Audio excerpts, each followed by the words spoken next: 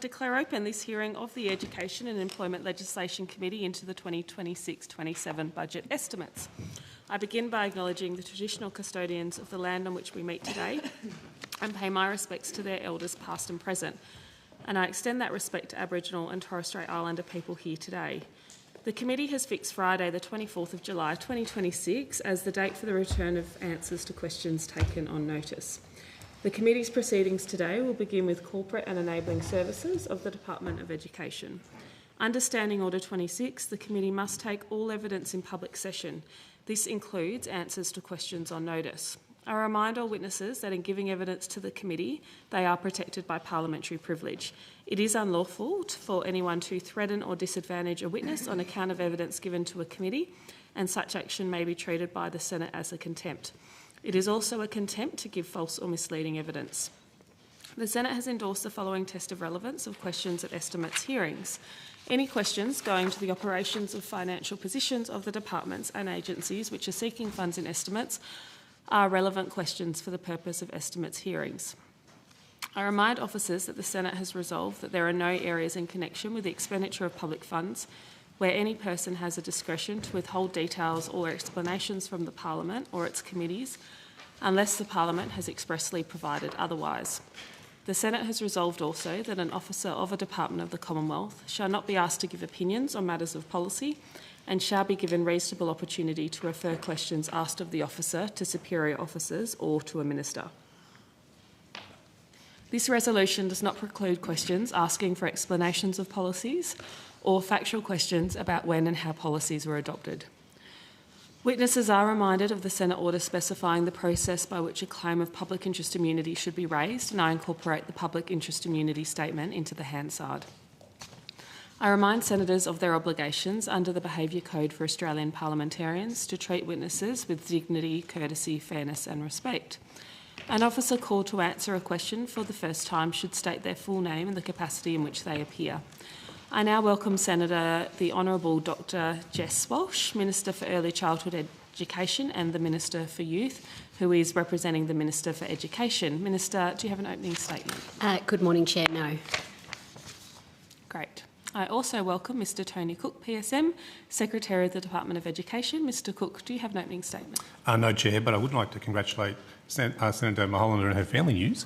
And also, I'd also like to just let the committee know that we have graduates in the back row who'll be rotating throughout through the day, so you'll see them come and go, so they can see what the joys and benefits of the Senate estimates process is for them. Thank you, Mr Cook. Yes, we're very delighted that government numbers on this committee are growing by one. It's excellent news, but on behalf of the committee, I'm sure we all extend our warm congratulations to Senator Mulholland. And welcome to the graduates. It's great to have you in the room. I started my career in the APS as a graduate, and it was a wonderful experience, so I hope you get out of it as much as I did, and I hope you learn a lot today. We promise not to call you. But I don't, Chair. Be kind to your secretary always. Maybe at the end if we're getting bored. All right, we'll kick off the questions. Senator Kavasik, you have the call this morning. Thank you, and my personal congratulations, Senator Mulholland. Thank you very much.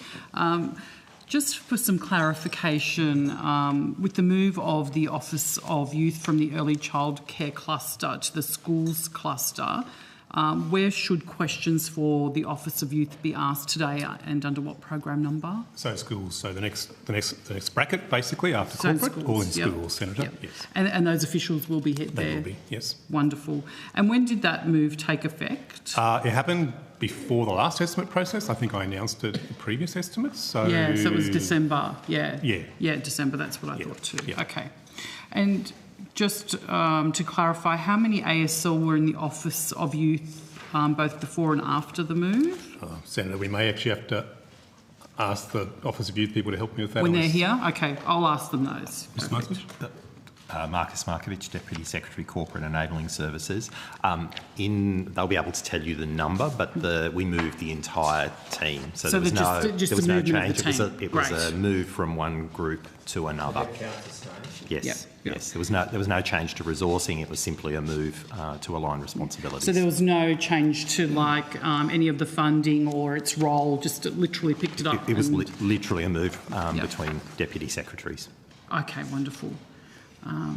Excellent. Okay, well, I can ask. I was just curious because the portfolio budget papers have removed the KPIs for the Office of Youth out of the budget papers from last year to this year. So is that for that reason? No, Senator, we actually reviewed a range of our KPIs. Yep. And so you'll notice that there's a number of KPIs that have changed as a result of that. Yep.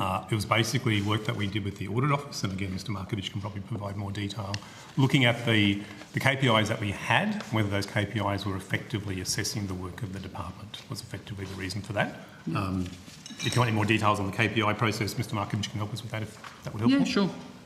So I might invite one of my finance colleagues up just to talk a little bit about the work that we've been doing with the Audit Office. But as the Secretary said, we have been focusing on reviewing our KPIs progressively to make sure that they best represent measures of performance for the department. And we, as the Secretary said again, we've been responding to feedback from the Audit Office about that. I might just see on the specific measure whether either Mr Boyd or Ms Shrives might be able to help us with some further detail. Carolyn Shrives, Assistant Secretary, External Budgets and Performance. Senator, as part of our process in preparing for the next financial year, we go through a review of all of the performance measures for a range of factors, including kind of meaningfulness, completeness, usefulness, compliance against the PGPA requirements. Mm-hmm. When we were reviewing the performance measures for the Office of Youth, because there were a range of performance measures within outcome 1.5, there was a decision to actually reduce the number and focus on those that actually have more meaningfulness to the program as a whole. Mm-hmm. So you'll see when you look at program 1.5, there's some that now focus on early childhood functions within that particular program, and then some that are focusing more meaningfully on the broader outcomes of 1.5. So in part of that process, those two performance measures were reduced. Our intention is still to include some of the information within the annual report, but just not have them as a performance measure itself. Okay. So overall, did you find that the KPIs were effective for the Office of Youth, but you just sort of worked out which were sort of more or less effective, I guess? It wasn't a question of effectiveness so much as what is a better representation of the range of measures or programs within program 1.5, and because the Office for Youth measures were very small and very specific to a very, very kind of targeted function within the department, and because they have their own reporting mechanisms as well through the engage reporting that they're supposed to do as part of their strategy, the decision was to streamline and remove some of that duplication of effort, pick up some of those metrics elsewhere in the annual report, part of the year in review section that we're also intending to update, but just not have them also go through the much more rigorous audit process that also comes as part of being part of the performance statement. So it's not about effectiveness, it's just about what is the most efficient way to still provide the information, but also make sure that we're giving the Parliament and the reader a better picture of the performance of the outcome itself or the program itself. Okay, thank you so much. You'll see in the footnote in the PBS that talks about that measure, so page 38 of the PBS, the footnote about Office of Youth, says that data will still be provided. It'll be provided in the annual report and also in the Engage monitoring and evaluation report as well. So the data's not going anywhere, yes, but we've just reduced the number of KPIs more broadly across the department, just to clarify Lovely. that. Thank you for that explanation. I want to talk a little bit about some staffing arrangements, and sure. I have a document 001 and 001A, if it's there to table.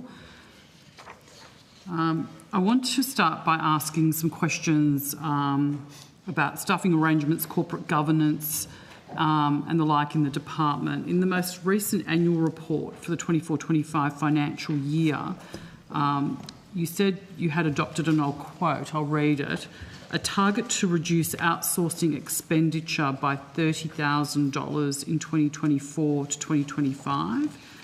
In the same report, consultancy expenditure was $14.327 million and non-consultancy contract expenditure was $188,437 million. I'm just curious why this $30,000 target out of such an extraordinarily large sum. It just seems like, what's the point of actually pointing that out? Sure. Senator, I think that's part of the work we did as part of the strategic commissioning framework. And again, I've got the right people at the table, where departments were asked to set a target about work that may be being done external to the department that could be done internal to the department. A lot of our work, we are very small, despite the size of some of those contracts you just read out, we're a very small user of contractors more broadly. I think in the entire department it's something like 80 or so, 84 contractors. And so we looked at the key functions of the department. There's actually something, I think in the annual report in more detail around that. And we identified how much of the key work could we change from being external to internal. And the dollar value we came up with was about $30,000. But again, Mr Markovich can help me with a bit more detail on that. So Senator, the Secretary's pointed to the strategic commissioning framework. The heart of that framework is really that a certain set of work should be done by public servants and shouldn't be outsourced. Yeah. When we went through the assessment process, we did identify one arrangement, which was for the sum of $30,000, that should have been performed by public servants according to that framework.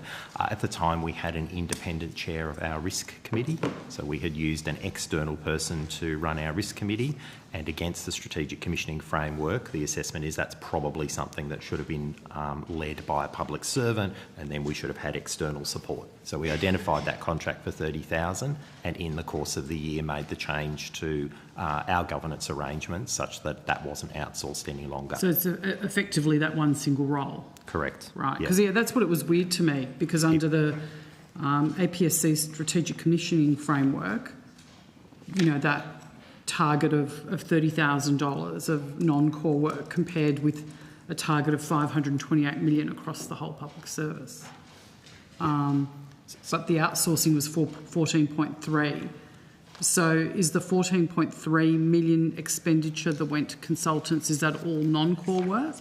Yes, Senator. Yeah. There are some minor exceptions in there, but predominantly it is the assessment that it's non-core work and is appropriate for outsourcing. When you look at the definition of core work, it is things like leadership roles, decision-making, things and so chairing that committee is core because it's a leadership role. That's right. We would assess that as... So SES is another good example. We don't use contractors for SES roles. They're all permanent public servants bound by the Public Service Act. So that's kind of the intent of the strategic commissioning framework. It doesn't preclude agencies from engaging contractors and consultants, but says where is it appropriate and where is it not appropriate. Sure. And just so I've got my understanding clearly, that the $14.3 million expenditure on non-core work on consultants is correct? Or outsourcing, so outsourced expenditure. That's so, correct. Senator, just your source for that, just to help me again, where you got that number from? So that number has come from I'll just have to check that. It's from your annual report. Okay. Do you need the page? Page 155, yes. The number in our annual report is correct. It is our consultancy for the period, consultancy contracts entered into for the period 24-25. Lovely, thank you very much. Could you tell me how many staff are engaged on labour hire arrangements and what is the value of those arrangements? So, Senator, we currently have 88. Actually, I might correct the record. I think I told the Secretary 84 a minute ago. I apologise. We have 88 contractors, which represent 4.6% of our workforce. The year-to-date spend on those contractors as at the 31st of March is $13,423,804. Thank you very much. Has the department offered voluntary redundancies in this financial year, and are you planning to do so in the upcoming financial year? Senator, we offer voluntary redundancies regularly. So it's an ongoing process? Because VRs is an ongoing process. Staff at any time can ask us for a VR. There might be situations where, as a result of terminating programs finish, we may actually make decisions about roles or functions that are no longer required in the department as well. So it's a usual process around that. Over the last couple of years, every year, I think we've made some component of voluntary redundancies. So in terms of this financial year, I think it's...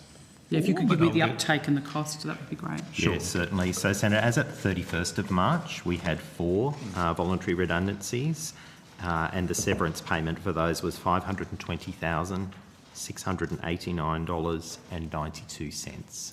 Lovely. Thank you. Does the department offer secondment arrangements? Secondment arrangements? Yeah, so do you second people into other roles?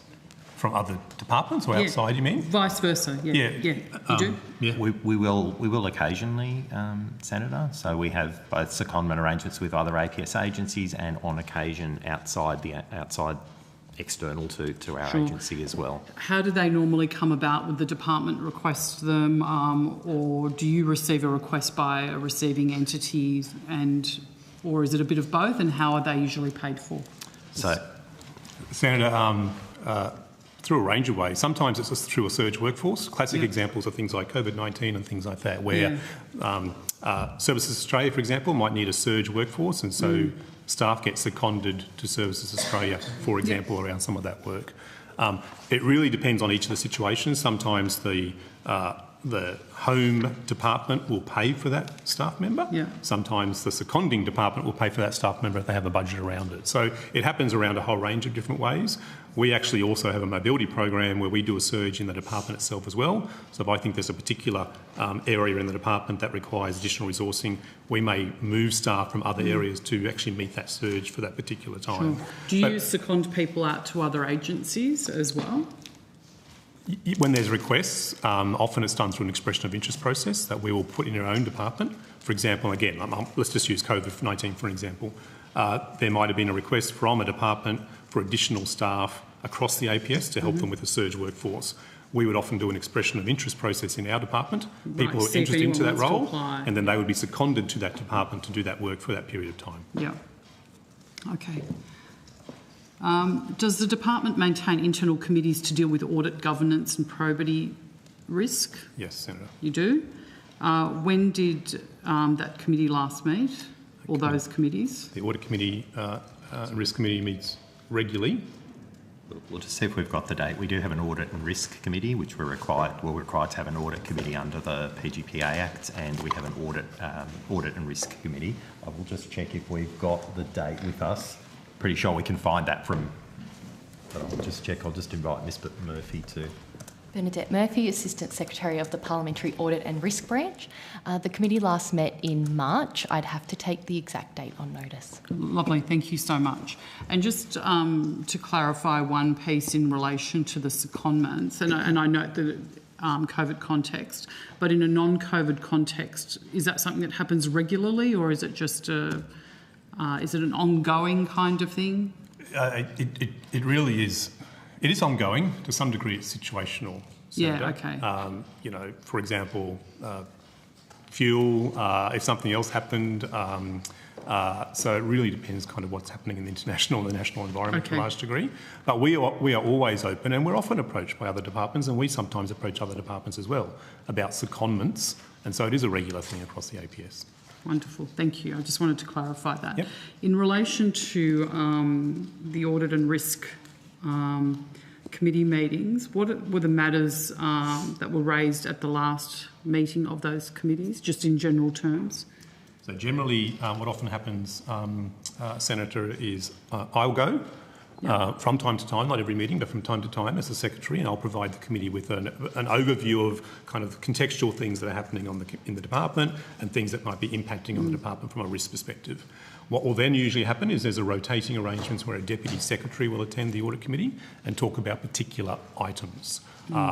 Childcare, schools, higher ed, and any issues that they might have around risks. What then would normally happen is the internal audit team would report on internal audits that have been undertaken, the results of those audits, and sometimes will ask the relevant manager or SES to come and talk to that and what the departmental response has been in relation to those audits as well. But again, I'll just ask Ms Murphy for a bit more detail about anything that I've missed. Yeah, and I'd be interested in any specific things in the most recent meeting.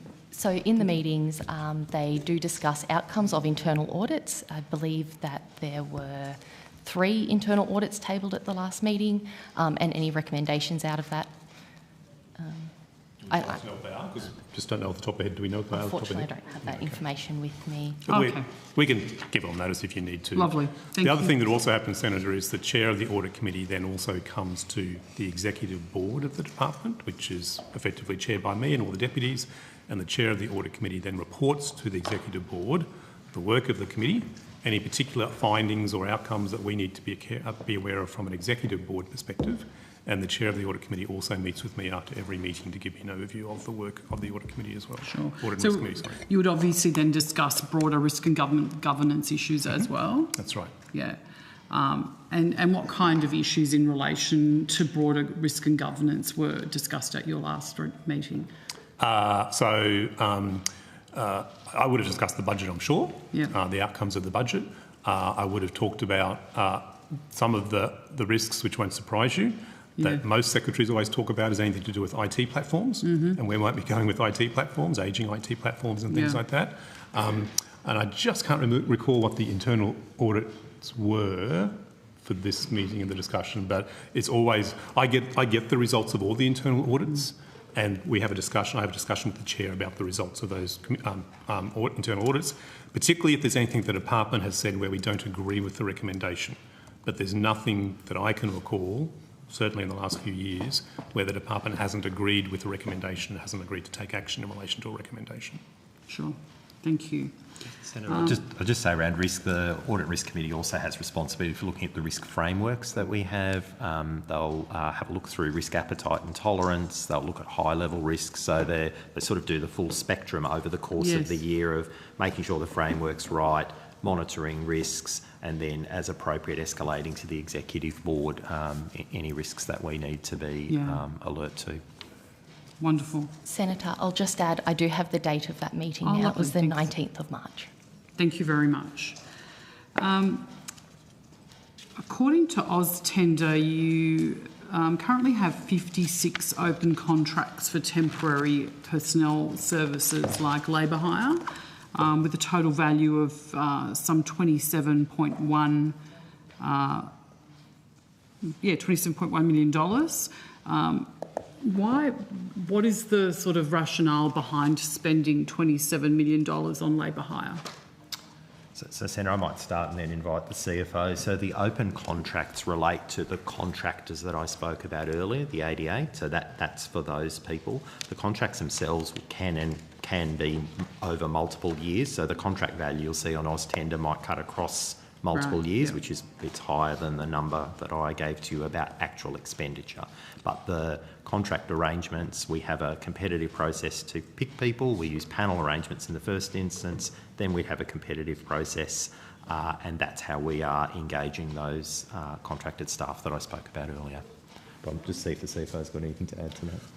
Craig Boyd, Chief Financial Officer.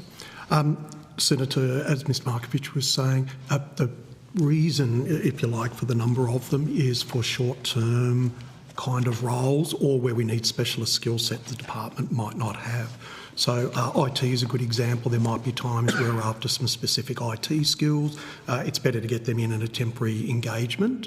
And another one might be where there's a decision by government where we might need to stand up a program, we might need some short-term skill to help establish that, and then public servants take over those roles. Thank you. So to confirm, that total value of the open contracts on labour hire is $27 million? And is that all categorised as non-core work? Senator, I don't have that figure in front of me, but if it's on AusTender, then that's the figure. But yes, that is non-core work. Okay, yes. Thank you.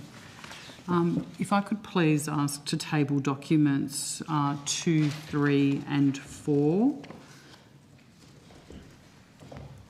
and then I will ask about a couple of those.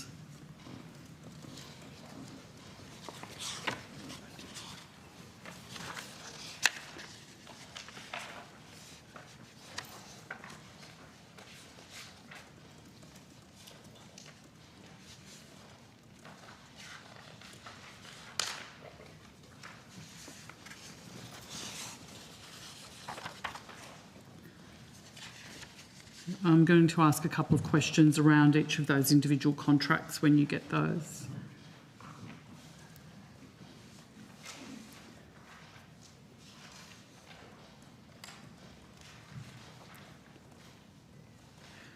So under contract CN4 168277, you're paying $360,000 for a program officer. Under contract CN 417099, you're paying $361,979 for a business analyst. Under contract CN 4183268, you're paying $382,003 for a senior change and training specialist. And these are each one-year contracts, as from what I can see. So basically, we have here $1.1 million to engage 3 staff for 1 year. Is that accurate? Is my understanding correct? Senator, in terms of giving these notices from AusTender, they would be the value that has been undertaken through the procurement, the value of the contract. So that's correct. Just without knowing each of these individual ones specifically, I would note that they do relate, the first, one of the ones you spoke to, CN 41709998, relates to a business analyst, for example. Yeah. That's probably one of the categories I was talking about before, where we might bring in a specialist skill set to work within the department on a particular activity or project. Excuse me. Similarly with things like the program officer, and we could look to see what part of the department's undertaken this procurement, but the program officer and things like that, it could be that example where there's been a decision, we need to get some resources in with skill sets to help us while the department then sets that program up and running. So short-term surge skill sets that the department does. But these are all one-year contracts, so that would, do you consider a one-year contract to be a short-term surge? Again, it would depend on the circumstances around each procurement. We'd have to find out the relevant areas. Just from a general that. perspective, what would normally a short-term surge contract be? Again, it depends on the work. So we could have a project, for example, that's multiple year. Yeah. So 1 year would seem absolutely correct. If you have a 3-year project where government's funded some work for 3 years or more, so that could be an appropriate time frame. So that's what I'm saying. It's difficult just to draw a generalisation. No, that makes sense. Yeah. Thank you. You currently have 6 contracts open with KPMG with a combined value of $4.1 million, including a contract for taxation support services. There's $2.7 million for independent project assurance services for the education funding system project, and around $680,000 to advise on, and I'll just read this straight out, an initial business case to explore options for the Commonwealth to invest in owning and leasing ECEC centres throughout the Building Early Education Fund. Is that all correct? That's correct, Senator. Okay. So, in light of the revelations around KPMG last week, and the concerns there, what steps have you taken to assure yourself about the handling of departmental information and the confidentiality of that information? Senator, thank you for the question, and Mr Markovich again will assist me on this. So we were notified, I think, by the Department of Finance last Friday, I think it was, in relation to this matter in regard to KPMG. I understand KPMG has also written to us, advising us of personnel involved in our work and giving us an assurance that none of the personnel are involved in the situation that's currently occurring at KPMG. So they've written confirming that there's been no impact. That's my understanding, yes. By looking at the nods at the table, Mr Markovich will help again. So, Senator, yes, we have, as Secretary mentioned, maybe if I just step back, we were advised by the Department of Finance. Obviously, we became aware of the issue in the media late last week. We were advised by the Department of Finance on Friday as part of sort of whole of government arrangements, and Finance are the panel owner for this. KPMG in various forms have written to each of our contract managers, so some of those are quite comprehensive letters, some of those are short emails just alerting us to the issue. At the moment, we are working through that information and determining the questions we have for them in relation to our understanding of the incident and what other information we might need to provide assurance around the contracts that you've mentioned. Given the level of detail KPMG's provided on the different contracts, we might have different questions for each of the people at KPMG. But we are working through that as we speak. We have drafted some correspondence. We're working through with our lawyers at the moment what that will look like. So just for my understanding, are we confident then that departmental information has not been compromised, or we don't think it has but we're not quite sure yet? We don't have any reason to believe, but again, we'll be seeking those assurances with KPMG. Okay. Senator. Could I ask you to table those letters, please? Sure. Lovely, thank you. Is there currently a business case for the Commonwealth to own and lease ECEC centres for the beef? So, Senator, that was something the government announced, I think it was in MYEFO last year. In terms of the Building Early Education Fund, as you'd be aware, there are two components. So there's the first component, which is the $500 million, which is being addressed through FFAs of states and large-scale rounds. The second component was about the possibility of the Commonwealth owning and leasing, and that's the business case in relation to that second component. And so there has been work done on that business case for the last probably 12 months or so. That's gone to government for government consideration. Are you able to table a copy of that business case? Senator, I don't believe so, because it'd be a cabinet document. Oh, okay. Yeah, it was part of the budget processes.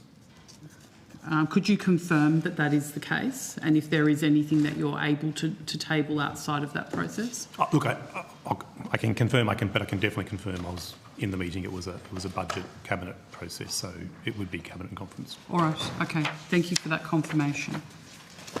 Okay. So I have some questions in relation to non-government school events. Does the department prepare meeting or event briefs for the minister as part of its routine business? Sorry, Senator, the question was media and event briefs? Is that the question? Meeting or event briefs? Yep. Yes, Senator, we would do that for whatever meetings, if asked, of course. Yes. We would do that for whatever meetings the minister would have, whether it be government schools, non-government schools, or anyone else as well. Okay. Yep. Last week I wrote to you and asked you for a list of meeting or event briefs from the 23rd of May 2022 in relation to non-government school visits and events by non-government school associations. Did you receive that letter? I've got it, Senator. Yes, we haven't been able to provide that information in the time available, because we would have to go back and print out every event brief that existed since 2022, and we'd have to manually identify whether it was a government or a non-government school. Oh, so we don't have an IT system that them. enables it to be... No, our IT system is just a briefing, so we don't say this is for a non-government school event or a government school event. You can't mark it between... Yeah, interesting. So we'd literally have to print out every single brief, and we would have to visually identify whether they were A, a school visit, B, a government school visit, all those sort of things. Yeah, I just thought you would probably categorise as, with our, primary, high, government, non-government. Now, the PDMS system, which is the system we use for briefs, simply says basically meeting briefs, briefs to the department, correspondence briefs. There's no real other categorisation, to the best of my knowledge, that we have in the system, because when I use it, I have to search deeply myself. Did the department, assuming you're able to tell me, prepare an event brief for the Christian Schools Australia forum held on the 27th of May here at Parliament House? I don't know, Senator, but we can ask the schools people when they come, because there would have been schools people that would have done that. The next area, we could ask them whether they did that. Okay, so I'm assuming we did, but I'm honestly, I just don't know, because briefs don't go through me as the Secretary, Senator. okay, all right. So I have a couple of other questions in relation to that. I might ask them to you in case the schools people say that I should have asked you, but if you're happy for me to ask them. I'll be here all day, so that's yes, okay. I'm not going I've been anywhere. caught in this little, in this before. Do you know whether the Minister attended the Christian Schools event last week? No, I don't. No? Minister, do you know whether he attended that event? I don't know. You don't know? Would you be able to find out for me? I can take it on notice. Yes, thank you so much.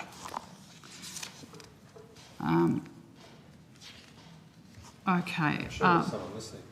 Yeah, is there anyone here that knows or listening that knows? There wouldn't be in corporate, no. No? And even if we do an event brief, Senator, we don't necessarily know whether the Minister then actually goes to that Whether event they as go or well. not, So yeah. it's And a so ministerial diary thing, I'm sorry. Things could have happened in Parliament, it could have not been, I just don't know, sorry. Yeah. I wasn't at the event. And so nobody in the department would know that? Well, we can check, but Yeah. people no, here I'm in just the saying, corporate generally section, we don't know. speaking, yeah, generally speaking, it's not something you would know. You don't actually keep track of whether he attends or not. No, we don't have access to his diary unless we're actually there ourselves. That's really all we know. Okay, all right. Secretary, I wrote to you a week ago, not spoke to you, and specifically asked for that information. Why is it so cumbersome to collate that? Like, how many briefs would you have done for the Minister? You asked since 2022? Yeah. So just curious, how many would you do? Yeah. Thousands? Thousands, okay. Yeah, so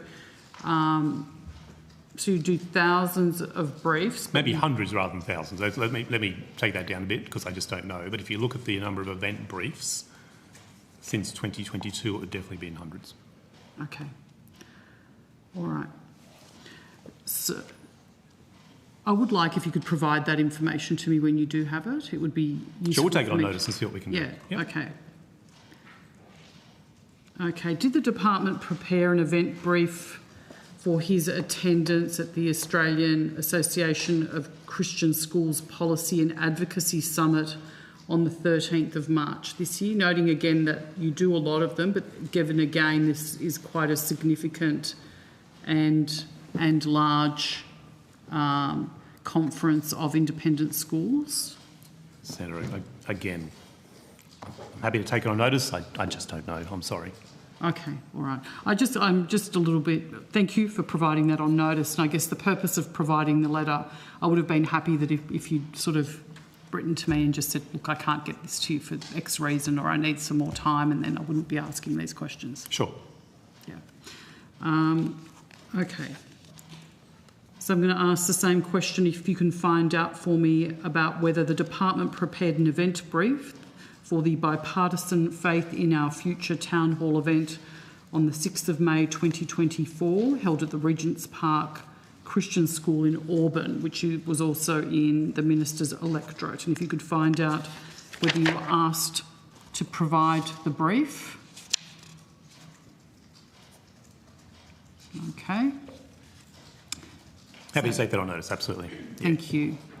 And that level of detail we could have, but because it was such a global event brief since 2022, we just couldn't do every event brief. Well, maybe somebody could answer the question on those couple of recent see events like shortly, and then we can have those answers. See what we can do. That would be lovely. Thank you. Out of curiosity, the other day we actually did a very simple search. How many times has the Minister for Education visited a non-government school? And the answer was at least one. He visited St Felix Catholic Primary School in Bankstown on the 27th of June 2023. And I note that you say that you have no knowledge of which events the Minister attends. Is there an understanding in the department, or is there some visibility over the fact that the Minister isn't engaging with independent schools? I have no evidence that the Minister's not engaging with independent schools, Senator. Okay. I don't have access to his diary. I don't The Minister does a lot of events. It's more just from a overarching sort of perspective of stakeholder engagement, I guess, more than anything else. So, again, my understanding is the Minister does meet with the non-government sector. I certainly meet with the non-government sector regularly. My Deputy Secretary of Schools meet with the non-government sector regularly. I have no evidence to support the claim that you've put to me. So they haven't expressed any concerns to you about the engagement of the Minister in your meetings? I've had no concern expressed to me, no. Okay, thank you.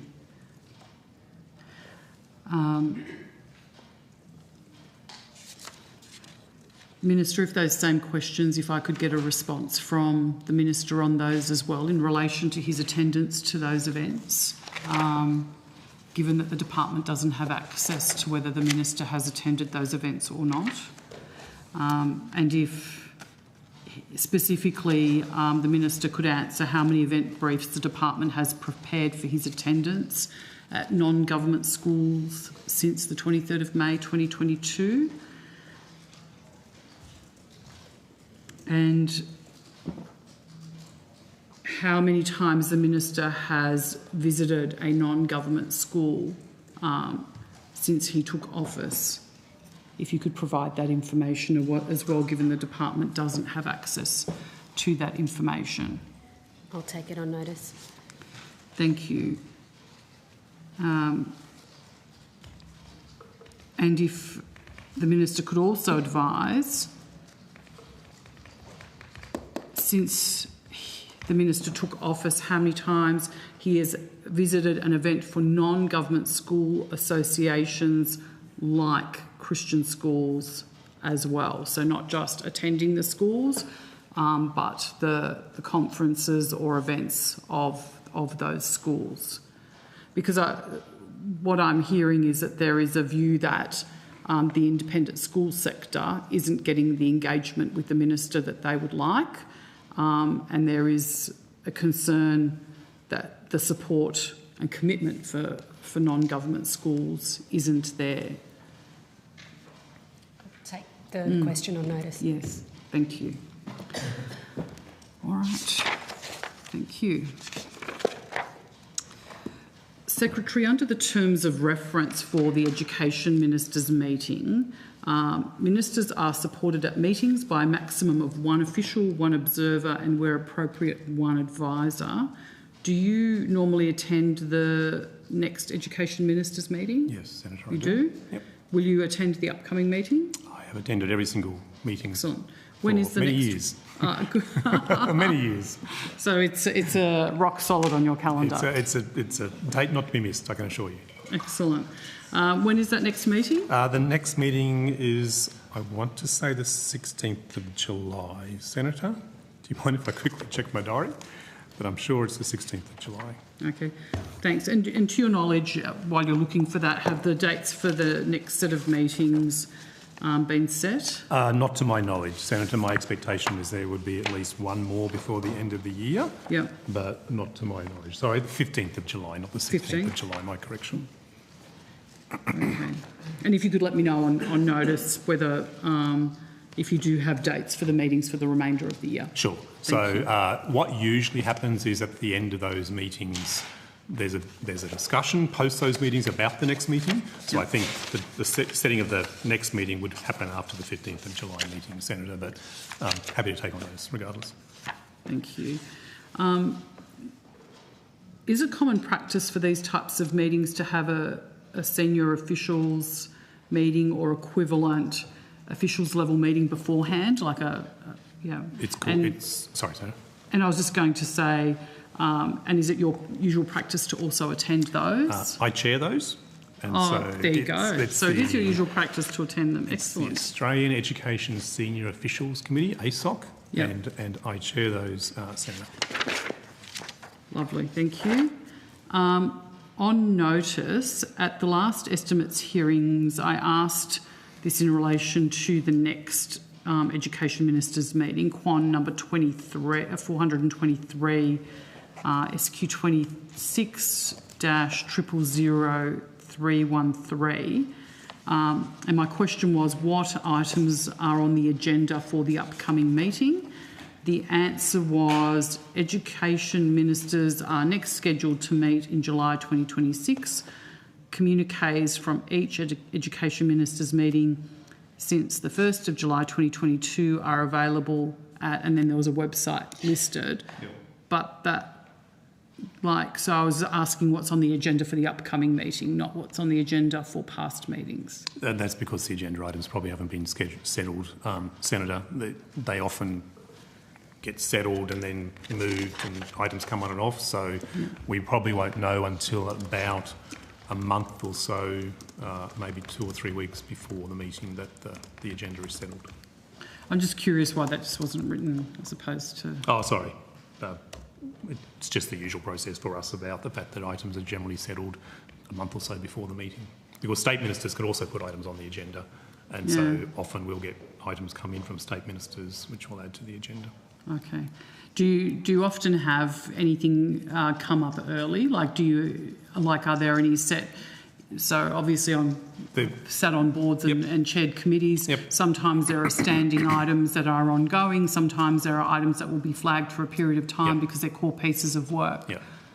And they'll be in the communiques. Yep. So I know our reference was to the communiques, in those communiques. So in the communiques from the last meeting, for example, it'll indicate items that will come to the next meeting. Sure. And so they'll be in that communique. Yeah.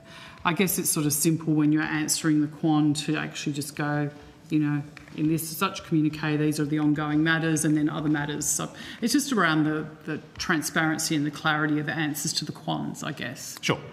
Noting that all the information is publicly available in relation to the communiques. But it's not always simple for someone to go search for that publicly available information, which if we get it here, then it saves a lot of time. Sure. Yeah.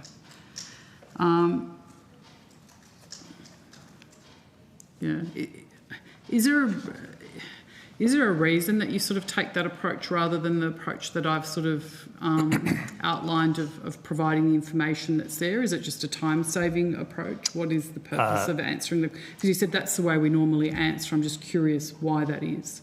Ever since I have been in the Commonwealth since 2010, Senator, whether it be Senate estimates or any other process around government, when the information is already publicly available, then we refer whether the site or the information is publicly available. Okay. So it's just the standard practice around the way that, whether it be this committee, whether it be an inquiry that we're dealing with, whether it be anything else, where information is publicly available, we've always identified where it can be publicly available or publicly found.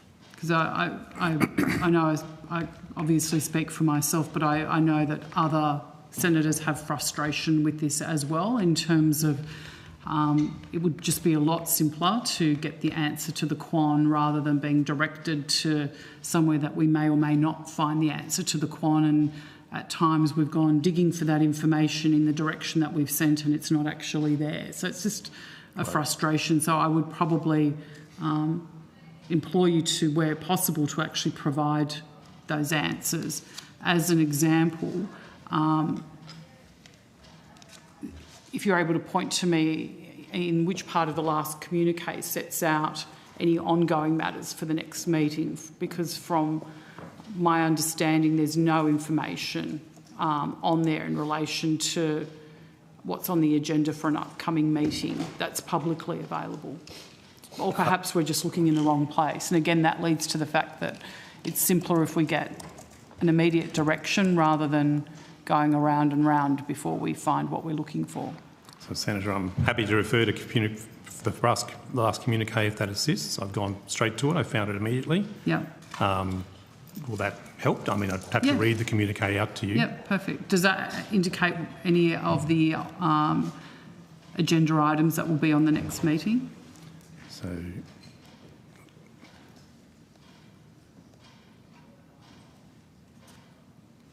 sorry, I'm just reading it now. So the CAR will provide an outcome of the review, including advice on strengthening curriculum to ministers in the third quarter of 2026. Ministers will consider the strategy of the First Nations teacher and school leadership strategy at their next meeting. So there's one there. Yep. So, that's the sort of information that's included in the communique. Okay, is that the only one in that communique? In this communique, if I go back to the previous communique, they may also talk about... That's all right, work but in coming that next communique, year. that's the So only it talks one. about 2 pieces of work there Yep. coming back. It talks about the fact about the work that's happening around child safety, next steps to address bullying, thriving kids, the maths, the foundation of Year 2 maths, which is the third quarter of 2026, the Teaching and Learning Commission, talking about the working group being extended, First Nations teacher and school First Nations teacher and school leader strategy, which is a mouthful. Consider the strategy at the next meeting. Thank you. Has the department prepared or is it preparing any papers for the upcoming Education Ministers meeting? So that would be our normal practice, yes. Yep. Can you tell me how many papers you've prepared and what they relate to? I'd have to take that on notice, Senator. I don't know how many papers have been prepared. Okay. Could we have that today? We'll do our best. Thank you. Noting that there'll be papers that will be still yet to be prepared, and there might be items that come on from states and territories as well as part but just of that process. where you're at now would be great. What other items are on the agenda for that upcoming Education Ministers meeting? Are you able to tell me that? Not off the top of my head, Senator, and I can't off the top of my head. Okay. Would you be able to provide that on notice if that information is available for me today? We'll see what we can do. Noting that the normal practice around Education Ministers meetings is because they're owned by all ministers, that all ministers have a view about information that's released or not released. That's been standard practice also for many, many years. Okay, but we're entitled to access the information that you do have. You're entitled to, yes, but Yes. generally our position is to contact all ministers because the Education Ministers meeting is owned by all ministers in relation to the information that's shared with Commonwealth committees, and we've done that since day one. Okay, that's interesting. It's not unusual. We've done it on all sides of government. It's just a usual practice. Could you tell me whether any papers have been prepared for that meeting and then subsequently pulled from the agenda? Not that I'm aware of, Senator, in the sense the agenda hasn't been settled yet. Yeah.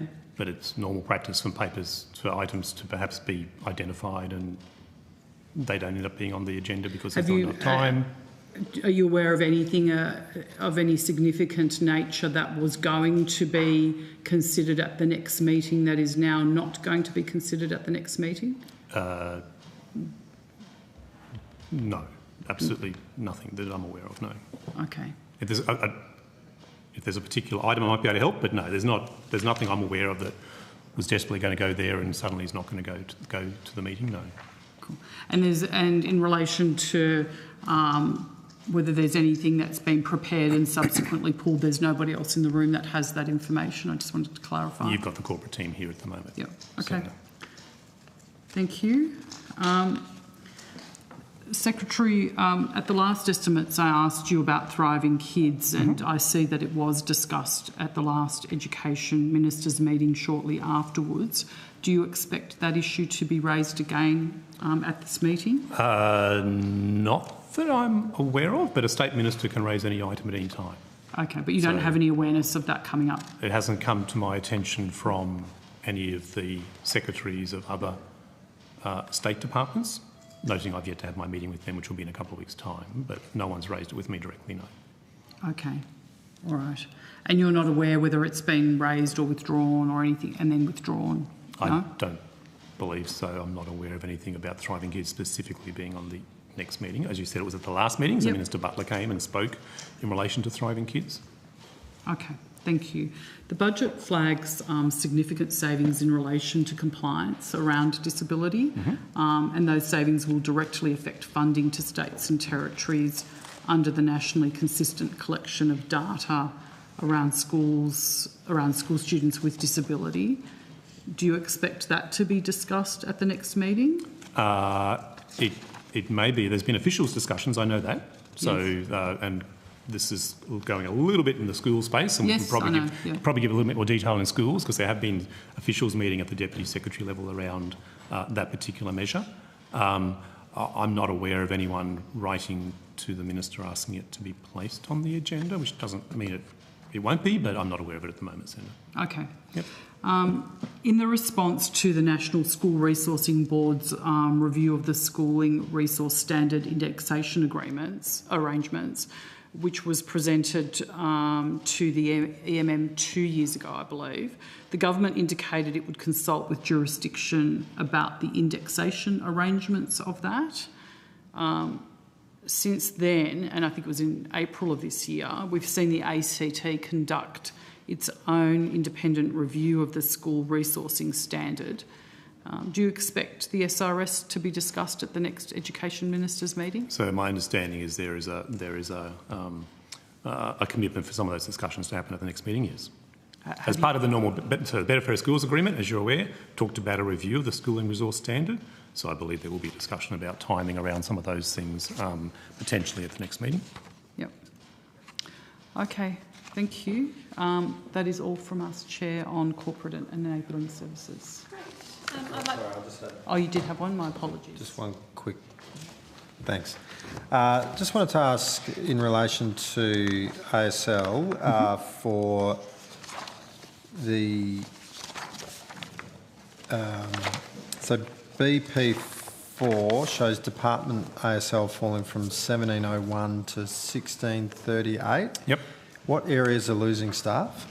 So, Senator, we've actually got probably a detailed list that might take a little while to read out because some of this will be 0.2 and 0.5 and 0.4 and 0.6 of staff and things like that. Well, I don't want to take up much time going... Let's give you the headlines. Yeah, headlines, and then I'll... particularly interested in the childcare area. So this is predominantly terminating programs, Senator, is where the reductions will be, programs where the funding has terminated as part of the normal course of programs, so Mr Markovich can give us some help. Well, why don't you just provide that to us as a table on notice? Okay. That's fine. Yep. Can the... and so will that give us by division? Sorry, by division? Will that provide information by division? So, Senator, we could probably map it to group, which is the next higher structure. So is it early childhood, is it schools, is it higher education, is it corporate? Mapping it down to division in some cases is a bit trickier. So for... No, group's fine. Okay, perfect. That'll be fine. So can I ask then, how many staff are currently working on childcare policy? So, Senator, effectively almost all of our staff in childcare work on childcare policy. So if you're after the number of staff in the childcare group, I want to say 541.8 FTE. Has that changed from previous years?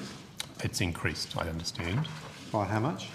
I don't have that available to me, but Mr Markovich might be able to help.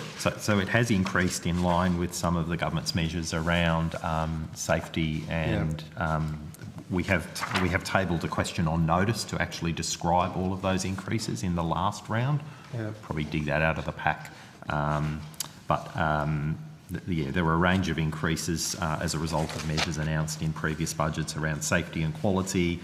So in the MyEFO update, for example, there was 86.5 resources. That increased that figure that the Secretary just spoke to around safety and quality. Safety? Yeah. There have been a number of compliance-related measures as well to ensure integrity in the payments that are being made. That's an example. Probably in the 24-25 budget, there was an increase of 175 resources for a short period. So there is a question on, if you can give me a couple of minutes, I'll try and find it, which itemises that for you. Have any staff been allocated to the proposed commission? Allocated to the commission? No. I mean, doing work. Our policy teams will be doing work around the commission. How many staff are working on that? I don't know, Senator. When early child is here, they'll be able to help more than I'll be able to help. I'm sorry. Senator, the SQ26, lots of zeros, 5 zeros, 5. We responded to a question last time from Senator Kovacevic, just asking us to itemise the changes, and in there it has the early childhood changes for each of the budget But that would have been rounds. from previous budget. Back to 23-24. So what about For the current budget, I've taken on notice, Yeah. but it has every budget update, my EFO and budget back to Great. 23-24, and it All right, provides a well, table. So perhaps if So just an update to that, Quan. I update that for table this and year, indicate that'd be good. which groups, which you've just also we'll- asked, we will We'll provide work an with update. that. That's nice and efficient. Are there, is there any separate ASL figure for SEQA? Not with us. Again, that would be a question for a SEQA. For a SEQA, okay. Staff aren't department staff. How many additional staff are being hired for the National Educator Register work? Is that also a question for For a SEQA, because they're the ones delivering that, that's right. the...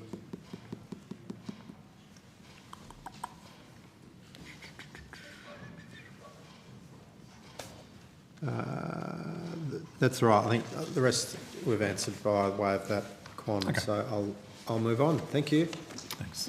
Thank you, Senator. That concludes our questions in corporate. So to those officials only required for that session, you're now free to depart.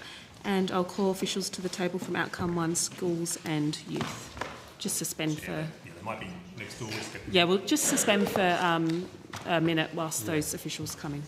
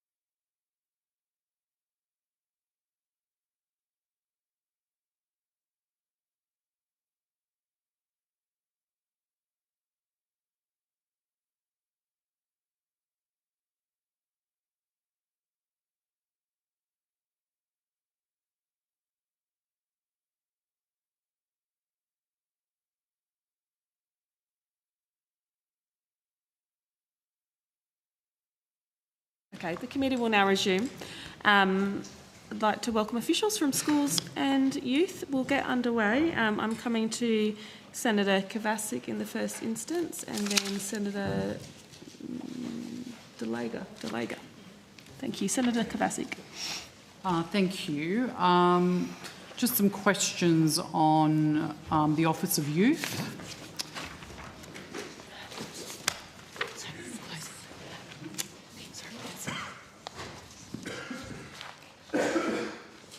Thanks, Senator. We'll just wait for... Of course, thank you. And then I might come to you first.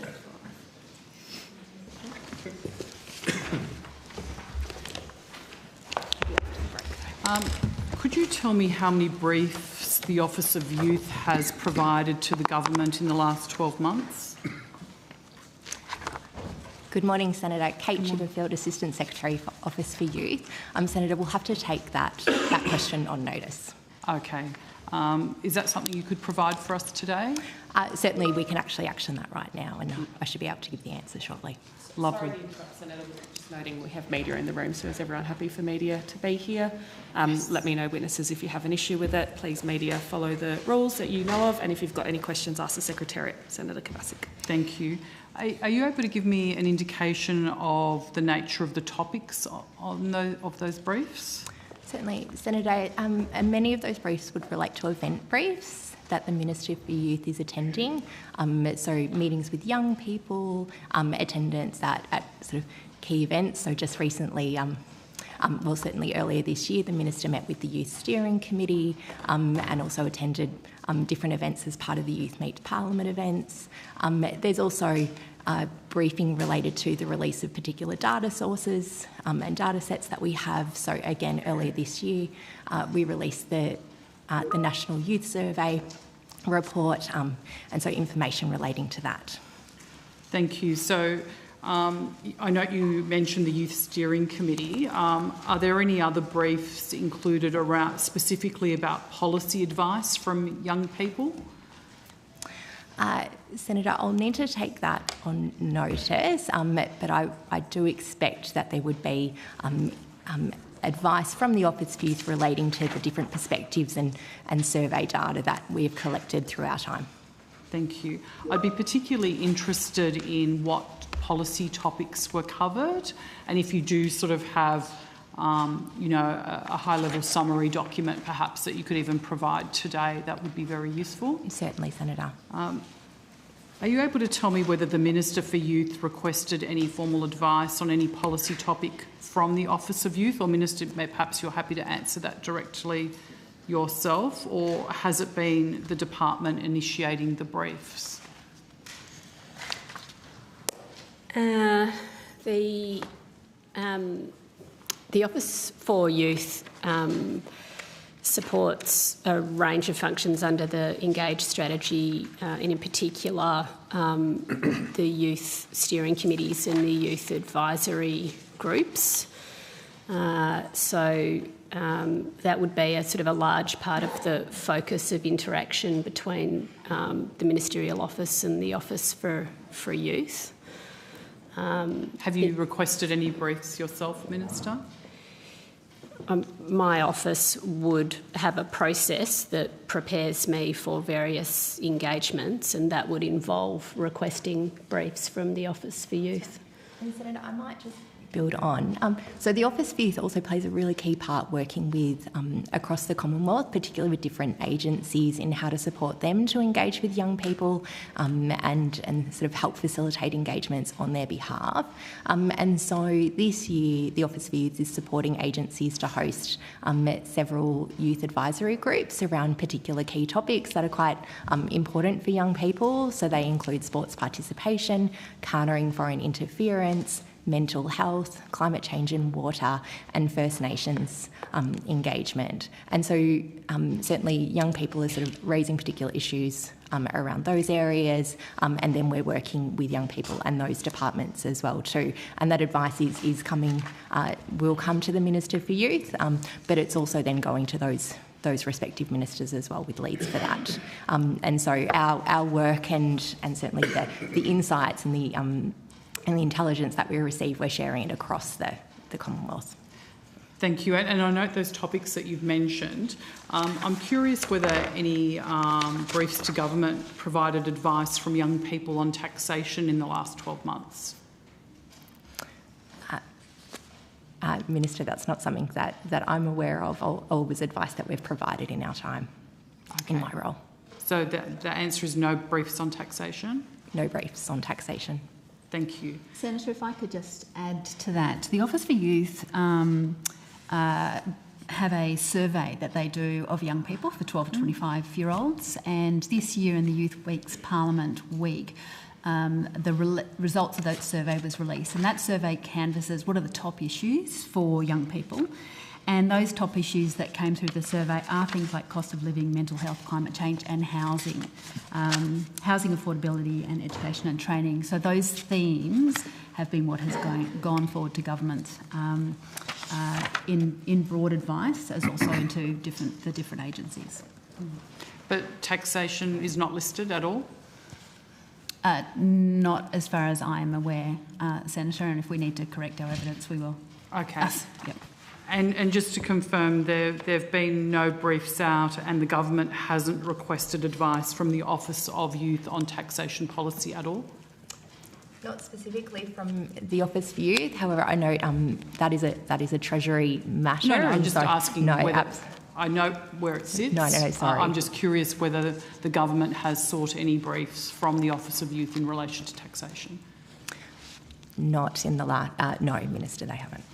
Thank you. Senator. Has the Office of Youth provided advice to any other department on advice from young people on taxation policy? No, Senator. Okay.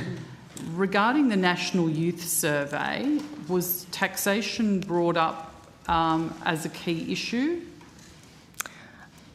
Senator, cost of living was identified as a key issue for young people through that survey. So as Ms Brighton has sort of already flagged, the National Youth Survey canvassed sort of a range of broad issues. It didn't go down into sort of the specifics of that. I didn't become granular, but cost of living was a key issue? Cost of living and housing certainly was. That survey also asked young people's perspectives of how they would like to engage with government, what are some of the barriers that are stopping them to engage from government, and different ways in which they'd like to sort of stay informed. So what we can do, Senator, as part of our sort of commitment to coming back to you around the briefing, we can also give you sort of the detailed breakdown of that data from that survey, the types of questions that were asked as well as the demographics. Regarding the National Youth Forum and the youth advisory groups, was tax brought up as a key issue at either of those? So our youth advisory groups, they haven't covered... they've covered sort of a range of different specific topics. Taxation and cost of living isn't one of those specifically. However, for instance, our mental health youth advisory groups that's running this year is looking at ways in which young people are able to sort of access services. And we certainly know there are a range of things around that prevent young people from accessing services, sometimes the cost of those services. So in that aspect, things around sort of cost of living might come up through those particular groups.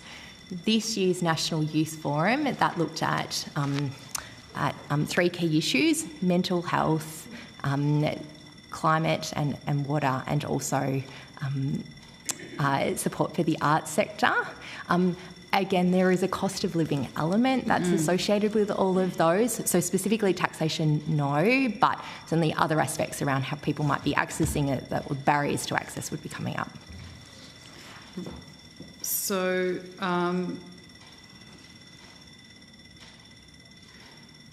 no one raised CGT or negative gearing in those groups? There was no mention of those? Not that I'm aware of, Senator. Okay. Are we able to have a copy of the minutes from the forum and the advisory group?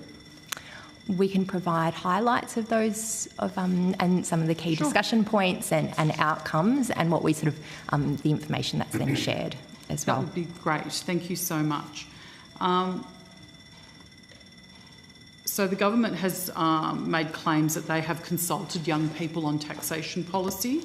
Has any formal consultation occurred through the Office of Youth on taxation policy? Not that I'm aware of, Senator. And you would be aware if it had occurred? Senator, I commenced in this role earlier this year, so certainly during my my leadership of the Office for Youth, it hasn't occurred. As I've sort of said earlier, we're certainly aware, and we've provided advice to government around the issue of cost of living and housing are sort of key things. I think obviously there's other aspects too of our work that can go to those issues, but specifically taxation is not something that we've provided advice on. Senator, if I could add to that, Meg Brighton, Deputy Secretary of Schools and Youth. Apologies for not introducing myself earlier. The Office for Youth operates as a facilitator, but we still expect all the portfolio agencies across the Commonwealth to be engaging with youth on their various policy issues. So if Treasury is the one providing advice to government, then they would be not required to engage or work through the Office for Youth in that consultation. Of course, I completely understand. I just wanted to get a sense of whether the Office of Youth had been engaged, and my understanding, and I'm happy for anybody else to confirm, but the Office of Youth has had no engagement in relation to taxation policy. As Ms Chipperfield said, not to our knowledge, but very strong themes about housing affordability and cost of living. Okay, but so, okay. So nothing in relation to the formal consultation that the government described. That's right. And I should note, Senator, as well, the age cohort that sort of is within our remit is 12 to 25, and so obviously some of those young people are raising other matters sort of adjacent to taxation, and so we certainly want to be able to sort of recognise those and sort of provide the avenues for those to come up too. So, thank you. Are you able to tell me how many small business owners are young people aged under 25? Does the department have that data, and are you able to table it? No, Senator, that wouldn't be something that would be under our portfolio responsibilities. We wouldn't have that data. You don't have that from an Office of Youth perspective. You don't. No, Senator. You don't collect that. No, Senator. I imagine that would be with Department of Industry or Department of Employment. Okay. With respect to the changes to CGT announced in the recent budget, did the Office of Youth provide any analysis on the impact on young people and how that impacts young women compared to young men specifically? No, Senator. Okay. So yeah, I was particularly interested in how young women-led small business startups are likely to be impacted by changes, so there was no analysis done on that at all? Not led by the Office for Youth. We looked at all of the budget measures from a very broad perspective around youth focus and potential youth impacts, but that level of granular data and analysis would be led by Treasury. Okay, so yeah, none from the Office of Youth. That's right. How many staff within the Office of Youth have direct policy responsibility for young people in business and in relation to taxation? Senator, I would say our role is about connecting with and working across the Commonwealth, so we don't have deep specific policy expertise around key areas, but we would be working with the relevant agency with that responsibility to support them in their work. So I would describe our skills, we're sort of quite generalist in our nature, with policy analysis and stakeholder and youth engagement skills, where we would then be working with, for example, industry, employment or Treasury in how they can design engagement mechanisms that are inclusive, that are safe, that can ensure that young people are being able to access and provide their perspectives.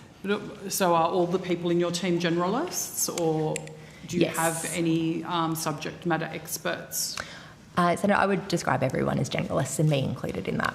Okay, thank you. Minister, on the 23rd of March this year, you issued a media release stating that 49 young Australians would come together in Canberra that week to begin advising the government on key policy issues as a part of those 2026 youth advisory groups. Given the government's tax changes were being developed during the summer of 2025-2026, that evidence was given to me personally by Treasury during a hearing. Were the 2026 youth advisory groups consulted during Youth Meets Parliament Week on the tax changes that have now been announced?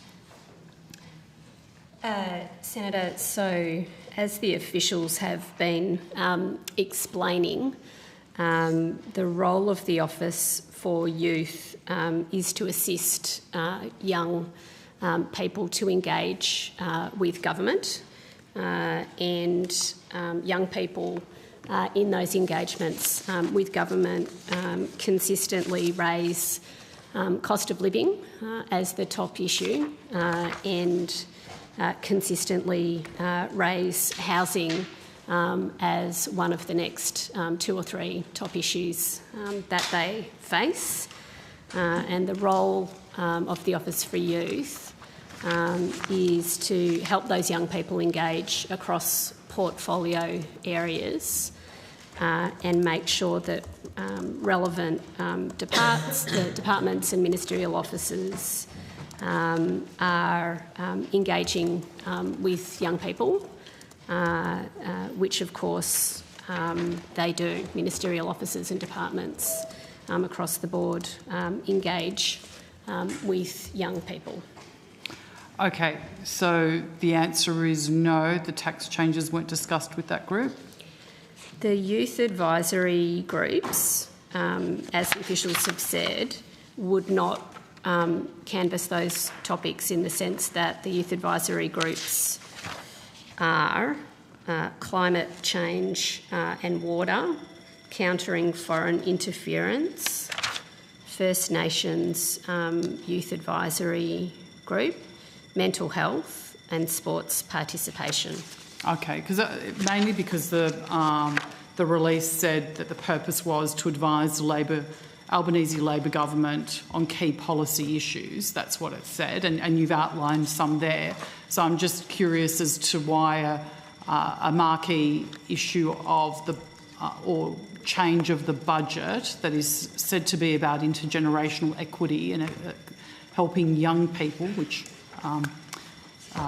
I don't believe it does, but that's another matter, that we had this group of 49 young people who were appointed to this youth advisory group weren't actually asked whether this was something that met their needs or any feedback from them whatsoever. Taking away a tax concession from them that previous generations had, I think, would be worth something seeking their advice on, I guess. So I think the release might pertain to the Youth Meets Parliament week, yeah. That's right. So there were people from the youth advisory groups who came, there were other young people who came as well. It was a really great week. We connected young people. Great opportunity to seek guidance from young people. We connected young people across the Parliament, actually, not just the government, and young people had a range of meetings with ministers and departments to raise their concerns and raise their hopes, for the future that they want. I had a number of great meetings with young people, and cost of living and housing are top issues for young Australians, as the officials have said. You're connecting this to our changes announced in the budget to help more young Australians get into a home. We're really proud of those changes. One of my first engagements after the budget was to go meet with a group of young people in Launceston and have this conversation with them and get their feedback about it.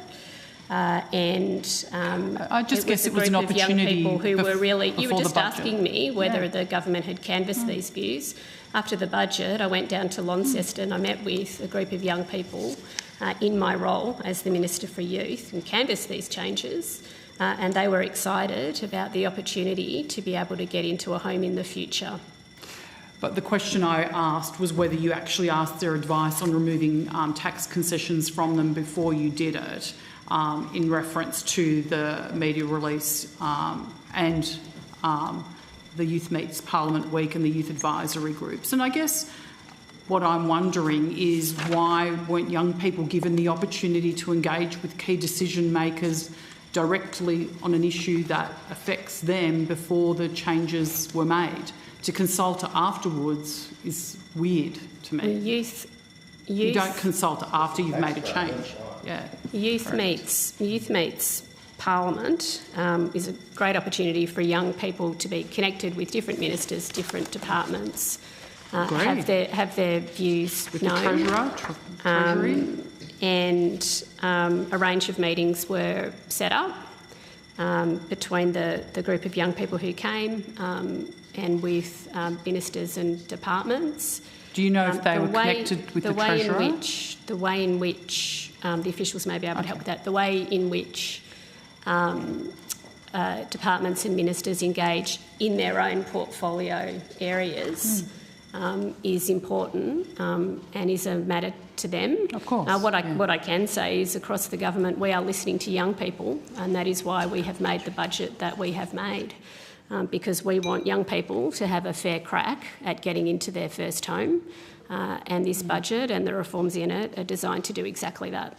I would disagree, but that's a different matter. Could you tell me whether any of those young people were connected with the Treasurer or his office? Senator, there was no official connections made on behalf of Office for Youth. I can talk through the different. What I might offer is to talk through sort of what Youth Meets Parliament Week involved and the groups. Oh, no, I'm and the young across that, but that's okay. Thank you. So I just wanted to confirm that there was no engagement with the Treasurer or with Treasury or the Treasurer's That's office. a question for the Treasurer rather than us, Senator. Well, So we talked about what happens at Youth Meets Parliament. Whether the Treasurer took the opportunity, they're really questions we don't know. With all respect, Mr Cook, I've just been told about all the different connections that are made, and I've asked about one specific connection. Which are questions you should ask the Treasurer. Well, I'm or asking... the Treasury. May I finish my question, You can, Mr but Cook? I'm indicating that we've gone as far as we can in relation to this, and it's really a question. We don't know what connections have been made with Treasury and young people. That's a question for Treasury, not this Are portfolio. you refusing to answer my question? I just answered it. I don't believe Mr Cook is, but Yeah, Senator I Kavasik, please ask your further question and then... If I may, Chair, I do believe the engagement was disrespectful. I have been respectful always. I think through this session it has been conversational, and there has been some moments from both sides of the table where there has been a bit of talking over one another, but I'll follow it closely, Senator Kavasik. You do have the call, and I'll just remind everyone to please let officials finish their answers and also for senators to finish their questions. But we've got a couple of minutes left before the break. Senator Kavasik, you have the call. So, noting that the Office of Youth facilitated Youth Meets Parliament, that Treasury did not facilitate Youth Meets Parliament, I will take it as the answer was that the Treasurer and Treasury were not engaged via that program. I'll finish my questions there on that set. Given that mental health was listed as the number 2 issue in the National Youth Survey, I'm curious as to why funding has not been allocated to programs supported by local councillors and their communities. Are you able to give us any guidance on that? Senator, the advice and the inputs that we get from the youth is all fed back into the different departments. So that question about mental health funding is really for the Department of Health. We don't have any insight as to you don't have their any budget insight? process. No. Thank you for your answer. Thank you, Chair. Thank you. I think at this point we might just go to the tea break. So we'll suspend for 15 minutes, which takes us close to... Are we happy to call it 1:45? Yeah. Okay, we'll come back at 1:45. Thank you.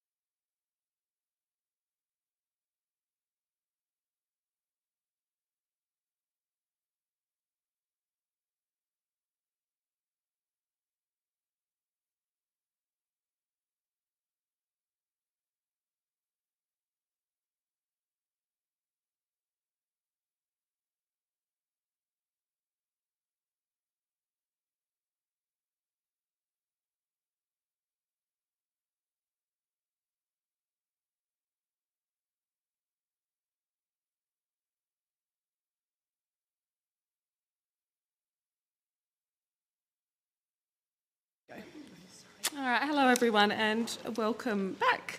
The committee will now resume. For those playing at home, we are still on outcome 1, schools and youth, and Senator Delaga, you have the call.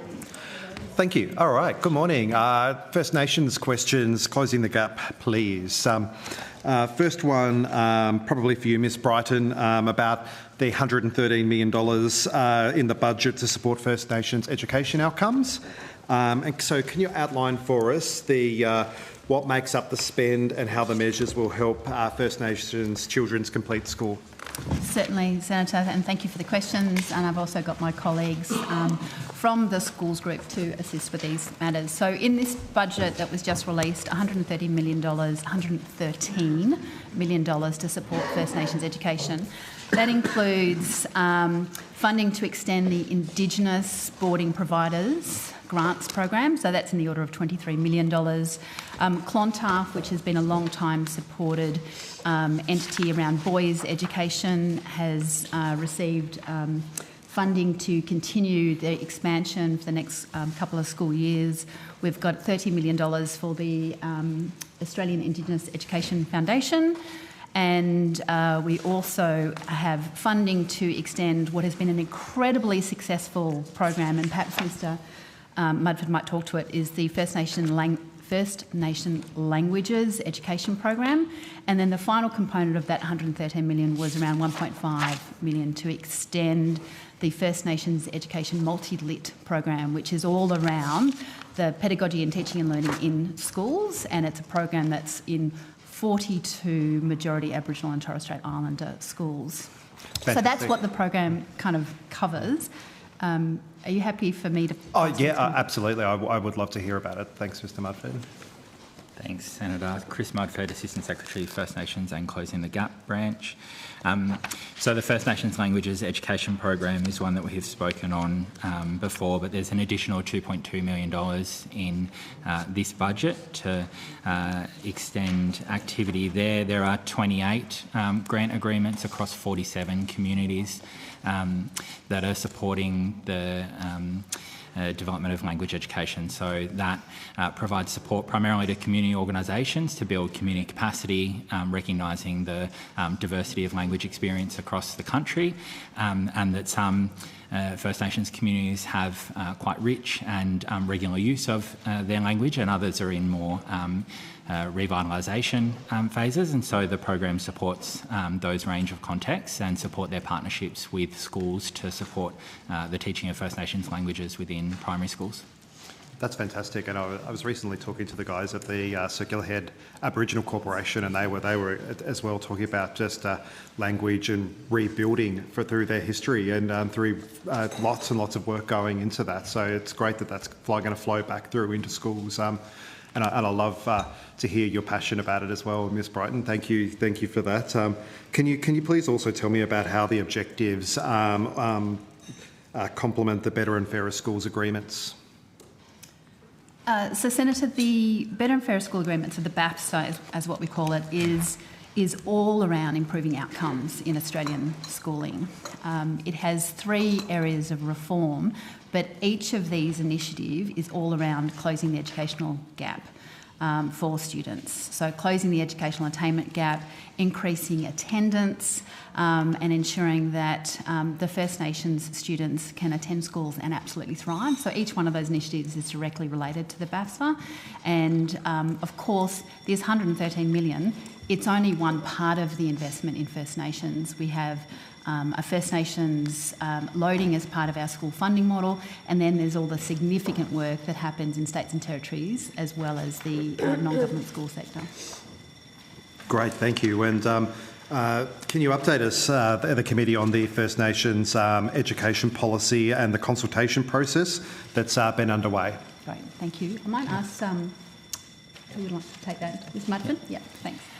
Thank you, Senator. So we spoke at last estimates about the First Nations engagement partners. So we have the National Aboriginal and Torres Strait Islander Education Corporation, or NATSIEC, the National Aboriginal and Torres Strait Islander Principals Association, NATSPA, SNAKE, National Voice for Our Children, the National Indigenous Youth Education Coalition, NIAC, and the National Aboriginal and Torres Strait Islander Higher Education Consortium, NATSIHEC. So those 5 First Nations peak bodies who have interests across the education life cycle have been engaged. They undertook a First Nations-led engagement process throughout Term 1 and engaging with their various members and networks to ensure that First Nations peoples across the country had an opportunity to input into considerations of the First Nations education policy. We've also been working with that group alongside states and territories, the non-government schools sector and the education unions through a policy working group. And the policy working group received presentations from each of the 5 partners at their meeting in late April about the draft findings from their engagement, and those findings were used between the department and NATSIEC as our key partner and a member of the Education Ministers meeting through the partnership with Education Ministers to co-draft the First Nations education policy. So we're still in the drafting phase, and we continue to work with NATSIEC, the other partners, and with states and territories, but that's a little bit of where the engagement has happened and how it's been used so far. And what will be the next steps towards finalising the policy? Yeah, so we'll continue to work with NATSIEC, with the other partners and with states and territories to test the draft policy that we've got, to refine that and to work through the Education Ministers meeting architecture. So through ASOC that Secretary Cook mentioned before, as well as the Schools Policy Group and the Early Childhood Policy Group, to review the draft policy and then to have it considered by Education Ministers at an appropriate meeting later this year. And long-term aims coming out of that policy, where are we going with it? Yeah, so the policy is drafted to be a 10-year commitment to accelerate improvements in First Nations education outcomes, recognising that there has been some great progress in First Nations education outcomes, but there is definitely more work to do. So it sets out a range of actions and opportunities, as well as expected outcomes that draw together the commitments across the national education policy landscape and provide a little bit more clarity on First Nations education needs, but also making sure that it's grounded in First Nations aspirations from the engagement with our partners. And that also feeding into, like, from early education all the way through the journey through school is? Yeah, so the scope of the policy is proposed to be early childhood education and care through schooling and into tertiary education. And as I mentioned, it picks up commitments across the national education policy landscape, but also recognises that there's a range of reform that's happening within each education sector. And so we'll look to leverage each of those reforms and ensure that First Nations education needs are considered in the implementation of each of them. And Senator, if I could just add, when the policy is settled and education ministers across the country have endorsed it, it will become the anchor point and the reference point for our future policy advice to governments, and we anticipate future investment by government. Excellent. Thank you. Thank you, Chair. Thank you, Senator Delegas. Senator O'Sullivan. Thank you, Chair. I'd like to ask about schools funding, the Schools Upgrade Fund. Can I ask, do you have knowledge, information here on the average cost per classroom for a new government primary school in Australia? I imagine we would, Senator, but unless you know what it is. I was going to say, Senator, I don't think we will have that information, but I'll just check with my colleagues. Did you hear the question about average price of a primary classroom? We do not have that information.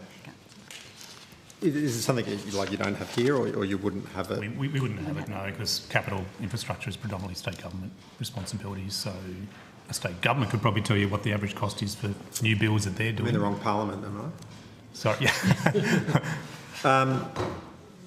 Okay, let's see how we go then. So you wouldn't know the average total cost per student? Per student of capital? Yeah, like when you. So how do you calculate when you're putting forward funding for capital projects? How do you work out how much Is it just based on the demand or the request that comes from the states, or how do you budget for it? So the school upgrade fund, for example, were election commitments. So that's something for the government. Other than that, we don't provide capital funding to the government sector. There's capital funding that goes to the non-government sector. That's based on historical data that's been in place for many, many, many years. It's indexed at the Building Construction Index, is that what it's called? Every year. But no, we don't have that level of detail, Senator, sorry, in the department. That's not our predominant responsibility. How does the Commonwealth determine value for money when allocating capital funding for school infrastructure? I might be able to throw to others around that in terms of our recent rounds. Yeah, Fabian Harding, First Assistant Secretary, Funding Data Collection Division. So we have a, for non-government school capital grants program, we have a funding of around $250 million per year, which is then indexed annually. Yeah. And we have a process we go through with our block grant authorities on soliciting bids from non-government school sector, and they run through a value for money process. Recommendations are provided to the department, for which then we sort of approve it from there. So we have basically the process is run through outside the department, running through how they prioritise the projects that come through, and then we approve those projects as they meet the department. And do you run any rule over them in terms of the value for money? So it is based on need as well. So that process is based on what is the need. For example, there'd be a co-contribution from the school. We tend to be a minority funder in how that kind of works. For example, if the school was to seek a project for like $5 million, we may pay a component of that particular $5 million project. We expect the school community to put money into that project, and we pay a proportion of that funding. We don't tend to fully fund them. We tend to provide a proportion of the funds required. Is there like a benchmark costs though that you would rely on? So like if a jurisdiction,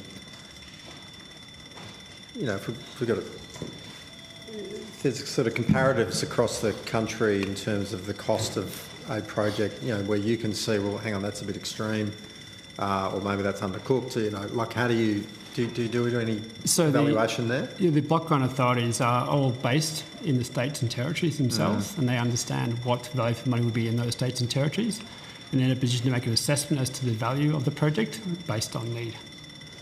Okay. So has the department ever assessed the comparative construction costs per place between a new school classroom and a new early childhood education and care centre? No. Not to our knowledge. No? Is the department aware of any reason why the construction cost per place for an early childhood education and care centre would be significantly higher than for a primary school classroom? You'd have to take into consideration the fact of things like toileting facilities and all those sort of things, which wouldn't be in a classroom per se, but toileting facilities might be directly in the actual venue for childcare. I'll follow this up later this evening. Sure. With childcare. But you know, there's quite a considerable difference between the costs of the beef funding that's going into building early learning centres compared to what schools are able to deliver in terms of square meterage and facilities on the same campuses. Yep. So I'm just wondering why there is such a difference. Officials in the early education outcome will definitely be able to answer those questions. They've heard my question. They'll be ready for when I ask it later today. Yep. And around that, there is value for money considerations in the assessments that we do. And that will be directly done by this department. That's right. Because you're not relying on the states for that. So the beef team, as I call them that, later tonight, Senator should better help you with that. Yep. Okay. That's all for me. I'm happy to go on with other. Maria, or did you want to? Yeah. Do you want me to keep going, or I've got a set of things? You do. Why don't you go first, and then Perfect. I'll come back. Excellent. Thank you so much. Thank you, Chair. If I could please ask if we could table documents 5, 6, 7, 8 and 9.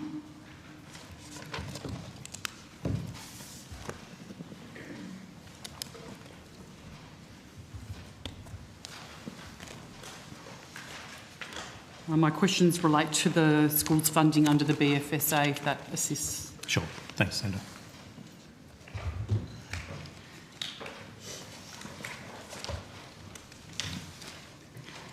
The Minister for Education issued a media release, which you'll have shortly, but I'll read while it comes around.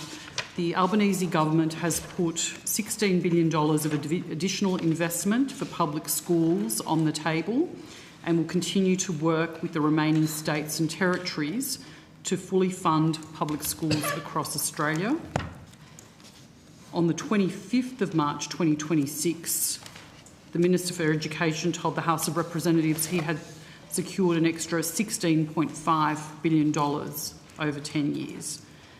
On the same day, his media release said there was an additional $16.5 billion in public schools across the country over the next decade, and then an extra $50 billion in the decade after that. Then, 8 weeks later, on the 28th of May, the Minister told the House of Reps that there was $20 billion of extra funding to fix the funding of our public schools. So I'm just a little bit confused. We've gone from $16 billion to $16.5 billion and then $20 billion, and that's in the space of some 8 weeks. Could you sort of talk me through those differences and where the extra billions come from and what those discrepancies are in the Minister's statements? Sure. Thanks, Senator. Ms Brighton will be able to do this in great detail, but the simple answer is new budget, so an additional financial year is added to it. And as you know, in the first couple of years of the Better Fairer Schools Agreement, the money escalates over later years. So effectively it's adding an additional financial year at the end of the decade, which is the full funding, and that's why it's gone from 16.5 to 20. But Ms Brighton will be able to give you a bit So more it's not an detail around increase, that. it's just a change in the timing. So it's a new decade, effectively. okay. The first year of the decade has disappeared Yeah. with the new budget, and another year has been added to that decade. Ms Brighton, anything? Secretary, I have nothing further to add. That's exactly right. Okay, excellent. Thank you. So it was basically just the change in the timing and the phasing of those payments. One year'd come out or another year would come in. And also there'd be some updates in terms of things like student enrolments and things like that. Mr. Davin can help around that as well, which is the normal budget process, Senator, every year. Thank you, Senator, for your question. Chris Davin, Assistant Secretary of School Funding. As Secretary Cook mentioned, the difference in the figures that you've quoted comes down to the time period. Yeah. So just to provide some precision, $16.5 billion that you referenced covers 10 financial years from 2025-26 to 2034-35. The $20.2 billion figure that you referenced covers 2026-27 to 2035-36. Yep. So the primary driver of that different figure is exactly as Secretary Cook mentioned. It's a different time period, but in addition, Secretary Cook touched on there are also updates to enrolment projections and student characteristics that we work it through That as a matter of impact business. those. Precisely. Lovely, thank you. On notice, can the department please table the Commonwealth funding amounts for each jurisdiction, obviously except Victoria, which isn't yet available, by government and non-government schools across each year of the funding agreement through to 2034 for both financial and calendar or school years? Yes, Senator. Thank you. Can this also include the underpinning assumptions that you've made on how many students there will actually be by jurisdiction and government and non-government schools as well? So the enrolment projections? Yes. Sure. Thank you. On the 24th of January 2025, the Prime Minister and the Premier of Victoria, Jacinta Allen, along with the Education Ministers, made an announcement, which I'll read out, and I referenced this in last estimates as well. The Albanese Labor Government and Allen Labor Government have come to an historic agreement that will put all public schools in Victoria on a path to full and fair funding. This will lift the Commonwealth's contribution from 20% to 25% of the SRS by 2034. This will see around an estimated $2.5 billion in additional Commonwealth funding to Victorian public schools over the next 10 years. When I raised this in December last year, you said you expected the Victorian bilateral to be signed shortly, and that we did have the stopgap agreement which expires in December of this year, which is now some 6 or 7 months away. On the 12th of February, Ms Brighton gave evidence that the negotiations would start again in February. That's my understanding. And in response to the question as to whether the expectation is that it would happen in the next few months, Ms Brighton, you indicated that that was your expectation. Can the department provide any update on the status of the Victorian bilateral funding agreement for me? Certainly, Senator, and thanks for the question. We have continued to meet with Victorian officials in the negotiations. I think our cadence is around fortnightly, so the next meeting with Victorian officials is next week. We are still working on having a new bilateral agreement signed this year in the next couple of months, so I'm optimistic about that happening. The stopgap, to use your language, Senator, the stopgap bilateral does expire at the end of the year, and we would like to get the new agreement locked in place well in advance of that. So that's what our negotiations are focused on. Okay. Are you able to tell me either now or on notice how many times and on what dates the department has met with Victorian counterparts? And I know that you're saying it's almost a fortnightly cadence to negotiate that bilateral agreement. Certainly, we can take that on notice. I don't have those details with me today. Can you confirm that under the current arrangements for 2025 and 2026, Victoria's state contribution stands at 70.43% and the Commonwealth stands at 20% of the school's resourcing standard? Is that correct? That is correct, Senator. So that means that right now public schools in Victoria receive lower funding as a proportion of the SRS than any other jurisdiction except for the Northern Territory? 8.43. That would, I'll just get my colleagues to check their figures, but I think off the top of my head that would be correct. And as I said before, we're optimistic we'll have that new agreement signed, which will then put Victoria on their pathway and trajectory to full funding. While it's being checked, are you able to give me an indication of what is the primary barrier to that being finalised? Obviously, you've been very clear that it is a priority for the department. What is the roadblock? Senator, I wouldn't describe it as a roadblock. These negotiations are complex and they take time. The negotiations are a combination of the types of reforms that Victoria will be implementing across the equity and excellence, wellbeing for learning and teacher workforce, sure. Yeah, I'm aware as of well those. as the funding trajectory that Victoria will need to commit to get their schools. But they're significantly slower than any other jurisdiction. Surely their needs can't be that different to New South Wales, WA, Queensland, in terms of how long it would take? Well, Senator, we did sign an agreement last year with them on the bilateral, given that we hadn't been able to settle. Yeah. And as I said, we're confident that we'll have a new agreement in place this year. But everybody else has signed their bilateral. That's correct. Only Victoria hasn't. How much are they lagging behind the other states in terms of that? When did the other states sign their bilaterals? Roughly? Roughly. Let me see if I have that information with me, Senator. Thanks, Mr Harding. So the most, Victoria signed their bilateral in December last year, and prior to that bilateral, the most recent one would have been in June 25. Okay, thank you. So just for my understanding, there's currently no agreement that sets out how and when that funding will increase to 100% of the SRS. Is that right? No, Senator. So there's the overarching heads agreement talks about reaching 75% and 25%, sorry, 75% Victoria, 25% Australian government in 2034. Okay. So that agreement exists.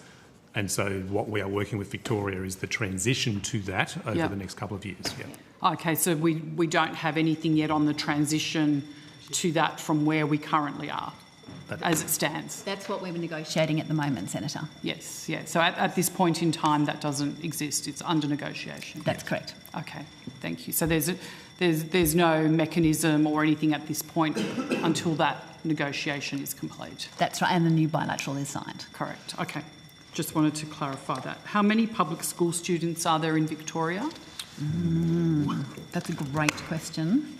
I'll have to see if I've got that information here, Senator. So if you're happy to keep going with your other questions. Is it still $2.5 billion which has been reserved for the Commonwealth contribution to Victoria?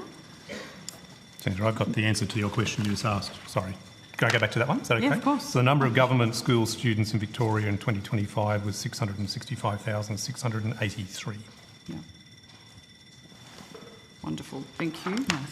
And is it still the $2.5 billion that has been reserved for the Commonwealth contribution to Victoria? So, Senator, each budget cycle and my IFO cycle, there are new parameters that are adjusted. So there's the figure that was announced when the heads of agreement was signed, and like all of the funding to schools, that's gone through a period of indexation.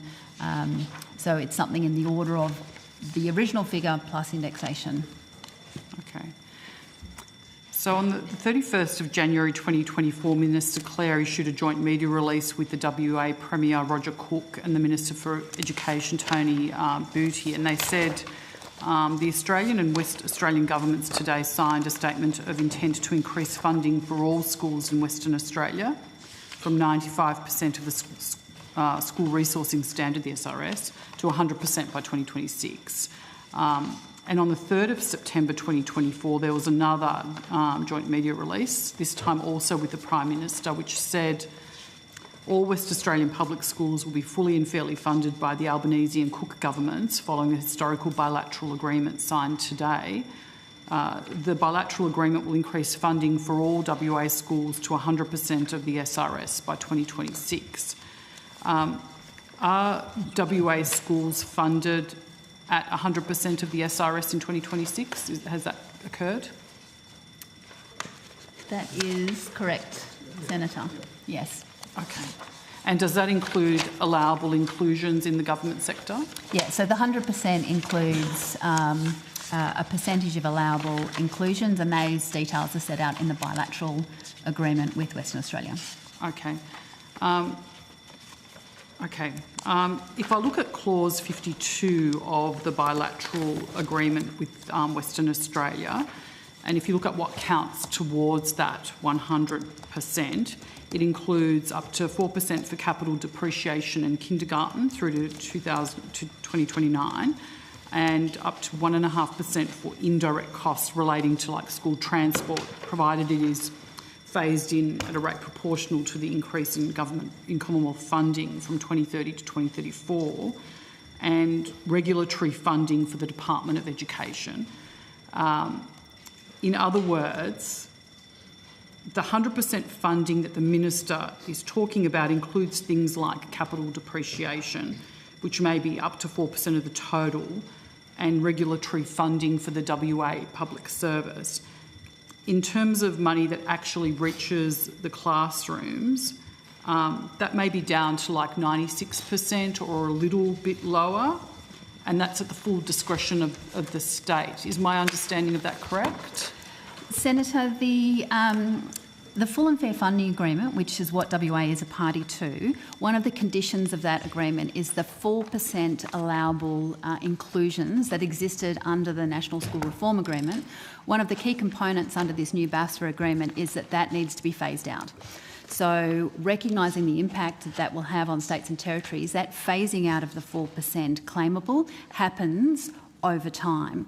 And just as that is phased out from 4% down to 0, we have provided for up to, in WA, 1.5% over the period of 2030 to 2034. Correct, yes. For them to claim... For the indirect costs. Direct costs. And what is claimable is directly related to the provision of education and public education.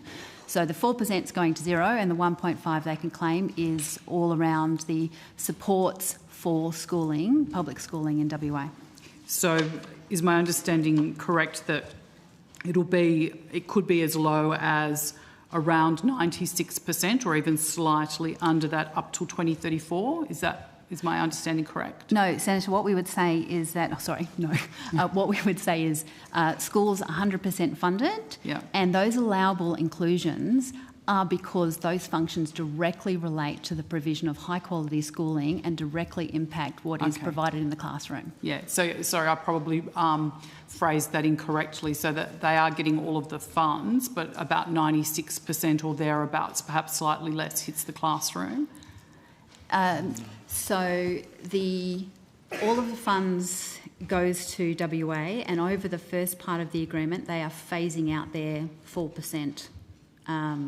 Yeah, because claimables. And that's what I'm trying to understand, because currently that 4% includes the allowable inclusions, include the regulatory funding for the WA public service. That is allowable inclusions, so that's regulation of public schools, but those allowable inclusions is primarily around things like capital depreciation, which was a hangover from the National School Reform Agreement. Okay. That's been particularly capital depreciation has been phased out because it's not a direct thing that's going into a school as you'd appreciate. Yeah. Yes. Whereas the curriculum supports, the regulation of schools is directly impacting the provision of education services. Sure. Does the department know how much of this 100% of school funding is actually currently reaching the classroom, and how much is being spent on that regulatory funding piece, the allowable indirect costs? And other indirect costs like depreciation? So, Senator, the National School Resourcing Board, in their report, actually outlines that. The most recent one that's publicly available would be 2023. Yeah, do you have anything? 2023 is a long time ago. Yeah, we don't have anything more recent, do we? So the National School Resourcing Board is in the process of finalising their 2024, what we call Section 22A report.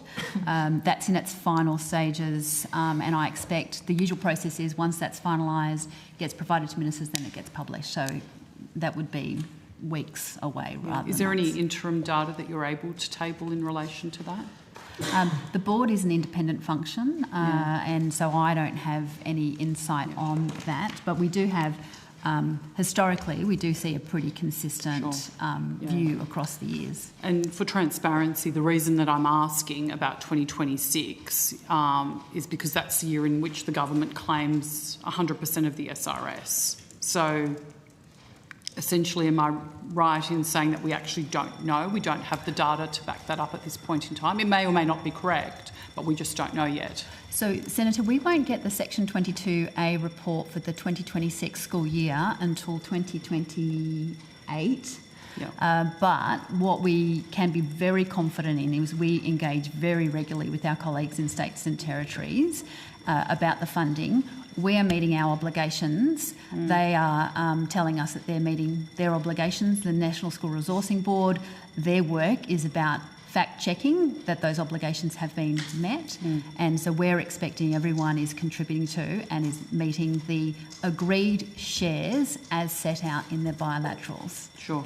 But as of right now, you actually don't know how much reaches the classroom. You expect it's on track, but we don't know, and we won't know till 2028. We won't have the independent verification by the National School Resourcing Board until 2028. Okay. The other thing, Senator, if I could, the Better and Fairer Schools Agreement, the trajectories that each jurisdiction are on to fully fund their schools varies based on where we negotiated it. So it wasn't in WA, it's 100% from 2026, but the other jurisdictions, some of them won't reach 100% for a number of years. Okay, thank you. And Senator, sorry, unfortunately it's just a technicality. What states are required to do is that they have to provide an audited account of their books for the full year, so for 2026. They wouldn't normally do that to at least mid-2027. Yeah, correct. And so that's our issue. So I certainly appreciate the question you're asking, but we have to take into account the full expenditure of 2026. That gets audited. That's what goes to the National School Resourcing Board, and that's how we get the verification that Ms Brighton talked about. Thank you. Yeah, and I understand the complexities of that reporting. Yep. Does the department prepare a school level breakdown showing how much SRS funding is actual school funding versus indirect expenditure? Don't believe so, but Ms Brighton can help. Senator, we provide to states and territories a estimate based on student characteristics of what we think school funding will look like for their schools. And that's provided to states and territories to assist them with their budgeting, because we incorporate into that student characteristics and the indexation. When you made reference to what actually goes to schools, each of the schooling systems operates slightly differently. So in really big jurisdictions, they will have a strong level of support that they provide to their schools. And earlier on in the hearing, there was reference made to the ACT government's recent review of school funding, and that review highlighted the opportunity the ACT has to recalibrate itself to provide, as a small jurisdiction, to provide more supports to its schooling sector from the centre rather than individual schools having to do it. So it does vary across the country. So do you have that data via jurisdiction then? We provide a tool to states and territories about what our allocation would look like for them, and I think I've reached the extent of my understanding of that tool. If you've got more detailed questions, Mr Dabin will be able to help. Yes. So the information then would be on the My School website, Senator. So our systems are required on the My School website to provide information about state and Commonwealth funding at a school level. They don't provide it to the department. They provide it through the My School website process. Yes. So if you go into My School, if you want to say, I don't know, let's pick a school, Tony Cook Primary School, you could get and look at Tony Cook Primary School and you could see how much money went to that school from the state, how much went from the Commonwealth, how much went in fees, all that sort of stuff. Sure. Yeah. So each jurisdiction doesn't provide those details to you? Not at a school level, no. Not at a school level, but a jurisdictional level? So they provide, as Mr Cook mentioned, they provide that data to ACARA, and that's published on the My School website. What the jurisdictions, and as Ms Brighton mentioned, the Commonwealth will, as it's set out in the Australian Education Act, calculate, if you like, a school funding entitlement.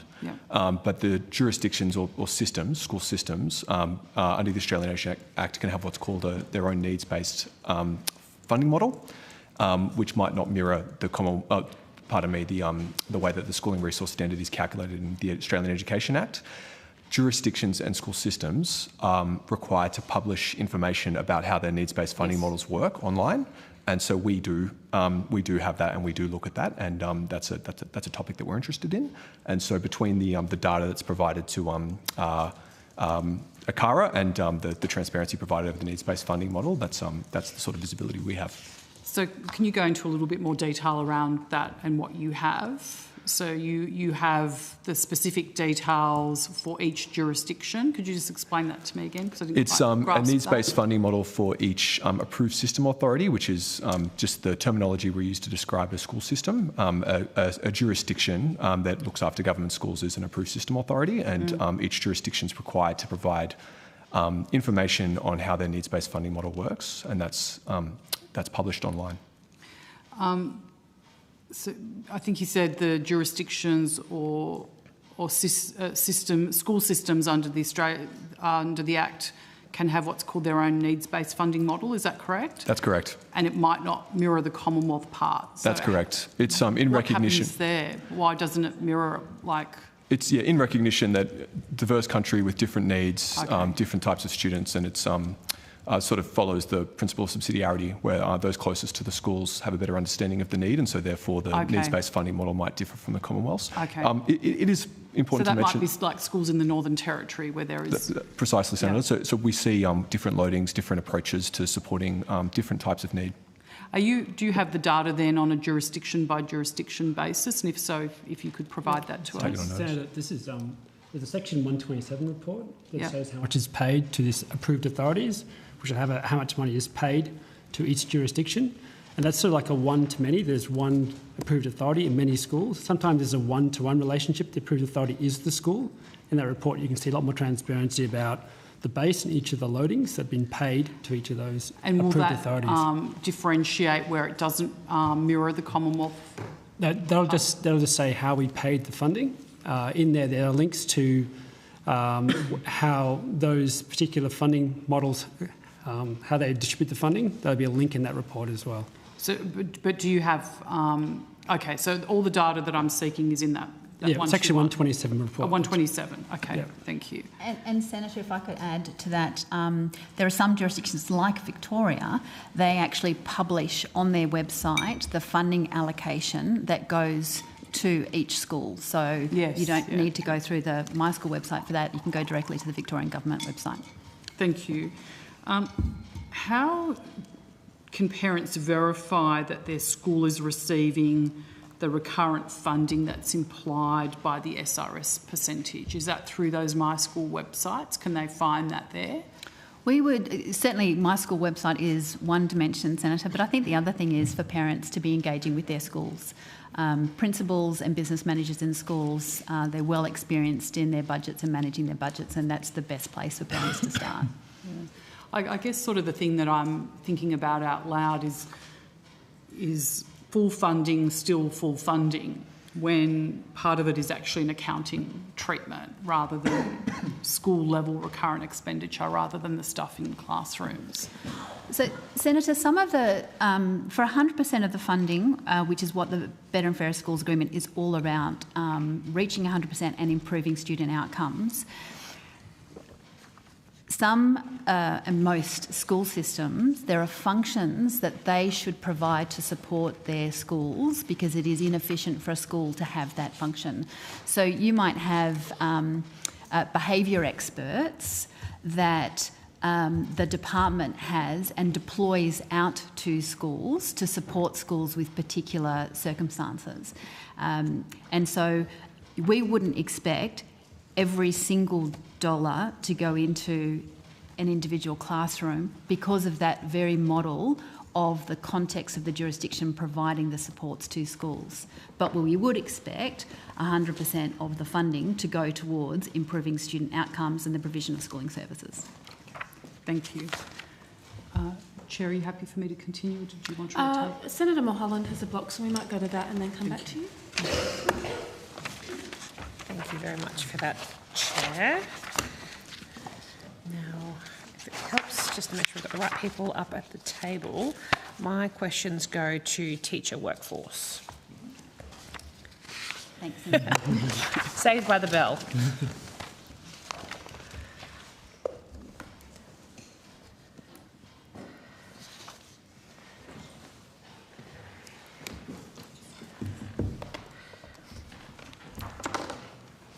Thanks, Senator. Ready when you are, Senator. Thank you. Welcome.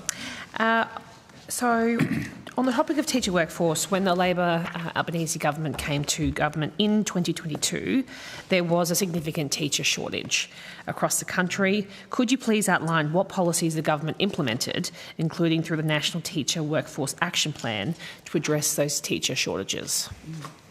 Thanks, Senator, for the question. The government, in part of the response to the teacher workforce shortage, there was a national roundtable held with experts who co-designed the National Teacher Workforce Action Plan, and the government has invested in the order of $337 million to implement that action plan. And that action plan is around attracting people to the profession, which is dealing with the supply issue. It's about strengthening initial teacher education, and it's also about retaining those in the profession. So they're the kind of three core pillars of the action plan. And as part of that, the government's invested in close to $160 million in additional university places in education. It's also invested in the order of, and Ms Watson will correct me if I get this wrong, I think it's $56 million for the Commonwealth Teaching Scholarships, which are scholarships valued around $40,000, up to $40,000, 1,000 scholarships each year over 5 years. I will correct that, it's 160. Oh, 160 million. Sorry, thank you. That's a pretty significant correction, thank you. 160 million. 1,000 scholarships a year over 5 years.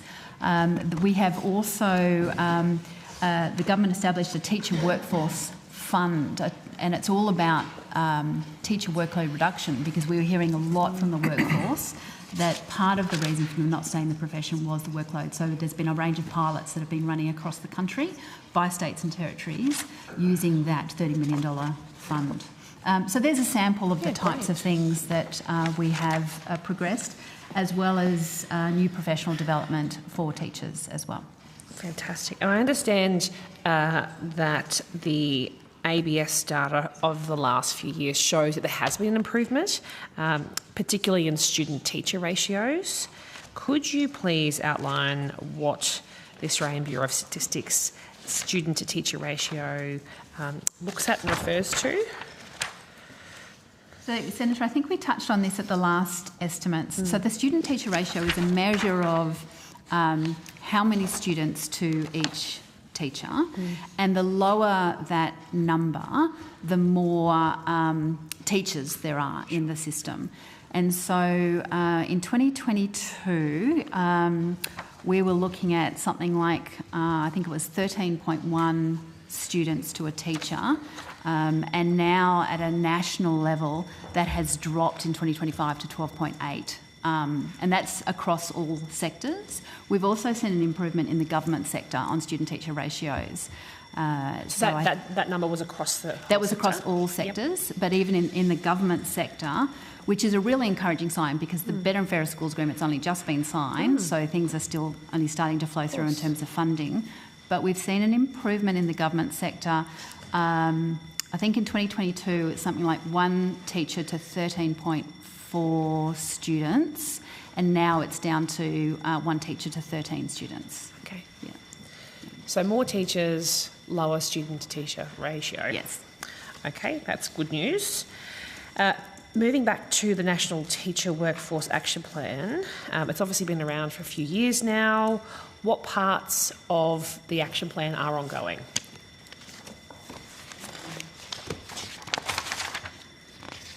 So, Senator, the enduring components of this is not only more people coming into initial teacher education and becoming teachers, but the Commonwealth Teaching Scholarships continue on through till 2028.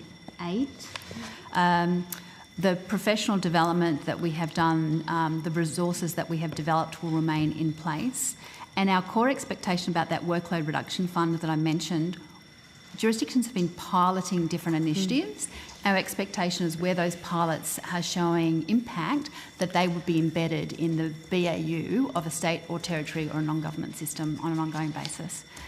The other element of the Workforce Action Plan, and Ms Watson could talk a bit more about this, is the work we've done about mid-career pathways into education, and we have pilots running across a number of higher education providers at the moment, looking at different ways to bring potential teachers into the system and have alternative or innovative ways of allowing them to continue their studies while participating in the learning in schools. And perhaps, Ms Watson, can you just talk a little bit about that High Achieving Teachers, the HAT program? Yes, certainly. Genevieve Watson, Assistant Secretary Teacher Workforce. There are 10 partners who have been engaged to provide the High Achieving Teachers Workforce program.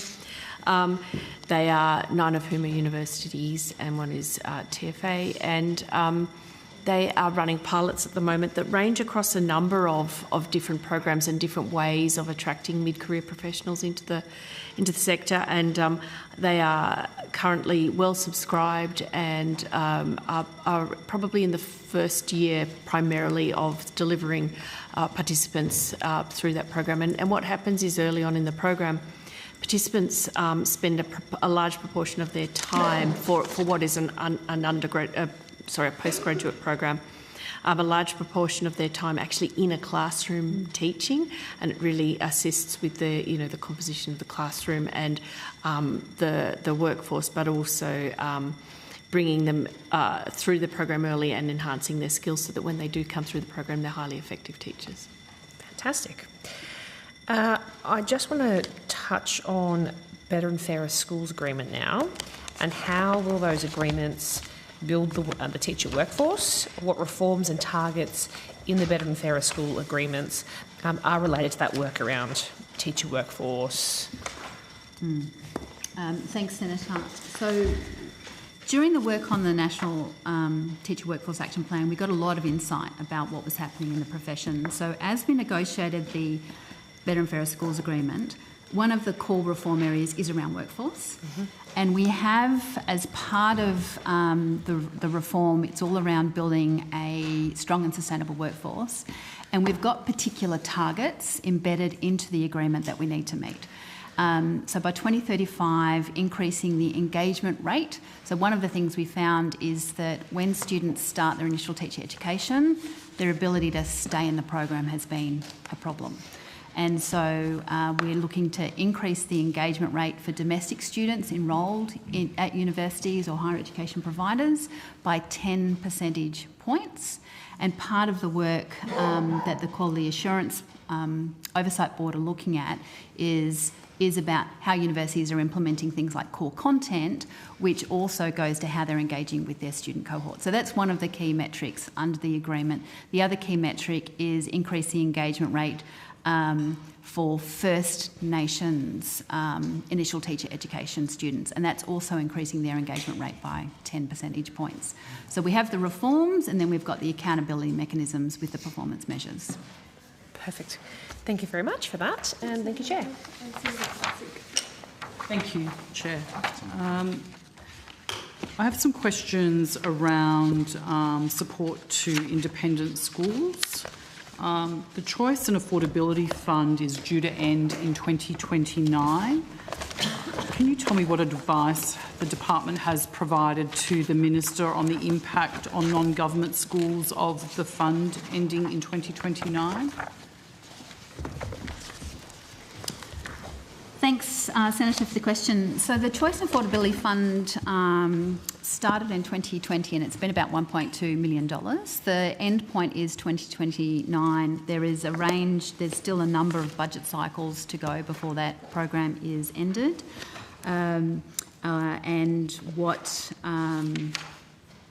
That program has been around supporting 5 different priorities: parental choice, student wellbeing, special circumstances funding. So we understand the feedback I have been getting from the non-government sector about the importance of that fund and their desire to keep it going. But the decisions around that will be decisions of government in future budget cycles. Okay. Has the government modelled, or to your knowledge modelled, or sought any advice from you on the impact on independent and Catholic schools if there is no successor to the agreement after 2029? Senator, I don't believe we've done any modelling on that. The annual quantum for the Choice and Affordability Fund is in the order of $126 million. So if that fund wasn't to exist, then effectively that would be the order of magnitude.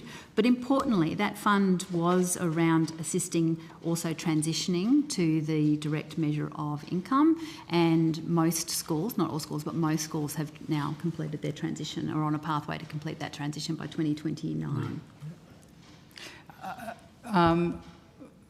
But on the budget papers, it suggests that that funding ends 2029. Is that correct? That is the agreement. That it is the agreement for the Choice and Affordability Fund runs from 2020 to 2029, and any decisions about whether a new fund would be established would be matters for government. Of course. Have you been given any indication whether that is afoot, or have you been asked to do any work in relation to that? Well, Senator, we've still got a few budget cycles to go before that runs out, so we haven't provided advice on the Choice and Affordability Fund. Nothing to date, but in your view, there's a bit of time ahead. Yeah. Okay. Is that right? Yeah. Sorry, I might just add one more thing. In addition to everything Ms Brighton said, it might also be helpful to note that the Choice and Affordability Fund guidelines call for a review. I think it's towards the end of the agreement. I can't remember the exact year, but that's worked into the guidelines, and that would be done in the future. Of course. Minister, I guess for you, do you have an awareness of whether the government will commit to ensuring that non-government schools are supported with resources to assist them in implementing reforms, and particularly this is obviously a flow-on to parents. What assurances is the government able to give parents about the continuation of that fund?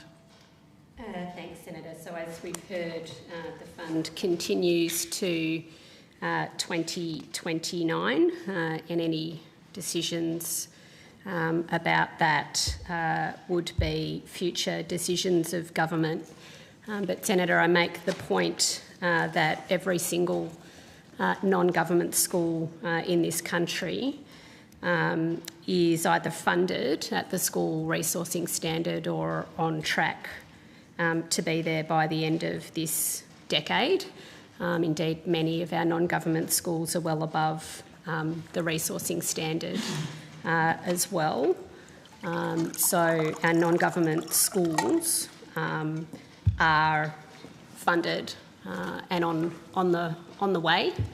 And of course, our focus is also making sure that public schools enjoy the same opportunity to be on that path to full and fair Gonski funding, and that's why we're providing $20 billion of funding to get every single public school, every single public student within those public schools on the path to full and fair funding, which is such a fantastic commitment and such a great opportunity for public school students to be funded to that standard in the same way that non-government students are. Thank you, Minister. So we don't at this point have any assurances beyond 2029. Is that accurate? The matters that you're asking would be decisions for future government. For future government? Well, the fund that you're talking about runs till 2029. I don't have information about future government decisions in relation to that. So are you suggesting that this government won't make any decisions in relation to this before the federal election, which is due by May 2028? I'm saying that this which is fund... 7 months out from the 2029 school year.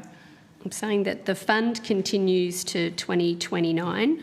Our focus is making sure that schools are funded to the full school resourcing standard. Every non-government school in Australia is either funded at that level or on track to get there by the end of the decade, or they're above it. And our focus is ensuring that schools do meet that school resourcing standard, including our public schools, with this historic $20 billion of funding to make sure that every public school student is funded to the full Gonski standard. Yeah, I just thank you, and I appreciate that explanation. I just want to confirm my understanding is that this government then will not be making any commitments in relation to this before the next election, referencing that you can't make comments on future governments. Is that the position of the government? The fund continues to 2029, so obviously decisions about the fund are matters for government in the future. Well, there will be a budget in March of 2028, and assuming that there is no election before that, then this government will make a decision in that budget as to what will be funded in 2029. So it's not a decision of a future government. It's a decision of this government. Well, it is a decision that a future government or this government in the future might take.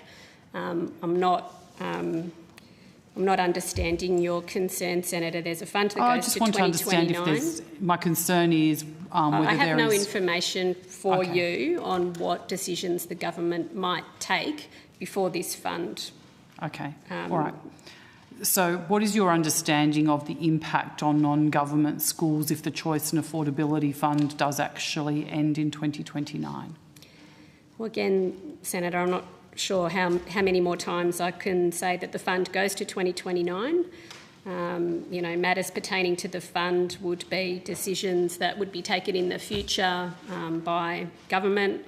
What we are focused on and what this budget is focused on is making sure that every public school is focused to the full and fair Gonski standard.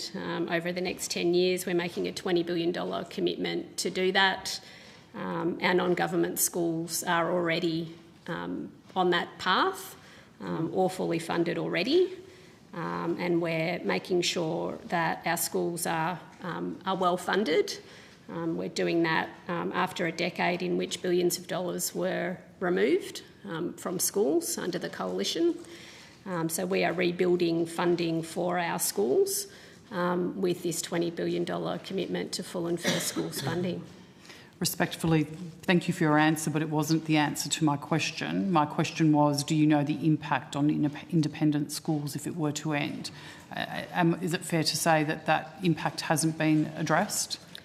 I think I can only sort of answer the question that you're asking repeatedly in the same way, which is that this is a fund that goes to 2029, and as I've said, any decisions in relation to the fund would be a matter for the government in the future.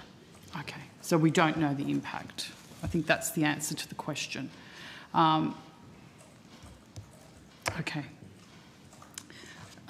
Just before I continue, I did ask my office to check Mr Cook. We didn't receive a response to our letter of the 27th of May, and I was just curious whether something is being tabled today. Sorry, I think we do have something, Senator. Let me just check with my team. Yes, we do. And as indicated, some of those, so we've answered as many questions as we could in the time available. There'll be some questions we haven't answered just because, for example, the one I gave you this morning was, non-government school briefs and things like that, but there's quite a bit of information we've got here for you, Senator. I was just curious why I had to ask. I intended to ask before, but I got distracted with the questions. I'm just curious why it just wasn't tabled at the start of the day. Well, Senator, as you're aware, there's no requirement for the department to provide the information. There's no such thing as a pre-estimates process. We do it in goodwill. We have provided the information. The information is there for you. I'm saying you've done it. I could have written back to you and said, I'm sorry, we'll come ready to the estimates, but there's no requirement for you to provide that information at all. I understand, but the point I'm trying to make is that you have it and it's done and it's completed and it was sitting over there and I had to ask for it. And you've asked for it and you've got it. So there's no courtesy of just providing it. I just want to understand how we're operating here. I'm trying to operate fairly and transparently, and I'm trying to understand whether that is, if I'm getting that in return or if I'm getting some form of obfuscation in return. Well, I think on the basis that you've got pages and pages of information there, I think we've shown you the courtesy of providing the information on the understanding that there's no requirement for you to provide any of that information to you at all. Okay. Do you accept that the purpose of writing to you and asking you to prepare the information ahead of time is to allow efficient examination via this estimates process of expenditure and to avoid taking the committee's time unnecessarily, your time and my time? Senator, the normal process for asking information of departments is to ask that information of ministers. That's the normal process. The official witness guidelines will outline that process to you.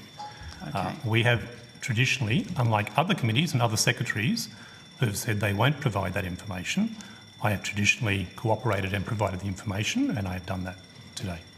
Were you asked by government to delay giving me this letter until I asked for it? No, Senator, not at all. So that's that was my decision just as your the own secretary. decision?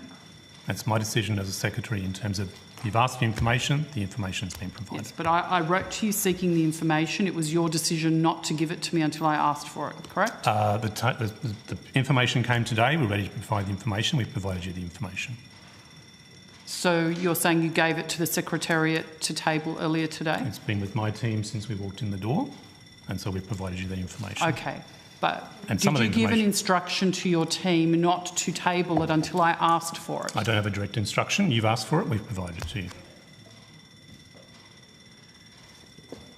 Chair, I think I need some assistance in having my question answered directly. I think that Mr Cook understands what I'm asking him and I would like a direct answer. Sorry, Senator, I've provided the information as I've indicated. You've asked for the information, we've provided the information. We talked about some of the information earlier today.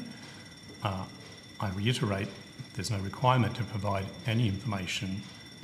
It's not a request from the committee. It's a request from individual senators, as you'd be aware around that. And we've done that, and you've got pages and pages of information to inform you now. Wouldn't you in good faith want to give me something that your own team had prepared? Senator, I'm under Why would you use those resources and have it sitting there in the case that I actually didn't ask for it, I forgot to ask for it in the midst of sitting here asking questions and just have it sitting there? The Secretariat is literally 2 metres from your team.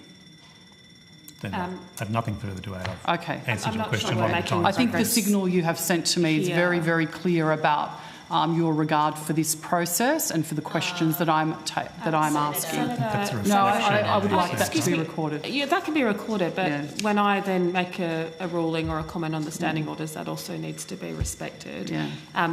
This is done as a courtesy, both the letter and the response. It is not a required part of this process. So, as far as I'm concerned as Chair, when the information has been requested, it's been tabled. It's for officials at the desk to table that information and to seek to have it tabled. I think we can agree to have it tabled rather than distributed immediately if that assists. But Senator Kovacic, you have the call. Thank you, Chair. I appreciate it. Noting other departments just send their responses. The recent Victorian teacher pay agreement will, as has been the case in other states and territories, significantly increase operating costs as school staff costs can be 80% of the total running expenses. We are talking about potential cost increases of some 10 to 15% in 1 year, and there's been no provision to non-government schools to assist in meeting those costs. Has the department undertaken any planning or advised the Minister on how the Australian government supports non-government schools so they can avoid major fee increases, particularly in a cost of living crisis, and remain affordable for the families that choose them? Senator, the funding to all schools, non-government and government schools, that is provided by the Australian Government has an indexation component. That indexation is a composite indexation which has regard to wages, CPI, and so that means there is year-on-year growth in the funding that is going to both states and territories as well as the non-government sector. Thank you. What work is the department doing to ensure that Commonwealth funding settings reflect real increases in the cost of delivering schooling, including salary costs driven by teacher workforce shortages? Senator, as I've just said, we do have a indexation that applies to the recurrent funding. There was a review of the indexation 2020. I want to say 2023, but I'll correct myself if I've got the year wrong on that. And that review found that the indexation settings were reasonable and the composite index was the right index to be using. Okay, so that's the mechanism by which you do that? Yes. Thank you. What current Commonwealth school education programs are available to all sectors and which ones are restricted by sector? Senator, if I could, I could name a couple of things off the top of my head, but perhaps it would be more comprehensive if I just take that on notice. Of course. What is the government's policy on sector neutrality in future Commonwealth school education programs? Senator, the settings that a government of the day chooses is a matter for the government of the day. In Australia, we're very proud of our three-sector schooling system, and our funding settings reflect that, with all schools either fully funded, as the Minister at the table referred to, either all schools in the non-government sector fully funded on a pathway to full funding, and then now the public schools on a pathway to full funding. So we have a range of initiatives that are available to all sectors. We're going through at the moment a review and an upgrade of our resourcing hubs for all teachers in the country, and that is available to every sector, and that's all about high quality, curriculum aligned, quality assured materials for teachers to assist the teaching in the classroom. Is it your expectation, and I'm happy for the Minister to answer this if preferred, that future Commonwealth school programs are going to be designed around student need and school need as opposed to the sector or the school sector? Is that sort of your ongoing expectation? Sorry, Senator, was that a question to me? Oh, yes, I was saying I'm happy for the Minister to answer. I don't really understand the question, so I'll ask the Deputy Secretary to answer first. Yep. Certainly. And Senator, before I answer that, if I could just correct my evidence, I think I said 2023 was when that review of indexation was done. I was incorrect. It was 2024. Thank you. Thank you. By and large, most of the work that we do is cross-sectoral, and we work through states and territories. We have bilateral agreements with them, but we also had federal financial relations agreements, like our respectful relationships body of work that is cross-sectors. So the agreement is with the state and territory, and then the state and territory works with the non-government sector in their jurisdictions. The only element that I can think to at the moment is that's public school specific is the Commonwealth Teaching Scholarships. And as we've said at this committee previously, we've had a lot of feedback about the pressures across all sectors in terms of attracting and retaining teachers, but we also are aware that public schools at an aggregate level carry the more significant burden in terms of complexity as well as some of the shortages, and the Commonwealth Teaching Scholarships, as the settings currently stand, there is an obligation for those who receive a scholarship to make a commitment to work in a public school for a period of time. Okay, thank you.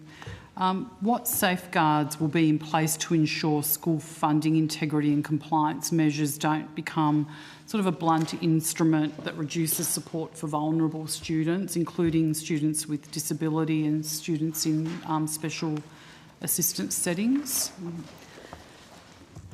Senator, our compliance functions are focused on the assurance around the integrity of the funding that is provided to schools. Where we find through one of our audits that a school has been funded in a way that is inconsistent with the student cohort that they actually have, we often will enter into a repayment plan with them. We are very minded to the impact when a funding profile changes for a school, what impact that could have. Some of those repayment plans extend over a number of years. So the team that sits in Mr Harding's area has that on their minds quite clearly, and they negotiate those repayment plans directly with individual schools.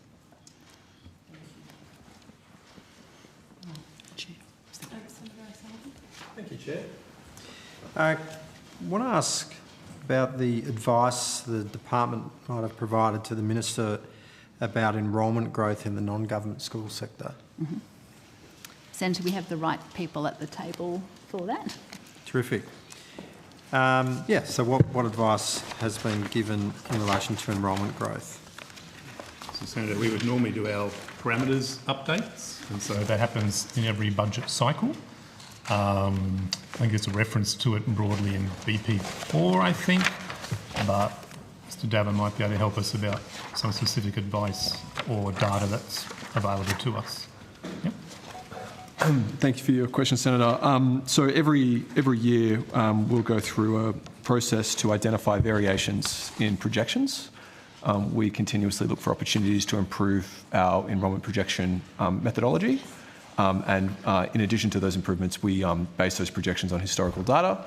And so as part of that process, ahead of Budget 26-27, we did update assumptions regarding the sector dynamics, so the proportion of students that will be in government schools or non-government schools.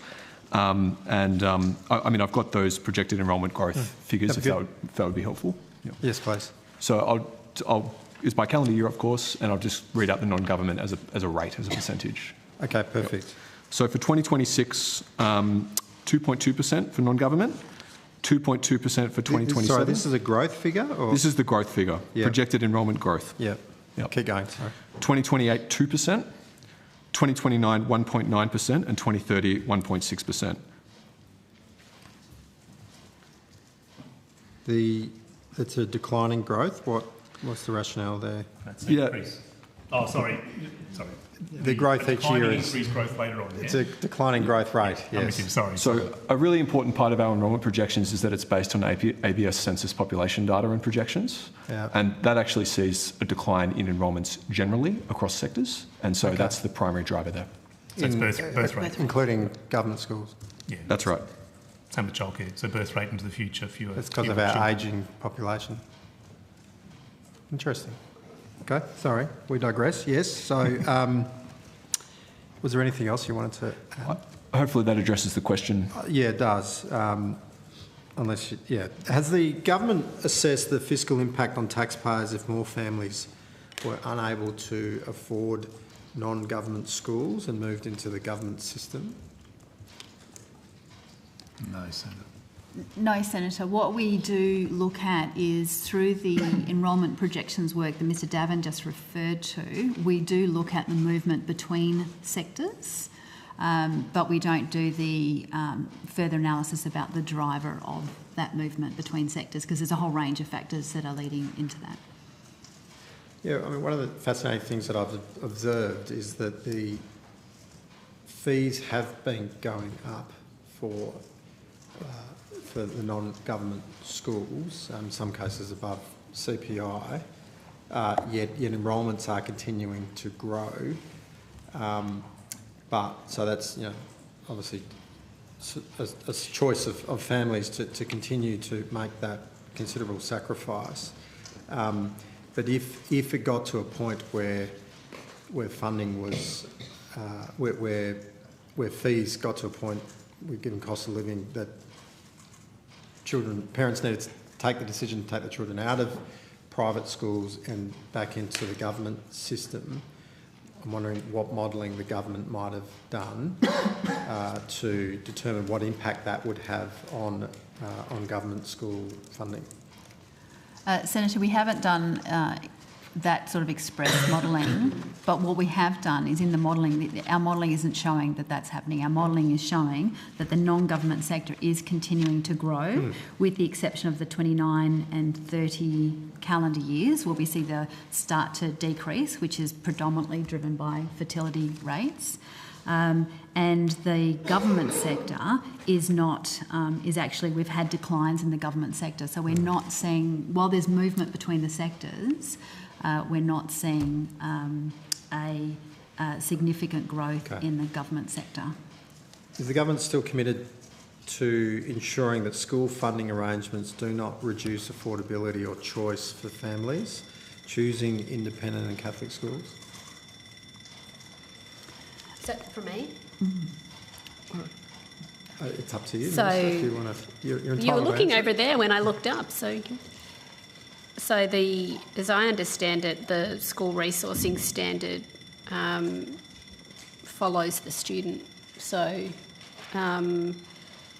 if students go to non-government schools, the funding follows them there. If they move from a non-government school to a public school, the funding follows them there. Obviously, fees are a matter for individual non-government schools, but from a government perspective, as we were talking about earlier, our non-government schools are already at the standard or they're well on their way to the standard. Our public schools are not, and we're focused on making sure our public schools are great schools too. I think was there some questions earlier? I just had to step out to the other committee, but that funding arrangement though is up for renewal in a couple of years. So, Senator, you're referring to the Choice and Affordability Fund? Yeah, so that fund runs 2020 through to and including 2029. So the 2029 school year is the last year of that funding under the current arrangements. And that fund was set up for a range of reasons, but in part also to support the non-government schools as they were transitioning to the new direct measure of income arrangements. And about, I think in the last calendar year, about 40% of that fund went in transition assistance to schools as they're moving, as they're getting to their right funding levels. And all non-government schools will be at their right funding levels by 2029. Yep. Yeah. So, Ms Brighton, based on your earlier answer or comments, so without asking you to comment on the drivers of enrolment growth, what is the fiscal impact on the budget when students flow back into government sector from the non-government sector? Because the cost per student is higher in the non-government sector, isn't it? In the government sector? In federal funding, the cost is higher in the non-government sector than the government sector. But yes, but overall, it's. Just in terms of federal funding, yeah, the federal government funding cost is higher in the non-government sector than it is in the government sector. Because we contribute 80%. Senator, we're the predominant funder of non-government schools. That's why the amount is higher. Yes, but obviously you're still providing funding to the states to then obviously deliver it. So do you not consider that sort of the macro level cost of delivering education to an Australian child in an Australian school? It is, but in terms of federal government funding, it's 20% of the cost for government schools 25% going to state governments. And so the impact of a non-government student going to a government school will be felt greater in a state than it would in federal funding. Yeah. Just say that a bit louder, sorry. Sorry. Because state governments are the predominant funders of government school students, if there's a change from a non-government school student going into a government school, the cost would be largely met by the state government rather than the federal government. Yeah. So to the Commonwealth government, yes, there would be a difference, but overall though, but you don't do analysis of the cost essentially to the taxpayer for, between a government and non-government school, regardless of whether it's paid for by a state jurisdiction or Commonwealth. No, we provide advice, Senator, to the government about the enrolment projections and at each budget cycle what the cost of the Australian government's contribution to both the non-government sector and the public sector is. So that's the lens that we look through it. And the Schooling Resource Standard, the base funding for primary and secondary and the loadings is the same across all sectors, and in the non-government sector the base funding is discounted under the capacity contribute arrangements based on where on the scale this individual school sits. And Secretary, is this a topic that comes up in the state ministers' meetings? Not that I'm aware of, Senator. I can't recall. Ms Brighton's been at most of them too. I can't recall this coming up, no. Okay. Move on to capital funding. Does the government accept that non-government school families and communities fund the overwhelming majority of capital works in their schools? That's factually correct, yes. Factually correct. Has the department provided advice on the adequacy of capital support for growing independent and Catholic schools, particularly in outer suburban and regional high-growth areas? I think advice as such, we've got the non-government school capital fund, which has been on. Mr. Harding, I think, mentioned what that total amount was earlier. so it's in the annually we fund the non-government sector $253 million as a contribution to their capital funding, and with the exception of the government's school upgrade funds and election commitments, the capital grants program for the non-government school is the only ongoing infrastructure funding for schooling that is provided by the Australian government. And it's never intended that those funds cover the entirety of the costs of it's a contribution towards. What is the government doing to ensure that capital funding programs support enrolment growth and parent choice across all sectors? Senator, the Choice and Affordability Fund, which runs through till 2029, really codifies those expectations, but I think that the existence of the capital investment, the existence of the Choice and Affordability Fund, as well as the ongoing investment in schooling is a good indication of the support for all three sectors in the country. I'll just pause for 1 second. Did you want me to? Yeah, great. Thank you. Okay. The committee will just suspend for 1 minute, not to anticipate or get ahead of any decisions, but could the Australian Education Research Organisation make their way to the room just in case? Yep. Committee will suspend. Thank you.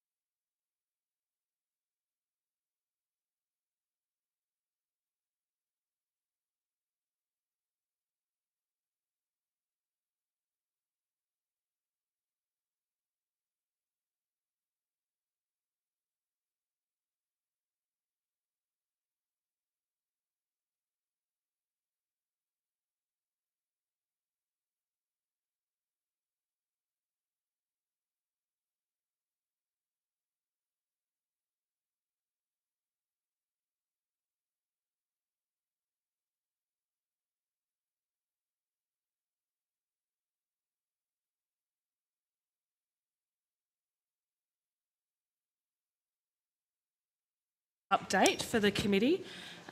We have now concluded our questions in outcome 1 for schools and youth, so officials from that outcome are free to depart. The committee will now also be amending the program. We were due to move to ACARA after outcome 1, but instead we will hear from the Australian Education Research Organisation first, and ACARA will appear after Aero on the program. Otherwise, the program remains as is. So if I could now call officials from Aero to the table. Oh, sorry. I just dismissed them. Yeah, sorry. I wasn't, yeah. Apologies, please sit. I thought that's what we had just done. One more block. Okay, please sit. Meg is coming in. I misunderstood. Okay. Got us all excited. Yeah, almost. Yes. Our communication is going swimmingly over here. Apologies. Though you are dismissed, we will now call you back, and we will have... Easy mistake. So there will be one more block of questions for outcome 1, and then we will be go to Aero. drawing Aero. Okay, thank you. Senator Kovacic, you have the question. Thank you. The budget papers say you intend to achieve, I'm talking about Thriving Kids, save $472.1 million over 4 years from 2026-27 and $203 million a year ongoing by, and I'll quote, increasing compliance activities to safeguard Australia's investment in schooling, including mechanisms protecting the integrity of the students with disability loadings to ensure funding is directed based on need, introducing controls to reduce inaccurate claiming and by ceasing undersubscribed student loan programs. Can you please outline for me where these savings will be achieved? Sandra, absolutely, and Ms Brighton can talk about that. Just clarification, that's not Thriving Kids. So Thriving Kids. My ongoing questions are about Thriving Kids. Okay, that cool. first one, I just want to get a clarification on the budget. Happy to do that. Yep. Sure. Thanks, Senator, for the question. I'll ask Ms Donegan to respond, but if I could just, what we'll respond to is the schooling component of that. Our higher education colleagues will be here tomorrow and they'll be able to speak to the other component. Is it higher ed, wasn't it? No, I think it was just schooling. No, that's, the schooling component is $463 million, and I think you quoted the full budget amount, which is the 472.1 is what I quoted. So you're saying it's 463? Yes. Okay, perfect. So, Dan Donegan, First Assistant Secretary, Improving Student Outcomes. So, we have a budget impact of, as Ms Brighton said, $463.2 million, and that comprises of 2 elements. $425.7 million from clarifying and improving through the NCCD guidelines to help schools consistently and accurately provide information for students with a disability loading. In addition to that, there's $37.5 million from uplifting school expenditure transparency to enable stronger assurance that funding is being spent appropriately. I think at the outset you mentioned Thriving Kids. Thriving Kids is not impacted by this measure, it's completely separate. What's probably really important to note up front is that in the clarifications that we're making to the NCCD guidelines, there are no changes to what constitutes somebody with a disability. That we are making sure that school systems are compliant with the disability standards in education, and of course that they are compliant with the Disabilities Discrimination Act. So the clarifications in the guidelines don't actually impact how a person is assessed with a disability. They go to making sure that there is much more clarity in the system, and that is achieved across all school systems. So just to understand then, you're saying of that $463 million or the broader $472 million figure, you're not expecting any of those savings to come from compliance action on students with disability loadings? No, the compliance action is the much smaller amount. The compliance action is $37.5 million. Yes. What we are saying is that as we update the NCCD guidelines, there will be a number of changes that schools put in place to make sure that they accurately and consistently apply the definitions within the NCCD. At the moment, what we see is a lot of variability. So when a school puts in place an adjustment for a child, that adjustment in 2 different schools can actually attract quite a different loading. And so what we've seen from that is that there's obviously not enough clarity in our guidelines. We update those guidelines annually, and over time we've just introduced a lot of variability into those guidelines. Those guidelines point to other guidelines, and so we're taking that opportunity now to refresh the guidelines and make sure they are as clear as possible, and so that when the guidelines are applied, they're very consistent across all school sectors and across jurisdictions. Okay, so just for my understanding, the expectation is to save $463.2 million through measures that relate to students with a disability loading, but there's no change to the definition of a person with a disability. That's right. The clear inference then is that is there a misuse or a rort of the system? Otherwise, how would you expect to save? Like, is it like a form of a crackdown? I'm just trying to understand what is happening here. Yeah, certainly, Senator. Perhaps if I can jump in, and then Dr. Rocha will probably had some additional comments you might want to add. We are still forecasting growth in students with disability of around 7%. What we have found through the last couple of years, as we've undertaken an integrity measure and assuring the Australian Government's investment in schooling, what we have found is, as Donegan pointed to, considerable variability across and between schools. If you take the same child and put them in 2 different schools, they could be classified wildly differently in terms of the level of adjustments and therefore the level of funding that they are receiving. So the work we're going to do on the NCCD guidelines will bring much greater clarity, and with that clarity, some of the individuals who might be classified at a really high level unnecessarily will be right-sized at the right classification level for the students with disability funding. On notice, we provided, after the last estimates, a breakdown of individual schools who, through an audit process, we had found that they had overclaimed and that we had to seek the funding back from them, and that integrity process has given us insights into where we need to be much clearer, so there's consistency across the country to ensure that the students are getting the funding they need to get the supports they need to thrive in the environments they are. So effectively, it's not that there's rorting, they're just wrong, like they've just been wrongly allocated? Is that what it is? I mean, I think rorting, that language implies a level of intent. Yes. And at the heart of it, the NCCD guidelines absolutely privilege and preserve teacher professional judgment, but the guidelines need work to make sure that they're more consistently applied and there's greater clarity. So, for example, our most significant investment on a per-student basis is in the extensive adjustment. And when we talk about extensive, we are talking about a student getting particular supports at all times, on all days in the classroom. That's not about a general position that a school might take. That's about things that are anchored around that individual child. And sometimes in some schools, we find that students are classified at that really high level, and actually that's not where they need to be. Sure. But it's sort of interesting then, listening to what you're saying, that the net assumption is that children are pretty much overclassified, not underclassified. Is that sort of what you're saying there? That's my understanding of it. Yeah, so Senator, we are still projecting a 7% growth in students with disability. This measure, the $463 million, is really around the impact that we expect in bringing greater clarity to the guidelines, that students will be anchored in at the right level of adjustment and not in a level that is more than what they need.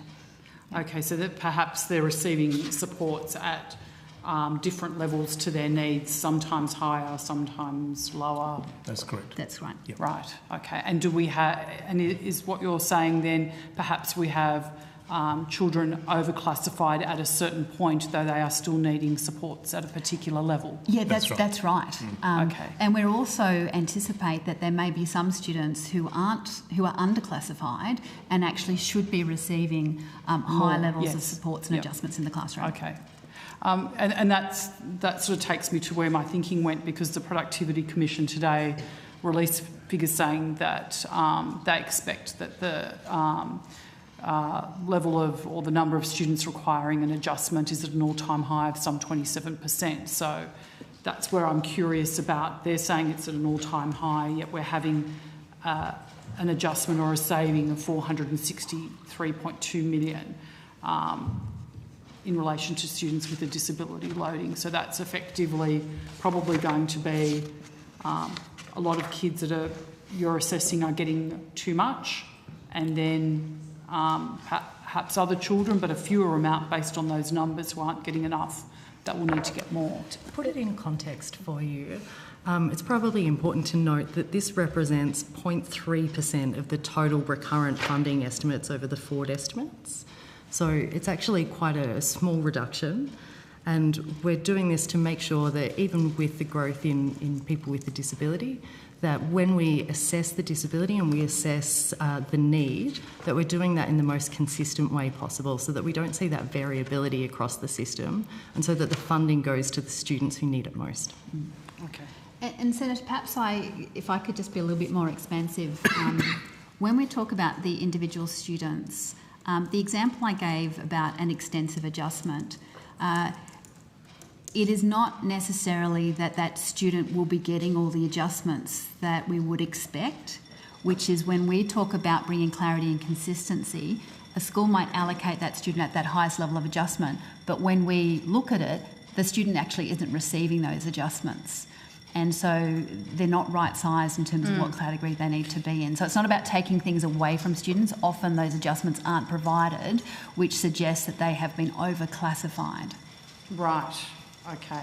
Which is why there's, like, if you look at the base numbers, it looks like there'll be more students but less funding. There could be more students, yeah, because the what do I call it? The category is less than the top category, which I think is 44,000, 45,000 students. Is that roughly what it is? Yeah, you're right, Senator, absolutely. And then, because again, the Productivity Commission talks about the extensive adjustments also being at an all-time high of, I think, 2.8%.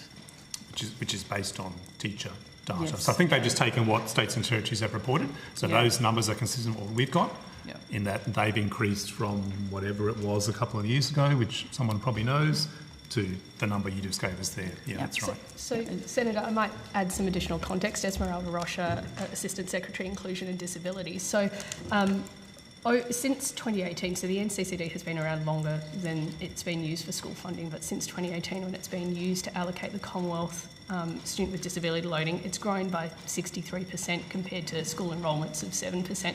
We would expect growth over that time as the social model of disability becomes better ingrained in school understanding of disability. We also expect variance across sectors. Sectors are not uniform in the students they serve or of the needs of those students, but the variability ranges from sort of 10% of students to well over 30% of students being identified at that funded level of disability, and that's what we're just trying to seek to address. The measure has been informed by discussions with systems and with workforce as well, and certainly from a workforce perspective, we hear that the NCCD is a large component of workload, and part of that is because the guidelines are simply very difficult to interpret, and we're trying to seek to support teachers to make that interpretation much easier and more consistent.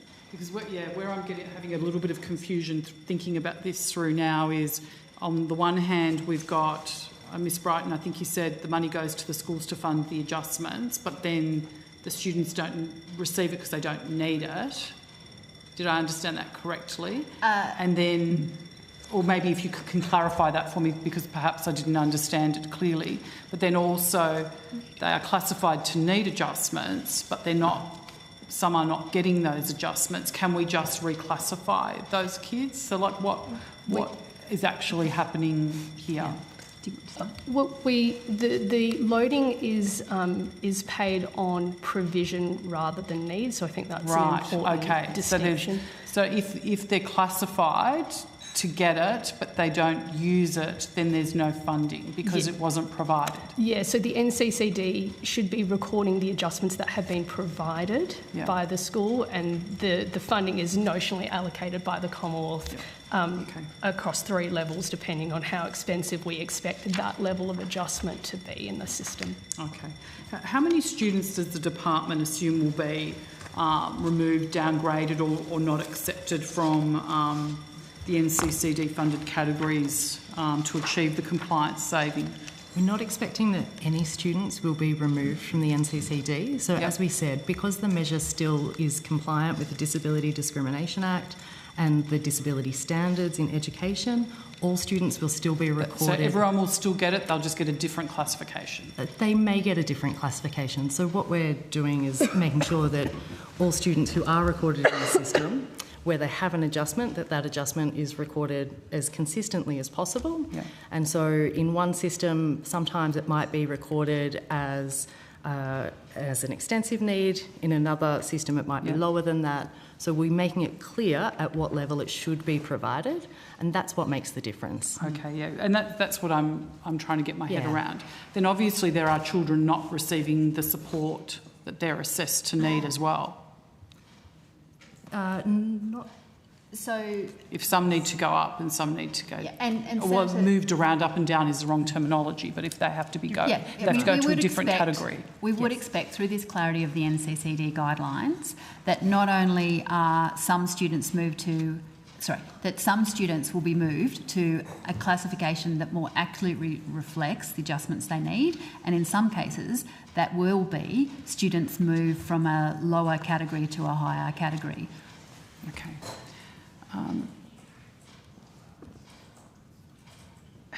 Is any of the $463.2 million saving coming from ceasing undersubscribed student loan programs, or is it all from school compliance? Senator, the $463 million save is around the students with disability and the schooling component. Yep. The other component of the measure is the start-up year, discontinuation of the start-up year. Yes, yes, it is. Which is, I should know the number, it's something like $10 million or something like that. Yeah. Yeah. Okay. Yep. Could you please provide a breakdown of that state by state on notice, if possible? State by state or program by program? The breakdown of the variance in the cuts from the school compliance. I don't think we've got a state by state. You don't?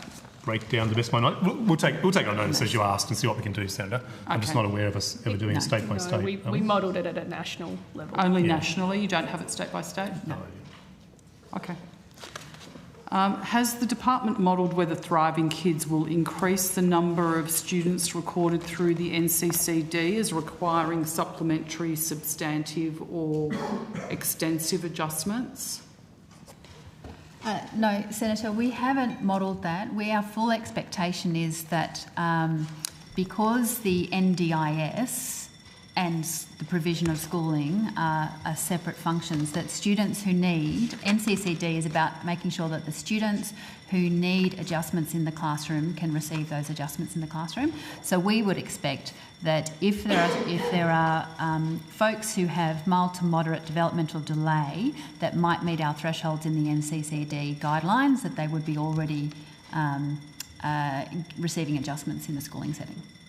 Okay.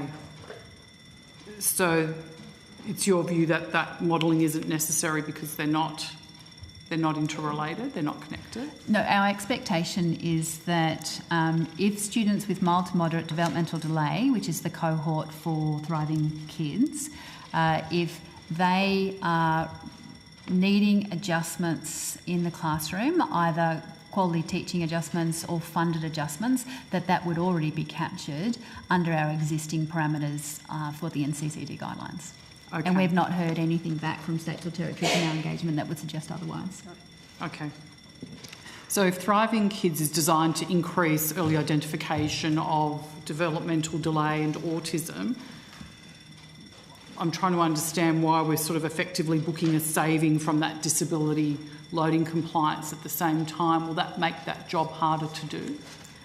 No, I don't believe so, Senator. As we've just said in our earlier evidence, this measure is all around clarity and consistency, and through the clarity and consistency of the guidelines, we are expecting a saving of in the order of $463 million as we've got students at the right level of classification in the funded disability categories. Okay. Does the $40.4 million compliance package assume that schools are currently overclaiming students with disability? I guess that's sort of what that's sort of what the compliance sort of suggests, and if so, by how much? So, Senator, we've had an integrity measure running in the department since I think the 23-24 budget, and that integrity measure in part is around increasing the number of audits we were doing, but it's also looking at the application of a census it's an audit around the NCCD claiming, and what we have found with that, some of the insights has fed into our advice to government around this budget measure, and those insights go to students being classified in an incorrect category based on the adjustments that the school is providing. So a school reports that a student requires adjustments at all times, on all days, and then when we've looked at it, there is no evidence to suggest that adjustments were provided at all times, on all days for that student. Doesn't mean the student doesn't need adjustments, it's just the level of adjustment that was claimed by the school may not be as accurate. Sure. And the next one on notice is fine. In 2025-26, 112 schools were required to repay funding after NCCD adjustments. If you could tell me how many schools the department expects to be affected each year under the new compliance regime? Certainly, Senator, we'll take that on notice, but under our current settings, I think we have a target audits of in the order of 350 a year, then some of those audits will find nothing, everything will be squeaky clean, and some of those audits will find concerns and repayments need to be made, but we'll take it on notice. Has the department assessed whether tougher NCCD compliance will discourage schools from identifying kids with autism or developmental delay under Thriving Kids? Like, is there that sort of a negative impact of doing that? Senator, this is why our messages have been really, really strong. We want to make sure that all students in Australian schools who need supports to participate in their learning are getting those supports. The work around the NCCD guidelines is about bringing that clarity and that consistency. It is not about reducing funding to individual students who needs it. It's about right-sizing it. Yeah. That's a really important message, because we do not want teachers, school leaders, nor families thinking that they can't access the supports that they need for their child to thrive. Well, that's what I'm worried about, because effectively it's the kids who are impacted under, if Thriving Kids increases referrals and adjustments in schools, but then the Commonwealth simultaneously tightens eligibility for NCCD disability, that sort of has an impact. It sort of feels like there's a bit of a stick waiting, in a sense. Yeah, and Senator, we wouldn't say that it's tightening eligibility. We are saying it's about clarity in the guidelines about what the right category and what the right level of adjustments are for individual students. And I guess that goes to my earlier point about compliance action identifying that funding supports was claimed, but the supports were not provided to the students. So effectively, the message is that the schools are making the claims incorrectly, or their claims under the NCCD are incorrect for some of those children. Yes, and that's why we need to, we will be, as part of this process, updating in consultation with approved authorities, states and territories, non-government system, we'll be updating the guidelines to bring that clarity. Sure. So under that basis, the department would be confident in confirming or guaranteeing that, a school won't lose disability loading funding for a child identified through Thriving Kids who still needs those classroom adjustments? So if we could there's Thriving Kids, which works sort of outside the schooling setting, and then there's the adjustments that get provided to students in schools, and those adjustments, some are funded, some are just part of the usual practice a school would do, and we would expect that all students who need adjustments will continue to get those adjustments, and the right sizing language I'm using is about making sure that the students who need those high level of adjustments are getting it, and then the students who don't need those high levels of adjustments are in the right category for the adjustments. Okay. So basically, students won't lose supports that they need, but a school might lose the funding if they've applied for it incorrectly. Yes. Okay, thank you. I just have a couple of quick questions on another topic and then we're done. The Minister has launched an inquiry into differences in educational attainment between boys' education, which is often referred to as an inquiry into boys' education. Can you outline what work the government is doing in the interim to address any boys falling behind? Sure. Thanks, Senator. Ms. Brighton. Senator, so thanks for the question. So that you're right, that inquiry is live. I think submissions close on the 12th of June. Yeah. We're in the process of finalising our submission to the inquiry.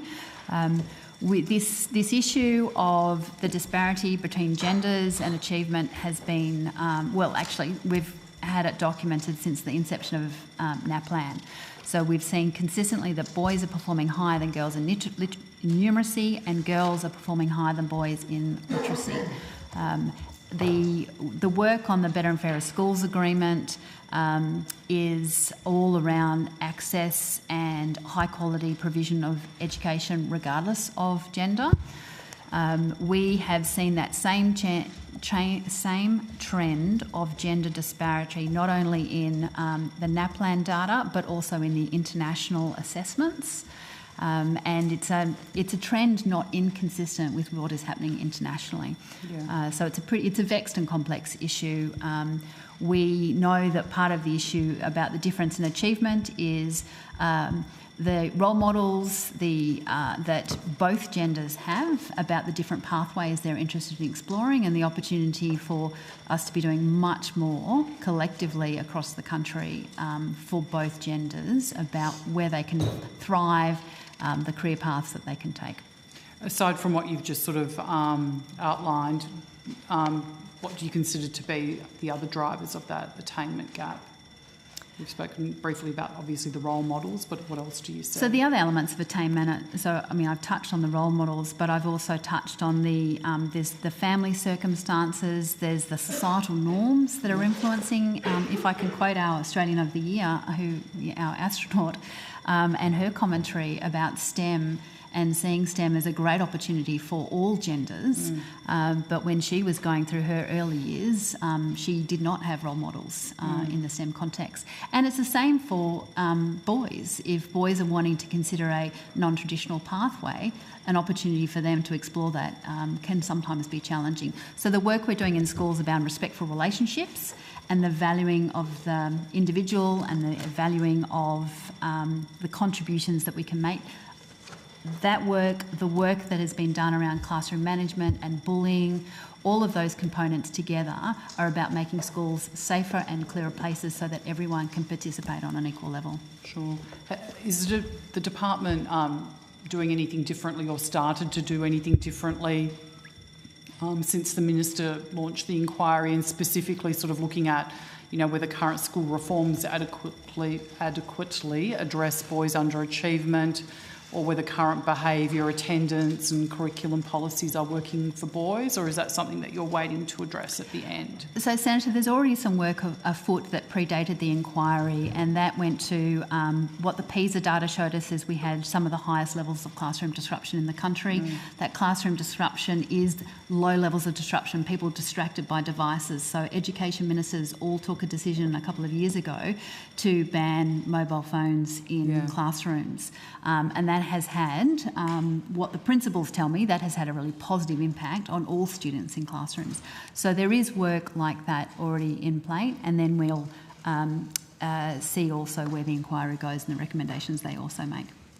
Are there any other programs specifically funded on foot or available currently to improve boys' engagement, literacy and their school completion?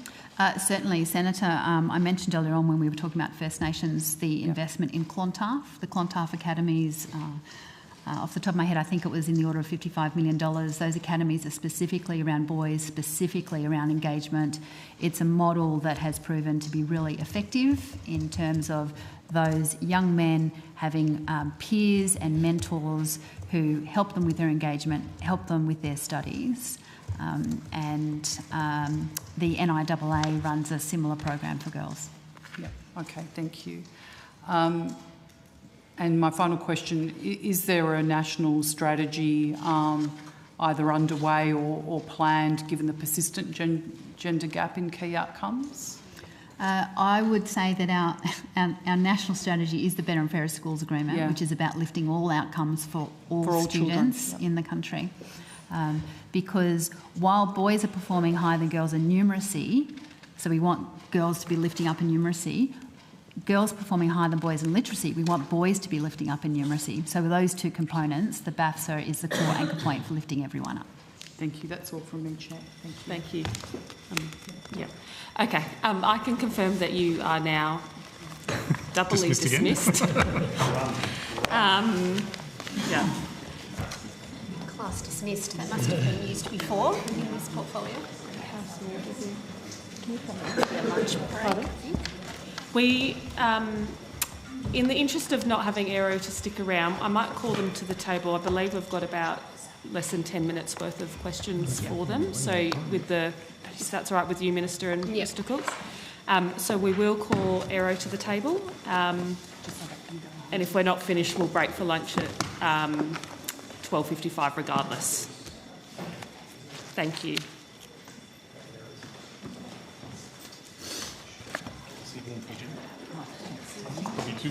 Hello.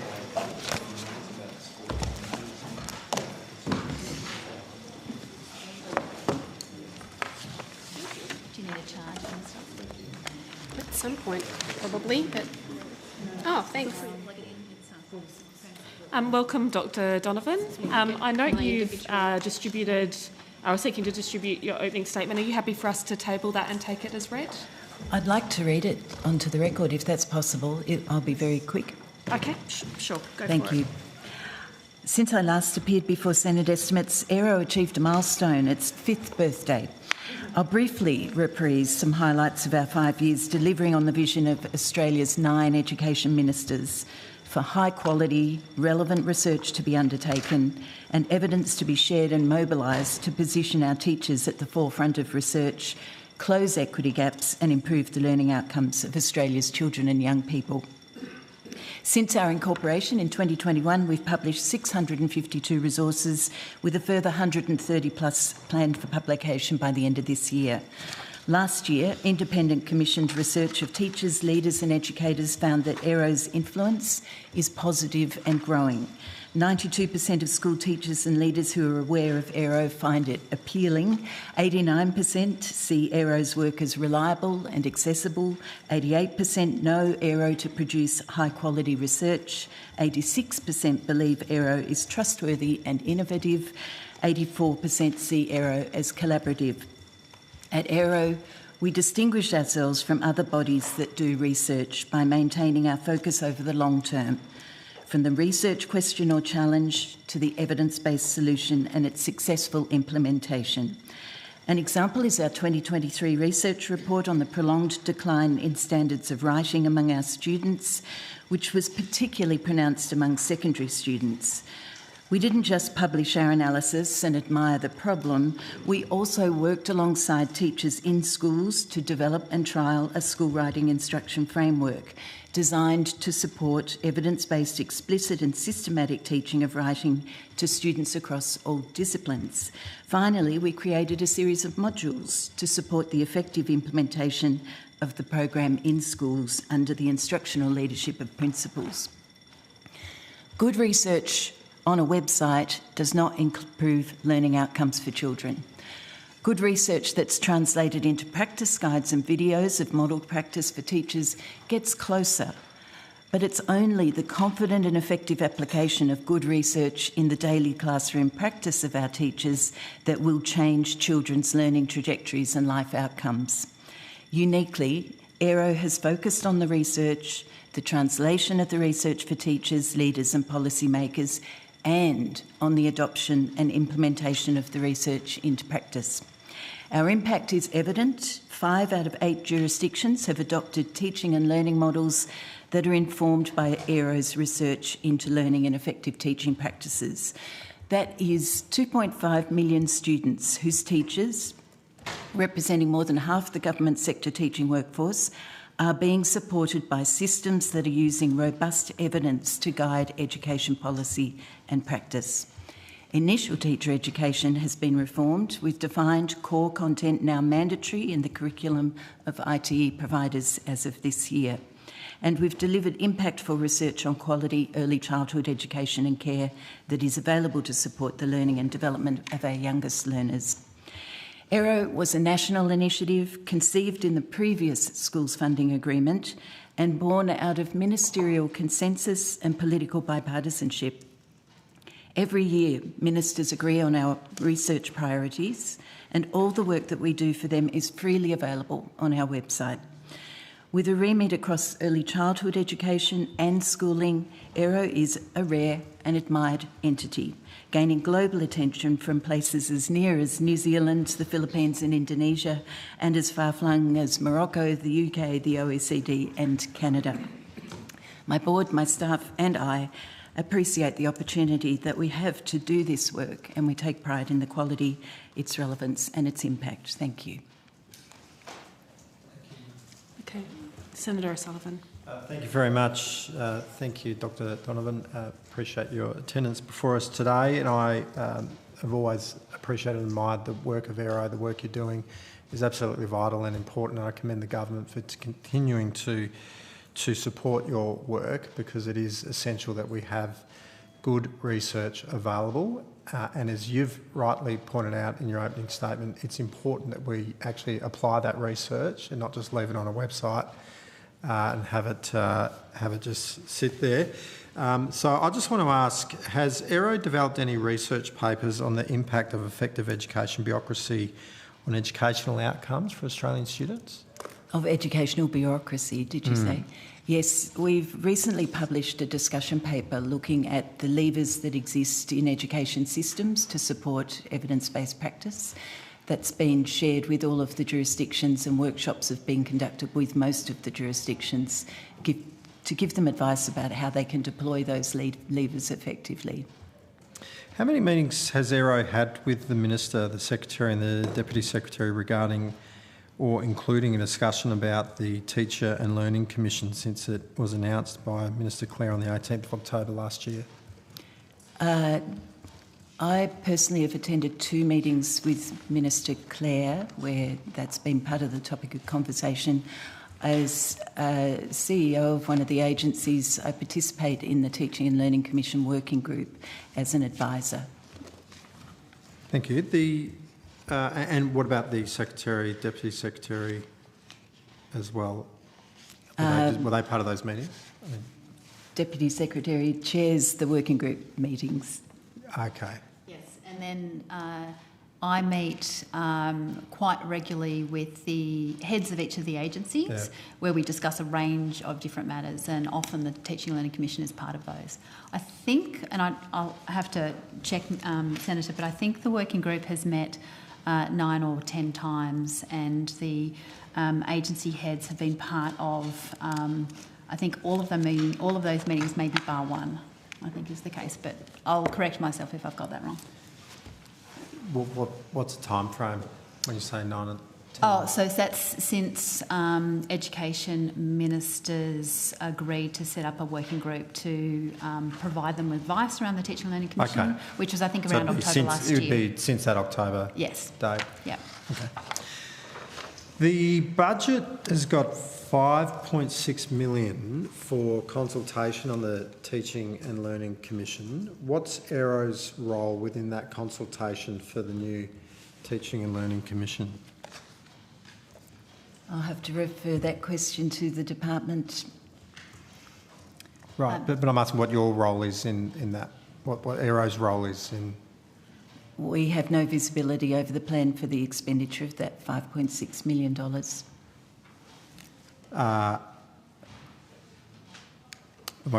Okay, so my question, I'll just rephrase, I'll restate it. What's Aero's current role in the consultation? Do you have any role in the consultation? As an advisor on the working group. Okay, thank you. Has Aero been asked, or in its own initiative developed advice about how its current roles could be subsumed into a new commission? Not formally. We've responded to all of the requests that have come to us through the working group and had discussions with Minister Clare at his request. Beyond that, we're looking forward to the opportunity that it presents and happy to provide advice as we can. Is the review into Aero an input into the design of the Teaching and Learning Commission? I have to refer that question to the department. That might be a question for the department. Yeah, thank you, Senator. So the performance review of Aero, first and foremost, it's about insights for education ministers as the owners of Aero and Aero in terms of its operations. Insights from that review, of course, will inform the Teaching and Learning Commission, as will the ANAO audit of AITSL, as well ACARA has done a number of self-initiated reviews of itself over the years. All of those components will be an input into the TLC. All of the agency heads have been active and part of the discussion around purpose and intent of the Teaching and Learning Commission, what its functions could and should be, what are the opportunities that aren't currently exercised that could be exercised under the Teaching and Learning Commission. So all of the agency heads are part of those discussions in the working group and freely participate in that. Okay.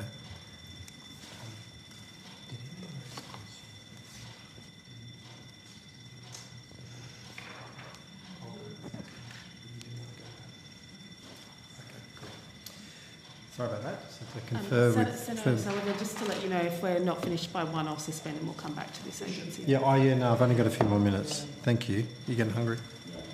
I'm aware of hunger in the room. I am, so I'm happy not to declare. Reveal its source. Happy to declare I'm hungry. Can Aero? That's a message to my office. Put my meal in the microwave. Come on. Can Aero please provide on now or on notice a breakdown of its staff profile by level and division? I can tell you we have currently 145 staff. They live all over the country. We're a truly national organisation that operates virtually. What further breakdown would you like, Senator? Just by staff profile by level and division. So I can provide maybe that take it on on notice so we don't take up time here. As a proportion of outputs, can Aero provide data on, for example, on what proportion of its work relates to research outputs compared to submissions to governments, communication with education professionals, etc.? Yes, we can provide that on notice. Thank you. Who ultimately endorses Aero's work plan? Is that the group of ministers? The work plan is ultimately endorsed by our board and it's submitted to the ministers for their noting. The research agenda is endorsed by the ministers. But it's the board, not... Okay. And noted by the ministers. Can the states and territories or non-government systems ask Aero to undertake any defined work? Oh, absolutely, and they do. Okay. Does this come on a fee-for-service basis? Yes. If it doesn't fit under the research priorities that have been agreed by all of the ministers, then it gets undertaken as a fee-for-service piece of work. Can you please provide us with a copy of the current work plan, including allocation of resources? Yes, I can. Thank you. Did Aero contribute to the review of Aero? We met with the reviewers. I met with the reviewers on 2 occasions and staff were made available to respond to questions as they arose. Did you put in a written submission? We provided a lot of written documentation. We weren't invited to provide a submission as such. What sort of documentation were you asked to provide? A lot of information about staffing, research processes, finances, etc., as you would expect with a review. We did also provide them with advice about areas that we saw were potential opportunities for improvement. Can I ask for that, for the committee to be provided with that? With what Aero had provided along the lines of what could be improved? Yes, please. Yes. Thank you. What data does Aero collect on the use and extrapolation of its outputs?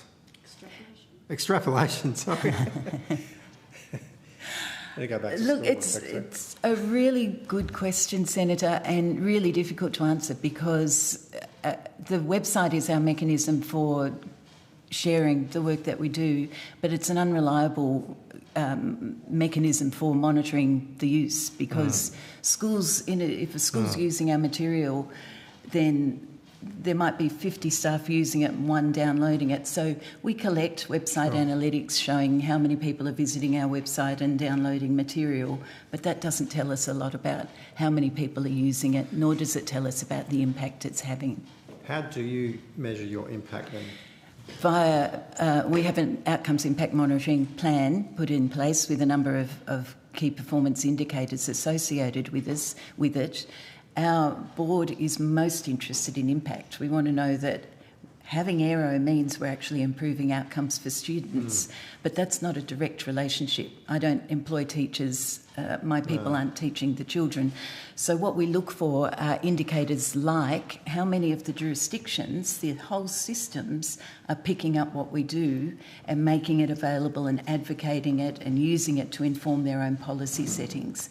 As we see currently in Victoria, as we've seen in New South Wales, who've taken all of the work that we've done about classroom management and co-branded it and put it into a volume and published it and distributed it to their teachers. Tasmania's done something similarly. This is one mechanism that we have for monitoring impact. And is your impact statement, if you like, is that in your annual report? Yes. Or is that available? The annual report, we published an annual report for 2025 earlier this year. It's available on the website. Yes, but is it, of course you're required to do that, but has it got those impact measurements in there? It's got a description of the impact measure. If you're interested in the key performance indicators we look to, I can share those with you. Yeah, okay. Great. If you could share that with us, the committee, that'd be good. Thank you. That's all from me. Thank you. Just confirming we're finished with Aero. Yeah. Great. Thank you, Dr. Donovan. You're now dismissed. The committee will now suspend, returning at 2 o'clock, and we will be diving straight into questions for Akara at that time, if Akara can be available. Thank you.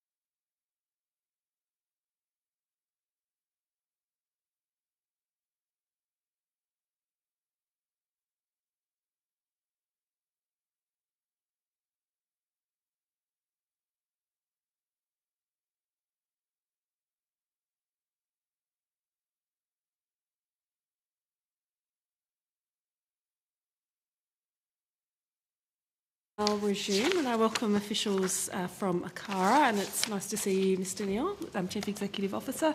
Do you have an opening statement? I do, but I'm very happy to just table that around the group. And wonderful. Yeah, just touch. I can touch on a couple of things if that's okay. Maybe if you want to touch on some high-level points, and yeah, otherwise but we'll I'll leave distribute this. Thank you. the full one for senators to have a look at. Look, a couple of things since we were last here in December, but also, of course, the committee in February, and so we've had the NAPLAN assessments during that period in March, of course, with 1.4 million students participating this year. The committee will be aware too that we did have some disruption during that time as well. Also some adverse weather events that occurred, particularly in the northern parts of the country, and it really just does reinforce what a combined effort that is to make sure those work. And our thanks to us, the principals and teachers in particular, but parents as well, for responding to those disruptions, and that apology to our students. That we know that causes disruption to their learning as well, and we've been very clear that we will do better and make sure that those things don't happen in the future. Thank you, Mr Neal. I'm going to start the call with Senator Kovacic, and then I'll come to Senator Roberts, who I believe is seeking the call as well. Okay, Senator Kovacic, you have the call. Thank you. Thank you for your time today. I refer to the NAPLAN outages on the 11th of March, which affected students across the eastern seaboard conducting the NAPLAN writing test in Year 5 to 9. At the time, the Minister for Education, Jason Clare, said the bottom line is that this is not good enough. It's a disruption for teachers, students and for parents. I've also made that very clear to the head of ACARA. Minister, you're representing Minister Clare here today. Can you tell us your view on ACARA's management of NAPLAN and whether the Minister considered it to be satisfactory, noting his public statements? Thank you, Senator. So the Minister made it clear that the disruption to students and to teachers and to parents was unacceptable. You quoted him there, and that was correct. He said that it wasn't good enough. I believe he got in touch with Mr Neal and made that clear as well. ACARA has issued an apology about the NAPLAN system going down as it did, and there is now an independent review underway. Thank you, Minister. Testing was paused from approximately 9 a.m. Australian Eastern Daylight Time and did not resume until about 11:30 a.m, so a gap of almost or some 2.5 hours. Can you tell us what was identified as the cause of the outage? So thank you, Senator, and this was the subject of that quick statement I made as well, and that's reiterating that apology. Yeah. ACARA has the overall responsibility for the National Assessment Program, and we take that obviously very seriously. We do rely on our key partners across the country. This is something that occurs in each state and territory. I spoke of the numbers before. We're talking about about 9,600 schools, 1.4 million students. It's all online apart from Year 3 testing, so it's a mammoth exercise to make sure that all works. And that's why we rely on Education Services Australia as the technology partner for the provision of that platform. They have been very clear, and they were part of those discussions that I had with the Minister about the platform going down. I just correct the record if I can. The platform was down from about 9:30, just to correct that. 9:30, not rather than 9 o'clock. Okay. Yeah. Okay. And look, thank you. But even an hour with that many students logging on the first day is disruption. I think. Yeah, it's huge disruption. Yeah, we can all be very clear about that. I will say, Senator, too, that as well as my work with the jurisdictions and the people responsible for the test administration in those jurisdictions. Also talk to principals about that level of disruption in schools. One of the things you're asking about in terms of the platform issues, the technical issues, we're awaiting advice from Education Services Australia on that review. So they haven't told you yet what caused the crash? Not in the detail of the technical response. That's the things that is due to come back through to ministers. But I think Ms Bryant might want to add something. It's almost 3 months ago. You'd think they'd be able to give us an indication of why. So, Senator, if I could assist with this. So, Education Services Australia have commissioned various reviews and components, and what they do know at this stage is that what the issue wasn't a capacity issue, so it wasn't that too many students were logging on, it was a platform issue with a component of the platform, and so they have identified, the independent review has identified that. ESA are working on pulling that review and some other work they are doing together to come back in the middle of the year, so in the next few weeks, to Education Ministers and to Cara, of course, as the overall program manager, about the specifics of not only what went wrong, but also what are the mechanisms put in place with this current platform to make sure it doesn't happen again. So at this point in time, am I right to summarise that to say that it was something to do with platform stability that wasn't related to the number of people attempting to use the platform, but just essentially that there was an issue with the platform itself, Senator, of some kind? Yeah, as I understand it, an issue with a component of the platform, not the load capacity of the platform. Okay.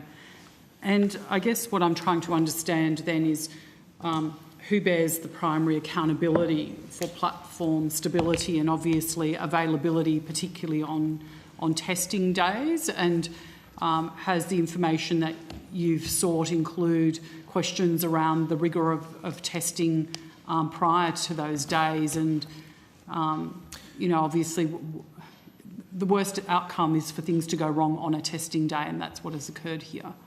Yeah, that's right. And in any response, I've been really clear to not minimise or to be in any way dismissive of the disruption in schools. So in terms of, the preparation that you're talking about, there's an extensive plan, as you can imagine, Senator, for rolling out that level of assessment, but the technical standards as well. And so, there is certainly a process by which the testing occurs for the platform, and Education Services are responsible for providing that level of assurance through to ACARA, myself, but also all of the test administration authorities from across the country who rely on that as well. So I have no doubt that part of that technical review will be looking at whether there are other things that they may do to strengthen that platform readiness testing. And I'm expecting that will come through in the advice that we receive, and ministers, I think, we'll all be looking for reassurance about if something was missed, is there a way in which we can make sure that doesn't occur again? Senator, I might, if it's okay, I might just talk about the disruption itself, if that's helpful. Just that briefly, with mind on time. Thank you. Just to reassure the committee, and we'll be doing this with the public as well, and I've tried to get that message out there as much as possible, that you mentioned that the disruption was mainly across the eastern states. Western Australia was unaffected because of the time zone differences. They're very happy about that at that point. It was also the order of testing starts with writing, and so Year 3s were performing that on paper, and so that was also unaffected. So we're talking about Years 5, 7 and 9 in the eastern states. The rest of the NAPLAN assessments went really smoothly. So just to reassure both yourself, and we'll be doing that when we look at national results later in the year, that the writing was the only one that was impacted. That's still, of course, less than optimal of what we want, because we all want to know how our students are going with writing. And so we're working through the ramifications of that for reporting at the moment, and provide that advice, so that parents and schools and the community at large can understand that there were some implications from that disruption. Thank you. What is ACARA's contractual service level agreement with Education Services Australia for platform uptime and incident response time? And if you can tell us whether that agreement was breached or not, and if it was breached, what the consequences have been for ESA? Yeah, so we do have a service level agreement, as you mentioned. I'm happy to get you the detail of the times and those things that are in there, but yeah, I think it's safe to say that they weren't met, that there were breaches of that agreement. I think part of that is us working in partnership with another Commonwealth agency, company that is also funded by the same group that we work with to work together on responding to that. But I'm happy to get you the detail on the specifics of the performance requirements for the platform. Sure. Yes. And if you could also let me know if there are any consequences, financial or otherwise, for ESA as a result of not meeting those. Yep, can do. Thank you. Are you able to table the relevant contract or service agreement? I'm happy to get some advice on that, Senator. Yeah, I think because we're dealing with both a statutory authority but a company as well, I'll just have to check the legality. And if you can provide elements that take away anything that might compromise commercially but might give us an insight into the type of information we're seeking, I'd be comfortable with that as well. Great, thank you. Thank you. Is it your understanding that the investigation will be made public, or the results of it? I haven't had that information provided to me at this stage. Again, because there are commercial elements to this. I'm expecting that ESA will make that determination and provide that level of advice through to both ACARA and to ministers, but I haven't been instructed about that at this stage. Okay. So ultimately, if it is, are they the ones that are going to be doing that because contractually you can't do that, is that right? Sorry, release the information. Yeah, the results of the investigation. So they're carrying out the investigation, they'll provide the information to you, you'll provide it to the minister, or they'll provide it to you and the minister. Yes. But otherwise you're not able to publish or make public that investigation. That's something that's up to ESA. Is my understanding correct or not really? Look, until I get the report, I'm not sure, and even whether they will give me the full report or not, Senator, is the thing that I will need to wait for. We haven't had that advice at this stage. I get that. Yeah. I would hope that they would give you the full report, given the impact, surely. Yeah, I think this is where, when we were talking before about the answer to the technical questions, ACARA is the responsible overall, because we need someone that's responsible for the program, and I said before that we're the right organisation to do that. We do take the responsibility, but we do need that really deep technical advice with something that's run like this across the country through a whole variety of Wi-Fi services and individual devices. Yeah, we do rely on the specifics of the technical detail, so I'm not sure what level of detail will be provided. Sure. From our perspective, what we want is to make sure that the platform is stable and the assessments go off without hitch. Lovely, thank you. Senator, perhaps if I could add to that. In addition to Education Services Australia, they do have a third-party technical provider, which is what Mr Ganil is sort of referring to in terms of the complexity around the commercial elements. ESA, when they provide the advice to ACARA but also to education ministers, Mr Ganil's pointed to, it's a matter for ESA, but education ministers I'm sure will have very clear views, and one of the things that we always want to do with NAPLAN is build the confidence and trust in the assessment results and in the platform. So just as education ministers across the country were really overt and forward-leaning when the disruption occurred, I think that they will want to be building confidence about it. So it's a bit early until that final work is done. ESA, I alluded to in the next few weeks, they've confirmed their advice to ministers will be mid-July. So I think when we come back to the next estimate hearings, we'll have a very clear picture to be able to share with the committee what's happened. Thank you, and I agree that confidence and trust is really important. Are you aware if there had been any login or platform failures on the opening day in any of the previous years? or is this a new event? Yeah, this, type of event? as I understand it from the initial technical advice we've had, this was a particular issue for this year to do with platform changes that occur each year because of the changing underpinnings of the work as well. So they are always updating the platform depending on new operating systems, those sort of things. So I'm starting to stray out of my ACARA assessment territory there, Senator. But there have been. But to your knowledge, this hasn't happened. This before? is not the same. No, this specific issue has not occurred previously. Okay. Have there been other failures before? No. Where I was alluding to there, Senator, is that there's always. With that many students at those ages trying to log on, there's always sometimes problems, password, issues. No systemic issues of this nature. Look, I can go back through the logs, but in the time that I've been there, we haven't had something of this scale, no. Thank you.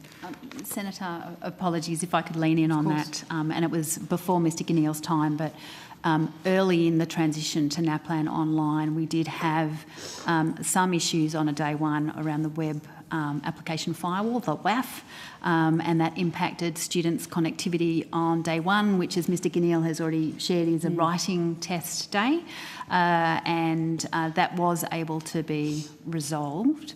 But as Mr Guineal said, any further detail will have to go back through the records. It's a large-scale assessment. There are millions of children involved, so the stability of the platform is pretty critical for it. Thank you. Just speaking to some teacher responses now, my understanding is that teachers scrambled to calm some anxious children while waiting for instructions that we're told were quite slow to arrive. If you could comment on the accuracy of that and give us a picture of what ACARA's incident communications protocols for schools was, and if that protocol was followed, and also when the schools were formally notified to pause testing, and if there then has been, on the basis of that, any cause to review those protocols. Yes, those protocols are reviewed each year, Senator, on sort of a continuous improvement approach. We do have pre-prepared pathways for that information to go through as well. ACARA provides that information directly to the test administration authorities in each jurisdiction, and the responsibility then to communicate that to individual schools is from there. I can get you the specific timing of when we sent the advice. The advice was sent, I think, very quickly, within sort of 10 minutes of us being made aware of the system being down. When were you made aware the system was down? I can get you the times, but I think, and I've probably got it in front of me, but I think it was about 9:18. Okay. So sort of that sort of timing. Yeah. We sent the initial advice out within 10 minutes to be passed on. And I just want to make that part clear, Senator, because we've also heard that when that is then being sent from some test administration authorities, we're talking about trying to get information to 10,000 schools. Yes, yeah. And so that's what I was going to say. Who did your information go to? So ours goes to the test administration authorities in each of the jurisdictions are slightly different. Yeah. So in New South Wales, it's the New South Wales NESA Education. Yeah. Thank you. I completely lost my train of thought there. Whereas in Canberra, for instance, it's within the department, just because of the size. And so we've been made aware too, Senator, that those messages may have been sent very quickly from us and indeed potentially from those test administration authorities as well. But what we've heard from teachers and principals is they may not have gone through to them in the timely manner. So they are the things that we'll look to improve in the next one as well, around how we get that message through to school staff. Because I would agree with you, Senator, around that we rely very heavily on those individual teachers in those classrooms at that time. What principals raised with me is that those teachers always think they've done something wrong in the first instance. Yeah. So it's crucial for us in terms of teacher wellbeing and their support. I will say that the resilience of the teaching profession to get up and go again the next day and make sure that we didn't have any further ramification of that disruption is a real credit to the profession. Yeah, I would agree with you. They are under an extraordinary amount of pressure without additional pressures. Do you need to rotate, Chair? Thank you. And just one moment, Ms Bryden, I'll come to you in a sec. We're aware of the issue with that horribly irritating sound. So we are seeking to resolve it. We may have to suspend when that happens. Okay, what's happening at a frequency which is really getting to me. I'll come to you, Ms Bryden, then I'll go to Senator Roberts. Ms Bryden. Thank you, Chair. In my evidence, I just talked about this other disruption that had happened in NAPLAN. For the benefit of the committee, I should clarify, NAPLAN, when it went online, this event that I spoke about was 7 years ago, so 2019. But I thought it was helpful for the committee to have a year by reference to. It's been 7 years since that event. Thank you, Ms Bryden. Senator Roberts, you have the call. Thank you, Chair. Checking out the sound that I can't hear.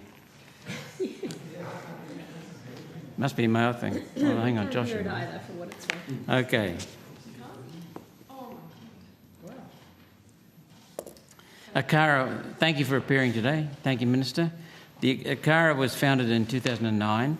After 17 years, can you show any improvement in education indicators which can be shown to result from your work? So thanks, Senator. We publish information about the performance of students across the country every year through the national results. The reason we know any of that is because we have ACARA who run national assessments, and so there have been, certainly at a subgroup level, we've seen some improvements. We've also seen some things that are more challenging areas. ACARA's responsibility around reporting is making sure that that is available to education ministers across the country, to systems, to schools, and the broader community, so that that response, I think it's obvious, and I'm sure you would agree, Senator, that education outcomes for all children is not a single entity's responsibility. We rely on the great work of our parents as the first educators of our children, through to their school teachers, their principals, and those groups that support them. So ACARA's role around curriculum, making sure we have a national curriculum, assessment, making sure we have a national assessment program that provides that information, and the reporting has been delivered every year as per the functions we have in our legislation. I accept your point. I admire your point that education of a child involves many, many people right through the community. I accept that. But is there anything improvement that's come as a result of your work, academic performance, attendance, course discontinuation, costs of education, teacher feedback and satisfaction, which is very, very important? What KPIs, any of those or any other measures that we can attribute to your work or ACARA's work? And also what KPIs you measured on?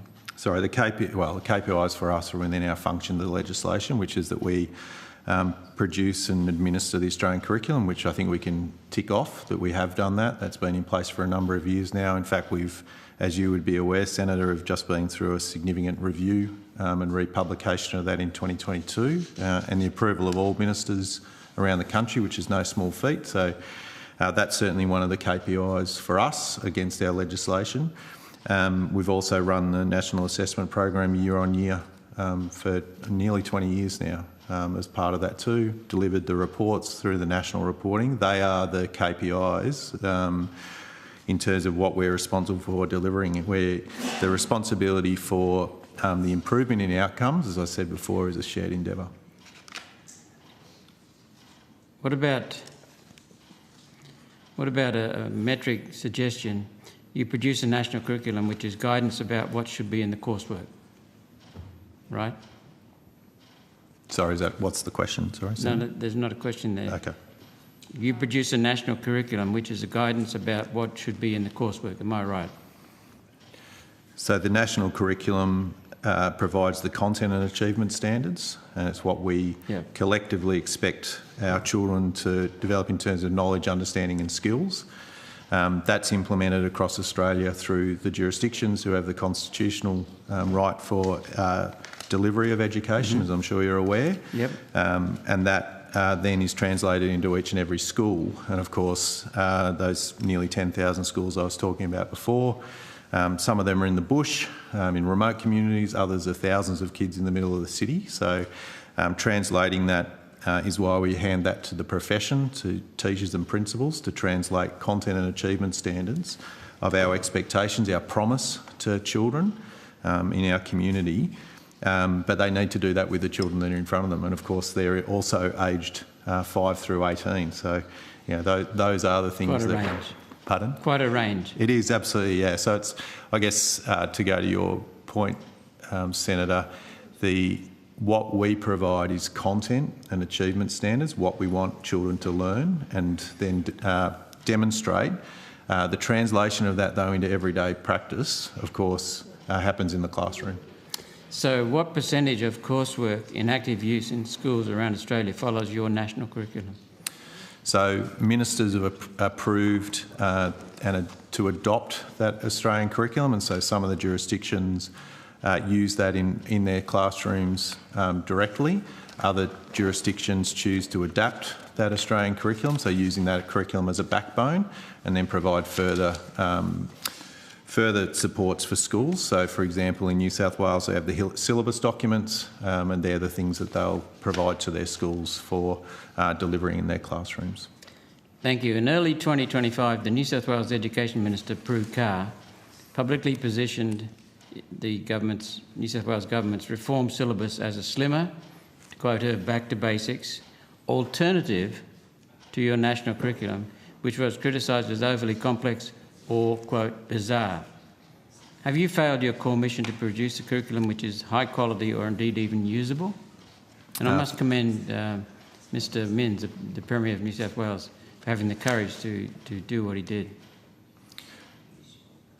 So sorry, what's the question there, Have you Senator? failed? If you can provide me with the what you're quoting from, that would really help, because I just want to be clear about what the Minister said in this before I respond to that. Quoting from news reports. Right, of the Ministers. Are you able to distribute? Yeah. No, I haven't. My staff did the research on it. Well then, Senator, on that case, I'll just say that the New South Wales Minister for Education at the time and all ministers approved the Australian curriculum. So have we delivered on that responsibility and function? Absolutely. We don't position the Australian curriculum in competition with New South Wales syllabus documents. They're fundamentally different. The syllabus documents, if you can go on their website, Senator, the New South Wales syllabus documents are their way in enacting the Australian curriculum. It's very clear. So these are not in conflict. They are part of New South Wales supporting their teachers and schools to deliver the Australian curriculum and providing the guidance through syllabus-based documents. My staff do excellent research, and I can recall early last year the statement from New South Wales about getting back to basics. So, Victoria... If it would assist the committee, Senator Roberts, to bring a copy of the documents. Yep. Thank you. Victoria and Western Australia use a modified curriculum. Is your next version going to take on the criticism from the states and dial down on the woke and whatever they mean in New South Wales by the word bizarre? Yeah, well, again, I don't agree with that, Senator, and I'd want to see the document you're referring to. But again, all ministers from around the country approve the Australian curriculum. It is then up to the states and territories to deliver education. I've mentioned before around that is part of the Constitution. And so the fact that they then maintain that responsibility to translate that into things that are particular for their communities, I think is absolutely appropriate. So when a state or a state education department approves the national curriculum, doesn't mean it's going to abide by it. Well, so there's two parts to that, Senator. So they approve the national curriculum, as they've all done. The delivery of the Australian curriculum is in the Education Act, and all school authorities and systems are required to deliver the Australian curriculum or another curriculum approved by ACARA. So ACARA controls either the national curriculum or any alternative curriculum? ACARA is responsible for writing and administering the national curriculum, the Australian curriculum, and also for the approval of any curriculum that can be considered as an interpretation of that Australian curriculum, but still with the same level of content. So, for example, Steiner education and Montessori are the two that we've currently got on there, and also International Baccalaureate. Okay, thank you. Freedom of Information LEX 81815 and 82204 appear to show that ACARA are adding the United Nations UNESCO Greening Education Partnership to the curriculum, which requires the inclusion of nationally determined contributions to the curriculum. This suggests you're not dialing back, but you're doubling down on the propaganda. Why are you pushing indoctrination over education? So, Senator, I just probably have to reject most of the assumptions that you've made in those in that question. But to go to your question, you mentioned the numbers related to an FOI. Can you just explain to me what that FOI is, and if you've got a copy about it for it? Right. So, I think, Senator, you'd appreciate I can't get across everything, every FOI that we cite. My staff make sure it's, but I'll get it to you. Great. If I think the Chair's asked for the previous one as well, if you can provide those for us, then I think we'd be in a better position to be able to answer. I'm happy to take that one on notice, but I do want to make sure that it's also on notice that I do not agree with the assumptions about us indoctrinating children. The Australian curriculum is a promise we make to our children. It is approved by all Australian ministers, Commonwealth, state and territory. So I completely reject those statements. The UNESCO... You can work with the Secretary to lodge Yes. the original document with the questions on notice. Certainly. The UNESCO Greening Education Partnership is a voluntary global initiative launched in 2022 aimed at integrating climate change, education and sustainability across education systems. Did you check the scientific basis for greening education program, and in particular climate change education? So... Or did you just take what the UN is feeding? No, we haven't taken... I mean, this is where, Senator, I really need you to provide the information you're basing this on so I can provide the answer it's really appropriately. Simple. No. It's really simple. Did you just take what the United Nations claims is science and put that into the curriculum? Or did you do your due diligence? Once you've provided me with the details about specifics of what you're talking about, I'm very happy to provide you an answer. That was the previous question.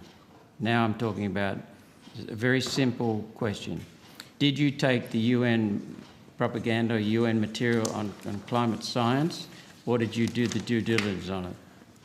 So, Senator, I can, again, if you provide the specifics on that, I can then give you an answer on the specifics, but I could give you a general answer, which is that the Australian curriculum is based on the evidence that we gather as part of the process for both the development of the curriculum and also its review, and that's taken through the ACARA board and on to ministers for their approval. And so, as you would expect, they are very keen to make sure it is based on the evidence, and that's what we have in the Australian curriculum. By evidence, you mean scientific proof?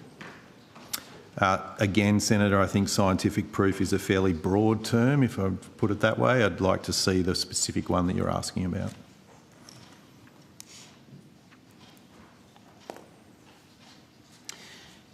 Earlier this year, in a Senate inquiry, I asked a senior UN executive in charge of information to provide the scientific proof. She failed to provide it. What she gave me was complete crap. This is how climate change. What due diligence did you do on the United Nations material? I think I've answered that, Senator. I'm happy to take that on notice when you provide the specific example of what you'd ask me to check whether we've put that and used that in the Australian curriculum. Very happy to. You'll get it. Great. Thank you, Senator. Thanks, Chair. Thanks, Senator Roberts. I'm confirming you've finished your block of questions and are happy to move on. Okay, and you'll provide that documentation in your questions on notice to the witness. Thank you, Senator Roberts. I'm coming back to the opposition and then I'll come to Senator Hodgins-May. Oh, thank you. And just to finish off that last line of questions that we had in respect to the different variations across the state, and I note that each of the states have their own processes as to how they were communicating with the schools. Did you have any concerns about whether the response at state and territory level was sufficient, or if any of them hadn't responded in the appropriate time? Because as as you noted, we have had a lot of feedback around different responses in different schools in different states, anything from some students being released for the day, some students doing the test later, some doing it later in the day, all different kinds of variations. So did you have concerns with how that was managed? I think that with the significance of the disruption, Senator, we had plans in place along with those jurisdiction authorities about what we would do in those instances. Getting that message out has proven challenging, as you've said. I think from my perspective, we want to make sure that we learn from that, and if there are things that can be improved in terms of getting the message through to principals and from them into the classroom as well, then we're very happy to sort of work with the jurisdictions. I think I would probably position this more as that it's a partnership around that. If we've been told that there were concerns from when the schools receive the information, then we should act on that. Whether that's an ACARA responsibility to do that or a jurisdiction is the work that we'll do with those jurisdictions. We rely on the jurisdictions to help administer those tests, and so they have a really challenging part of that as well. I think New South Wales, for example, we were talking about 2,500 schools, so it's they're big numbers. These are things that when things like this occur, we do need to learn from it. So, of course, I was just curious whether you did have concerns about any particular jurisdiction. No, look, I think again, part of it is, as you've sort of indicated from this too, is us getting the information about where that did break down, and therefore how do we improve that? And again, whether that's something we would share with the jurisdiction if we think that it's there. If it's with ACARA, then we'll also be taking that on board too, because I mean, in the end, we service those schools. Okay. You've stated that ACARA measures are in place, that measures are in place to ensure students are not disadvantaged. Could you tell us what those measures actually are? So this is to do with the reporting of those assessments, Senator, where I think you're referring to statements I made or that we made in the press as well. So NAPLAN is always talked about as one test and providing information on one day for students. We know, I've got 3 teenage children, so we know that they can wake up differently on different days, and so it shouldn't be used as the only source of information about student performance. I've been on the record too about that there is some misuse of NAPLAN assessments and those reports, that they shouldn't be used beyond what the purpose for NAPLAN is.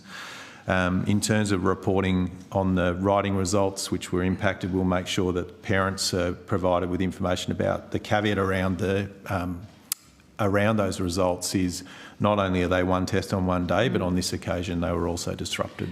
So will anything be done to compensate those marks, or will the marks remain as they are with the caveat, as you note, that they were impacted? The caveat, correct. Right, so no changes to those results? No, not at the individual student level, of course, Senator. I think the important part is that parents will expect to see what that result is. So we'll provide those as is, but we will be saying that parents should be aware that there was disruption that occurred. I think the other really important point to make, Senator, is that whilst the disruption may have been the same, so for 2 children in one classroom, they may have had to stop the test, maybe not come back until the next day. One of those students may have been advantaged by that, by having the time to think about it and plan, and the other student may have stressed overnight about what to say. So I think that is why when we provide it, we'll be providing the caveat around that it could have impacted those results either way, and that the best source of information about overall assessment of student development is with their teacher. And are you able to properly identify and track all the students who were mid-test during the outage, and sort of how do you collect that information and verify the results of affected versus not affected? Yeah, so that's the work we're doing at the moment, Senator, around the analysis of all of that data. Yeah.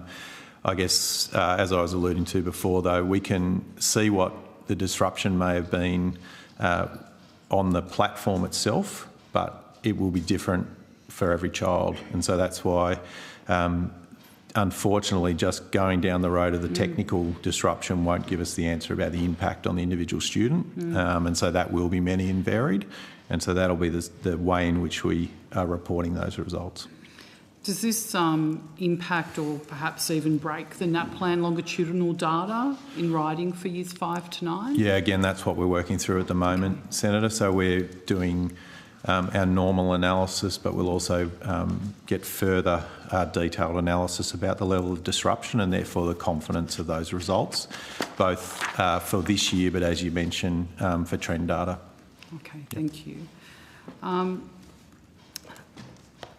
A number of outlets ran a story on the 26th of May that Australian Government Primary Principals Association is calling for NAPLAN to be reviewed and to end its writing test. Can I just confirm that you're aware of those calls, and has ACARA considered getting rid of the writing test? No, Senator. The writing is part of the suite of those, or the domains within the NAPLAN suite at the moment. Any decision to remove a particular domain like that would be made at the ministerial level. Sure. And that sort of takes me to my next question, which sort of has a bit of a contradiction if the information is correct, which I understand it to be. Mr Neal, you were quoted as saying that the key skills covered by NAPLAN were determined by the ministers, and you've spoken about that in your evidence already. But on the 28th of May, the minister, when asked, said, and I'll quote, "On all of those things, I take advice from the experts. So in the case of writing, I take advice from ACARA, who helped to set the NAPLAN tests." Yep. So just so I get that understanding, the minister does make that decision, but he does so based on your advice. Is that correct? Yeah, we would expect that the ministers, because it's the collective ministers, would come to ACARA for that advice if there was to be any change to the policy position on that. At the moment, ACARA is responsible for the National Assessment Program as determined by that collective of ministers. Any consideration of removal of any domain, and writing being the one in question, would have to be really seriously understood about the ramifications of that. What I think parents might see in that as well around the value of writing. Interestingly, Senator, I'm not sure if you saw, Alan Finkel actually wrote an article in the days after the release of that statement by the Government Schools Principal Association, saying that he would be very, very sorry to see any change to the writing in the level of importance, particularly in the age of AI, where the translation of thoughts into writing is actually going to be an increasingly important skill. I agree with that. So can I confirm whether ACARA has prepared or is preparing any advice on reviewing those writing tests? So, Senator, we continually provide advice on improvements to those tests. So, as an example, the writing started all being pen and paper. We've moved that online, of course, for 5, 7 and 9. We'll continue to look at whether there are improvements that we can be making to any of the domains. We've moved to adaptive testing as well, which means that there are thousands of questions in those assessments rather than just a linear pattern of one after the other. So it's a continuous process for us to provide advice on any improvements that we see, but the policy position about what domains would be assessed, as I say, we may provide advice, but that would be ultimately a decision of collective ministers. Yeah, but you're not looking to sort of prepare anything to suggest that the writing test shouldn't continue, more so how it should be modified or enhanced? Or Yeah, that's right. I mean, I think that's the position that's been a public position taken by the Australian Government School Principals Association. We haven't been asked to provide any advice to ministers based on that in terms of removal of writing or anything like that, no. Thank you. And I note that the Australian Government primary school principals expressed serious concerns about the fairness, consistency and the validity of the Year 5 writing assessments. Have they raised them directly with you as well? Yeah, I've actually had some conversations with the head of that organisation and with principals, the principals groups across the country as well around those concerns. And have they been specific about what those concerns are as well? Sorry to interrupt, but just continue just with that in mind. Yeah. So I've certainly read the concerns raised by the Australian Government Primary Principals Association, because they were put in writing, of course. We have also heard from principals groups directly that there are concerns about how we might publish the results, and that was my point before about we've heard that concern, we share that concern, so we'll be being upfront about that in terms of there has been a disruption and that may have impacted those results. Okay. And that will flow through, Senator, from student individual results but also to the national results. Sure, and sort of thinking to their concerns around that fairness, consistency and validity, are you doing any work as the statutory authority for an evidence-based review of that to see whether those concerns actually are, I'm sure they are legitimate, but whether they have they're broader across the system or whether they are perhaps specific to particular communities or particular schools? The short answer is yes, Senator. It was what I was speaking about before. Yes, we analyse that data every year. Yeah. But in this case, we're doing further analysis of the writing data in particular, and that will to assure us of its validity, as you say. The comparability part is the other part that we're looking at, and also how that may impact on trend data, as you mentioned before. So yes, the short answer is we are doing more work on that at the moment. Okay, thank you. One of NAPLAN's core strengths is tracking that student progress over time and across different cohorts. If a circumstance were to arise where the writing test were to be abolished, how many years of comparable national writing data would be lost, and what would be the impact of that to teachers, schools and governments who wouldn't have a way to monitor writing standards without that national benchmark? Yeah, so I'm happy to take some of the detail on that on notice, Senator, about the starting years and those parts to it, because it'll go back 2009, I think.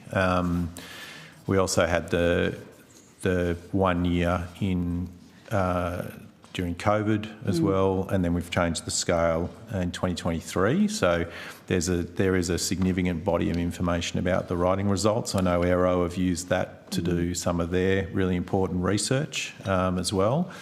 And so without that, we wouldn't have the clear indication about the national performance in regard to writing. Yeah, so there'd be a loss of oversight, effectively.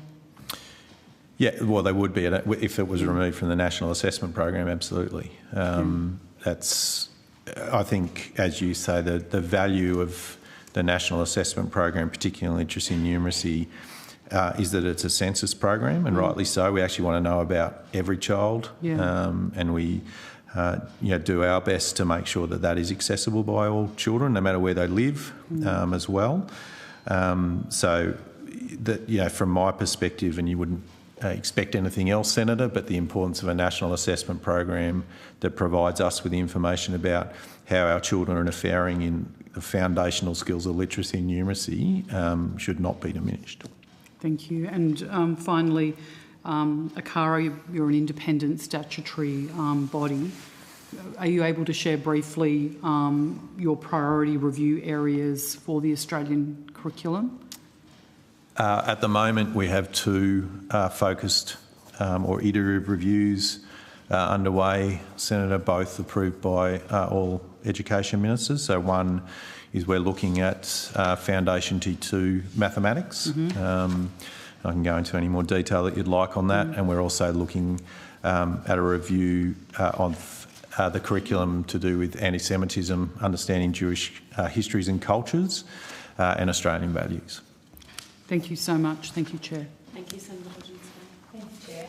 Has ACARA policy with or oversight of industry-produced educational materials used in Australian schools? No. No policy? No. So is there any specific guidance regarding curriculum-linked materials, programs, incursions, competitions or resources that are produced by fossil fuel companies or industry-funded organisations? No, CARA's remit doesn't extend into those commercial products or resources that way, so our responsibility is the setting of the national curriculum, the content and achievement standards. We don't have a role. So who oversees that then? Well, it probably again depends a bit on the specifics of what you're asking, but we don't have a role in the oversight of general classroom resources. We work with some providers that will look to us about alignment with the Australian curriculum, so to check in about whether they, whether they're staying true to what the Australian curriculum is saying.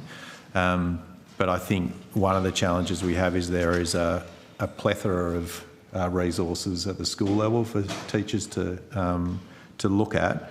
Certainly our advice is making sure that it's delivery of the Australian curriculum, which has been approved by all ministers. But we don't have a role in regulation or anything like that of resources.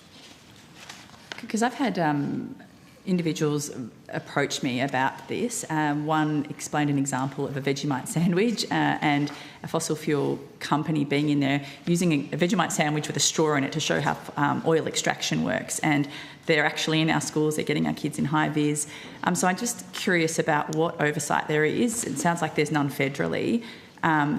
Just to make sure I get this right, ACARA has never reviewed or assessed any fossil fuel industry-produced educational resources used in Australian schools? No, not that I'm aware of. I mean, I can go back through the archives side of it. In the time I've been there, no, we haven't done anything. Yeah, please do. If you could, anything you find, please turn it on notice. Yeah, happy to take that on notice.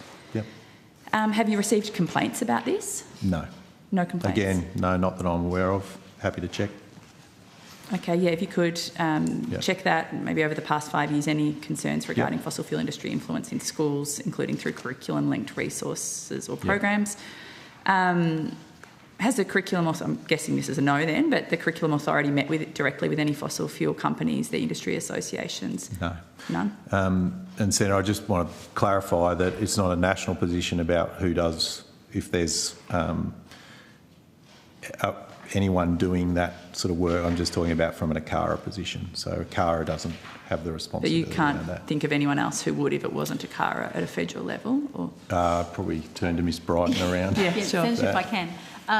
Just if I can make a couple of comments. So any supports for teachers that has been commissioned by the Australian government, either through ACARA, through Education Services Australia or through AERO or even AITSL, all are required to align with the Australian curriculum and be quality assured.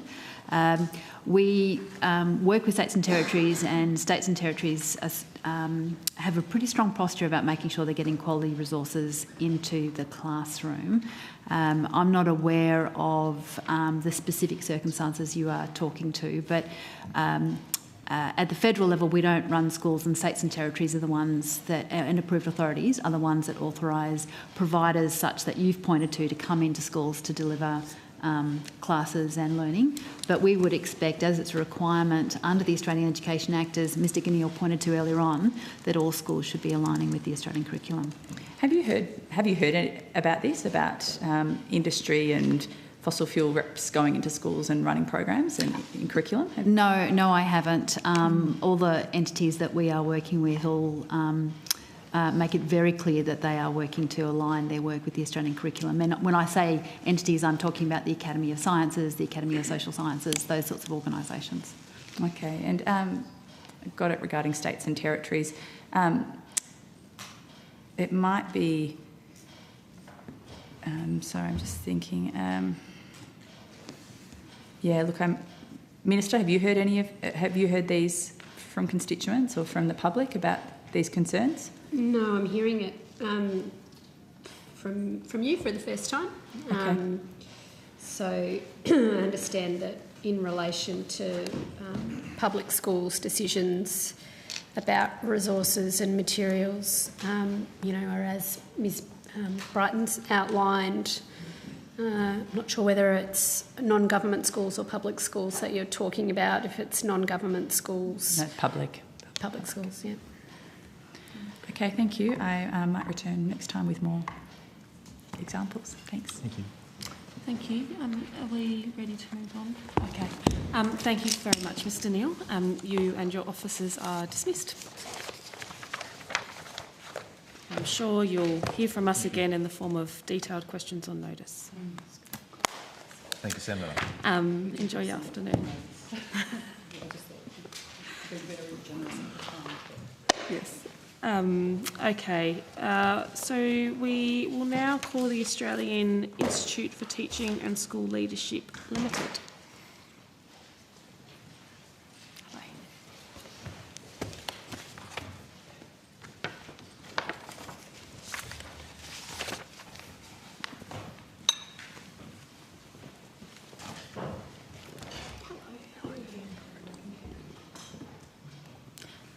Welcome, Mr Bullard, Chief Executive Officer, and to your officers as well. Do you have an opening statement this afternoon? No, Chair. No? Okay, we'll dive straight into questions. I'm coming to the opposition. Senator Kovacic.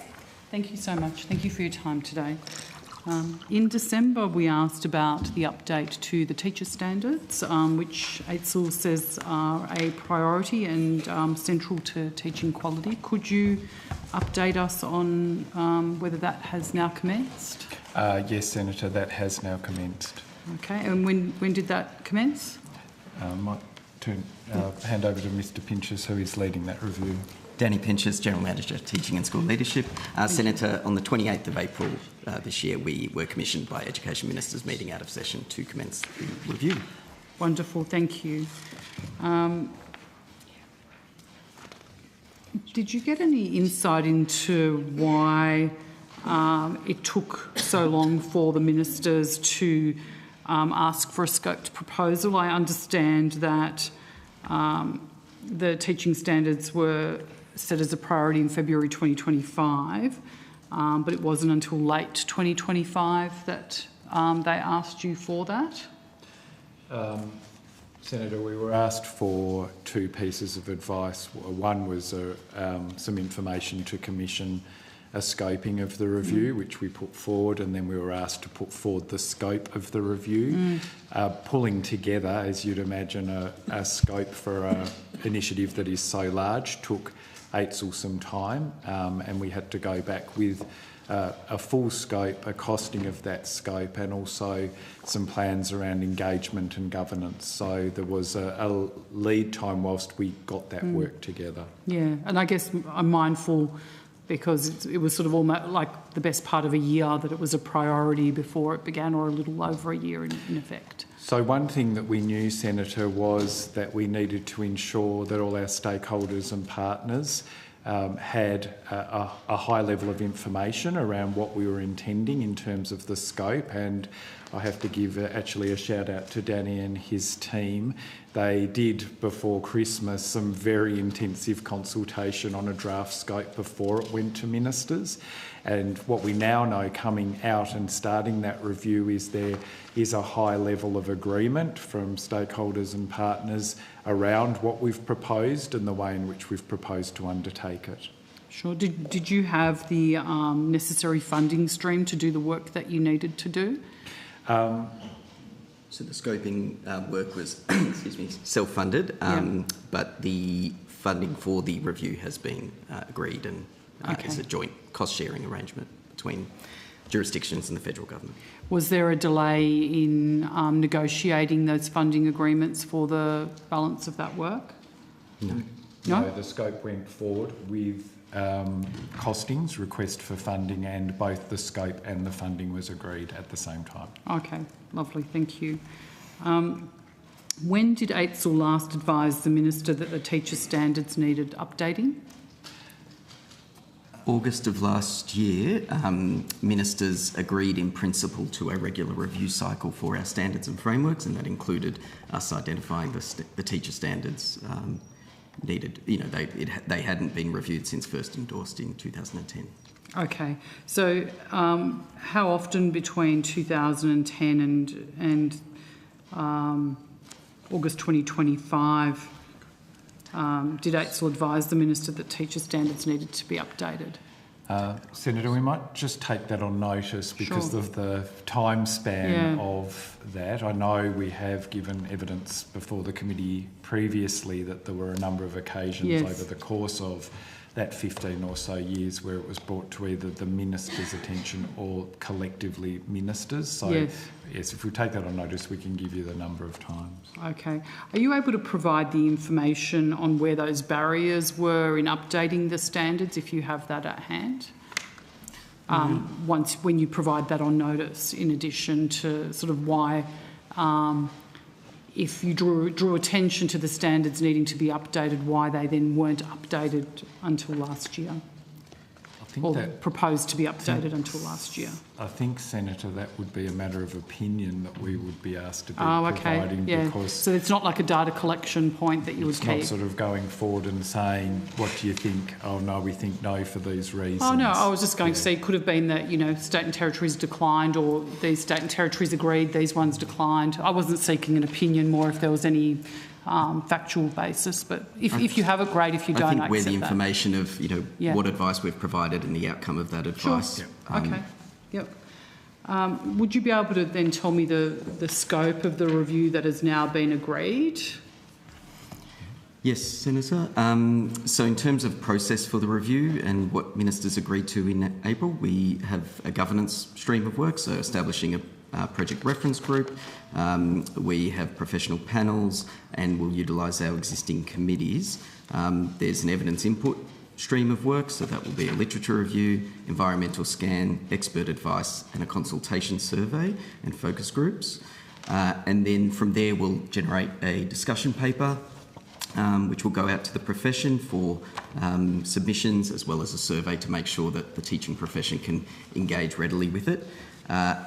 Concurrent to that work, we're also undertaking an impact assessment, because part of the reason the standards so many stakeholders are invested in the standards is because they are heavily embedded in processes such as registration, ITE accreditation and the like. So that impact assessment will give us a good sense and advice to ministers on the costs for any changes and benefits, and then a final report with recommendations. That won't be revisions to the standards themselves, but recommendations of directions with some options, of which, subject to ministers' agreement, will then go away and make any revisions. Thank you. Are you able to table the scoped review or perhaps provide that on notice to us? I think so. Looking over to Meg. Yep. Yes. Lovely. Thank you so much. Have AITSL advised ministers whether the reviewed teacher standards should include clear expectation on explicit instruction, classroom management and curriculum knowledge? Senator, we haven't specified those levels, but what we have provided to ministers are initial areas of focus that came up in the consultation that we did late last year that Mr Bullard referred to, and that looked at effective teaching practice and ensuring that that's looked at as part of this review. And then, as I said, I don't want to preempt the outcomes of the review, but for ministers to decide that level of specificity. Okay. Have you advised the Minister on whether the review should look at strengthening standards for behaviour management, particularly given the pressures on teachers with their workload, with classroom disruption and attrition now being major workforce issues for our teachers? Those will be matters that will be explored as part of the review. So the scope is to make recommendations as to potential amendments to the standards. We're not at the point of amending those standards yet. So the evidence base, the consultation, the expert panels will all be able to feed in to those things that require some attention in the current standards, so that they can be refined and aligned with what we now know is more as a more contemporary evidence base. To your knowledge, will the review include Australian values and anti-Semitism? Again, they're matters that will be examined as part of the review. Okay, but they're not specifically in there? Or it's just no, sorry, so it's overarching, so it may contain it, but it's not specifically noted. Is that what you're That's sort right, of... Yep, okay. Do you have concerns in relation to the delays in improving teacher standards has an impact on teachers, particularly as it relates to classroom behaviour, and then obviously impacts academic performance and, in the case of anti-Semitism, social cohesion. So is your question whether, in the opinion of AITSL, the delay has had a negative impact? Correct, whether it makes it harder and it's more problematic. Has the delay contributed to that? Senator, the feedback to date has been around the specificity. So one of the elements has been the specificity of the standards to guide contemporary practice. But of course, in the absence of that specificity, states, territories, systems and sectors have been able to attend to a broad range of matters within their own context. So the standards haven't stood in the way of those things occurring, but they may not have amplified the importance of those things occurring, if that makes sense. It does. And sort of this question goes to the evidence that you've given already, but I'm just trying to get a picture of how we are where we are. AITSL has often said that your energy has gone into middle leader standards and other funded projects. I'm just trying to get an understanding of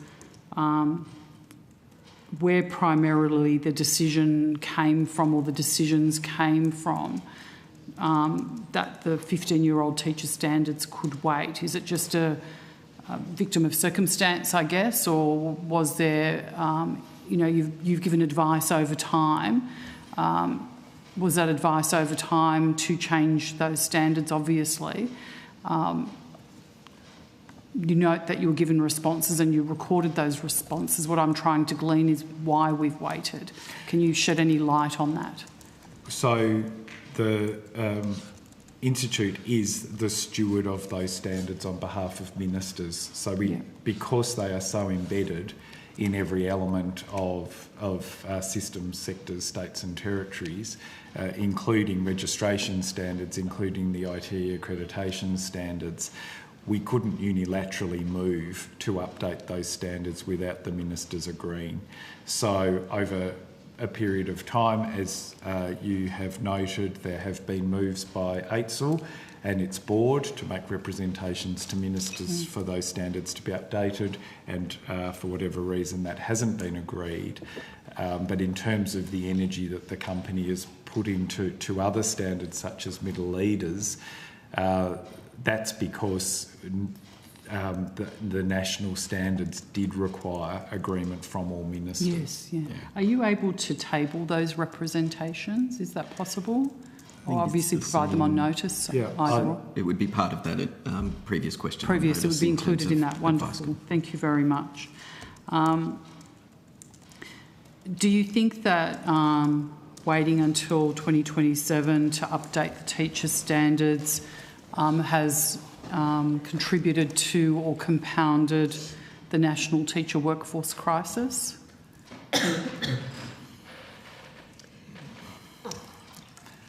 Yeah, and I'm not intending a personal opinion, like based on the things that you see there. Do you think that makes it harder for teachers based on what we don't you've briefed out? We don't hold any evidence. You don't hold any evidence in relation to that? Okay, thank you. Your own PBS is showing that the top-tier teacher and principal standards aren't on track for reflection across relevant system, sector and regulator websites. Can you sort of go into a little bit more detail about that and explain where you believe that is coming from? Yes, thank you, Senator. And I think in part it has come from the fact that the new standards have been seen as something that's been coming over the horizon, and therefore certainly on our side we haven't pushed as hard as we might have with systems and sectors to ensure the current standards are reflected, because we'd prefer to put that energy and effort into promoting first of all the review of the standards, and then second having the new standards reflected, and likewise on the other side with states and territories knowing that they're on the horizon, probably less energy going into ensuring the publication of the standards. Okay. Thank you. That's all from me, Chair. Thank you, Senator. Thank you, Mr. Ballard. That concludes questions from you and your officers. And I now call officers from Outcome 1, Early Education. The committee will suspend for 1 minute whilst we do a shuffle of officials at the table. Thank you.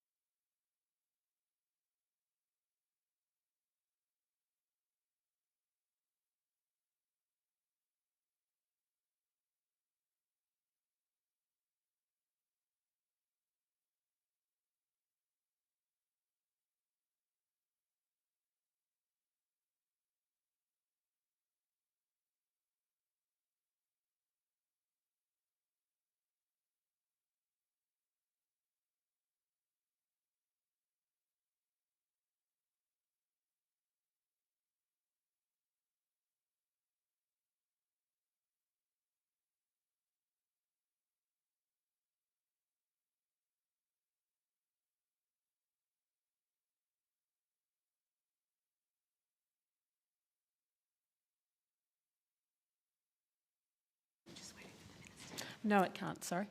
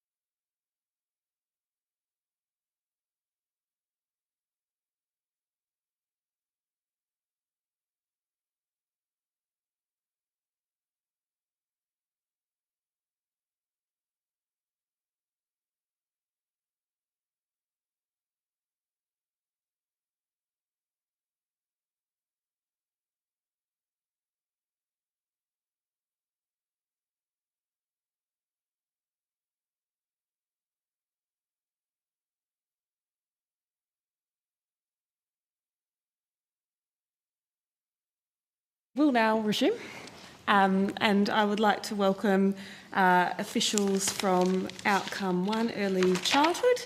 I presume we still have you, Mr Cook, so there won't be an opening statement, so we'll just dive straight into questions. I'm coming to the opposition first, but just before I do, Senator Roberts, I believe, is seeking to distribute some documents for tabling. Thank you, Chair, and I promised to get you a copy of the article that sourced the New South Wales Education Minister calling the national curriculum bizarre. I could read several more things from here, but I won't. It backs up everything I said because we got it from here. So that's one thing. So you're seeking to table that? Yes, so we'll I am. Distribute it and then make a decision on tabling. That's fine. And here are the FOIs, Freedom of Information Request, LEX 82204 and LEX 81815.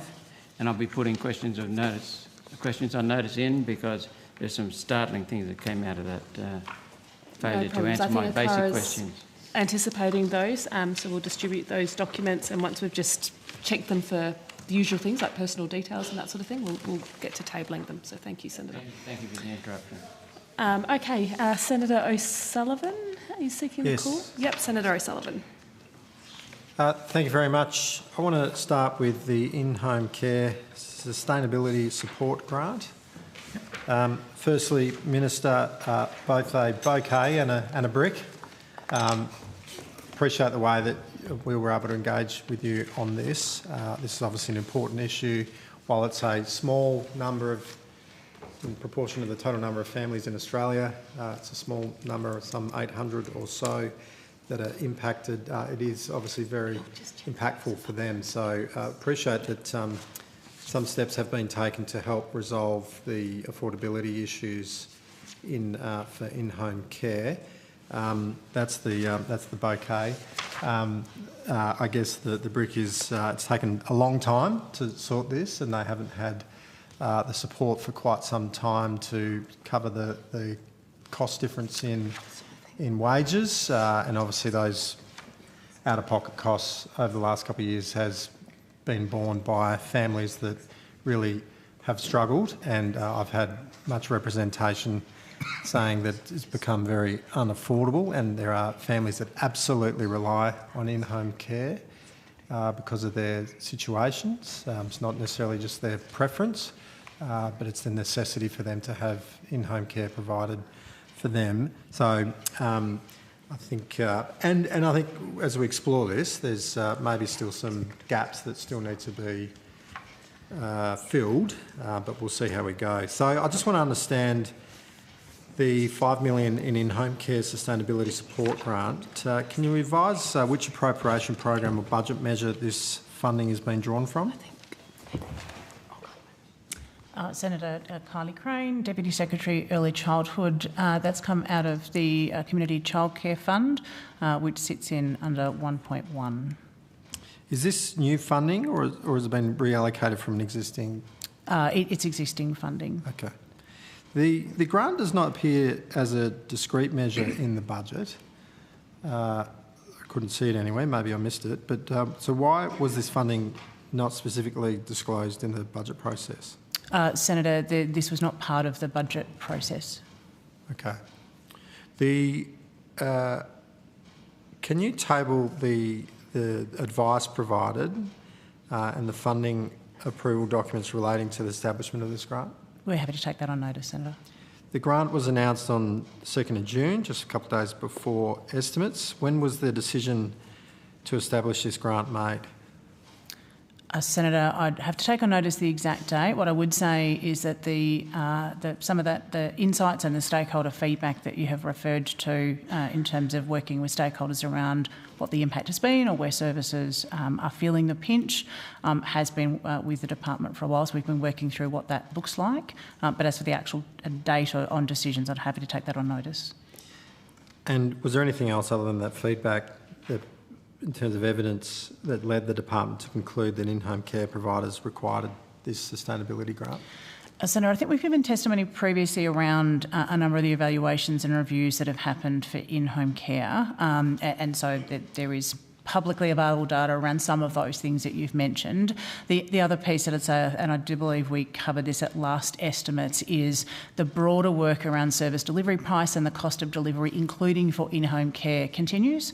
So that advice is due to come back to the department at the end of the year. And so again, there will be more robust evidence and fulsome data around what the cost of delivery takes, not just for different locations in the country, different age cohorts, but also different care types. So we would presume that that work is ongoing. There will be more information that comes back to inform any future decisions government may take. How many providers were identified as being at risk or reducing services or exiting the market? Senator, I don't know that we would have anything that said they're at risk of exiting. So I think there are 27 services, correct me if I'm wrong, that exist there. And so again, they will have made representations around what their costs are. We wouldn't have a definitive position of whether any have said that they are going to close. You never heard that? No, but the question was around whether they're... Sorry. Yeah. My interpretation of the question that you've asked is, are we aware of the 27? How many were essentially going to close tomorrow in 6 months or other things? Yeah. We don't have that in terms of the way the question is asked. Certainly we have representations around costs have been increasing, other things are impacting for those service providers. Given the nature of the work that they deliver, we wouldn't have it as definitively. Well, I certainly had, and I believe there were representations made, at least that's what the individuals told me were made to the Minister, that they were at risk of closing or having to exit by the end of the financial year, so end of this month, if something wasn't done. Not saying all of them, but I had quite a number representations that this was quite critical. You didn't hear the same?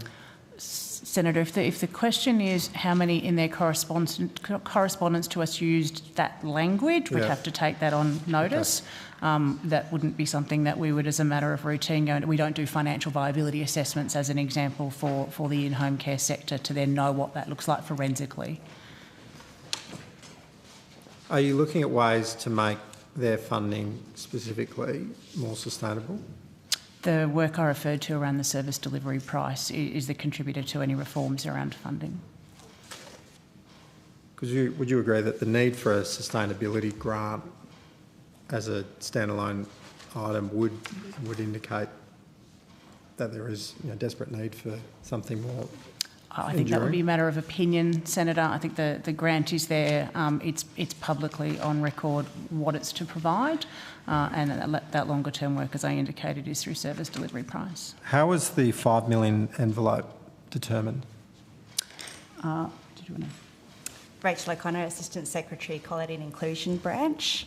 The $5 million has been determined based on our evaluation of the number of services, and we've also taken into consideration a number of different characteristics of the services, including, for example, the current place allocation and the current utilisation within those services. Do you expect that the applications will fit within that envelope, or that there might be extend out beyond that? Our estimations are that they'll fit within that envelope. This is a one-off grant. What happens when that funding runs out? That'd be a matter for government, I would imagine. So we've got the grant as it is. In terms of other further reforms, as Ms Crane said, service delivery price will inform any future decisions the government makes around childcare more broadly, including in-home care. Minister, do you accept that a one-off grant does not address the underlying structural funding issues with the in-home care program? Thank you, Senator. We have listened to the in-home care providers about their concerns about sustainability and some of the pressures that they're facing. So we are really pleased to be able to provide this grant. It is a sustentation approach, and we understand that there's more work to do to stabilise the program. It's an incredibly important program for around 800 families who can't access early learning in other ways. And as both the Secretary and the Deputy Secretary have said, we have this large service delivery price project underway where we're looking at the costs of delivering early learning in various settings, including in isolated settings, including settings involving cohorts that are disadvantaged.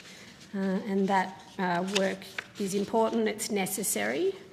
And it will help inform future work and future decisions of government, including in relation to this program.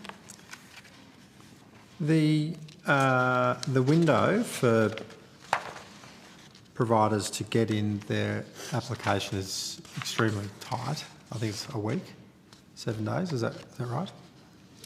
That's correct. Do you think that's sufficient? Senator, we have done an industry briefing session with the respective providers. We're already seeing applications come in. They haven't raised, to my knowledge, any concerns about the timeframe that was proposed. I mean, I haven't seen the application, so I don't know how onerous it is, but it does seem, to turn around that quickly. Is there scope? Can you put it on record? Is there scope for people if they need an extension? Senator, as with all grant programs, the guidelines are set. That includes the timeframe for lodgement. I think it'd have to be a question on notice around whether there's any room to move on that. But I think the answer might come after the due date, though. That's the only problem. As I said, Senator, the industry briefing sessions have not raised any concerns about the process or that timeframe, and I would indicate that the fact that we've got applications already indicates that people are making it through that process quite quickly. Okay. Thank you for providing some answers in relation to this through the letter that was sent by the Deputy Chair. So we've been able to go through that this morning.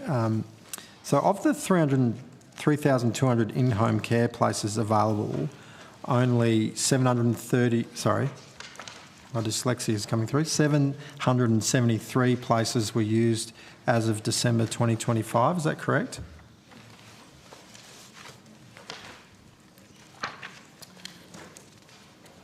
Sorry, Senator, can you just read that number out again? 773 places of 3,200.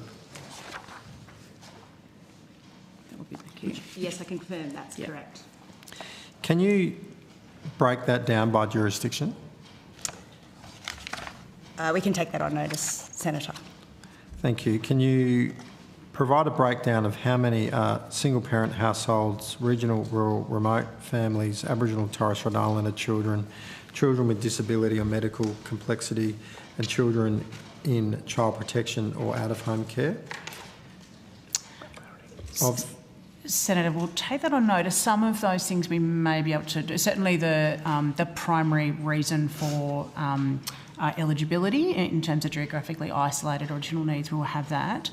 Some of that data that you're referring to we may not hold, or it may be so small it actually identifies an individual. So we'll take on notice what we can do and break that up for you. Yeah, and to the extent that would be helpful, just if there are even other categories that I might have actually missed, whatever you'd normally use to break that down, that would be helpful. Of the 708 families that were on the wait list as of December 2025, how many have been awaiting a place for 2 months or more? We'd have to take that on notice, Senator, but there are a range of different reasons why families are on the wait list. So can you get me 2 months or more, 6 months or more, 12 months or more, and 18 months or more? We'll take that on notice. Thank you.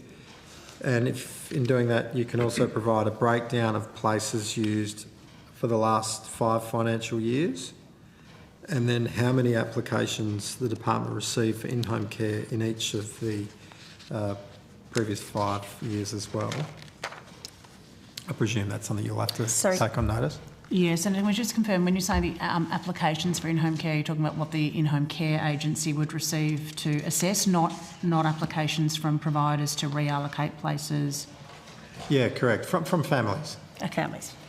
Yeah. So they don't come to us, of course, so we'll just have to go and get them from the providers. Yep. And then if you're able to, in answering that, tell me how many of the applications in those years were approved but not utilised. We will take that. We'll see what we can get for you on that. I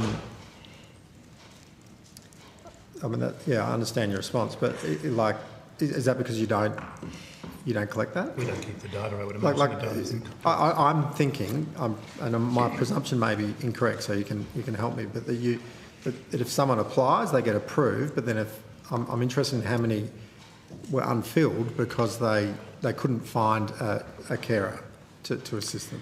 So, Senator, we understand what you're trying to get to with the question. So, The eligibility assessments are done through in-home care agencies. So in terms of getting the data, we will go through the in-home care agency to get that. I can say that for at least the time I've been in this role, and probably even some prior to that, the vast majority of those that are on a waiting list are generally for the reason that you're referring to. They haven't been able to find an educator. But we will see what we can get out of the in-home care agencies, just in terms of having been assessed as eligible but never taken and that's up what I'm hearing. So I'm place just in that. wanting to quantify it to actually get a grasp of how, what's the gap. And so in answering that, how many approved families are currently waiting for in-home care but unable to access a provider? And then what is the average time taken for a family to be matched with an in-home care educator, preferably by jurisdiction if that doesn't identify people? Has a briefing been provided to the Minister for the cause of any backlog on the in-home care waitlist? Senator, I'm not sure I'd carry it as a backlog. Like generally, and not to be pedantic about it, but a backlog for us would be we can claim a claim process would be a good example. You can process something, you get an outcome at the end of it. The waiting list for that is all of the assessments have been done. The identification of an educator in that context wouldn't be a backlog. In terms of briefings and things like that, we across all of the programs and policy areas that we have responsibility for provide advice and briefings and information to Minister and Minister's offices. So in that context, there will have been information provided about that. Certainly in the preparing for every estimates when we come in here, those questions around how many people are on a waiting list or actually accessing the program itself is the standard information that we come into these sessions with as well. So how many people are on the wait list now? So 7. The figure that you quoted earlier. 708. Yes, 708 currently, yes. Are on the wait list? Are on the wait list. Okay. Places and then we're due to go to a break. Okay. All right. I'll finish this line then.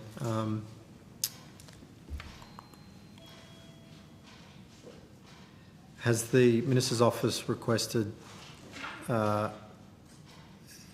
briefing on the wait list and how and what the reasons are? Senator, I'd have to take on notice whether those specifics have been asked as per my... You've come here today ready to answer it, but I'm just asking if that's come from the Minister as well. If you're asking about the granularity of what sits under the wait list, I'd have to take that on notice. As I said, certainly in terms of the broader program, how many people are on the wait list, I'd refer to my earlier answer on that. Okay. We are a bit overdue to go to a break, so at this point I'll just suspend the committee. We'll return at 3:50. Thank you. Thank you.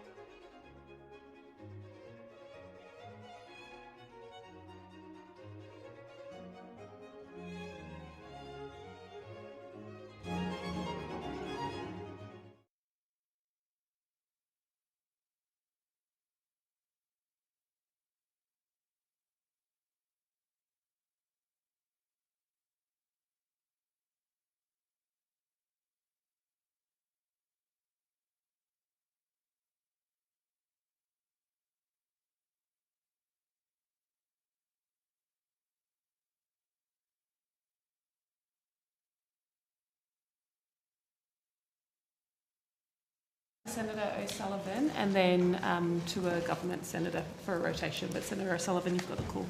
Thanks, Chair. The worker retention payment. Has the department measured whether the worker retention payment has improved educator retention outcomes? Yes, Senator, we have some evidence in relation to vacancies and staffing waivers. Yes, sorry. Correct. So, Senator, probably the three primary points that we look at is the growth in the sector, and certainly over the time of the retention payment, we've seen a significant growth in the size of the workforce. There's also over the same period been a reduction in the number of staffing waivers, as reported by ASEQA in their regular staffing waivers. So staffing waivers are predominantly given where there's lack of access to an early childhood teacher or things like that. So safety is still paramount in any of those decisions. Yep. But again, we've seen that drop significantly over the life of the worker retention payment, and at the same time, vacancy rates are down as well. They would be the three primary measures that we've seen around attraction and retention within the workforce. Is there anything else? Senator Tristan Reid, First Assistant Secretary of the Evidence and Reform Division. That's right. I mean, they're the three metrics we track. So staffing numbers have increased by about 19 or over 19,000 since the worker retention payment was announced. In the first 6 months of the program, internet vacancy rates dropped by about 19%, and they are still, the annual drop is still around 10% now, about 18 months into the program. And waivers have also decreased. But the other thing I'd say is anecdotal feedback we get from the sector all the time is it's had a really positive impact on retention and recruitment as well. So. Yeah, I'm hearing that too. So that's good. But you've actually got the data and evidence of that. Can you provide us that, the actual... have you got metrics, like actual increase on percentages and that sort of thing? We can give you the increased numbers. So the statistics I've just quoted are publicly available information, but we can provide that to you. Okay, right. Thank you. Does the government accept that workforce shortages and low wages in early childhood education and care are ongoing, and that they're structural issues rather than just temporary problems? I think we would say that while the worker retention payment has definitely had a really positive impact on that and reduced the crisis that the workforce was in, there's always going to be ongoing challenges, in particular in areas in Australia. So we know that there are still areas in Australia where there are workforce shortages. So I'd say it is an ongoing issue that for the sector. The payment was always designed to be a temporary measure. That's right, isn't it? The budget shows that the funding falls to nil after 2026-27, so November this year, 30th of November this year it finishes. That's correct, isn't it? That's right. If the measure has been successful in retaining workers and the other points that you referred to earlier, why is this funding ending? So the Fair Work Commission handed down its gender undervaluation decision late last year. The impact of that needed to be considered for the future of the program, but ultimately the future of the program, any extension beyond November of this year, would be a decision for government. Minister, you indicated that the government is open to making decisions on the worker retention payment later this year. Is the government considering extending or replacing the scheme? Thank you, Senator. So the 15% pay rise has, in our view, been a real game changer for the workforce, an extra $200 a week for the average early childhood educator. And as the officials have been saying, it's doing exactly what we wanted it to do. It's building a strong and stable workforce, which is absolutely essential for the delivery of quality early childhood education and care. Right now, the payment is fully funded until towards the end of the year, so late November, early December.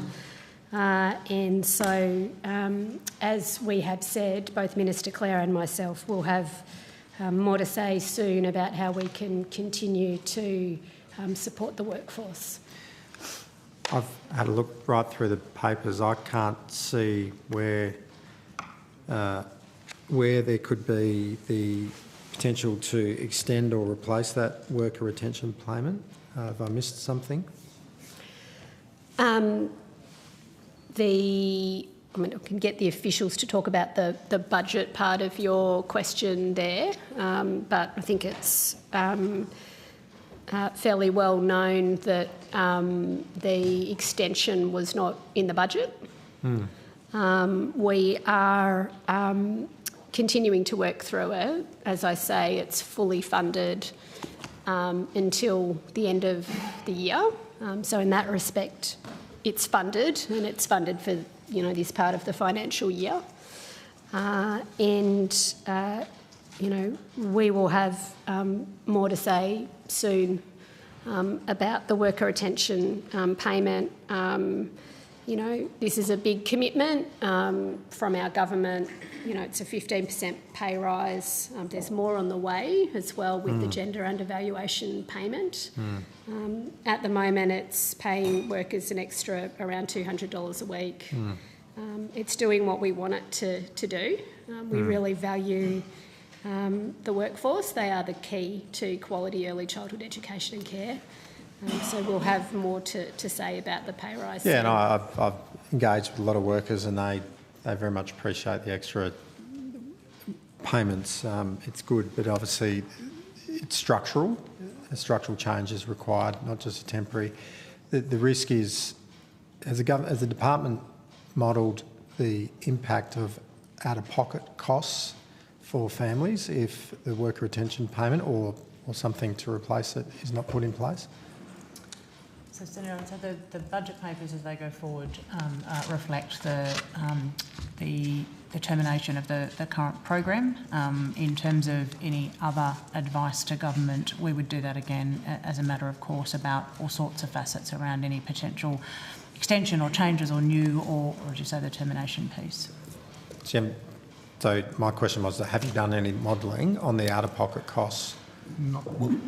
If the worker, because it's law now, like the payments, the extra wages have to be paid by the providers, so it's not like they can just revert back to previous. No. So the budget papers and the forward estimates have modelling of the impact of the worker retention payment ceasing and the Fair Work Commission decision flowing through. So in that sense, there is some modelling in the budget papers. That's cost to the Commonwealth. That's right. Through increased fees based on the Fair Work Commission's wage decision. So the CCS outlays in the budget papers factor in the Fair Work Commission's out-of-pocket costs for families. I don't think we have. I'd have to take that on notice whether we've modelled out-of-pocket Where else costs. would they get? Where else would a service provider get funding from if their only option is CCS or a worker retention payment or its replacement?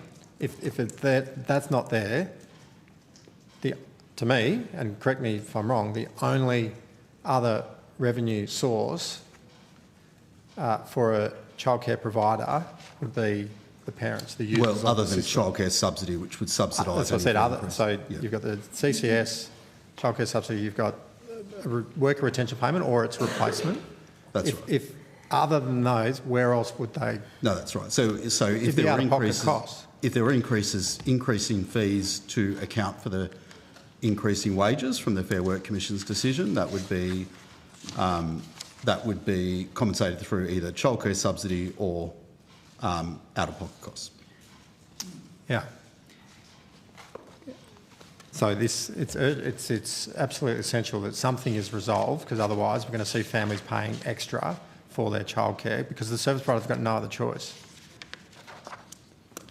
Given the scheme expires on the 30th of November, how much time would providers require to negotiate the replacement funding arrangements? Sorry, could you repeat that?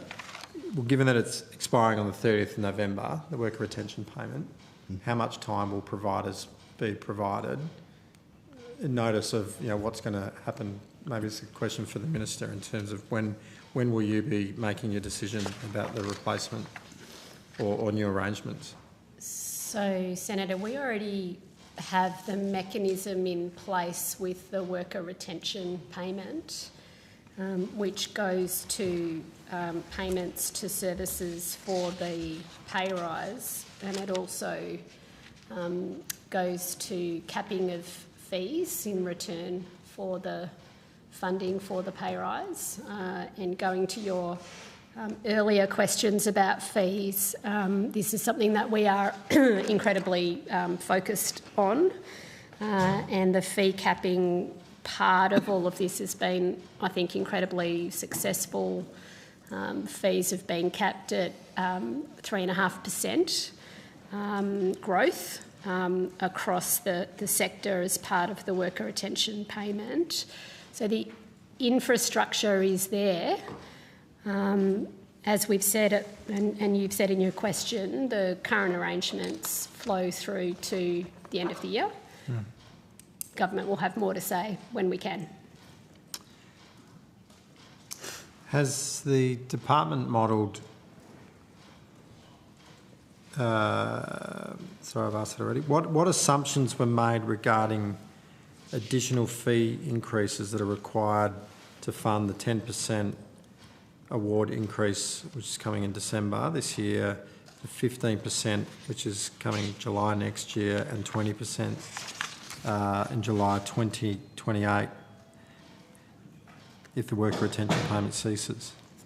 So I would have to take on notice what the exact assumptions are, but we do have a forward estimates model, a micro-simulation model that uses our administrative data as well as assumptions around indexation and future demand and future fee increases. So I'd have to take on notice what the exact assumptions are in relation to the Fair Work Commission wage increases, but we do have a forward estimates model that does estimate these things and has estimated in the budget papers. Have you got that here? I can see whether I can get it prior to our session finishing. I don't have it in any of my pack. If you can do that, we'll be here for a couple more hours, so yep. That'll be good.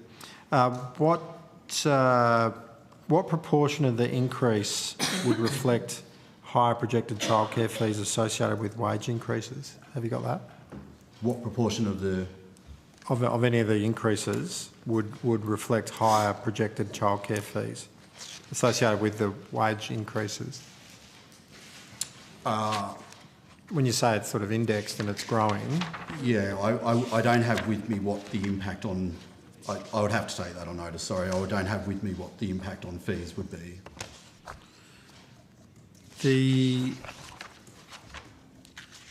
Could you provide us with the assumptions used in the 25 budget, so last year's and MyEFO, and then in 2026, regarding the projected numbers of children and families using approved childcare? So the projected number of families using childcare, I can tell you that, I believe, based on this budget, or you want to know what the difference... Do you have last year, MyEFO, and now this year? Let me just check. I've definitely got this budget's projections, I believe. Well, let's start with that.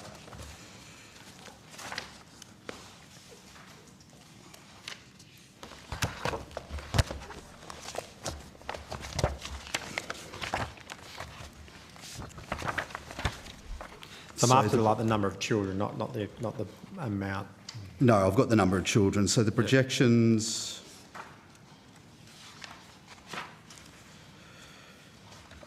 so the projections for...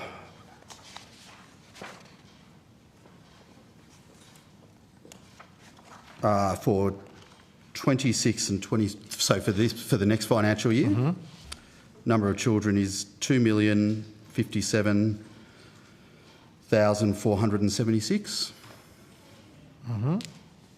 And have you got last year's? Last year's 1,988,914.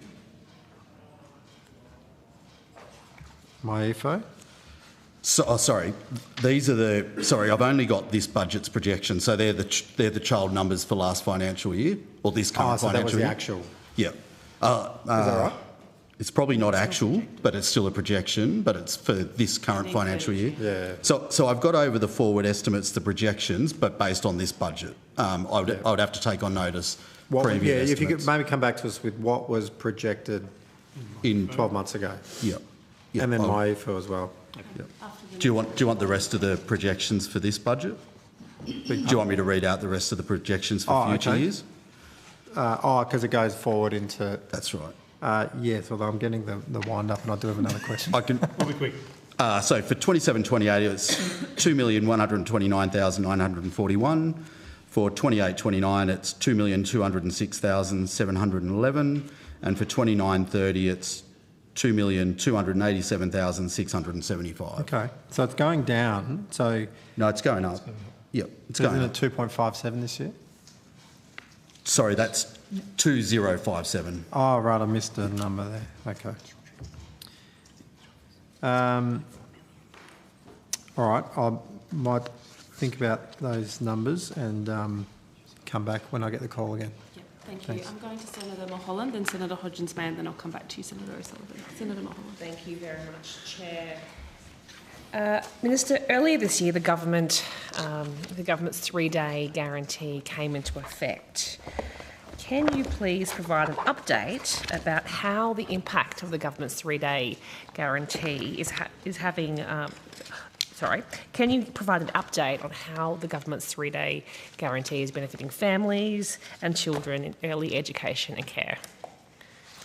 Thank you, Senator Mulholland, and we are all about providing young families with the practical support that they need and helping to give children a great start in life. So I have to congratulate you again on your family announcement. It's very exciting. Thank you very much. To all of us.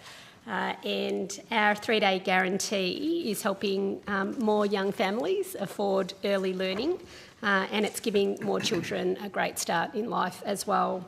The policy means that families are eligible for at least 3 days of subsidised early learning, so 3 days of childcare subsidy. And we know that this is providing real cost of living relief for families. We know that lower income families earning up to $100,000 a year are saving up to $1,500 a year as the result of having this access to 3 days of childcare subsidy. That's great for families who want to take advantage of early learning. And I've been out visiting services and meeting with mums and dads. And what I'm hearing from them is that it's just great for their children too, to have that time and that connection in early learning. So I met with Marina, she's a Melbourne mum, and she told me that thanks to the 3-day guarantee, her boys have been able to spend a little bit more time at their early learning service, which is a great service that I've visited a couple of times called Gowrie Broadmeadows Valley.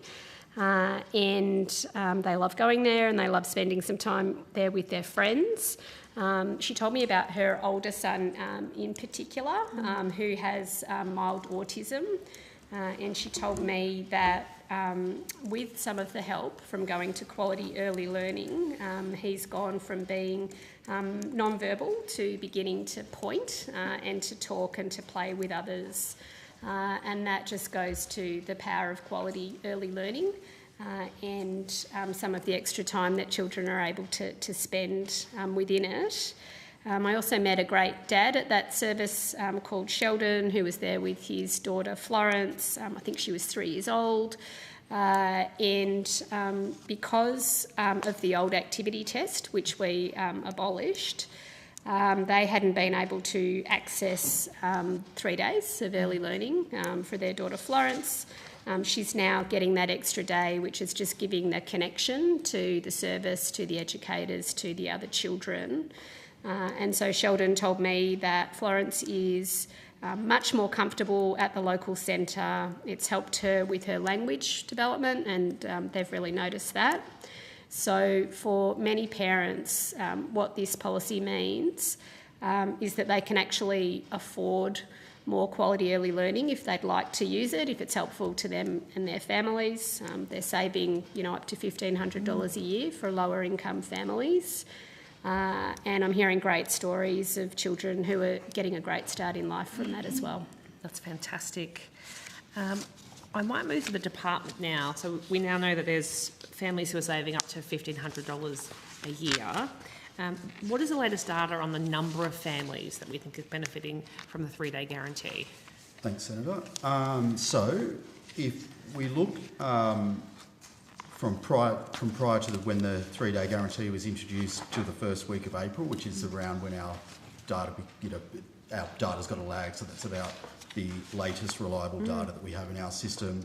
There are 87,000 families, more families, that are eligible for at least 72 hours of subsidised care through the 3D guarantee. When comparing against last year, for the same week last year, there are nearly 50,000 more families eligible for at least 72 hours of care, which is a 4.6% increase. The number of families entitled to 100 hours of care has increased by about 13,000. And the number of First Nations children that are eligible have increased by about 4,600. So really positive figures on the eligibility of families. And we know that the majority of those families are low-income families as well, with a subsidy rate of 90%, so under $90,000 family income. So it's really positive for low-income families too. That's great to hear. I'd now like to move to the Building Early Education Fund. Yes, so you need to have a bit of a shuffle up at the table. Come, yep. Thank you.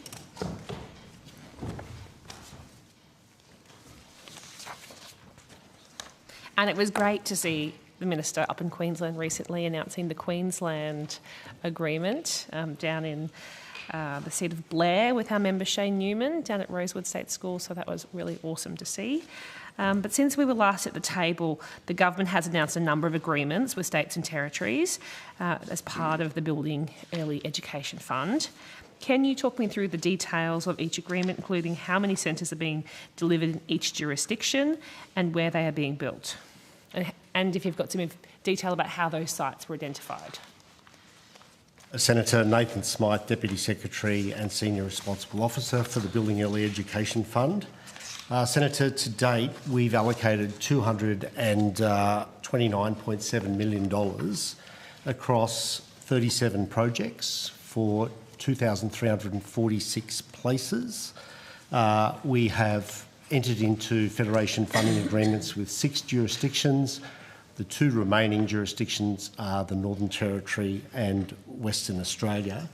I might get Ms Cotching to go through each of the announcements in each of those jurisdictions in which we've met with Federation funding agreement success.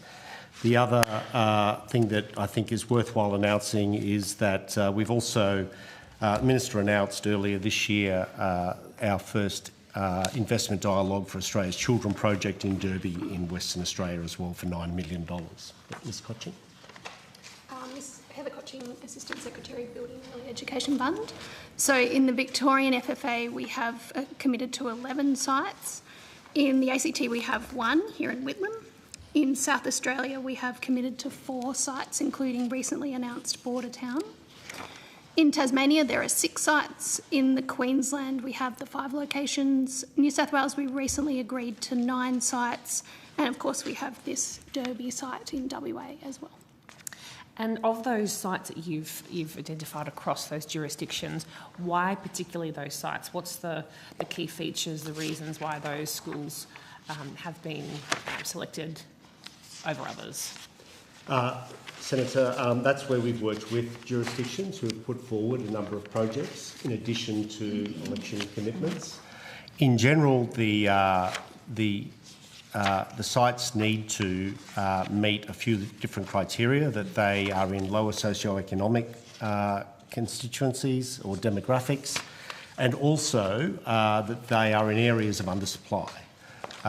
We have also favoured sites that are, and predominantly 80% of the sites, around 78% to be exact, of the sites are on school sites. So that is obviously to avoid issues around the double drop-off, etc., to make it easier for parents and families to be a little bit more efficient in their daily lives. So we've favoured sites that are actually on school grounds. Thank you very much. Chair, I'm just conscious of my time, so I might also jump to some child safety questions while I'm here. So I'm not sure if we've got the right people up at the table.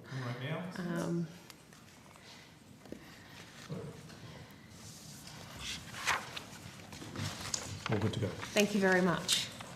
On the topic of child safety, I'd like to get an update on the work that's being done as part of the government's $226 million investment in child safety.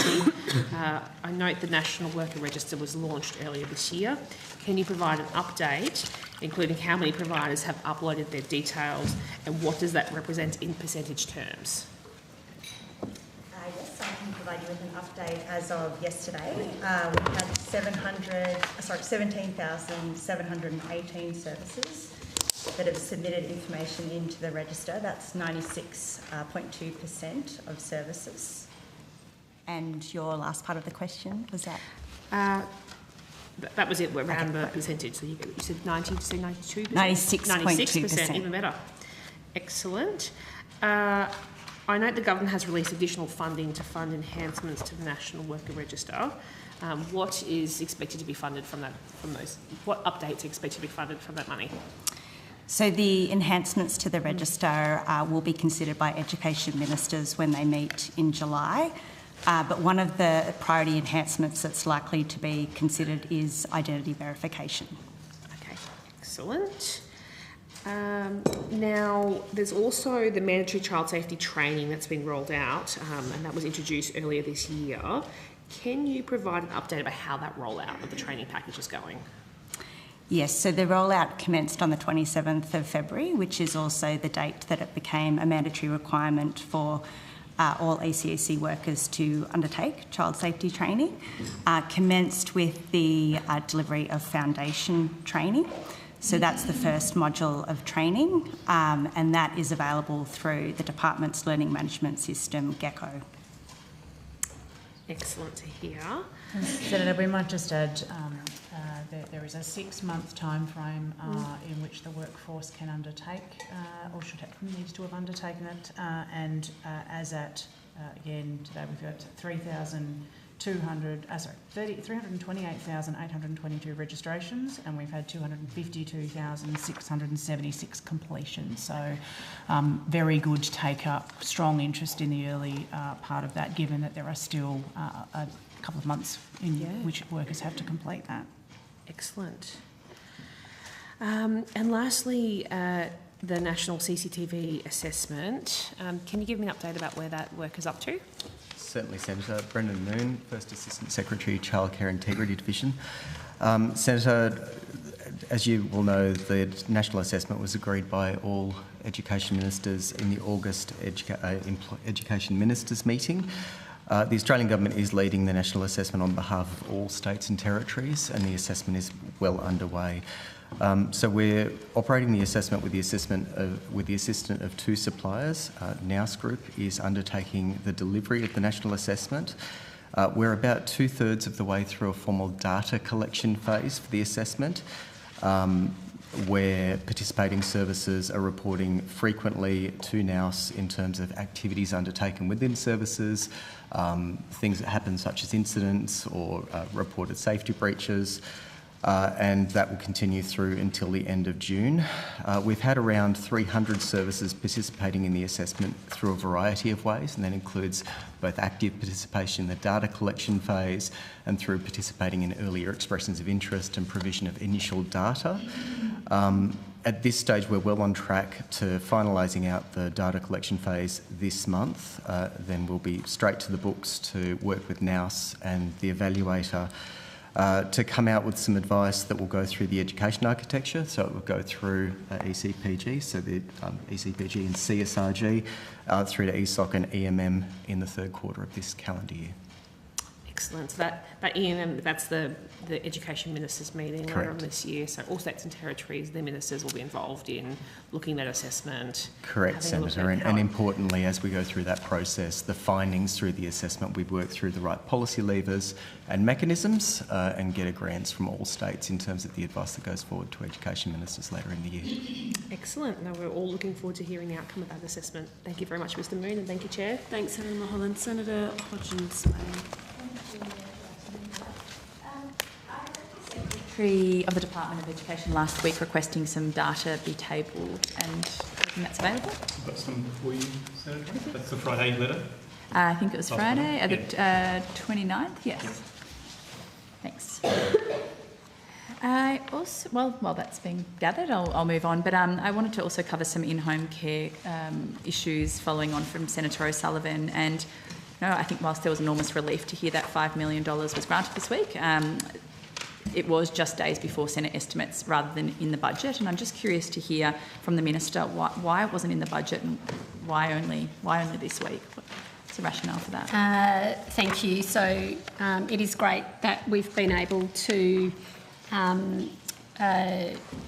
provide these grants, and Ms Crane went through some of the details in relation to where the funding comes from. It comes from the CCCF part of the budget, and from my point of view, we've been hearing about some of the challenges of sustainability in the program. We'd asked the department to come up with some options. They've done that and have come up with the option of this grant program. Again, it's it's been really well received by the sector, by the providers who very much welcome the program. Yeah, I think it's just the question remains as to why it took until sector reaching crisis point before any action was taken. But look, I'll move on. This grant is aimed at provider liability and sustainability, correct? Yes. So it's not designed, though, to improve affordability for families or offset fee increases flowing from the wage increases coming into effect this year. Either to the Minister. There's a relationship between sustainability and what are the additional fees that services may provide. There's a relationship between those things, but essentially you're correct in your assessment.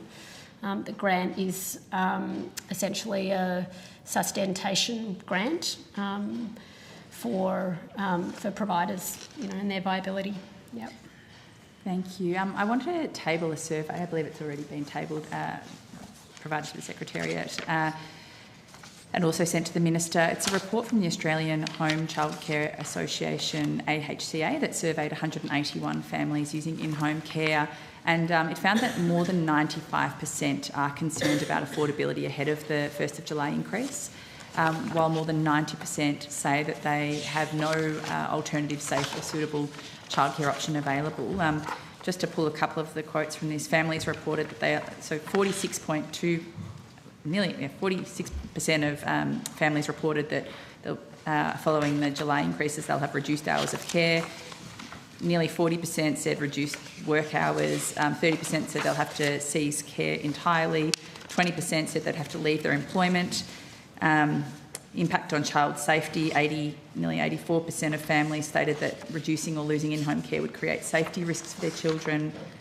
They reported increased stress and mental health impacts. 87.6% of people, nearly 60% of people said that they faced loss of employment. One direct quote was, "My son has a brain injury and general anxiety due to a motor vehicle accident. I'm therefore the sole breadwinner and need help from home care. To care for him. Another person said, due to my child's diagnosis of severe neutropenia, if I pronounced that right, she's highly immunocompromised and cannot safely attend centre-based care. The loss of in-home care would also have substantial wellbeing impacts on our entire family. It goes on in this. My son is majorly immunocompromised, and putting him in childcare could literally kill him. Does the Minister accept that the rising costs are placing vulnerable children at risk of losing not just their access to care, but to early education altogether? Senator, we recognise that it's a really important program and that it helps really vulnerable families in the ways that you have described. It's a small group of around 800 families who, for various reasons, are generally unable to use centre-based daycare.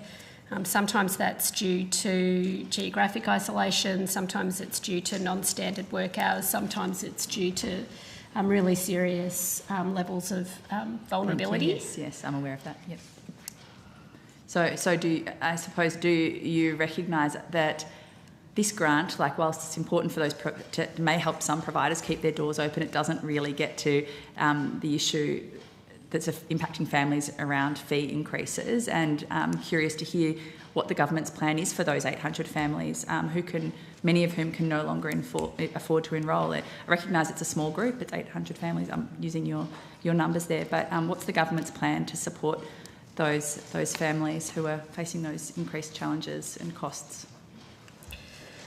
Well, we've just announced the grant program, which has been Will that help their day-to-day costs for providers? For providers. Yeah, but what about the affordability for families? Sorry, that's what I'm trying to get to the heart of.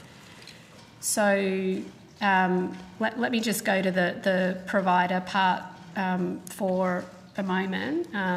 The same group who've put the material together that you've just read out from that's quoting the families. So I understand that this is supporting some of the providers. So what about the actual families, though, that are relying on those services? That's what I'm trying to understand. Yeah, I think the Minister was trying to answer. Okay. Just need to give us some space to do so. Yes, just the families. I think I'm trying to say we see these families. We recognise these families.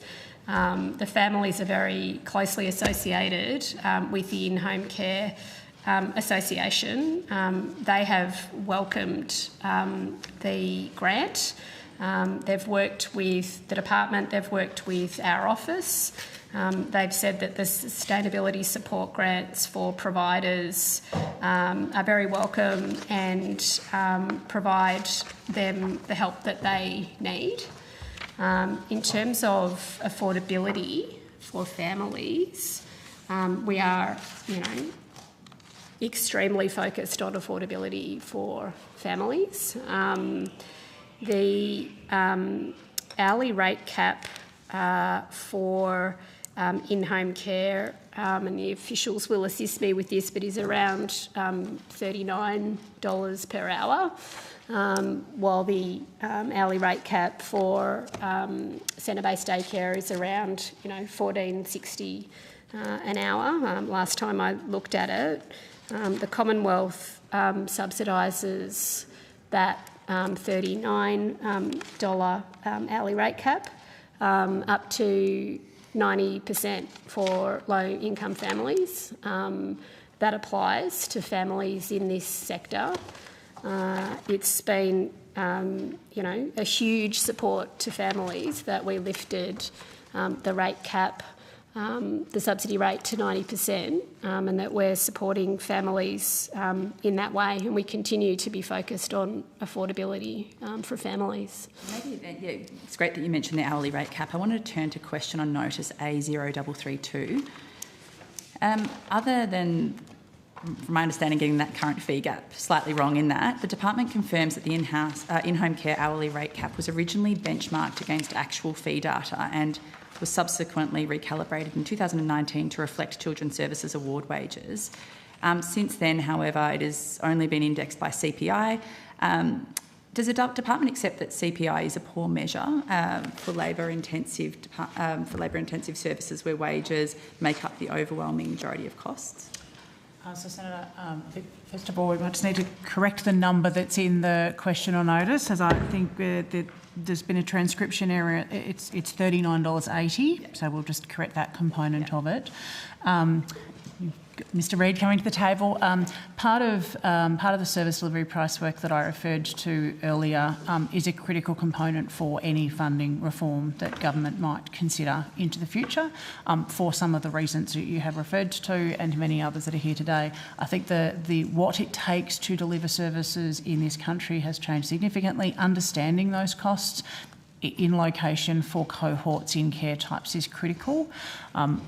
Whether at the end of that that comes out with a different methodology for how you might index or other things, I think jury's out on what that data shows. But Mr. Reid may want to add anything around the service delivery price first up. Yeah, I mean, I just think the only thing I would add is that if you're going to change settings like the indexation or the hourly rate caps, it's important that it is changed through kind of evidence and informed through the evidence, and that's exactly what the service delivery price project will tell us. It will tell us the adequacy of the various rate caps that we have, and it will tell us the adequacy of indexation arrangements. So the service delivery price project is due to report by the end of this year, and so we'll have a really good evidence base on the adequacy of those.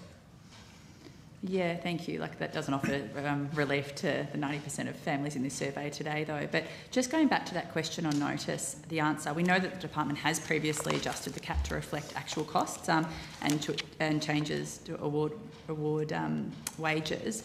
Given the recent award increases, the 5% gender undervaluation decision and rising employment on costs, will the Minister commit to, I suppose, reviewing and recalibrating the hourly rate cap imminently? So the hourly rate cap is indexed by CPI. Yeah. And as Mr. Reid has outlined, if we were going to make further changes to that, it would need to be underpinned by evidence.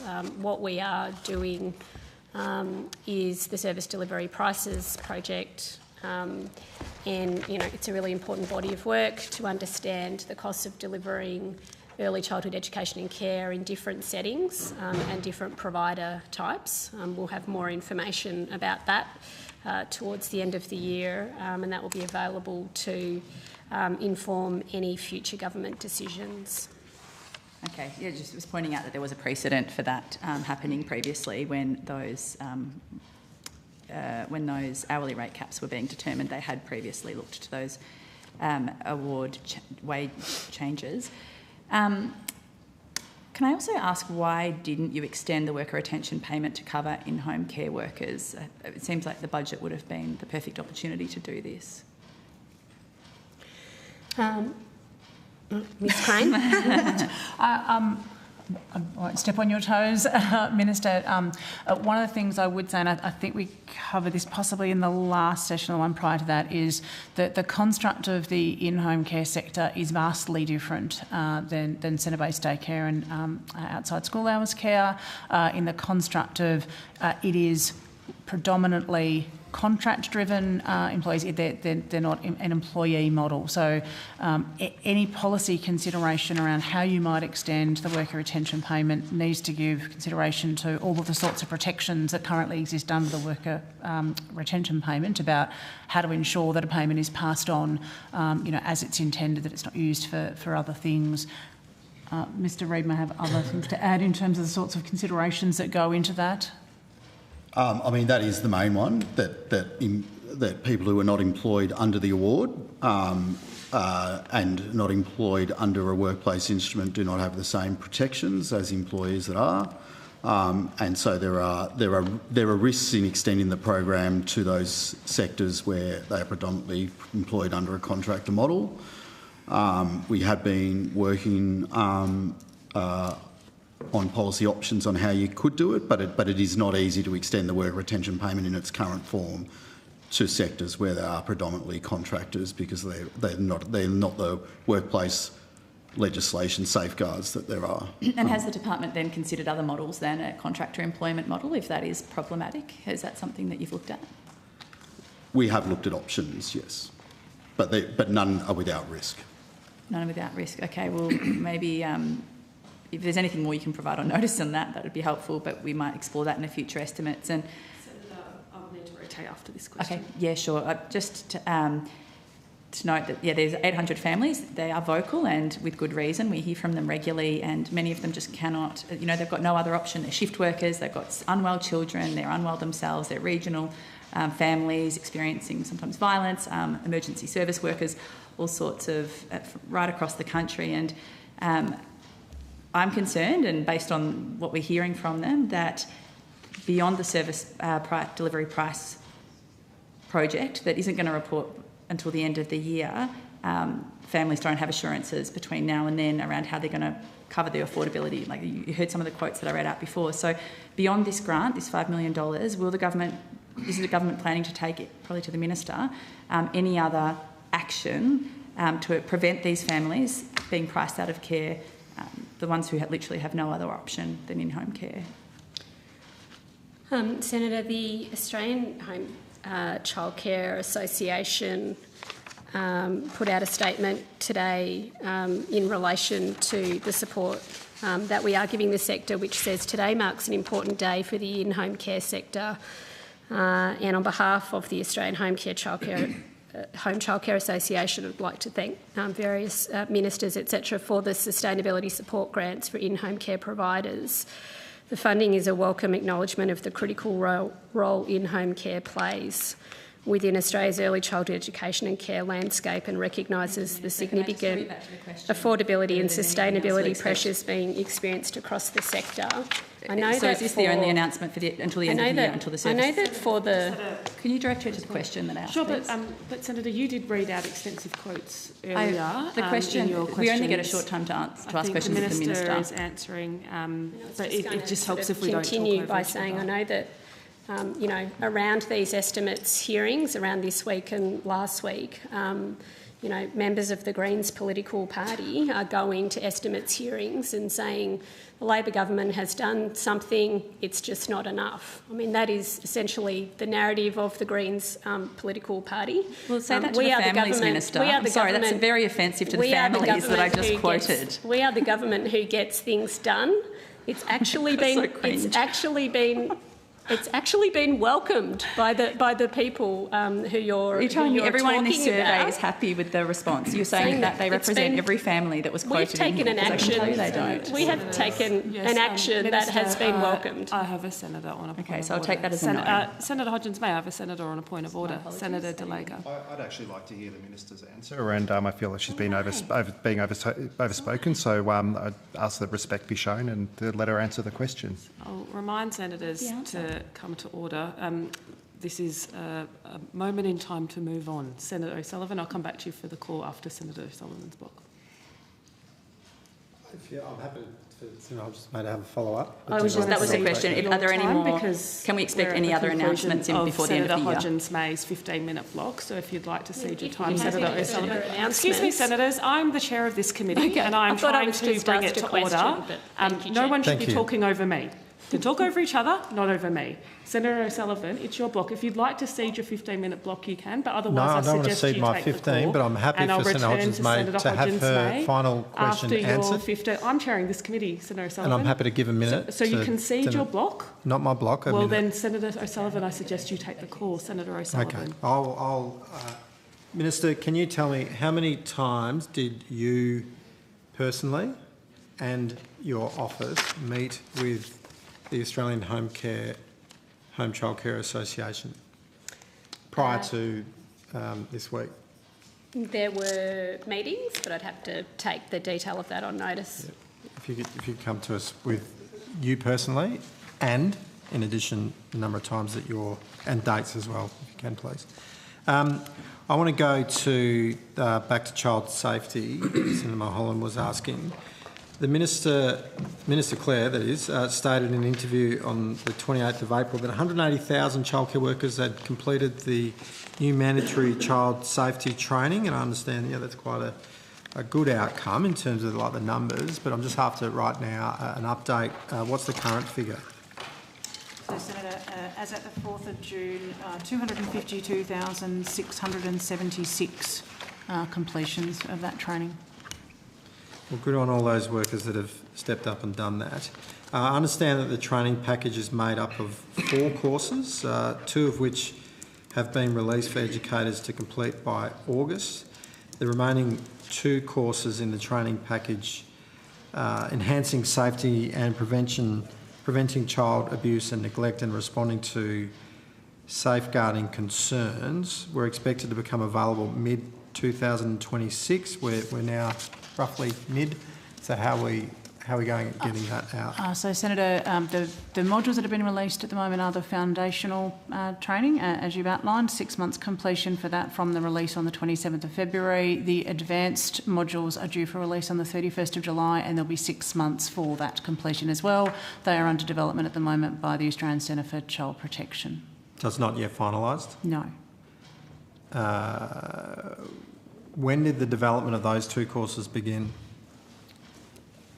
Sorry, Senator, when did they begin? When did you start the development of them?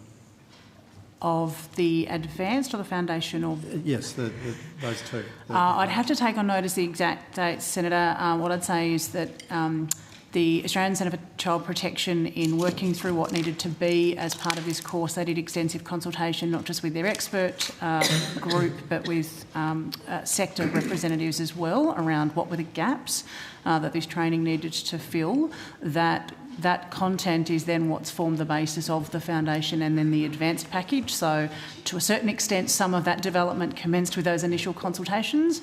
But if the question is about formally when did people start coding a module or things like that, I'd have to take that on notice to go back to the ACCP. Queensland Department of Education holds that contract, so we don't have visibility at that granularity. Minister, can you tell us in your words, and as briefly as you can, please, why this training package was developed and what's the problem that it's trying to solve? Yes, thanks, Senator. So until this training package, there has not been mandatory child safety training for early educators and for other people who work in early childhood education. This was part of the National Child Safety Package that Commonwealth and State Education Ministers announced back in August last year.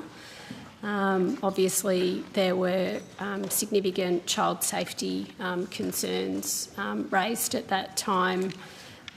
Education Ministers, Commonwealth and all jurisdictions came together to announce a range of actions designed to help keep children safe in early learning.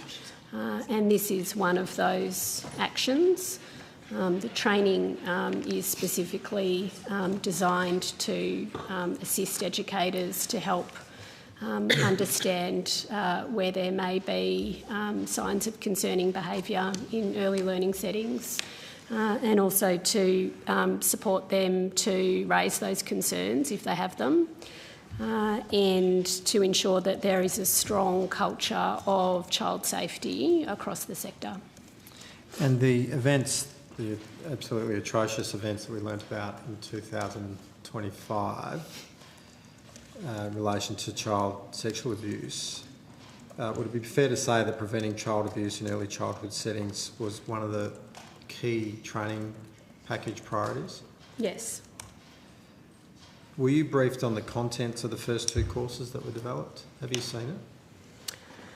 I have not. I do intend to do the training, but I haven't done it yet, so I will see all the modules when I do it. Well, of the 252,676, that's none of them are you? People that have done the course? Yep. I have. My office and I went through it, so I'm one of those numbers. I'd like to draw your attention to what those courses actually cover. Across the 2 available courses, there's 19 topics, each with multiple choice quiz. There's videos and you can answer a quiz, and you can sort of skip through the videos if you really want to. I mean, that would be, I guess, against the purpose of it. But of the 19 topics, only 2 directly deal with professional boundaries, grooming and reporting obligations for staff. Were you aware of that?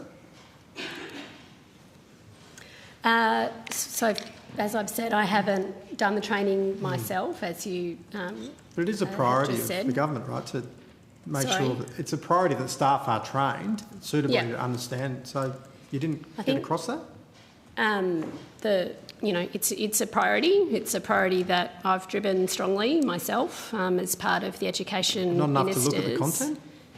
And the education ministers and the teams of department officials who are driving the work have got the Australian Centre for Child Protection, who are the experts on how to do this, to develop the training. There's been a lot of consultation around the development of the training, including from experts in all of these things, participating in developing the training. So I'm satisfied that the officials have done a good job, that they've got the right people to develop the training, and that they've been guided by expert advice.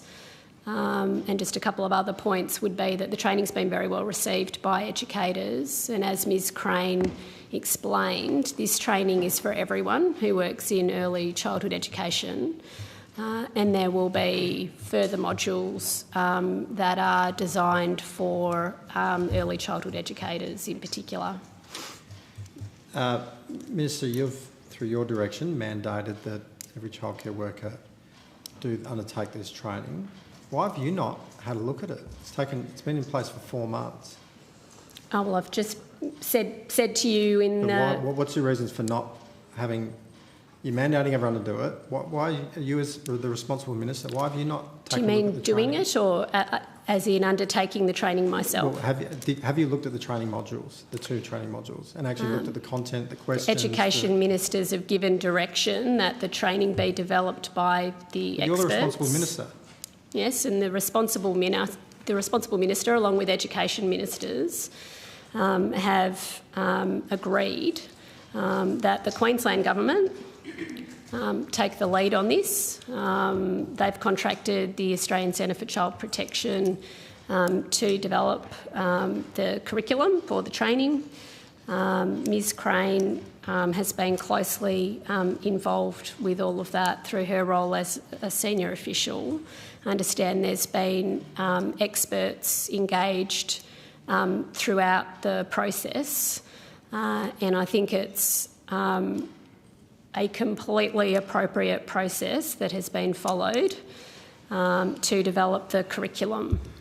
Well, I've got to say, I'm surprised that you have not actually looked at and looked at all the questions and the modules. You yourself, as the responsible minister, I take the I realise I take that's the a expert, comment, but I think and my response is I take the expert advice. Well, you are responsible. If I'm doing something that I'm responsible for, I personally pay attention. I mean, I'm the shadow minister, and I've had a look at it. I mean, isn't it? There is no higher priority than the safety of our children. Well, I think I will be repeating my answers. It's incredibly high priority. I get you're relying on experts, but you are responsible. Senator, okay, I'll move on. Because we'll just get a repeat of what's already been said. If preventing perpetrated abuse is a key priority, how is a training package where roughly only 10% of the content addresses that risk is actually fit for purpose? I mean, my answers to these questions are, we came together, ministers came together, we were united about the importance of training, we were united about the importance of the workforce. We understand that educators are the most important asset that we all have in keeping children safe. Education ministers together as a group made a decision about how the training would be developed. The Queensland government's taken a lead on that. We're all very grateful to the Queensland government for doing that. Australian Centre for Child Protection developed the training.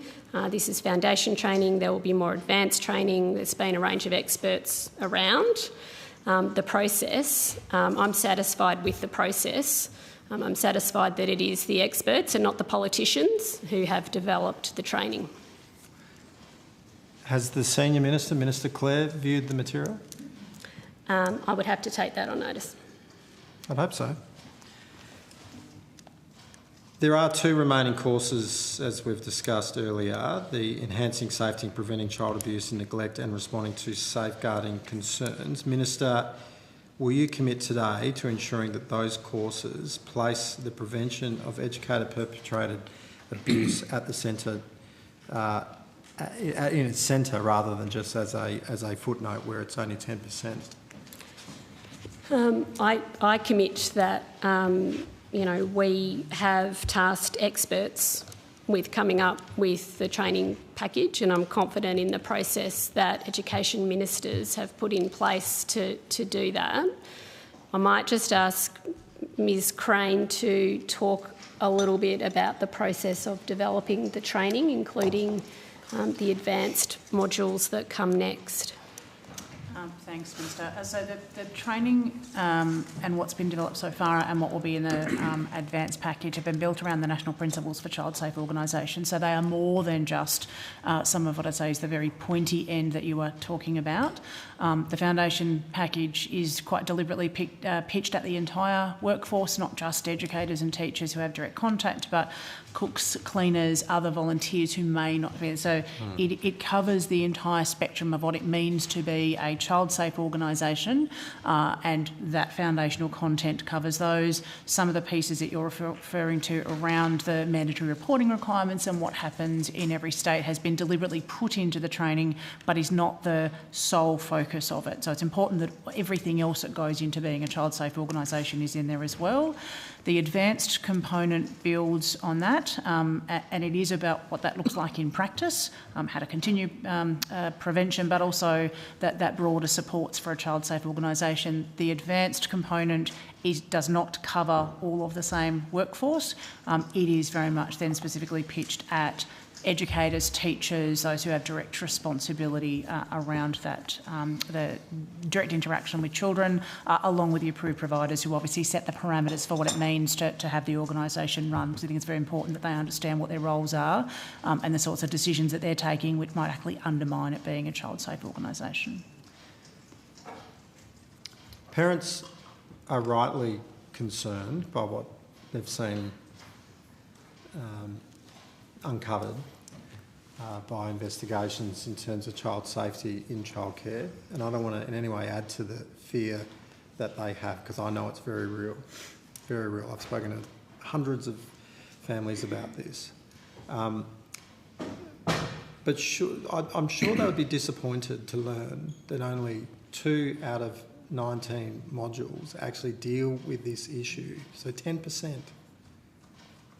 10%.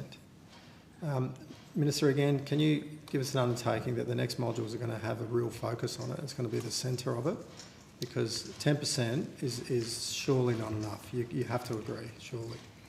Well, I think the training has been developed by the experts, and the training. What about parents and their concerns? The training. Hearing this evidence today. Senator, could you come to order? Sorry, parents should be confident that for the first time ever, mandatory child safety training is rolling out across early childhood education and care. They should be confident that education ministers around the country have united in their determination to help keep children safe. Parents should be assured, I'll finish my answer, parents should be assured that the curriculum is being developed by the experts. We thank the Australian Centre for Child Protection for doing the work. We thank the experts who have been consulted about it. We think the training package has been developed by the right people. I respectfully disagree with you that I should have developed the training package. I didn't say that. I said viewed. I am a politician. You've viewed it. Surely you can view it. And I believe that it is experts who are best placed to develop this. It is a big and complex sector. There are a whole lot of different people in the sector from different walks of life with different levels of educational attainment. It's important that there's foundation training that everyone can engage with and access and do. It's important that there's advanced training as well. I think parents should be reassured that for the first time ever, there is national mandatory child safe training, that it has been developed by the experts and that it is rolling out, that educators and other workers in early childhood education are doing it, and that it is an appropriately developed package for the job. Thank you, Minister. It is time to rotate the call. A brief follow-up, and then I'm coming to Senator Hodgins-May. I note the commentary around this is an expert-led training, the foundations of child safety training, and this is a question for the department. Earlier this year I held a childcare forum in Bennelong, and educators there raised this very issue with me, that the training can be clicked through without engaging with it. Educators have been saying the same thing publicly. There are a number of public TikTok posts about that, asking for feedback on the training. And one commentator said they watched as someone scrolled through the quiz, copied and pasted the questions into ChatGPT for an answer, finishing in speed time. Another said being able to skip straight to the quiz wasn't exactly reassuring as a director that staff were actually taking in any content. Another commentator said the training can be completed in half an hour by just bypassing all the text and audios. Has the department seen this feedback from the workforce, and has the department done anything to prevent the quizzes being passed in this manner, whether by skipping through all the content or by using AI? Senator, I haven't certainly seen any of that feedback. I'm very happy to take it on notice whether Queensland Department of Education or ACCP have, and how that's being factored into feedback. What we have seen is the survey results and the feedback that's coming through from the training itself. The other piece that I would say is a critical piece of this is not just whether people undertake the training, it is the reflective practice and the communities of practice that happen. I think any of us who have done any kind of training course, unless you were going to put it into practice, it doesn't get the value. This is not a one and done in that sense, and we've certainly been reinforcing that with providers, and all the feedback that we're getting is positive about the gap that it fills and the benefit that it's having. Well, I only have one copy. I'll give it to Secretariat, but this is a lot of feedback that we've received in relation to this, not just a little bit. Would you be concerned then that what's meant to be a national safety credential is that easy to obtain, risk becoming just a ticker box exercise? And I note your commentary around it's a part of it, but it's an important part, because effectively, isn't it creating effectively a shield for some people to go, I've actually passed that, when they really haven't absorbed any of the content? So, Senator, any negative feedback that we had around the training we'd be concerned about, so I'm very happy to take the feedback that you've got there and we'll pass that on. Thank you. Senator Hodgins-May. Thank you, Chair. On 19th of March, the Fin Review reported that the budget would fund a new pay deal for childcare workers, yet no funding appeared in the budget, which was obviously incredibly disappointing for a number of educators and the sector, many of whom have met with us after that. Minister, can you confirm whether funding for a new pay deal was considered as part of the budget process?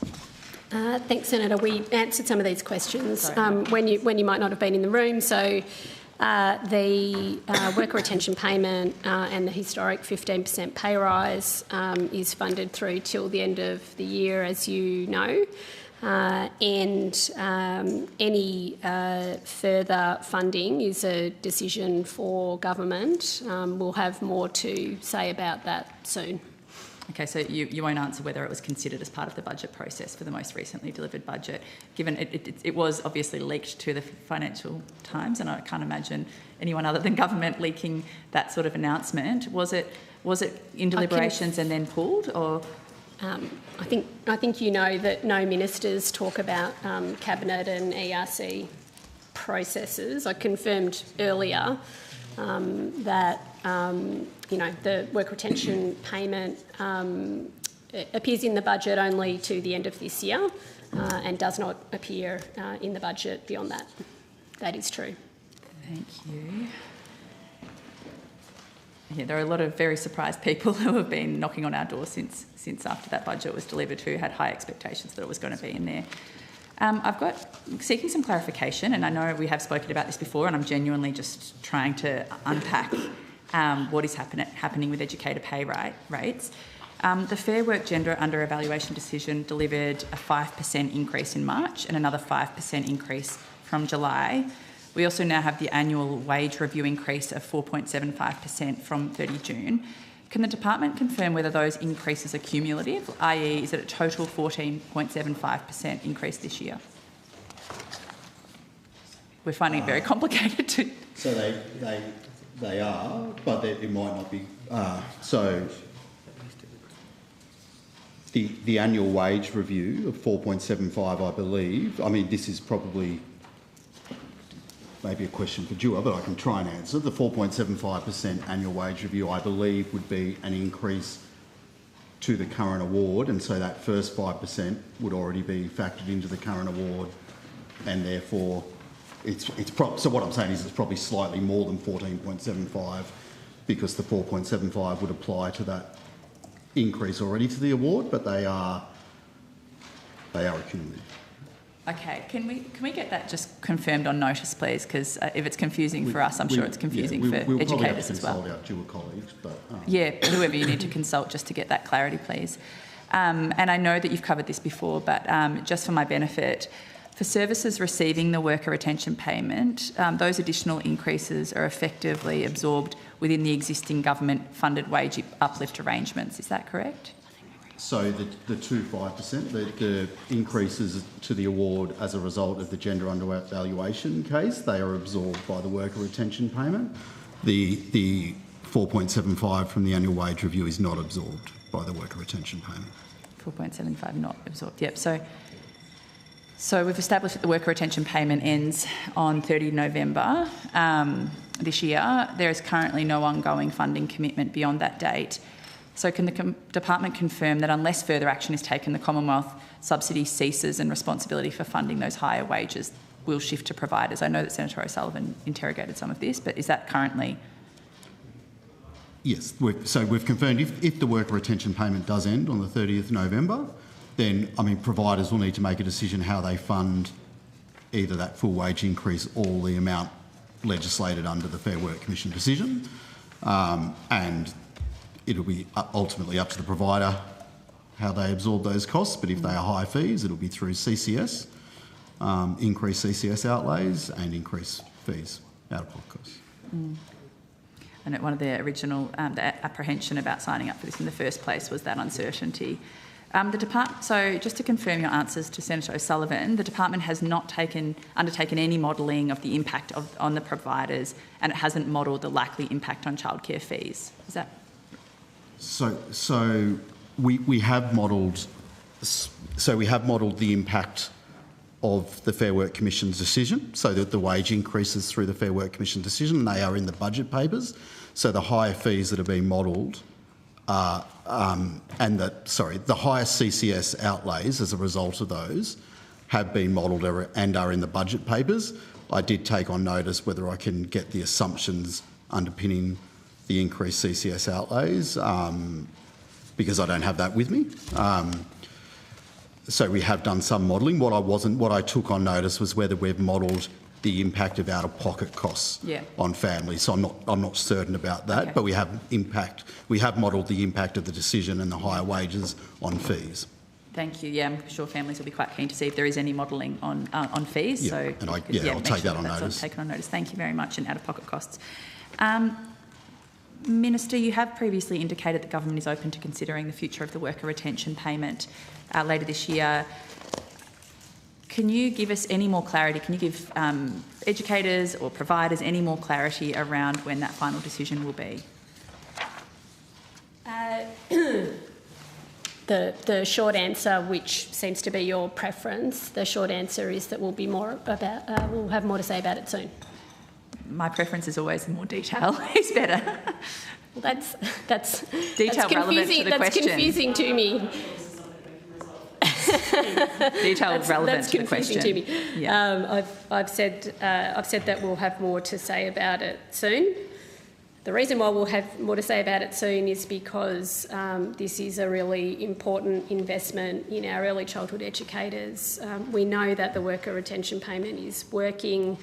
We know the extra $200 a week means a lot to educators. I've met with educators. They've come to talk to me about their concerns about the life of the worker retention payment.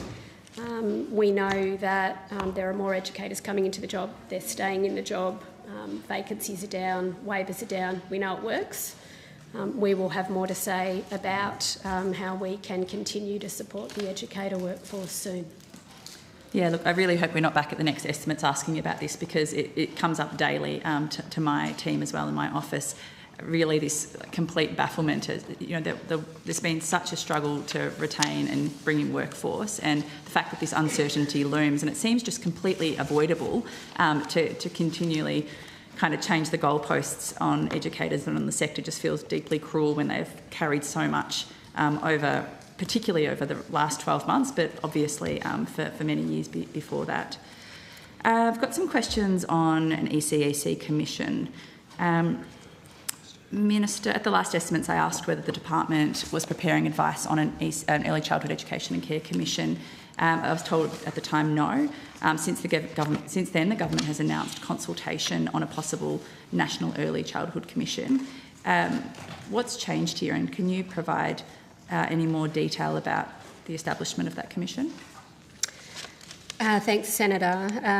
We have recently announced that we will work with the state and territory education ministers to consider the development of a commission.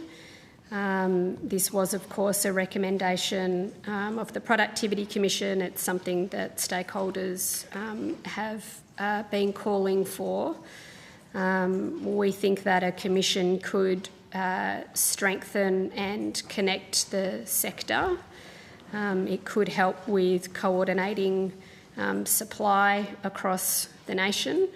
We know that there are places that just don't have enough early learning services, and we know that there are places across the nation that have the converse of that and have oversupply. You don't need to convince me. I'm very much on board. So we want to get it right, and that's why we will consult with the states and territories and the sector on the potential to establish a National Early Education and Care Commission.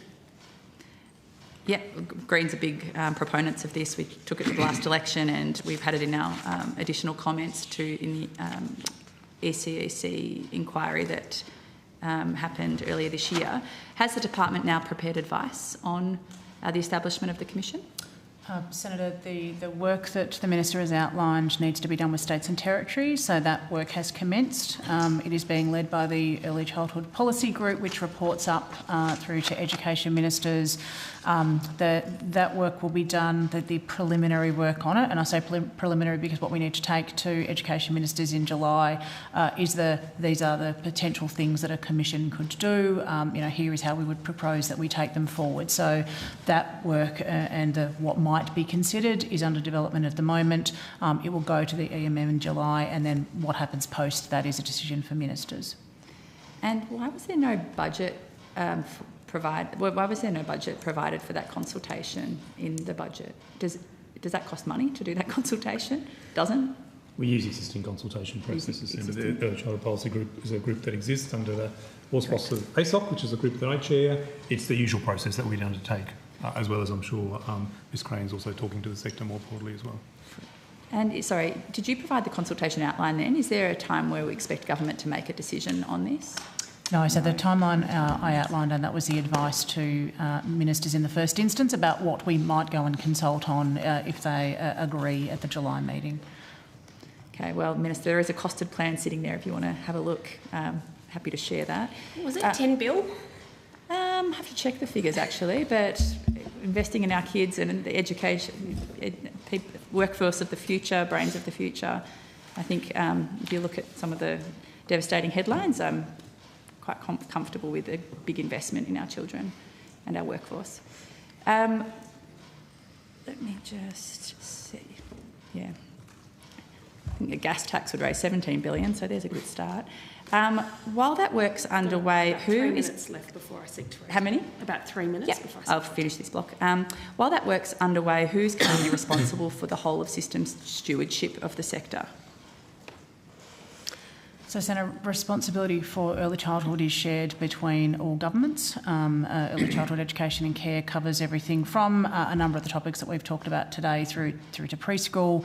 I think, as we've talked about in previous hearings, the initial establishment and approval is done by states and territories to then be regulated under national law. Approval for childcare subsidy is done by the Commonwealth. Shared responsibility across that, some of that oversight. So it's shared. In terms of the siloing that's happening, is there any sort of way of coordinating that siloing that is happening between states and territories? Like, what, in the absence of a commission, who holds the whole picture? Does anyone hold the whole picture? So effectively, Senator, the Education Ministers meeting are the group that come together to look at what happened nationally. Child safety is a classic example of that. There are other matters that they have considered in relation to that. So really, while a SEQA is the national body, which, as you know, is effectively owned by all state and territories and the Commonwealth Minister, it's that forum of ministers that come together. They often share best practice. They talk about the work that they're doing. And that's the sort of mechanism that exists at the moment, and that's the mechanism that will be engaged in relation to a potential future commission or not. Yeah, thank you. I suppose it's just getting to the fact, if in the absence of a commission, having identified all of the gaps that a commission would fulfil, who's performing those functions today, and it sounds like, that gives us a pretty good idea of what the outcome of this consultation should be. But I think my time's up for this block, so I'll rotate the call. Thank you. Senator O'Sullivan, you have the call. Thanks, Chair. Can I ask a question in relation to the tracking of child abuse and neglect in Australia's early education settings? How does the government track child abuse and neglect that occurs in ECEC settings across the country? Senator, that wouldn't be our portfolio. It's likely to be Attorney General's, but I will just check. Yeah, we wouldn't have any data on that, Senator. All right. So it sits within, because it's a criminal issue. It'd be AFP, I would imagine, therefore potentially Attorney General's around the work that they would do, I would imagine. Happy to take that on notice, but it's not something that our portfolio would be responsible for. It's just a genuine question. Yeah, no, criticism. we're not. I'm just curious that you wouldn't track its prevalence in a system that you have jurisdiction over. Not on the basis that if you're talking about criminal offence and stuff like that, that wouldn't be something that we would be doing, no. So is there any centralised national database or reporting mechanism specifically for abuse and neglect which has occurred in ECEC settings? So, Senator, we have a seeker on after us to talk about what may or may not be held within the national quality system. Again, depending on the nature of what you're referring to, some of that may be recorded by regulators, some of it may not. Again, I think we've spoken in this forum previously around the regulators will identify and record what they might see and find. Quite a number of the matters that we've spoken about previously, the regulators only find out about once police get involved. So you may be able to get part of the question answered when a seeker is here, but in terms of tracking or other things, that is not what that system is for. Have any steps been taken to address the potential underreporting by ECEC providers in an attempt to preserve their own centre's reputation?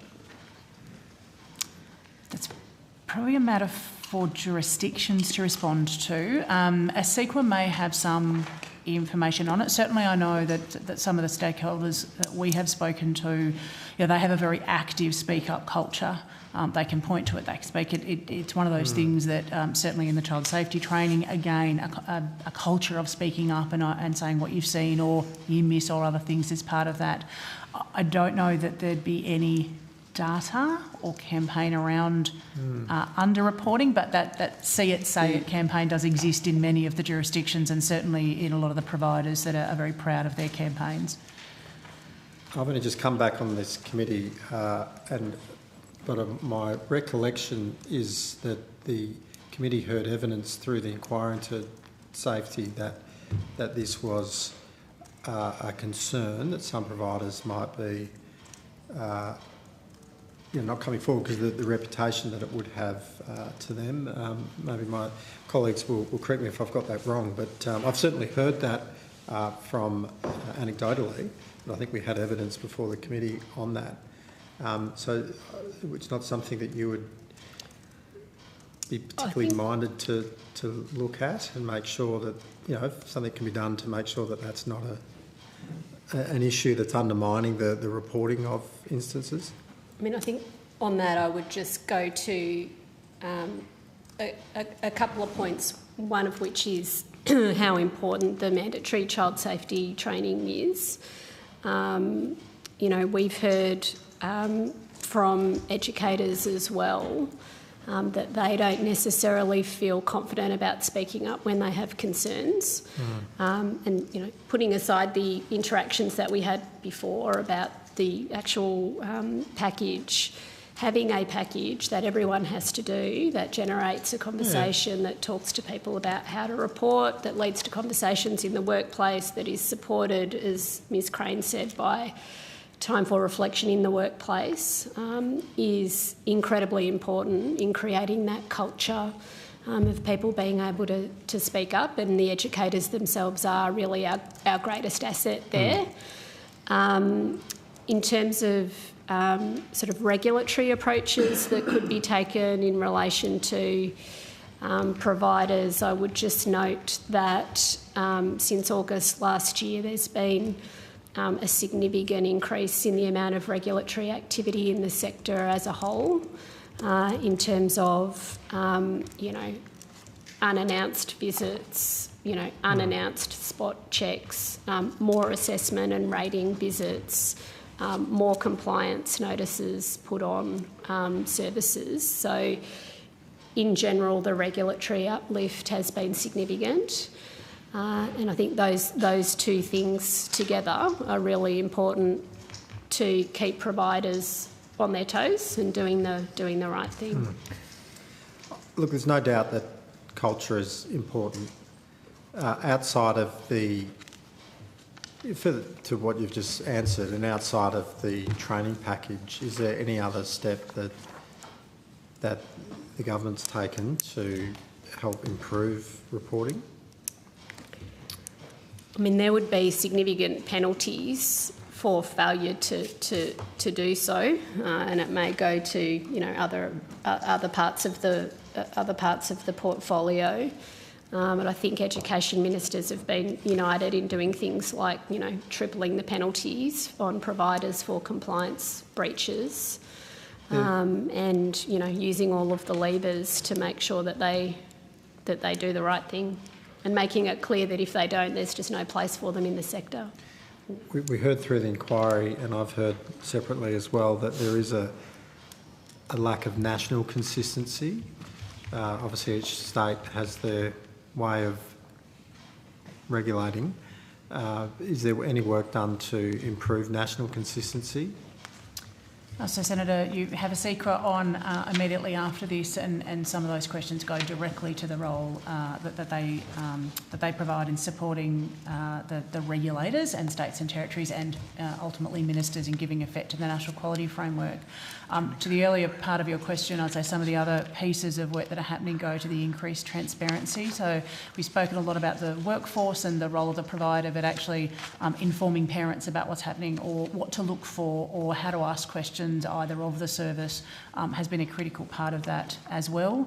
Again, ASEQA has done substantial work in increasing the transparency through its Starting Blocks website about what compliance action has been there. They've also got a campaign that has been funded by the Australian Government around improving that information for families about the sorts of things to ask and to look for.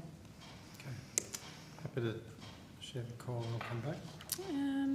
Yeah, so Senator Kvasik, you're seeking the call? Yeah. Yeah, sure. Yep, no problem. Yeah, there's still time in that position. Thank you. Oh, wonderful. Minister, I want to confirm the sequence of events as I understand them from your responses to the Joshua Brown incident and the responses to questions on notice. So just to confirm, the Education Ministers were briefed by the AFP on the 19th of June 2025. The Commonwealth Department of Education received notification from the Victorian Department on the following day, the 20th of June 2025, and was advised that a suppression order was in place.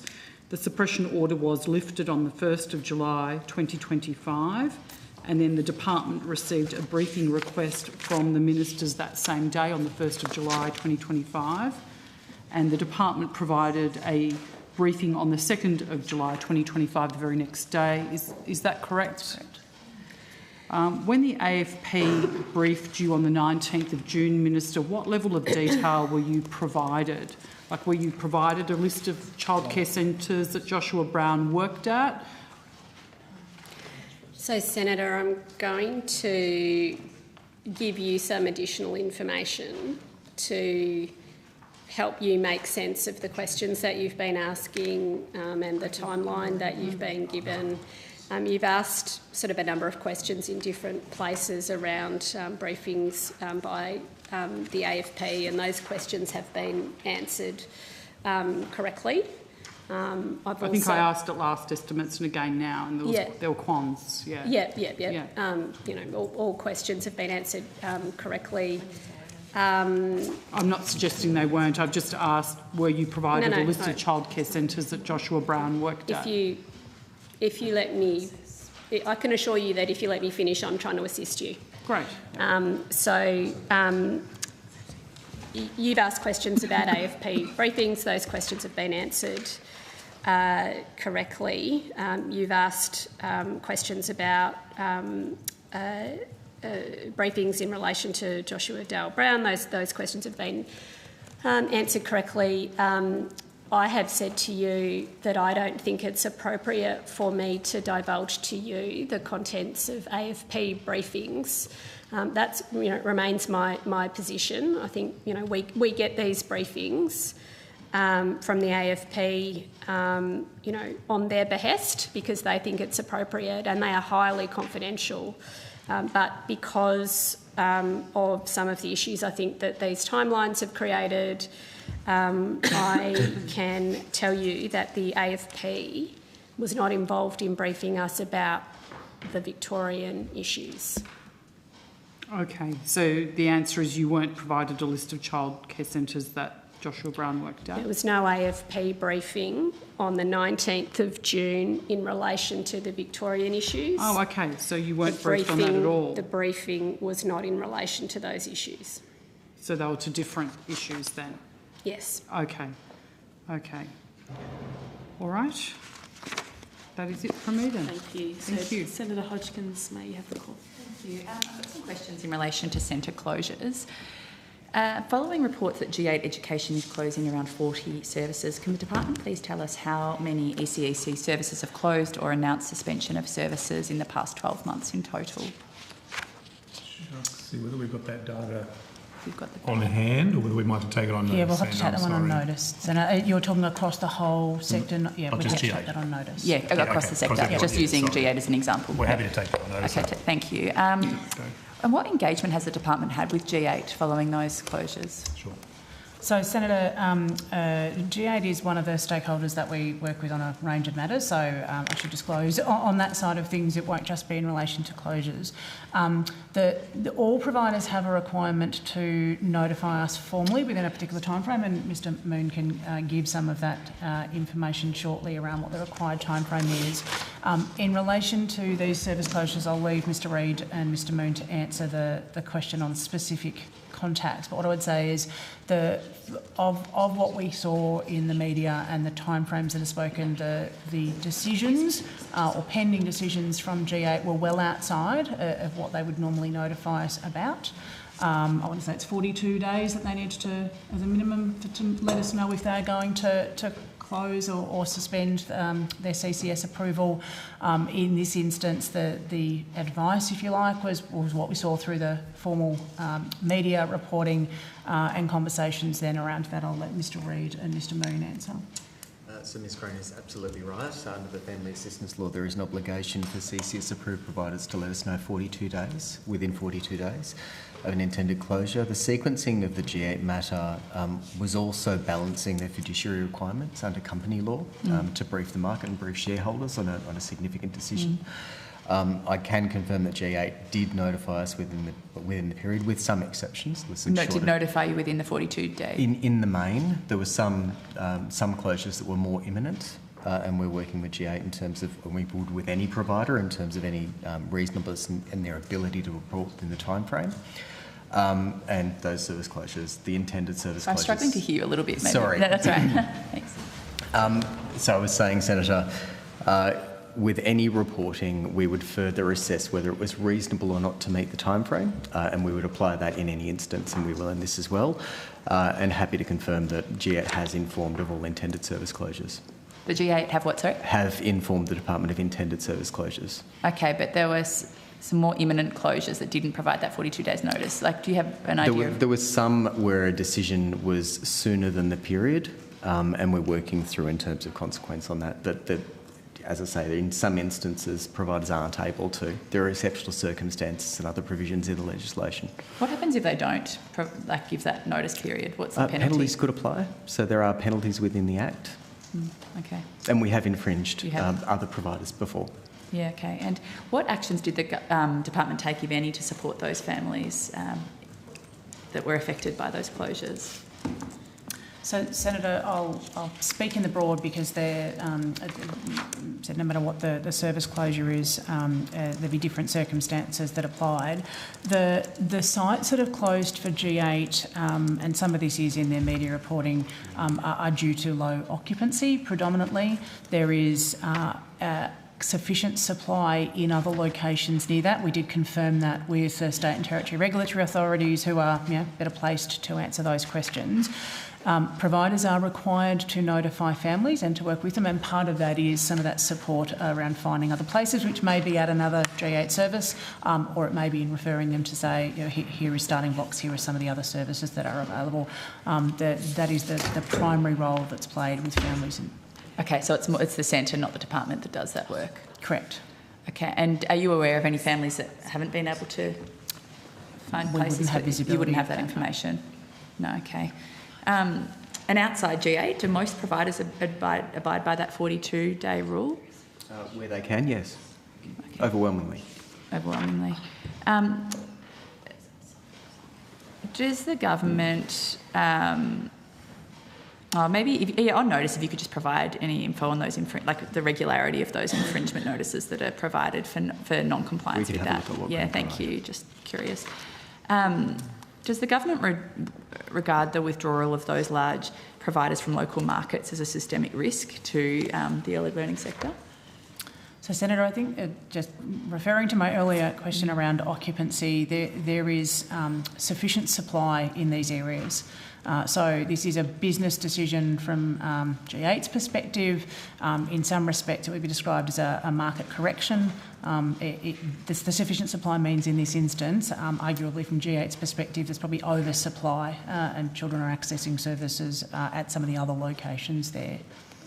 And I suppose that goes to my earlier question about coordination and why are we issuing licences for centres if there are already more than sufficient spots to meet demand? Why is that a role that the Commission will potentially be looking to? It must be still disruptive to family, even if they do have to move their child. It is obviously disruptive to have your centre close. Yeah, Senator, it's certainly one of the things that stakeholders have called for. I think both Ministers Walsh and Mr Clare are on record as saying it's something that potentially a commission could do. The ultimate decision of whether a commission exists and plays that role will be a decision for ministers. Obviously, there are many childcare deserts that exist simultaneous to those centres opening in over subscribed areas. This will probably need to be taken on notice as well, but I'd like to know how many children have been displaced by centre closures over the past 12 months, regardless of whether or not they're able to find alternative care. Is that data that you would have? we would have data on the number of enrolments in those centres. So by displaced, you mean they would need to find another centre? They'd have to find another centre, correct. I take that on notice, but it's probably data we do have. Thank you, that'd be great. Minister, the collapse of ABC Learning required substantial government intervention to keep services operating while families were protected. Does the government have, or is it working on a contingency plan if major childcare providers were to fail or to rapidly exit the market? In this particular case, as Ms Crane has said, we understood that the service closures were largely due to low occupancy. And as you correctly point out, that's very disruptive to children, but it doesn't necessarily seem to suggest that there's a systemic problem in terms of closures and sort of inadequacy of places. That was sort of why I used the ABC Learning example. Yes, we were fortunate that this was an area that was oversubscribed and there were other places available, but there have been other examples of where it's happened, such as ABC Learning, where that wasn't the case. And I'm just keen to understand that whether work is being done to prepare for that scenario if it was to happen again. So, Senator, perhaps I can add to that, because there was a number of actions that were taken in the aftermath of ABC that put some protections in place for that. So one of the critical features is the financial viability assessments that are undertaken by the department now for all large providers. And I'll get Mr Moon just to talk about what that looks like. And so that question around imminent collapse or other things, that work is largely a preventative factor to understand how close, if we are or not, what that looks like. Yes, so Senator, all providers operating 25 or more services are required to report to us annually on their detailed financial matters. This includes things like balance sheets, debts, liabilities, things that you would expect to be reported to the company board in terms of the financial health and viability of the business.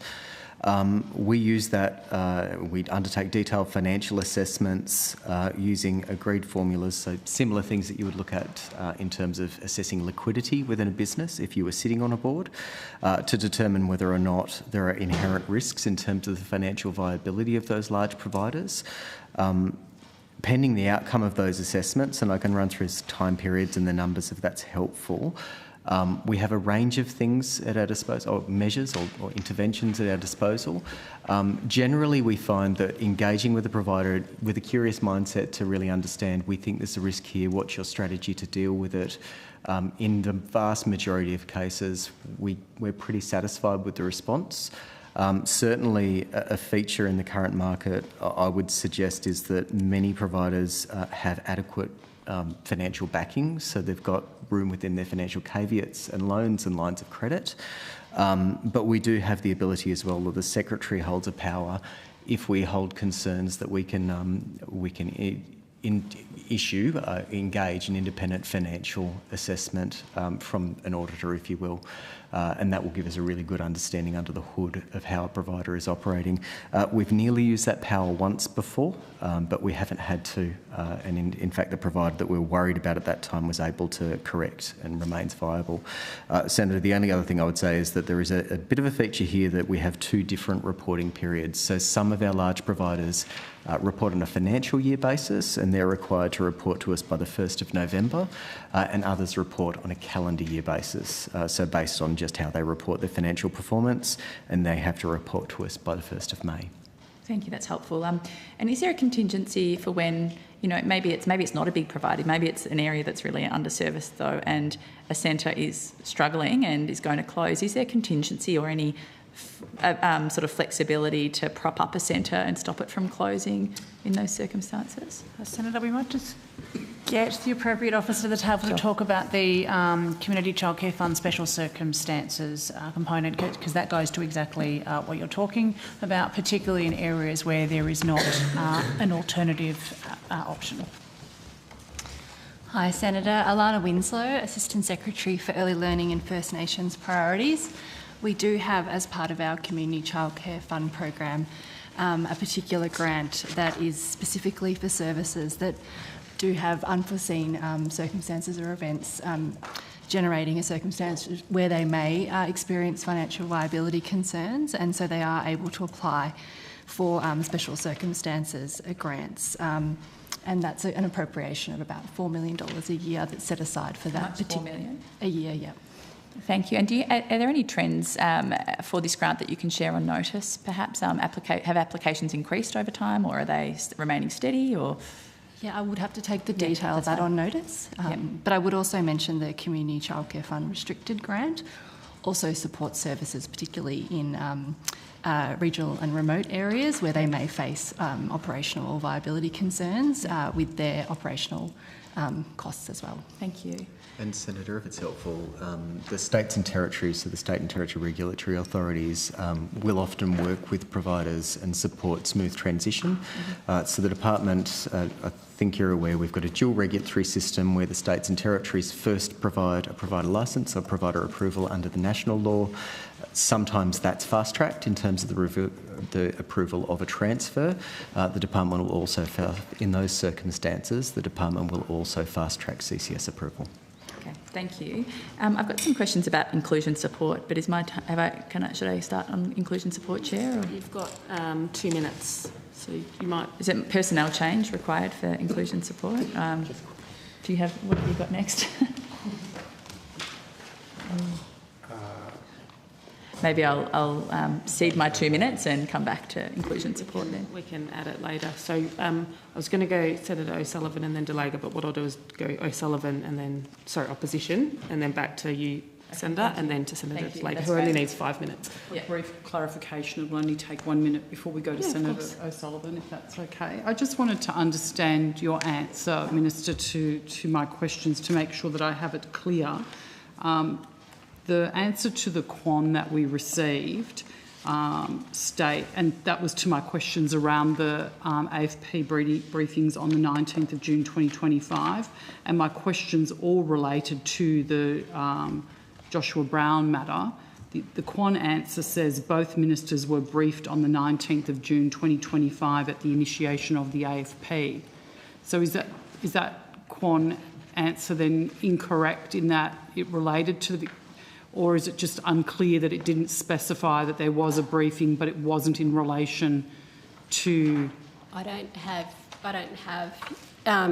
your question and the answer. It may be sort of how it was phrased in your question, but what I can confirm is that there was a briefing from the AFP on the 19th of June, and it did not pertain to those Victorian issues. And I say that to assist with your timeline, because it's effectively a coincidence that, as we've confirmed, about a week before that first EMM, we were given an indication from the Victorian Minister, as we've said multiple times, that there was an issue on the same day. Okay. And that's a coincidence. Thank you, Minister.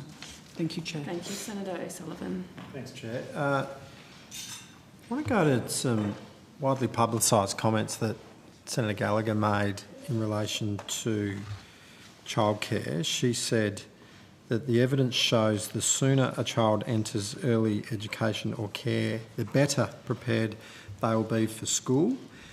Those comments drew significant public criticism, which I'm sure you've all seen.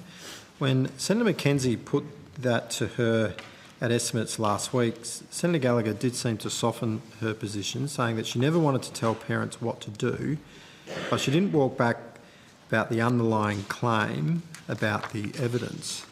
Now, Minister, do you agree with Senator Gallagher that the evidence shows that the sooner a child enters early educational care, the better? Thanks, Senator. So, first of all, in relation to the Minister for Finance and Minister for Women, there were a couple of days of reporting of her comments, and the comment that you've made is one part of what she said. She provided additional context to her first set of comments on May 11, and they were reported in the Australian on, I think, May 12. And what she said was, I was making comments around early education and care, and I think the evidence is that pretty clearly that it's a quality investment in preparing children for school. I think from the government's perspective, we see the value of time for children at home with their parents, and we see the value of time for children in quality early childhood education as well. The evidence is clear that quality time at home is great for kids, and time in quality early childhood education is great for kids too. And that's why we're investing in both. We're investing with our historic paid parental leave scheme going to 6 months in just a few weeks' time, and obviously under the leadership of Minister Gallagher herself, that historic change has been made. And we're also making significant investments in building quality early childhood education and care, because we do know that can give children a great start in life as well. But the statement that the earlier you are in childcare, the better, is there any evidence for that? She herself provided additional context for those comments, and so there's a bit of sort of selective quoting going on of what she said, both in her first set of comments and her subsequent comments when she was asked for clarification. So what she has said in providing more context was the evidence is pretty clear that it's a quality investment in preparing children for school. And that is, of course, the case.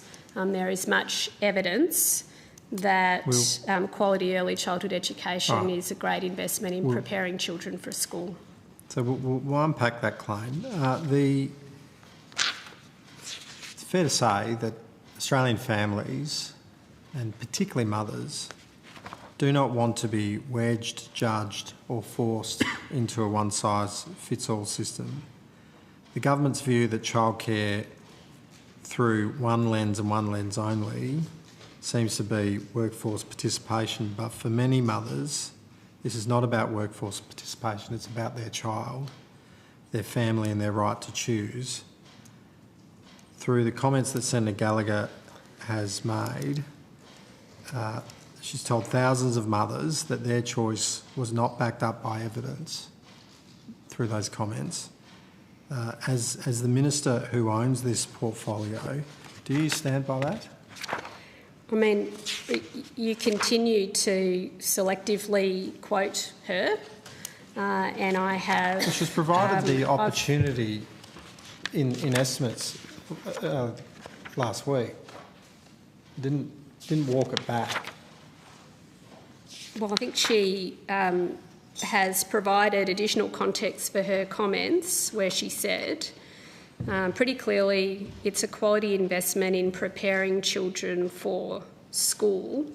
And of course, to suggest that this minister doesn't value time at home for families with their children would be sort of an extraordinary statement to make about this minister, who has extended paid parental leave to 6 months. So not only does she see the value of time at home and understand that families want to spend time at home with their children, she's actually put the investment in to make sure that actually happens. At the same time, the research is clear that if families make the choice to have their children go to early childhood education and care, that can have great outcomes for children. So the strongest evidence for ECEC benefits is for children aged 3 to 5, not infants, not toddlers. The science on very young children is genuinely contested. You'd have to agree. There's no unanimity on that. The OECD released a major international study just last month examining over 23,000 5-year-olds across multiple countries. It found that more time in ECEC does help with literacy and numeracy, but the benefit is weak and largely disappears once you account for family background. The same study found that more time children spent in ECEC, the worse their behaviour. This is not really a ringing endorsement of earlier is better. In the Netherlands, one of the countries in that study, children who started ECEC earlier actually scored lower than children who started later.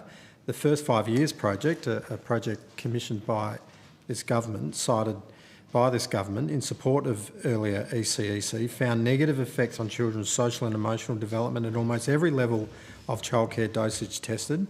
And the OECD found the single biggest factor in a child's development is a warm, engaged interaction with a parent or caregiver, a conversation, reading together, asking questions, and that happens at home. That happens with a grandparent, doesn't require institutional care.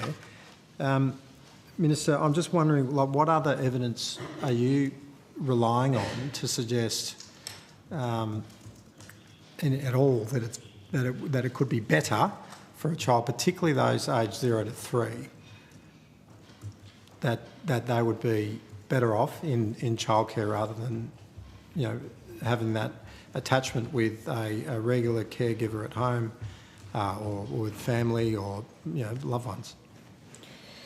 Well, I think it might be useful if we put aside the comments of Minister Gallagher in the sense that I have said multiple times that she's provided additional comments for her remarks.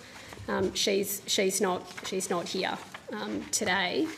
What I can say is, time at home versus time in early learning is not really an either-or for Australian families.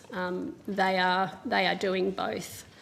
They're doing both from the earliest years, and they're doing it for children aged 4, where, as I think you'd be aware, Senator, 90% of children are participating in some form of formal early learning. So parents are figuring this out as they go. There's quite a small proportion of very small babies who are in early learning. I think the number is around 5%.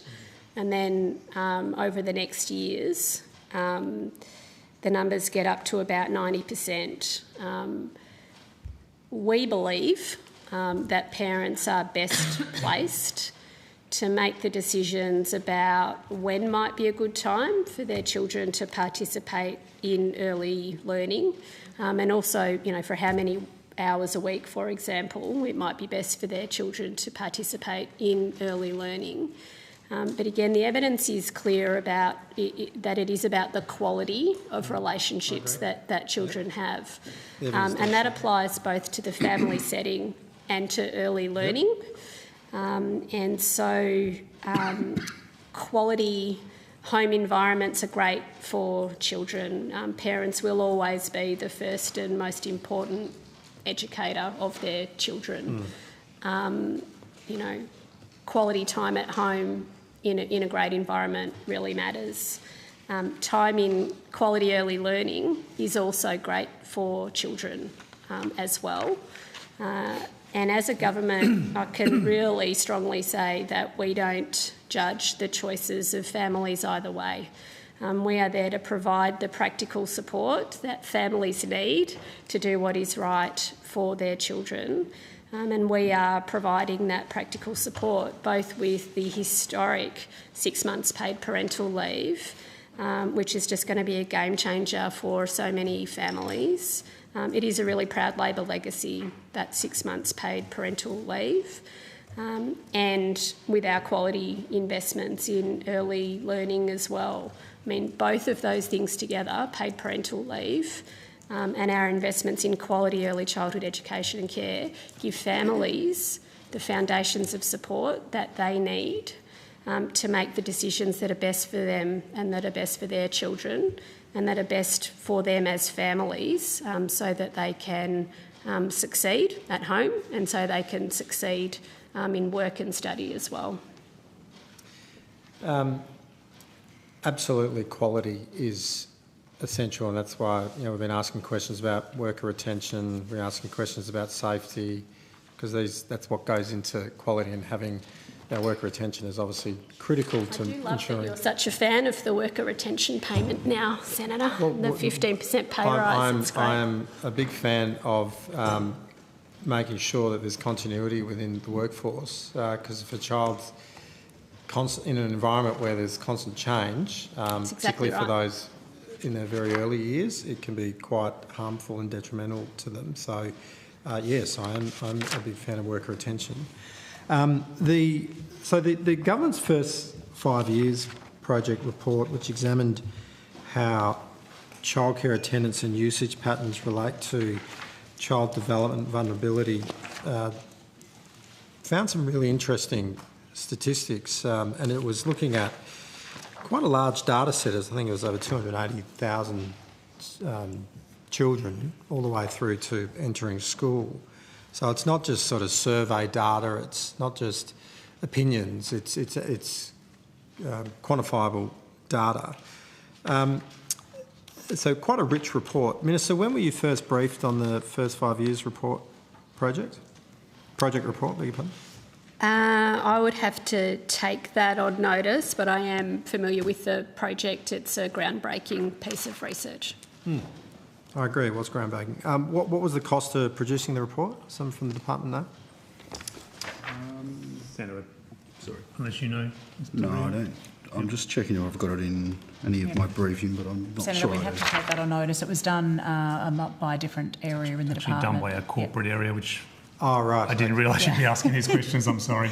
It's in our strategic projects area, which is in corporate. That's fine. It can be taken on notice. We'll take it on notice, absolutely. I mean, if someone can text you, then let me know, but otherwise that's fine on notice. The report was released in mid-December 2025. You've just said, Minister, that it was quite groundbreaking, I think was your words.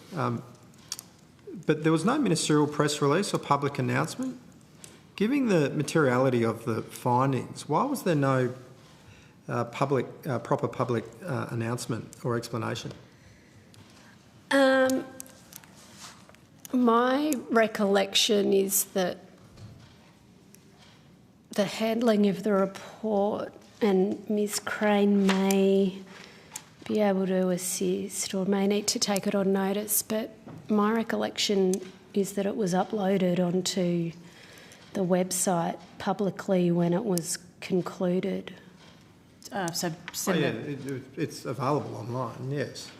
Yeah, so in terms of the time frame for when it was published or how, again, we'd have to take that on notice that the entire briefing process and piece of work was led out of a different part of the department.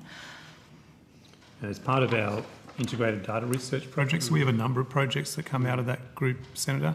I don't think a minister has ever put out a press release on departmental work in relation to this work. I'm looking at the site now, there's a number of things about graduate apprenticeship outcomes, educational attainment, value of completing a bachelor degree.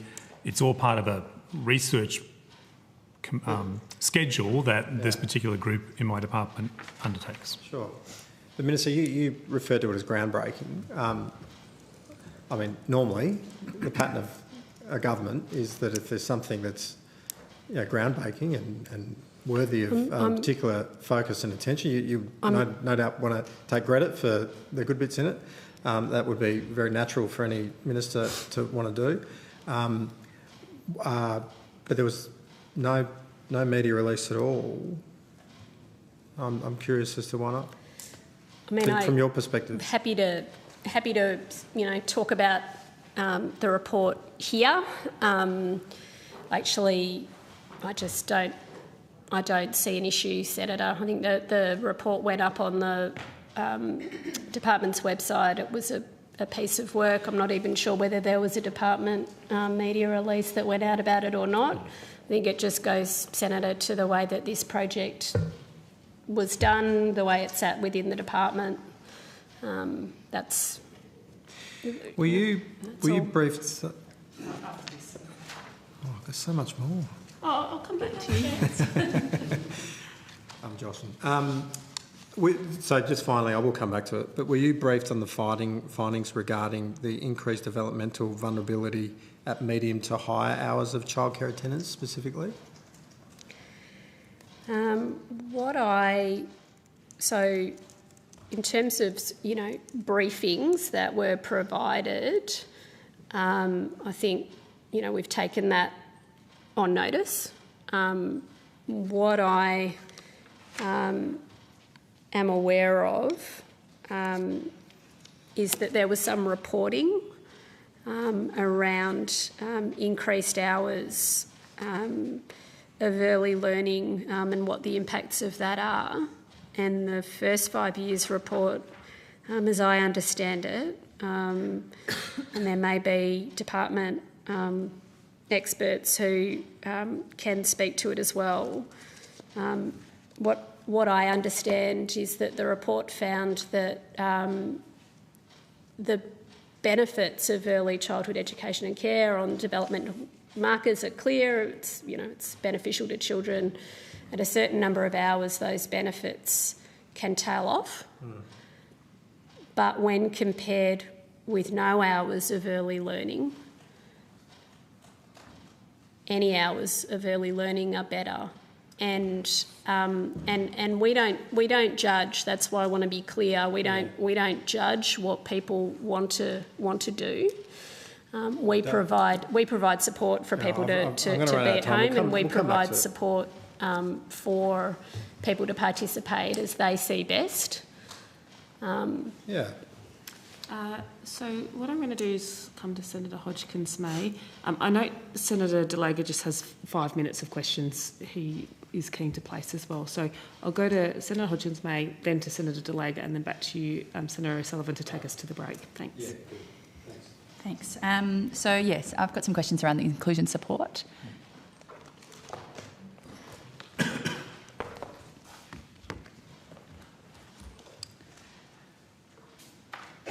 And just quickly before ISP, we've had a chance to review the data tabled by the department in response to my question. Thank you for that. It really helps us do our work. At question 7, I requested forward projections on children and families using childcare and projected hourly fee growth. That data on fee growth hasn't been provided. Is that something that can be provided and that you'll take? I think it was just the time. We only had 2 that's days, fine. so I think we'll take that on notice and see what we can do. Yeah, totally. And just also, do we know when the March quarterly centre-based data, daycare supply and demand data will be available and published? Mr. Reid might... Sorry. You're right. Now steps up. Yeah, true. So I don't have an exact date, but we're in the final stages of... Imminently? Yeah, then? so I don't think it'll be very far off, but I don't have an exact date, but we're just doing the final analysis. As you know, the administrative data is about a 6 to 8 week lag, and then we have to pull the data and analyse it, but it's not far off. Okay, thank you. All good, just making sure. Now, the budget provided some additional funding for the inclusion support program. The additional funding was provided because demand exceeded available funding. This is backed up by the 2025 data from ACARA that shows 27% of enrolled school students receive educational adjustments. So that's more than 1 in 4 children. Obviously, these children don't just appear out of nowhere once they start school, but I'm just curious as to why the 26-27 top-up is significantly smaller than in previous years. So the top-up in 2026-27 was provided in 2 parts. The first part was provided through MyEFO, which was 59.2, and the second part was provided through budget, which was 54.8, so a total of 114 million. 114 million. 14. And is that more than previous It is, years? yes. Okay, thank you. That's good to know. I hadn't seen that. So, and will this top-up continue as needed year to year? Probably for the Minister, yes. Matter for Government, Senator, I'm sorry. So we've just provided in the budget for the further 54.8 million top-up, and any, as you know, any further decisions will be decisions for government in the future. We do continue to hear reports of children with additional needs being unable to access early learning because services can't afford the additional support required. Has the department received complaints from families who have been refused enrolment or effectively turned away because of a child's additional needs? So, Senator, I think we answered this question last time. At that stage, we had not received any so interesting. correspondence. Not that I'm aware of, but we can take on notice. Please take it on notice, because I get approached about this regularly, so I'll ensure that they contact the department so it's not ending up in an abyss. Yeah, if you could maybe, sorry if I did ask this last time, but just how many complaints have happened in the last 3 years on notice? Thank you. We can take it on notice. July 2026 marks 10 years since the additional educator subsidy rate under the Inclusion Support Program was last increased. So that's 10 years without an increase in the subsidy. Minister, does this concern you that it's been a decade since that subsidy has been revised? A decade since the initial, so 10 years since the inclusion support payment was last increased. So since the additional educator subsidy rate, it's a decade. Are you talking about you're talking about the additional educator rate, which is set at about $23 per hour. Yep. So that is a contribution to the cost of additional educators, which are part of the program, in addition to building, capacity building in services to help ensure that children with additional needs can be supported. It is a contribution. It's not meant to cover the entire rate. It is a contribution. Yes, but the fact that it's been a decade, it's a pretty damning anniversary to think that it hasn't increased for 10 years. It's a contribution that hasn't increased in 10 years. Is it on your radar? Is something requiring attention? I think, broadly, the ISP is supporting more children than ever before. So we've got to sort of look at the budget allocations that we have, figure out the program rules to make sure we can help as many children as we can. This is a contribution, and there are more children who are actually being supported by the Inclusion Support Program at the moment than there have been in previous years. Significantly more people, more children being assisted. And this government has invested, considerable amounts in inclusion support. Has the department undertaken any analysis of the gap between the actual costs of employing an additional educator and the amount reimbursed under the program? No, Senator. No? Is that something that the minister thinks would be a worthwhile exercise, just to understand that gap? Or is it saying like you can't fix it, so there's no point identifying? It's a contribution. I mean, obviously the hourly rate in early childhood education and care has gone up because we committed to the 15% pay rise. We committed to the gender undervaluation program, and as a result of that, wages are going up in early childhood education and care. So it's not difficult to see like where the $23 sits. Hard to say that it's to sufficient if you actually haven't analysed it. I understand how you can reach that conclusion without analysis. Well, the Inclusion Support Program is supporting more children than ever before. It's a contribution to services, to providers, to ensure that children with additional needs can participate, and the program is helping more children than ever before.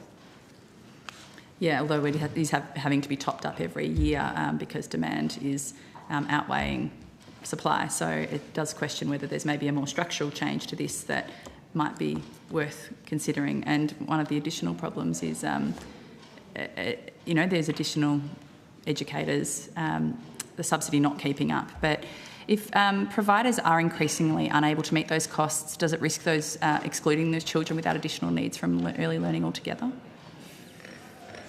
Well, we are committed to children being able to participate in early learning, and we've got a range of investments to help children participate in early learning. The $23 per hour rate is a Commonwealth contribution to the inclusion system. There's a range of parts. So you're very confident with the existing system and that system. no child is being excluded due to having additional needs. Do you have the confidence to say that, Minister? There are more children than ever under our government who are being assisted by the inclusion support program. Yeah, more than ever isn't all. So keep pushing. But Minister, given the persistent growth in demand for inclusion support, does the government believe current levels of investment are sufficient to ensure every child... Oh, sorry, that's pretty much just what I asked, so don't worry about that. In regards to how ISP interacts with Thriving Kids, how is the department ensuring that these two programs operate as a coordinated system rather than parallel programs with overlapping responsibilities? We've been working very closely with Department of Health, Disability and Aged Care to ensure that we have a good understanding and as well as that input into the delivery of Thriving Kids. And we've worked really closely to ensure that the two programs are complementary of each other. And what role, if any, will inclusion agencies play in the delivery of Thriving Kids? That is to be confirmed. We are awaiting on the delivery of Thriving Kids through states and territories, but we would imagine that inclusion agencies will continue in their existing role, which is really focused on the inclusion of children with additional needs, whereas Thriving Kids will go more towards supporting the development outcomes of children. Okay, and is there a timeline, on that? The timeline is October, is my understanding, but for Thriving Kids, yes. And sorry, just to understand that, so you're waiting for it to be delivered to know if inclusion agencies will have a role in delivering it. I'm not sure if that makes sense. No, sorry. The inclusion agencies don't have a direct role with Thriving Kids, but certainly in working with the Department of Health, who is obviously leading conversations with states and territories, they're very cognisant of the role that inclusion agencies and inclusion support program plays, and so we're just making sure that work is aligned and not overlapping or gaps in that. But the actual work with states and territories about what that delivery might look like and how that works within their systems is something Department of Health is leading with states and territories. Okay, thank you. I've got one more block, but I'm guessing my time is probably... You've had 10 minutes, so... And how long do I get? It's about 15 minutes. Maybe I might finish in this block then. Yeah, thanks. I've got some questions around affordability. No, I don't need to tell people. I'll wait for the personnel change, more steps up.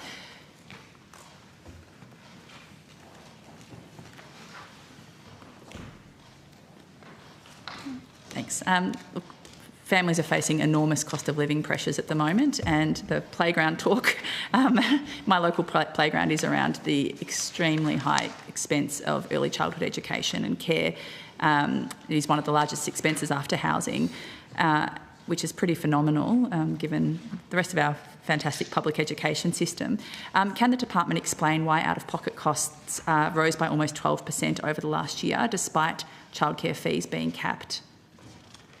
So the childcare CPI, the latest increase was 9% is the latest annual change, but there's a few factors that go into that. So it's not just increased fees. In fact, fees have only increased by 4.6% over the last 12 months, and that's lower than the long-term average. So that's much lower than the 5 and 10-year average, and largely due to the fee capping implemented through the worker retention payment. So we know that services in the worker retention payment, their average fee growth has been 3.5% compared to over 7% for services that aren't in the worker retention payment. So we know that the fee capping is having an impact, and it has brought down the annual fee increases compared to the long-term average. But other things that contribute to the childcare CPI increases are things like family income, for instance. So family income is increasing at a higher rate than WPI, so families within the childcare system, their family income is increasing at a higher rate than the general population, and that reduces their subsidy rates, which increases their out-of-pocket costs. So things like that contributed to it. So it's fee increases, things like changes in family circumstances. So yeah, there's just multiple things that go into the childcare CPI that are more than just the fee increases from services. Another compelling reason to continue the worker retention payment. You've explained a few factors, but what extent do you think fee increases are also driven by the gap between actual fee growth and the slow growth in the childcare subsidy hourly rate cap?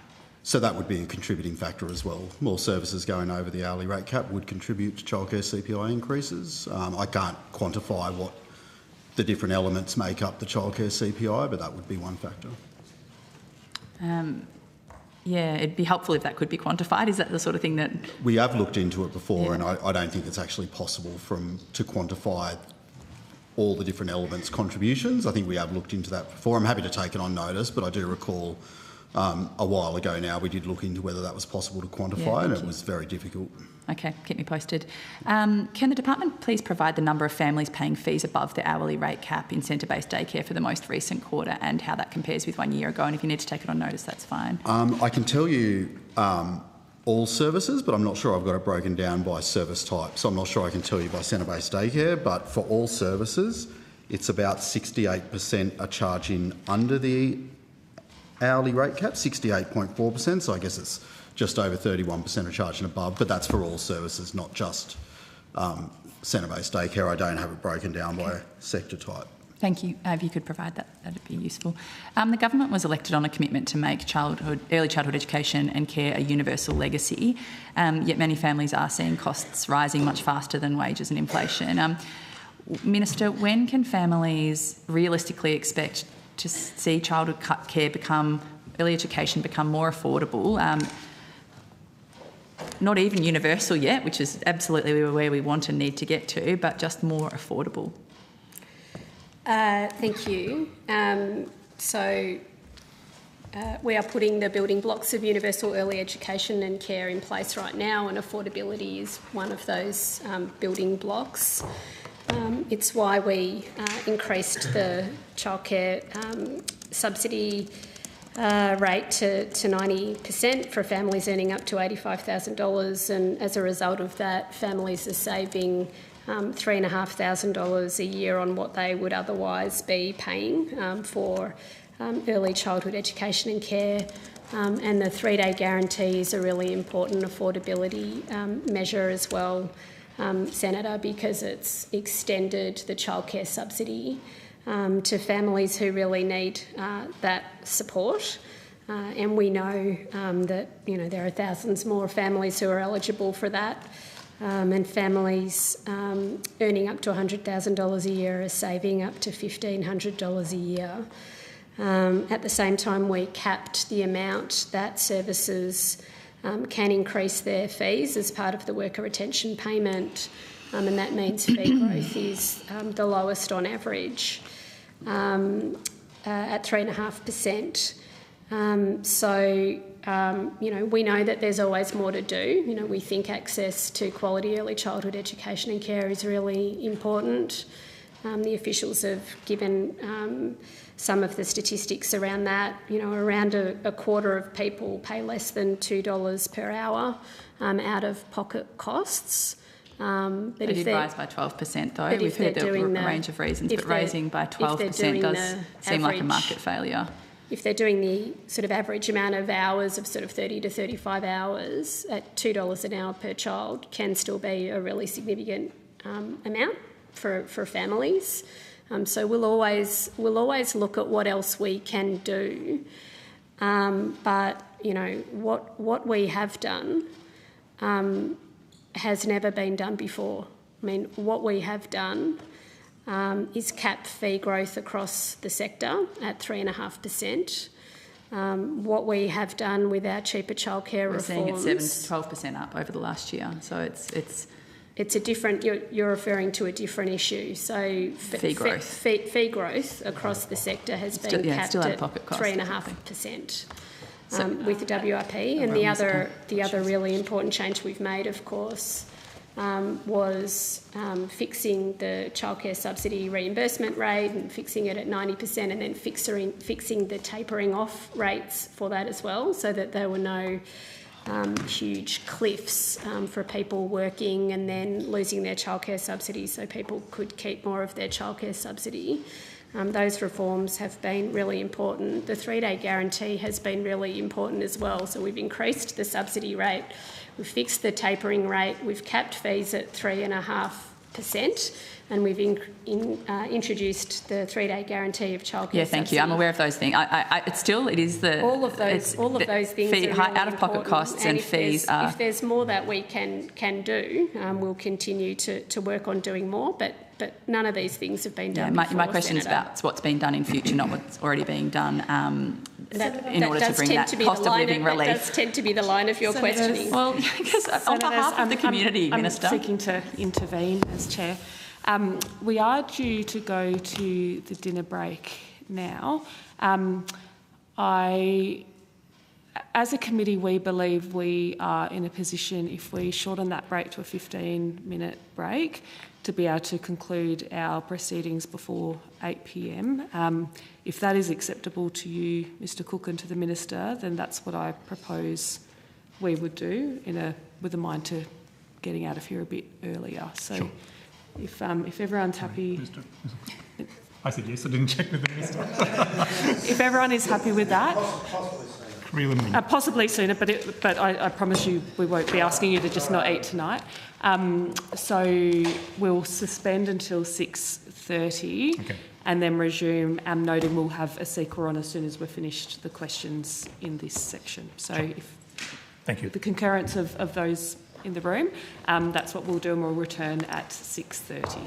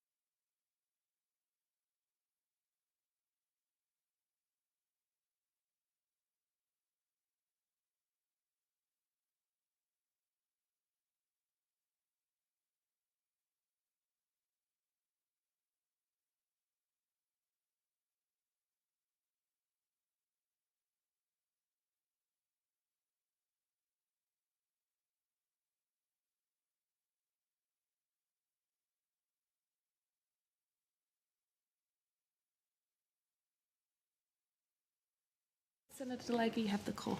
All right, thanks very much. Good evening, everyone. Thanks for staying around for us. I have a question, closing the gap, if we can get people up to the table. Awesome. I'd like to know about how the beef is supporting Aboriginal community-controlled organisations to provide for ECECs. Sorry, that's a different group. So different group, no worries. This question was about echoes.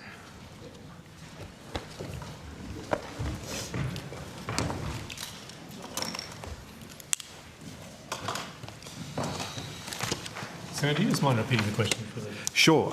It's just in relation to how the Building Early Education Fund is supporting the Aboriginal community-controlled organisations to provide the early childhood education centres. So there's a few different mechanisms. So first of all, we already have 3 projects that are agreed that will be led by ACCOs. Yep. So we have 2 through the FFA Victoria and the further project that we mentioned earlier located in Derby. We also have a specific dedicated grant round for Aboriginal and Torres Strait Islander community-controlled organisations to support capital works.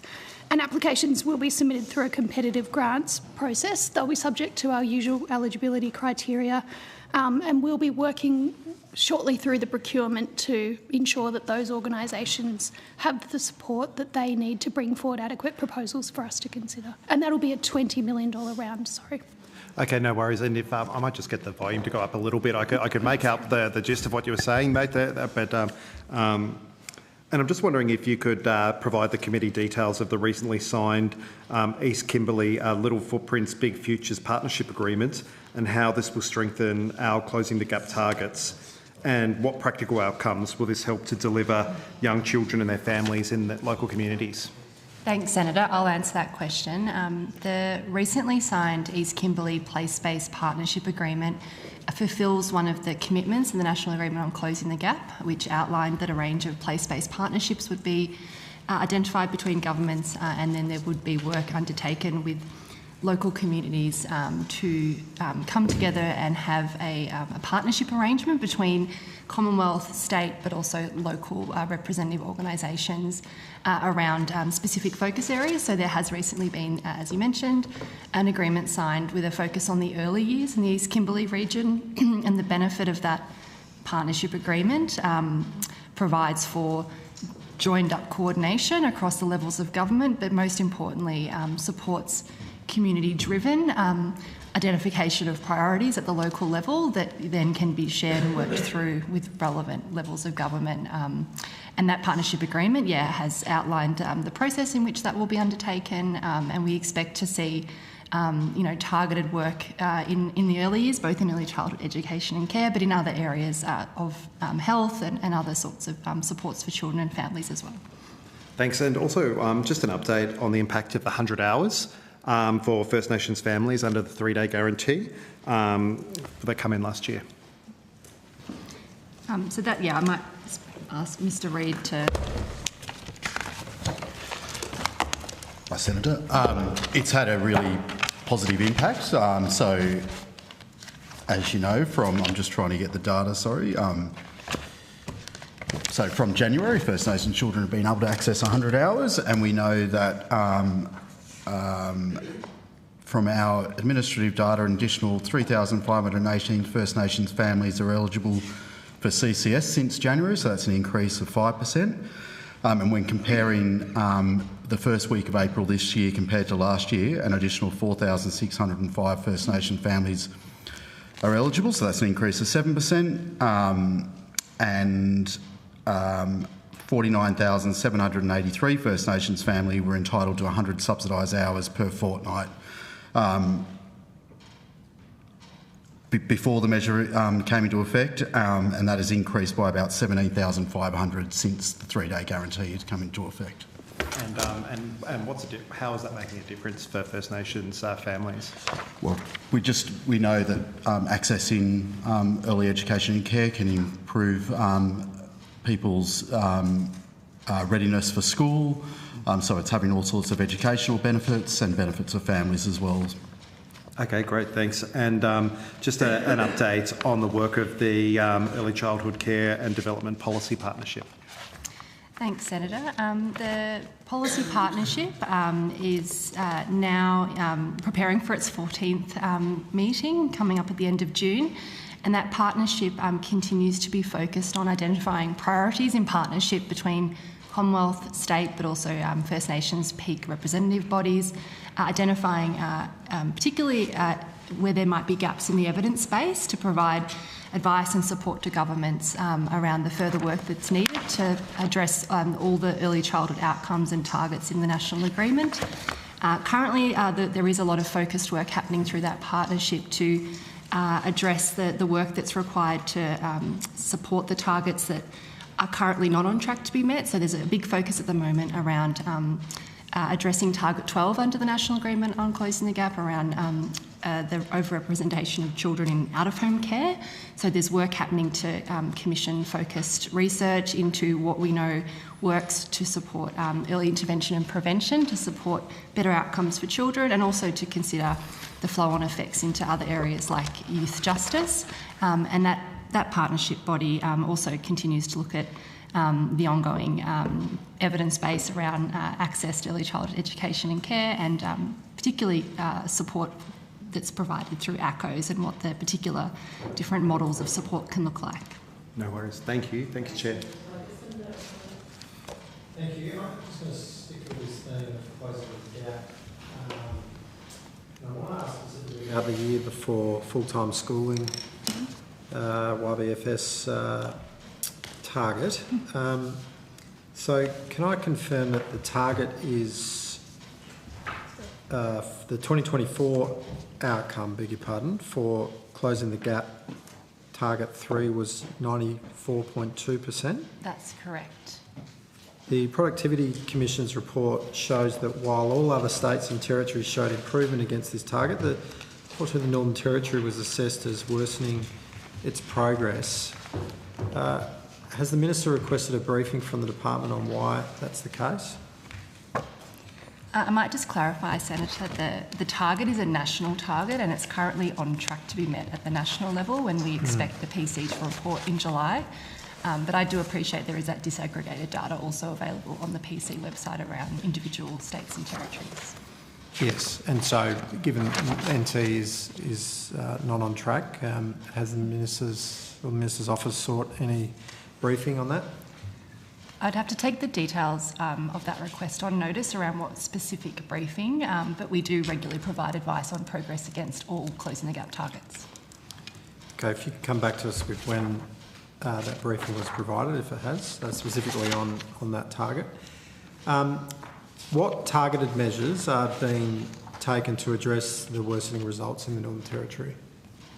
I think in part the measures that Mr Reid has spoken to around increasing access to subsidised early childhood education and care is certainly a key pillar of a range of targeted measures and reforms to increase access to early childhood education and care and remove some of the barriers that have been noted for First Nations children and families. There are also a range of other targeted programs and measures that go to working specifically with Aboriginal and Torres Strait Islander communities and families, including the Connected Beginnings program. Yeah, that program has certainly showed positive results, particularly around the AEDCD, the Australian Early Childhood Development Census. We have noted in some Connected Beginnings sites higher than the national results for AEDC in those communities, and we think that is potentially a result of the targeted support that those communities receive through the program, which is very much focused on supporting local organisations to work with children and families to increase access, not just with early childhood education and care, but the other services that we know support early childhood development, like health services. So I think in combination with the mainstream reforms and the targeted programs, there's certainly a range of work underway to address barriers to access. I note that the progress towards parity supporting indicator has not been reported on against the Target 3 outcome. Can the Department advise as to when this will be reported on? I can certainly take that one on notice, Senator, but I will confirm that there is work currently underway to refresh the Target 3 under the National Agreement, and we are on track to have a new target agreed, we expect, by July this year, and that's to include a more rigorous measure of assessment, both against enrolment, which is what the current target's focused on, but to start to bring in additional measures, including around things like attendance as well, which we know is also a really important measure of engagement with early childhood education and care. But can take the details of that one on notice around parity. Thank you. Can you provide some specifics on the data sources for Target 3? It does relate to the year before full-time schooling, and the data, I understand, is primarily through both the preschool data collection and the ABS data collections, but can provide more specific information on notice. Yeah, so what data set was used in 2024 to determine the number of preschool enrolments? As I mentioned, I believe that data is drawn from the official preschool ABS data collection. So that's the 2023 preschool, would it be that year? Yes, but we do get regular updates on that data annually. What data set was used in 2024 to determine the number of Aboriginal and Torres Strait Islander children? So the denominator, if you Again, like. I believe it was through the ABS and preschool data collections that governments use. Minister, were you aware that the data sources used to measure the performance target 3 are from different time periods? No, Senator. Had the department briefed you on the findings of the ANAO audit into this matter? I'd have to take that on notice, Senator. The department may have further information.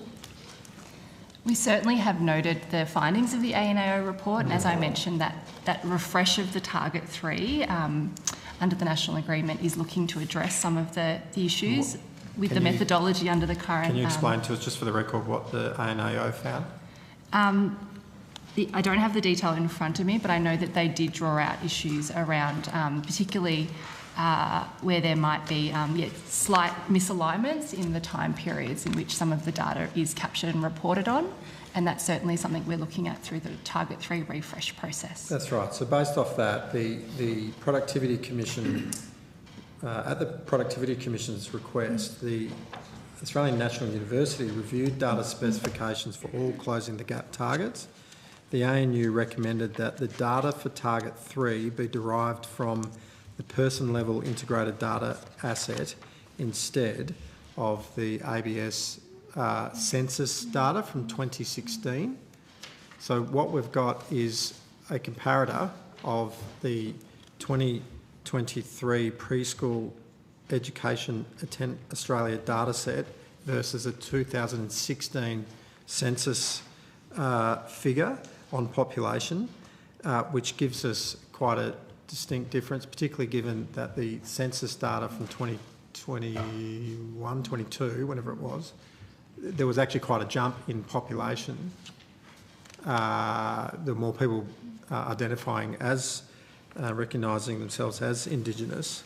So has the department or the partnership working group considered the recommendations of the ANU to review the use of PLRDA data? There's certainly been an openness around looking at that, but to the greatest extent possible, the work under the Target 3 refresh has attempted to leverage all of the work that's been happening under the Preschool Reform Agreement to strengthen and improve the utility of data with respect to preschool collections in Australia. So we've certainly, it's certainly not been ruled out, but with respect to the Target 3 refresh, there has been a focus on alignment with the data reforms under the Preschool Reform Agreement. In the Prime Minister's February speech on the anniversary of the apology to Australia's Indigenous people, the Prime Minister stated that later this year we expect confirmation that the target of 95% of Aboriginal and Torres Strait Islander children being enrolled in preschool will have been achieved. Now, will the 2026 Closing the Gap report be based on the same data set if you're basing it on 2016? So, as I mentioned earlier, the Productivity Commission will report on the current target and the potential achievement of that current target in July. We expect that to be published. So that would be reflected in next year's Closing the Gap annual report. However, what will also be included in that annual report will be the details of the new refreshed Target 3, which will include retaining an element around enrolment, but as I mentioned, we expect it to also look at data that captures measures of attendance and other indicators as well. I can't talk to the specifics of that target because it's not yet been endorsed by all governments, but we do expect that to be a more rigorous assessment, and the details would be included in the Closing the Gap reporting next year. I'm certainly wishing for and hoping that that target is met and the Prime Minister's words are true. desperate that we get this right, absolutely. But given that you're comparing two different data sets, you're comparing the preschool preschool education Australia data set versus census data set from 2016, given population has increased significantly, that target may well actually be quite significantly under. Is the department or minister concerned about that? So, with respect to the refresh process that I mentioned, that will certainly have a more rigorous assessment of both enrolment and, as I mentioned, attendance, and that's to align with all of the work that's happened over the last couple of years between the states and the Commonwealth through the preschool reform agreement to improve the quality of preschool data and the way it's captured. So I think it will go to some of the issues that you mentioned, because they are certainly known issues. Have you done any reanalysis of the current achievement against the more recent census data rather than the previous census from 4 years earlier? I would have to take that one on notice to confirm whether that analysis has been undertaken. Simple maths show that if you compare, if the denominator is a lower figure compared to your numerator, you're going to have a very different percentage. I haven't done the maths myself, but it would. I'm concerned that we're actually maybe not as on track as we would all obviously desperately hope for. Given the ANAO provided that evidence, a report that's been tabled in Parliament, no doubt you've said, briefed the Minister on, why has that not been recalculated? So, Senator, I think Ms Winslow has answered the question to the best of her ability around the work that's been reported on the target as it stands, the work that is being undertaken on the refresh target. This is a joint process with states and territories and with First Nations stakeholders. Part of that, we, as you are interested in there being a meaningful target, that's the work that's being undertaken at the moment. One thing I would note, which hasn't come up in some of the testimony up until now, is that we are seeing year-on-year increases in First Nations enrolment in preschool, just generally out of other data that's there, and that is pleasing to see, consistent with what we're seeing with childcare subsidy. The number of First Nations children accessing childcare is increasing. Yes, and the numerator is going up, and my point is that the denominator, what you're comparing it against, is pegged back in 2016. So, Minister, there is, I want to be clear, we obviously want to achieve this target. This isn't a political sort of hit. But we've got to measure right, and if this is wrong, I'm surprised that this hasn't already been addressed and that you're not aware of it, because the ANAO reported on this, and it hasn't been. It's not front of mind for you. I realise you've got a lot to manage, but this is obviously a critical thing. The Prime Minister references it in his Close the Gap speech.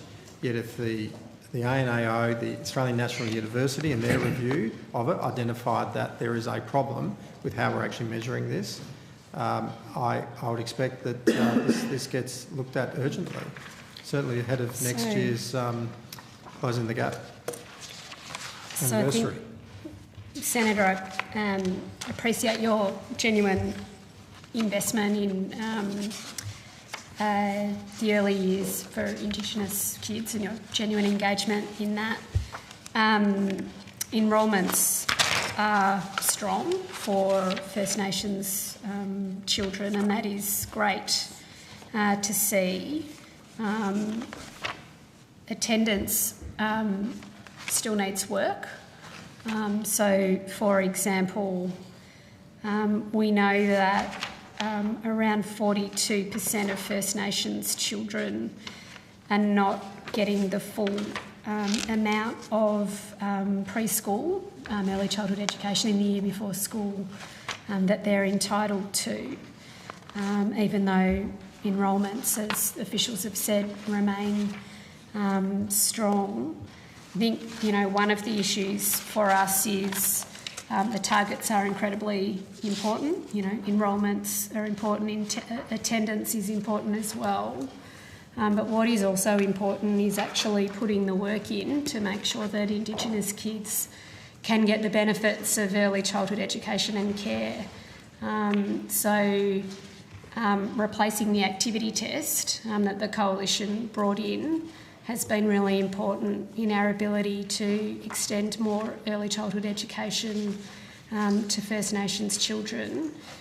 We know that many First Nations children were locked out of early childhood education and care because of that decision to limit access by the previous government. And it's incredibly important that we replaced the activity test with a 3-day guarantee, a 5-day guarantee for Indigenous children. We also know that Indigenous families may not attend early learning if they don't think those services are culturally safe for them, if they don't think they're appropriate for them, which is why it's so important that we're investing in more ACCO-led delivery. It's why it's so important that we have invested in the Connected Beginnings sites and making sure that they're ACCO-led as well. All of the investments that we actually make to ensure that children attend are really important. And we were asked a question about that earlier by Senator Delegar. And one of the investments that we've made in the Building Fund, for example, is a partnership with Commonwealth, the Western Australian Government, and the Minderoo Foundation in Derby.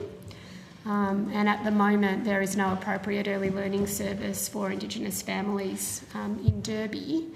And I've been there, I've seen firsthand what impact it will make. I've seen the families that are advocating for the service.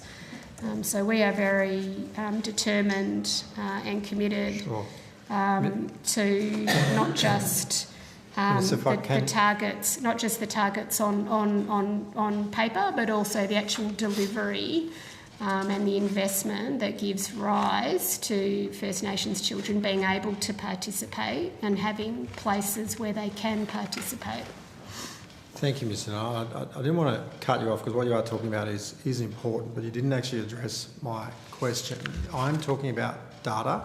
Things you talk about are all important investments, but measurements absolutely. The data outcomes, right? Yeah, but there's a calculation problem here, right? The government's reporting every year on closing the gap targets. It's a national commitment, and we've got the wrong denominator. We're comparing against 2016 census data rather than the latest census data, which clearly will give an inaccurate representation of the achievements.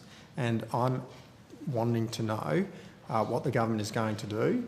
I'm wondering why it hasn't addressed the ANAO's report, why there hasn't been a correction made, why there hasn't been a recalculation and reporting against the last several years. And I'm wanting to know what you're going to do about it. I'm hearing that there's going to be a refresh of these targets. I'm interested to know whether or not the new targets are going to be based on a consistent data set rather than old data.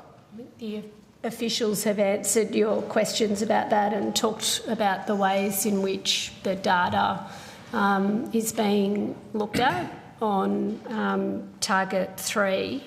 And we also, we also want to focus on attendance as well. I guess the point that I'm making is that delivery matters. Delivery matters to First Nations children. But how do you know if delivery is achieving the outcome if you're not actually measuring using accurate and reliable data sets? Well, Mr. Reid talked before, for example, about the importance of the 3-day guarantee and the 5-day guarantee for First Nations children. How do you measure it? So this is closing the gap target. The comparator is wrong. It's 2016 rather than 2021-22. And so we know the population grew. There's massive, there were quite considerable media articles about how more and more Australians are identifying as Indigenous. So therefore, how do we know that we're actually achieving? I hope we are, but it seems to me we're measuring against the wrong thing.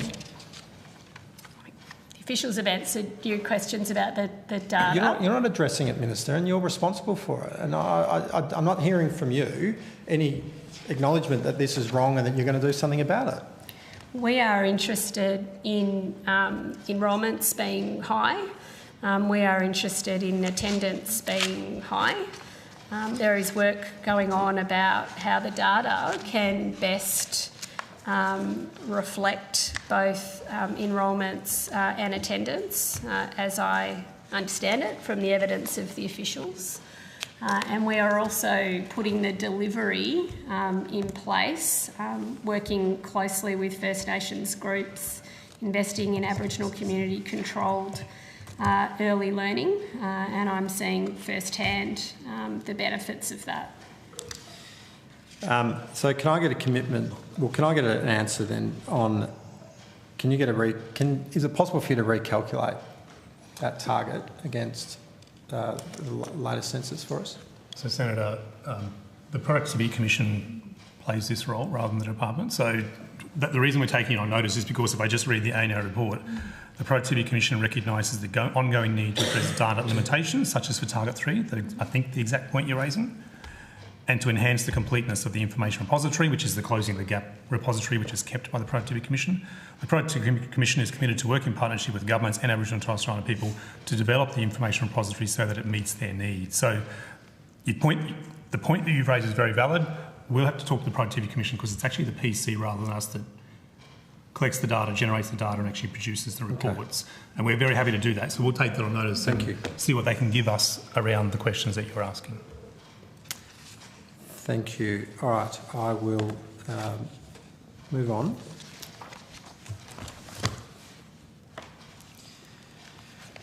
I think I'm going to ask about beef next.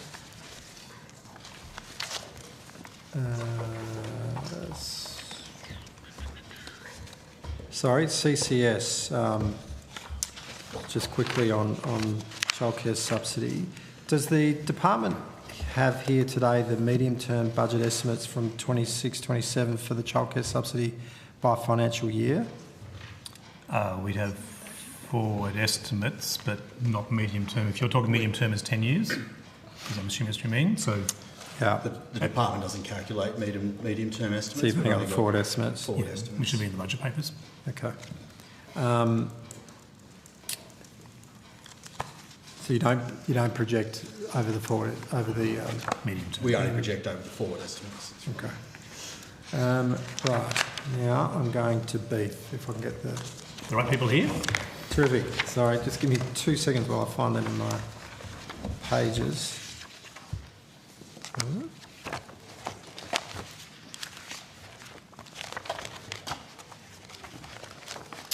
Okay. Thank you for bearing me with me while I found my page. The government announced the Building Early Education Fund, or BEEF as we've been referring to it, on the 11th of December 2024 as a $1 billion commitment to build and expand early childhood education and care services in areas of need. However, Budget Paper 3 shows total profiled funding of only $317 million across all states and territories to 29/30. Can the department explain where the remaining $682 million is, where it's reflected in the budget, and over what time frame is expected to be allocated? Sure, Senator. There are some changes in the budget profiles, but also the beef is bifurcated into two distinct tranches. The first $500 million is in relation to grants and federation funding agreements with states and territories, as well as the investment dialogue for Australia's children. And the second $500 million is subject to a business case for the potential for the Commonwealth to build, own and lease a number of childcare centres throughout the country. So there's two distinct component parts to the beef. So that's where the $1 billion actually sits.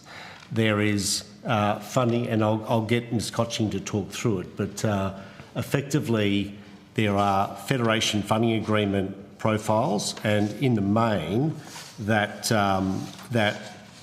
$317 million, which actually will be adjusted because there's some component parts that are coming off that, like Seek Grammar School, that's $5.3 million in there for New South Wales. That won't be through a federation funding agreement, it'll be a direct grant.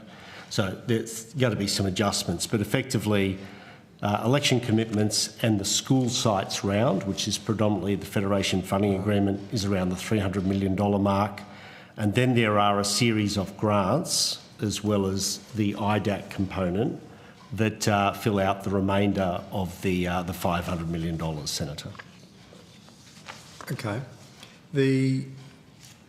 Your fact sheets, government fact sheets, states that the fund is expected to support approximately 160 centres and create around 12,000 additional early learning places. This would imply a per place cost of approximately $41,667 from a $1 billion fund. Is my maths correct? It's not my maths, simple. But I wouldn't expect you to do the calculation right in your head, but doing those comparators, is it right to divide it like that way? I have to recheck on the numbers there, but effectively the 160 and the 12,000 remain the targets that we are working towards with the $1 billion, Senator.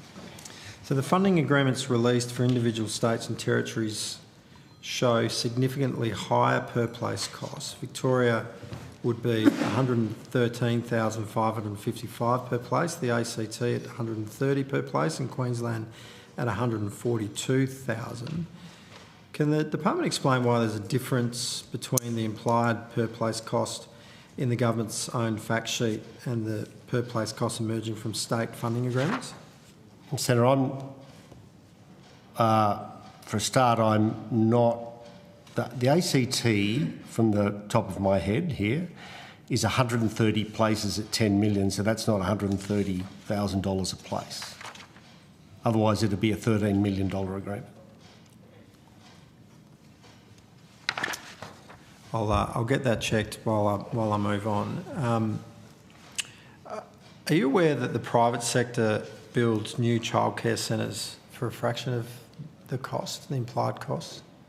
Senator, I acknowledge that in some respects we're not comparing apples and apples here. A lot of the builds through the federation funding agreements are on school sites, and we are working through states and territories who have their own administrative and procurement arrangements, etc., that will add an additional layer of cost to those particular sites in comparison to a different site in a shopping centre or wherever it may be, because of the stringent requirements that go with building something on a school site, etc. So, in some respects, I think that it's difficult to make comparisons with what we're doing here and what we're doing and what the private sector might well be doing, because they might have different arrangements for land, they might have their own construction arms, etc., for some of the larger for-profits. But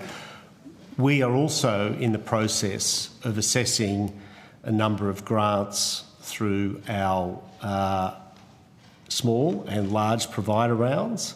And so we are hopeful that in those aspects, some of those costs per place, etc., will start to come down a little bit in comparison to what we're seeing with the schools round through our federation funding agreements. Is there an land acquisition cost for building a centre on a school? There is in some respects there's a cost, I suppose. There's an opportunity cost for the state, but they are provisioning that land for us because the beef is only for capital works. We're only funding capital works. We're not funding land acquisition as such. So that land is being gifted by states and territories for construction on school sites. Right. Yeah, the private sector, even considering land acquisition, is able to build centres comparatively cheaper. So I'm curious as to why this is costing so much, and are we not running the risk that it won't reach its target in terms of the total number of expected children that will benefit from this program. If the costs are going to be, in many cases, 3 times higher than what the private sector is able to build something. Well, Senator, each of the projects that we look at in terms of whether they are being provisioned by not-for-profits or they are part of the schools round, and therefore the responsibility of states and territories does go through a value for money assessment by us. That is our principal criteria. We also look for evidence around the costs that are being proposed, and we look effectively at having independent cost evaluation, particularly through our grants rounds, to ensure that we're achieving value for money through those arrangements. But we have quantity surveyor assessments that are undertaken to determine the cost of each centre as to whether or not it does represent a realistic estimate and value for money. In some places, clearly we're going to, in remote areas, and particularly in very remote areas where some of the climatic conditions that we're going to be dealing with are pretty extreme, you would expect there to be considerable additional cost in terms of making those sites secure as well. And there's a degree of longevity that we require under each of those sites as well. Of the $1 billion committed under the funding, of which only $317.7 million is currently profiled in budget paper number 3, how much has actually been allocated to date? Senator, this was earlier evidence we gave. We've allocated $229.7 million across 37 projects. And I don't know if I quite understood what you were saying earlier about the federal grants. So, yeah. I'm happy to explain a little bit. Yeah, so that's payment that's gone directly to the states. That's right. So that would be what, special purpose payment? Or Federal Financial Relations is a FFA. They're on the Treasury website, so it's done through a federal financial agreement, which is standard process around this. We do it in the school space as well. Administered Treasury to state treasuries, but I'll let... Well, just to clarify that we have not paid that much money to states to date. To date, we've paid $60 million as a sort of start-up to get those early projects underway. Okay, and so of the 229.7, does that include some of that through those that? Of the 229, we have paid 62 states to date. But that 229 is what we've committed to, with 6 federation funding agreements as well as the IDAC project in Derby. Can I get a breakdown, please, of individual projects, including the location, number of places to be created, the funding amount and the expected completion date? Each of those is detailed on the Treasury website in each individual federation funding agreement, the 6 federation funding agreements. It lists each site? It lists each site, the number of places and the estimated time of completion. Okay, good. All right, I'll look that up. For each stream of funding, how many applications have been received? Okay, so for our large grants round, we received applications from 6 funding providers for 33 projects. Our small grants round only closed on the 29th of May and we received 70 applications. Okay. How many have been approved? Is that We're still undergoing the assessment processes. When's that been wrapped up? We're as Ms Cotching said on the small provider round, we only closed the round last Friday. Oh, okay, yeah. So that will take a number of weeks, obviously, to work through. Yeah. And we are still just working through with preferred grant recipients some details around each of their proposals, and we hope to enter into contract negotiations with those providers in the coming weeks. So the large-scale grant round closed on the 17th of March, though, That's is that correct. right? How many applications were received for that? That was the 33 projects. That's the 33. Gotcha. Yep. Sorry, I'm catching up with all this. What assessment criteria are used to determine whether an application is approved or rejected? And who's the ultimate decision-making authority over the funding approvals? I'll answer the last question first if I can, Senator, while Ms Cotchin gets the details around the eligibility criteria. But effectively, I'm the delegate for the grants rails. Yes. Okay. So I'll be the final decision maker in that. The criteria that we're using, I'll go into assessment, but value for money being a principle, increasing ECEC supply in areas of need and disadvantage. Areas of need and disadvantage, and evidence of community support is a key thing that we've requested, but Ms Cotchin will go through some more Also detail. wanted to clarify that it was actually 31 projects that were eligible that we assessed. So eligibility criteria, 2 aspects. First of all, there had to be a not-for-profit provider currently holding approval under national law and currently operating 10 or more services and had the ability to build or expand at least 3 services concurrently. And then the specific criteria that we examined included the provider's quality and safety record, their capability and experience in relation to actually managing construction projects for ECECs, and in the details of their specific projects, the additional number of places, the need for EC in that specific location, including undersupply, the level of community support, workforce readiness and availability, and of course, cost and value for money. Okay. I note that the Northern Territory received 0 funding under BEEF in budget paper number 3. Is that right? At the moment, we are yet to conclude a Federation funding agreement with the Northern Territory. Right. So once that's signed, we'll make that public, Senator. It will go up on the Treasury Federation funding agreement website. Given that NT has some of the worst childcare access in the country and the highest concentration of remote Indigenous communities, can you explain to us how quickly that will be resolved? Where's it up to? How close are we to you to having that agreement done? We've been negotiating for a number of months there. I think it's fair to say that Northern Territory government is not a large one. The department that we're dealing with has been through some very difficult times of late, some large natural disasters and a tragic incident in Central Australia recently.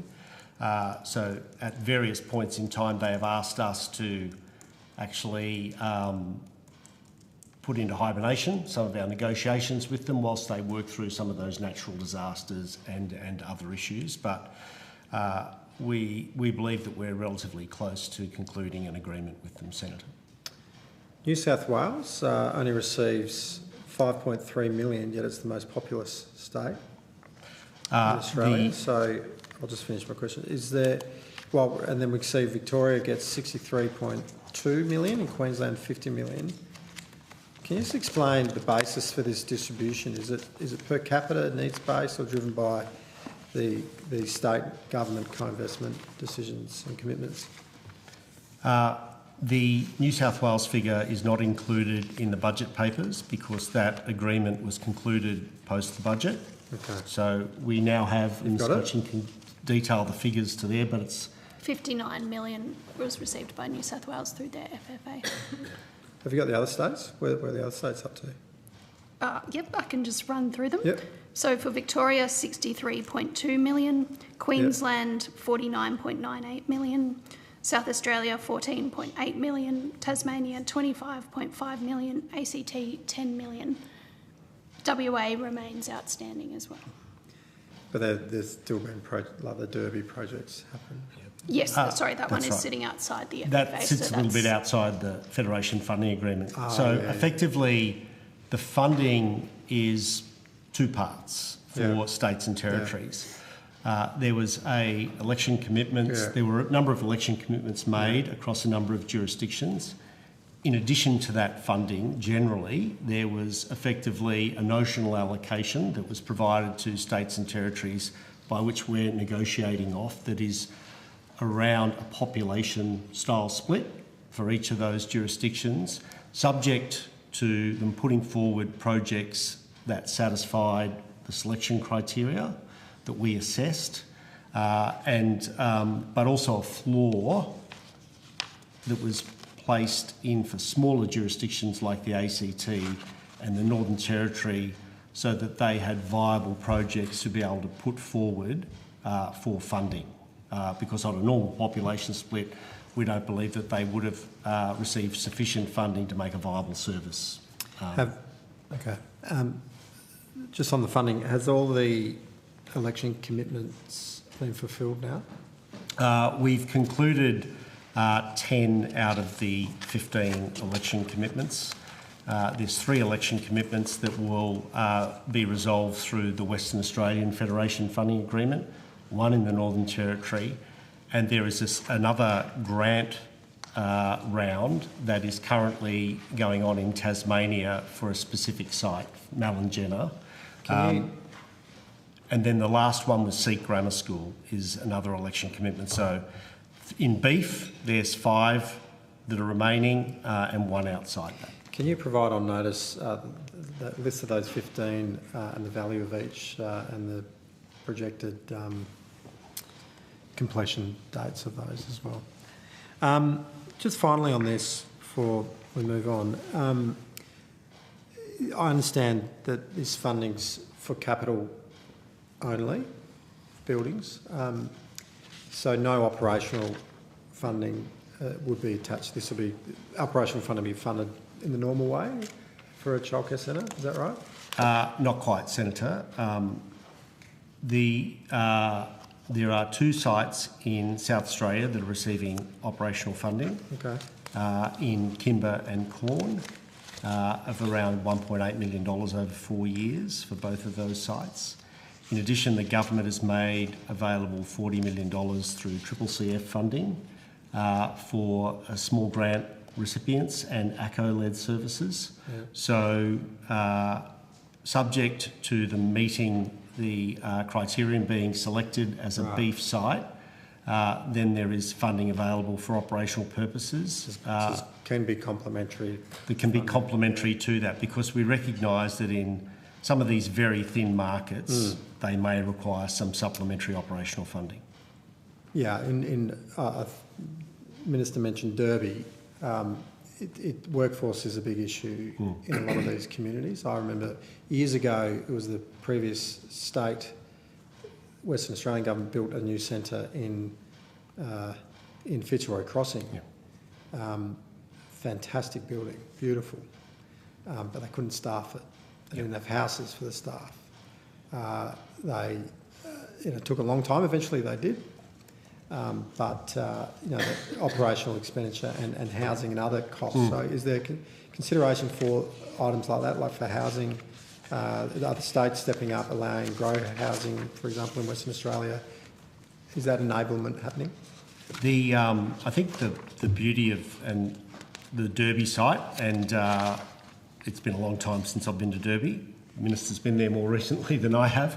Great place. The beauty of that is that the philanthropic partners, particularly the Minderoo Foundation, are working very closely with the Noongar Aboriginal Women's Council there to start to build the workforce, the capability, etc., for them to be able to run that service, an ACO-led service.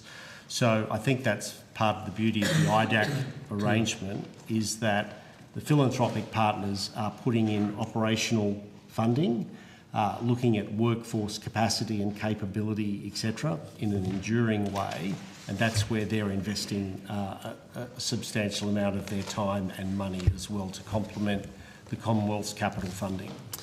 And just so, and we'll finish with this.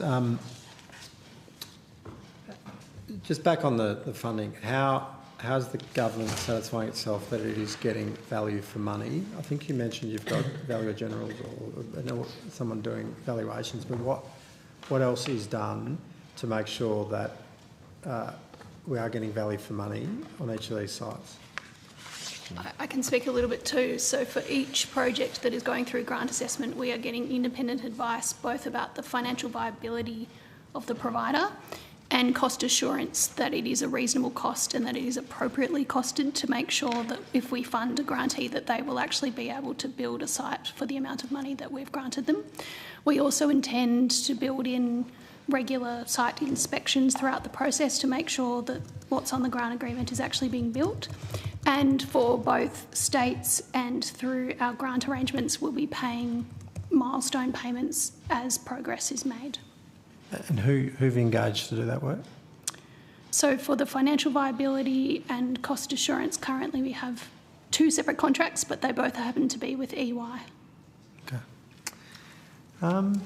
Check with Senator Kovacic, but I think we're done. Yeah. Great. Thanks, Chair. Thank you, everyone. Senators. Thank you so much. That concludes our questions for Outcome 1 and early childhood. And I now call officers from ASIQA to the table.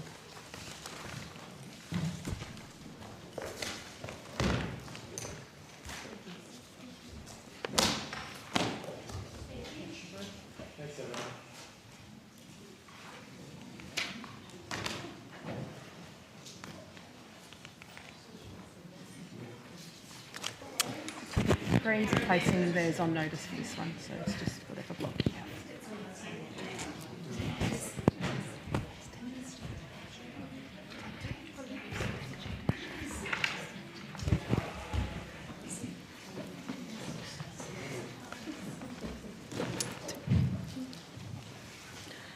Hello and welcome, Mrs. Sinclair, and welcome to your officers too. Do you have an opening statement tonight?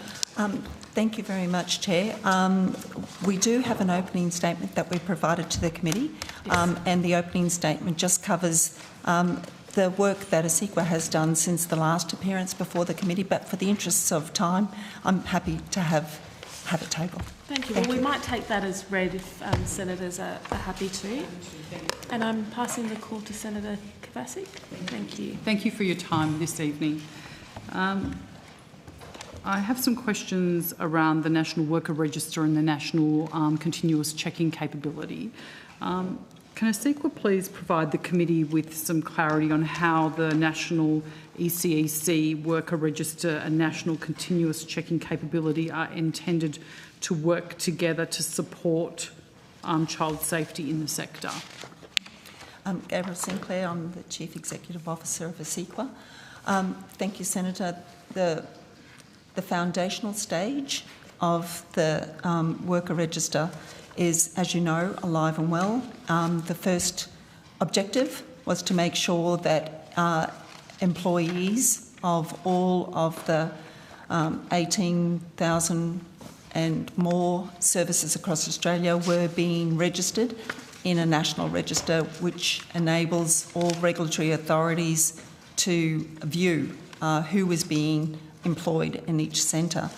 That, as has been discussed earlier today, that is well and truly on track with the vast majority of approved providers ensuring that that information is there.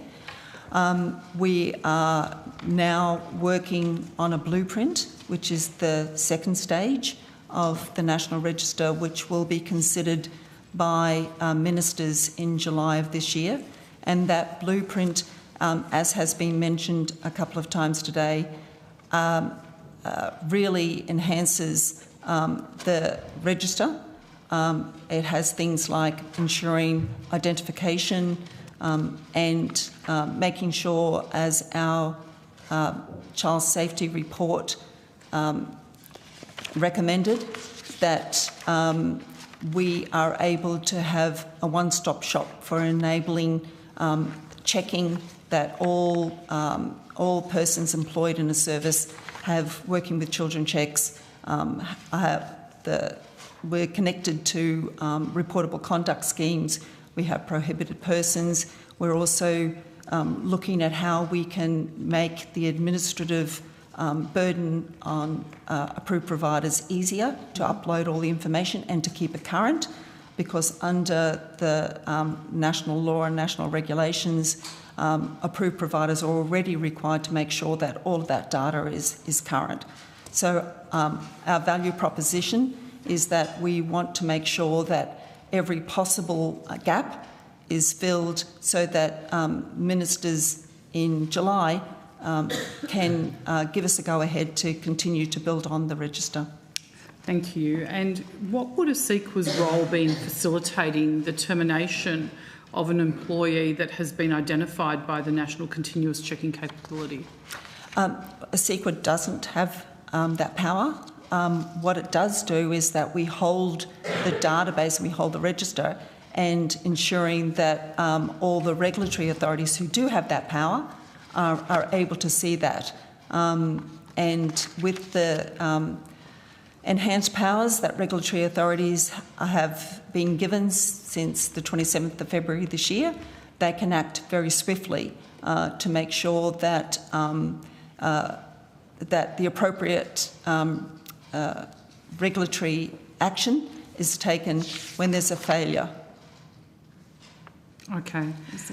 Sorry, maybe can I ask my colleague, Ms Weldon-Chan, to add? Of course. Thank you, Senator Abby Weldon-Chan, Acting General Manager of Policy and Regulatory Systems. We do understand that there's been quite a lot of progress made by the Attorneys General on the mutual recognition of negative notices. And so quite a number of states and territories now do have that legislation in place. It is a matter for the individual states and territories, so we don't have a role in that. But it is one thing that we will be looking at if EMM does approve the next stage of the register is the interactions and integration with working with children check systems. So we're hoping that once that's through EMM in July, that will be part of the next stage.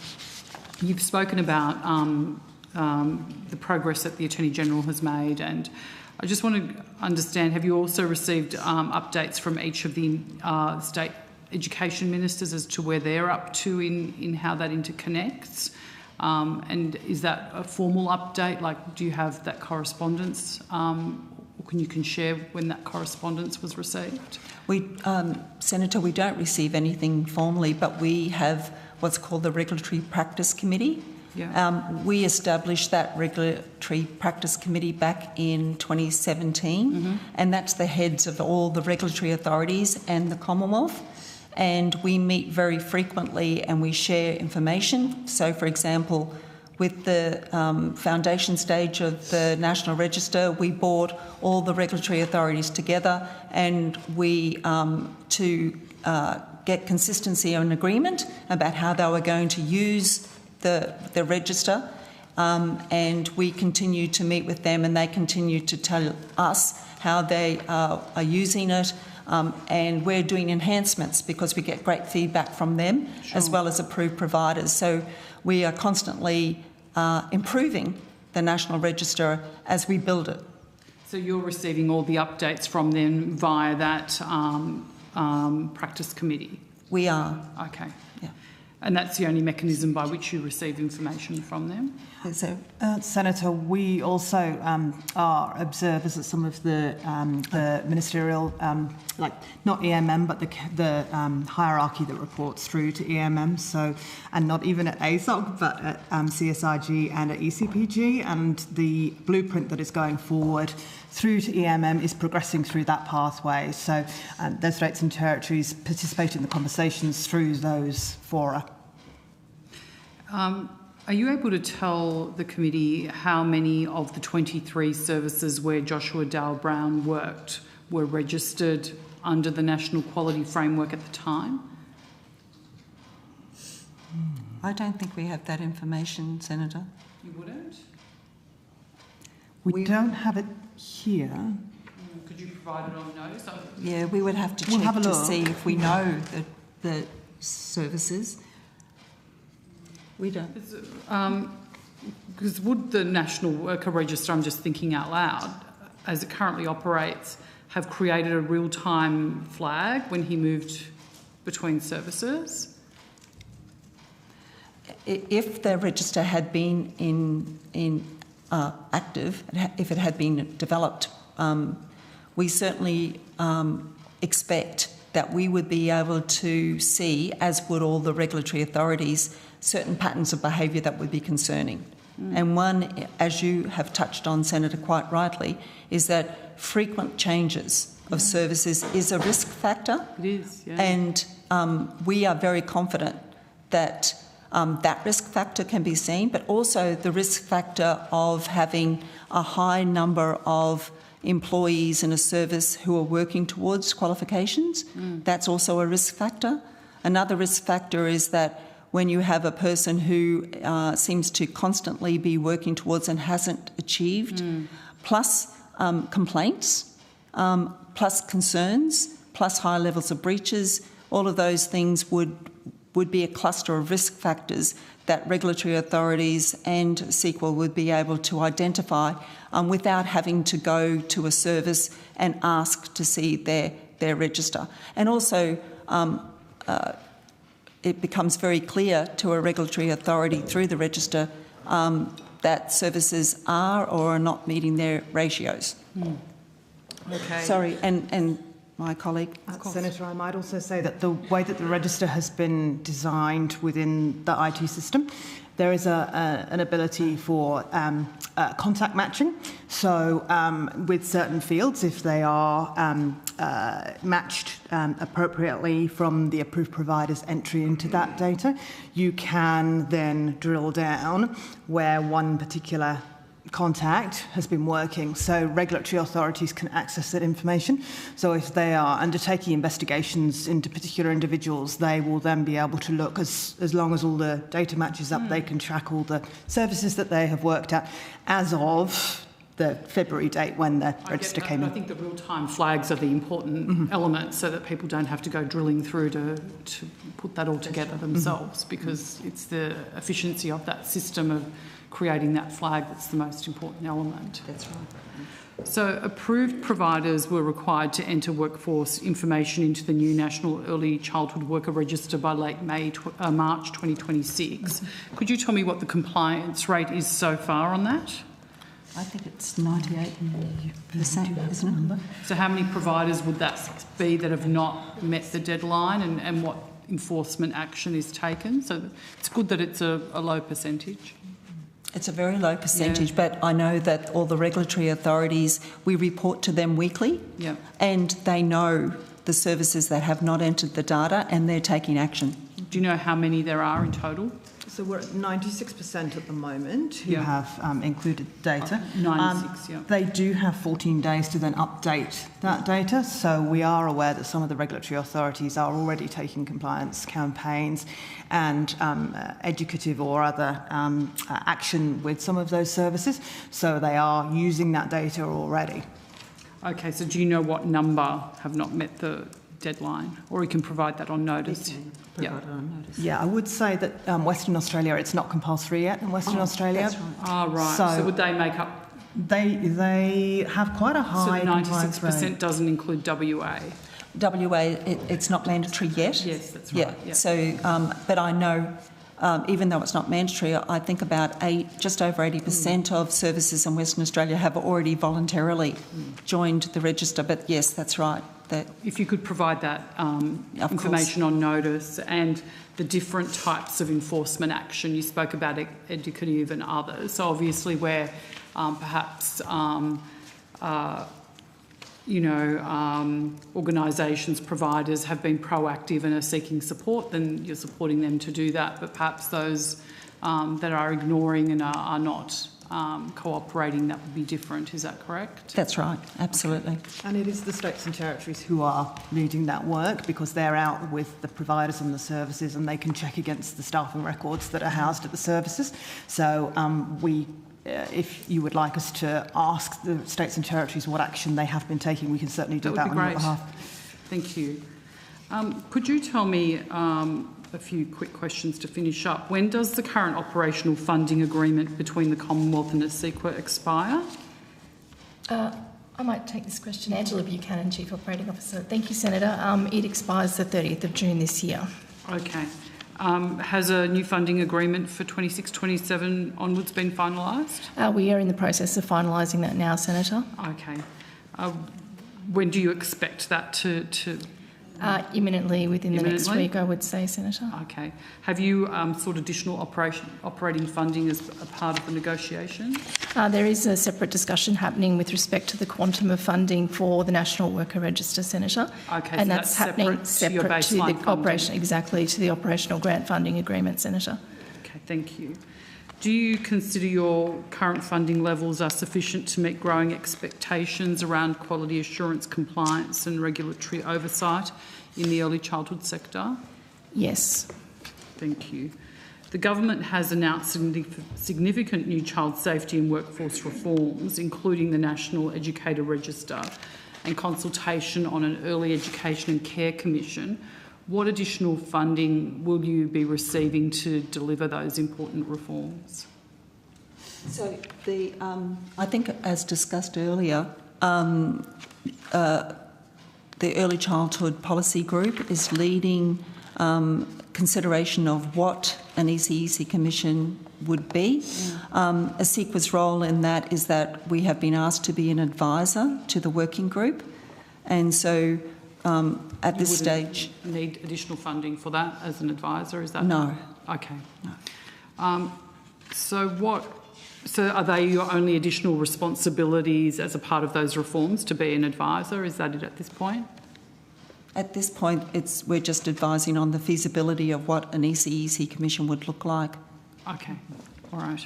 Have you received any increase in average staffing levels associated with the implementation of the National Educator Register? Yes, we have. We had to do that.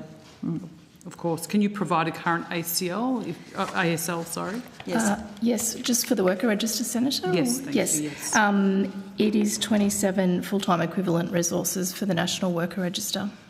And projected for 26-27? Is 36.5 full-time equivalent, but noting that there might be some variation in that figure subject to Minister's decisions on the blueprint for the register at EMM in July.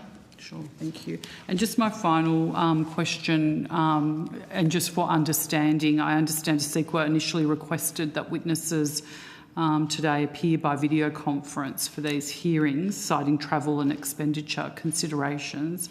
Can you outline for us specifically any cost pressures that informed that request? Sorry. Thank you, Senator, for the question. There were no cost pressures informing that request. It was a matter of people being in different states. Okay. Thank you so much. That's all from me, Chair. Thank you. I'd like to thank you, Mr Sinclair, and your officers for joining us tonight, and also for your flexibility in appearing a little bit earlier as well. That does conclude today's hearing. So I would like to thank... oh my goodness, I'm dying here. Yeah, I would like to thank Broadcasting, Hansard, the Secretariat for their assistance, and also Senators for the courtesy in which they've conducted today's hearing. I remind Senators that the committee has agreed that any written questions or notice should be lodged with the Secretariat by Friday the 12th of June 2026, but for now the committee stands adjourned.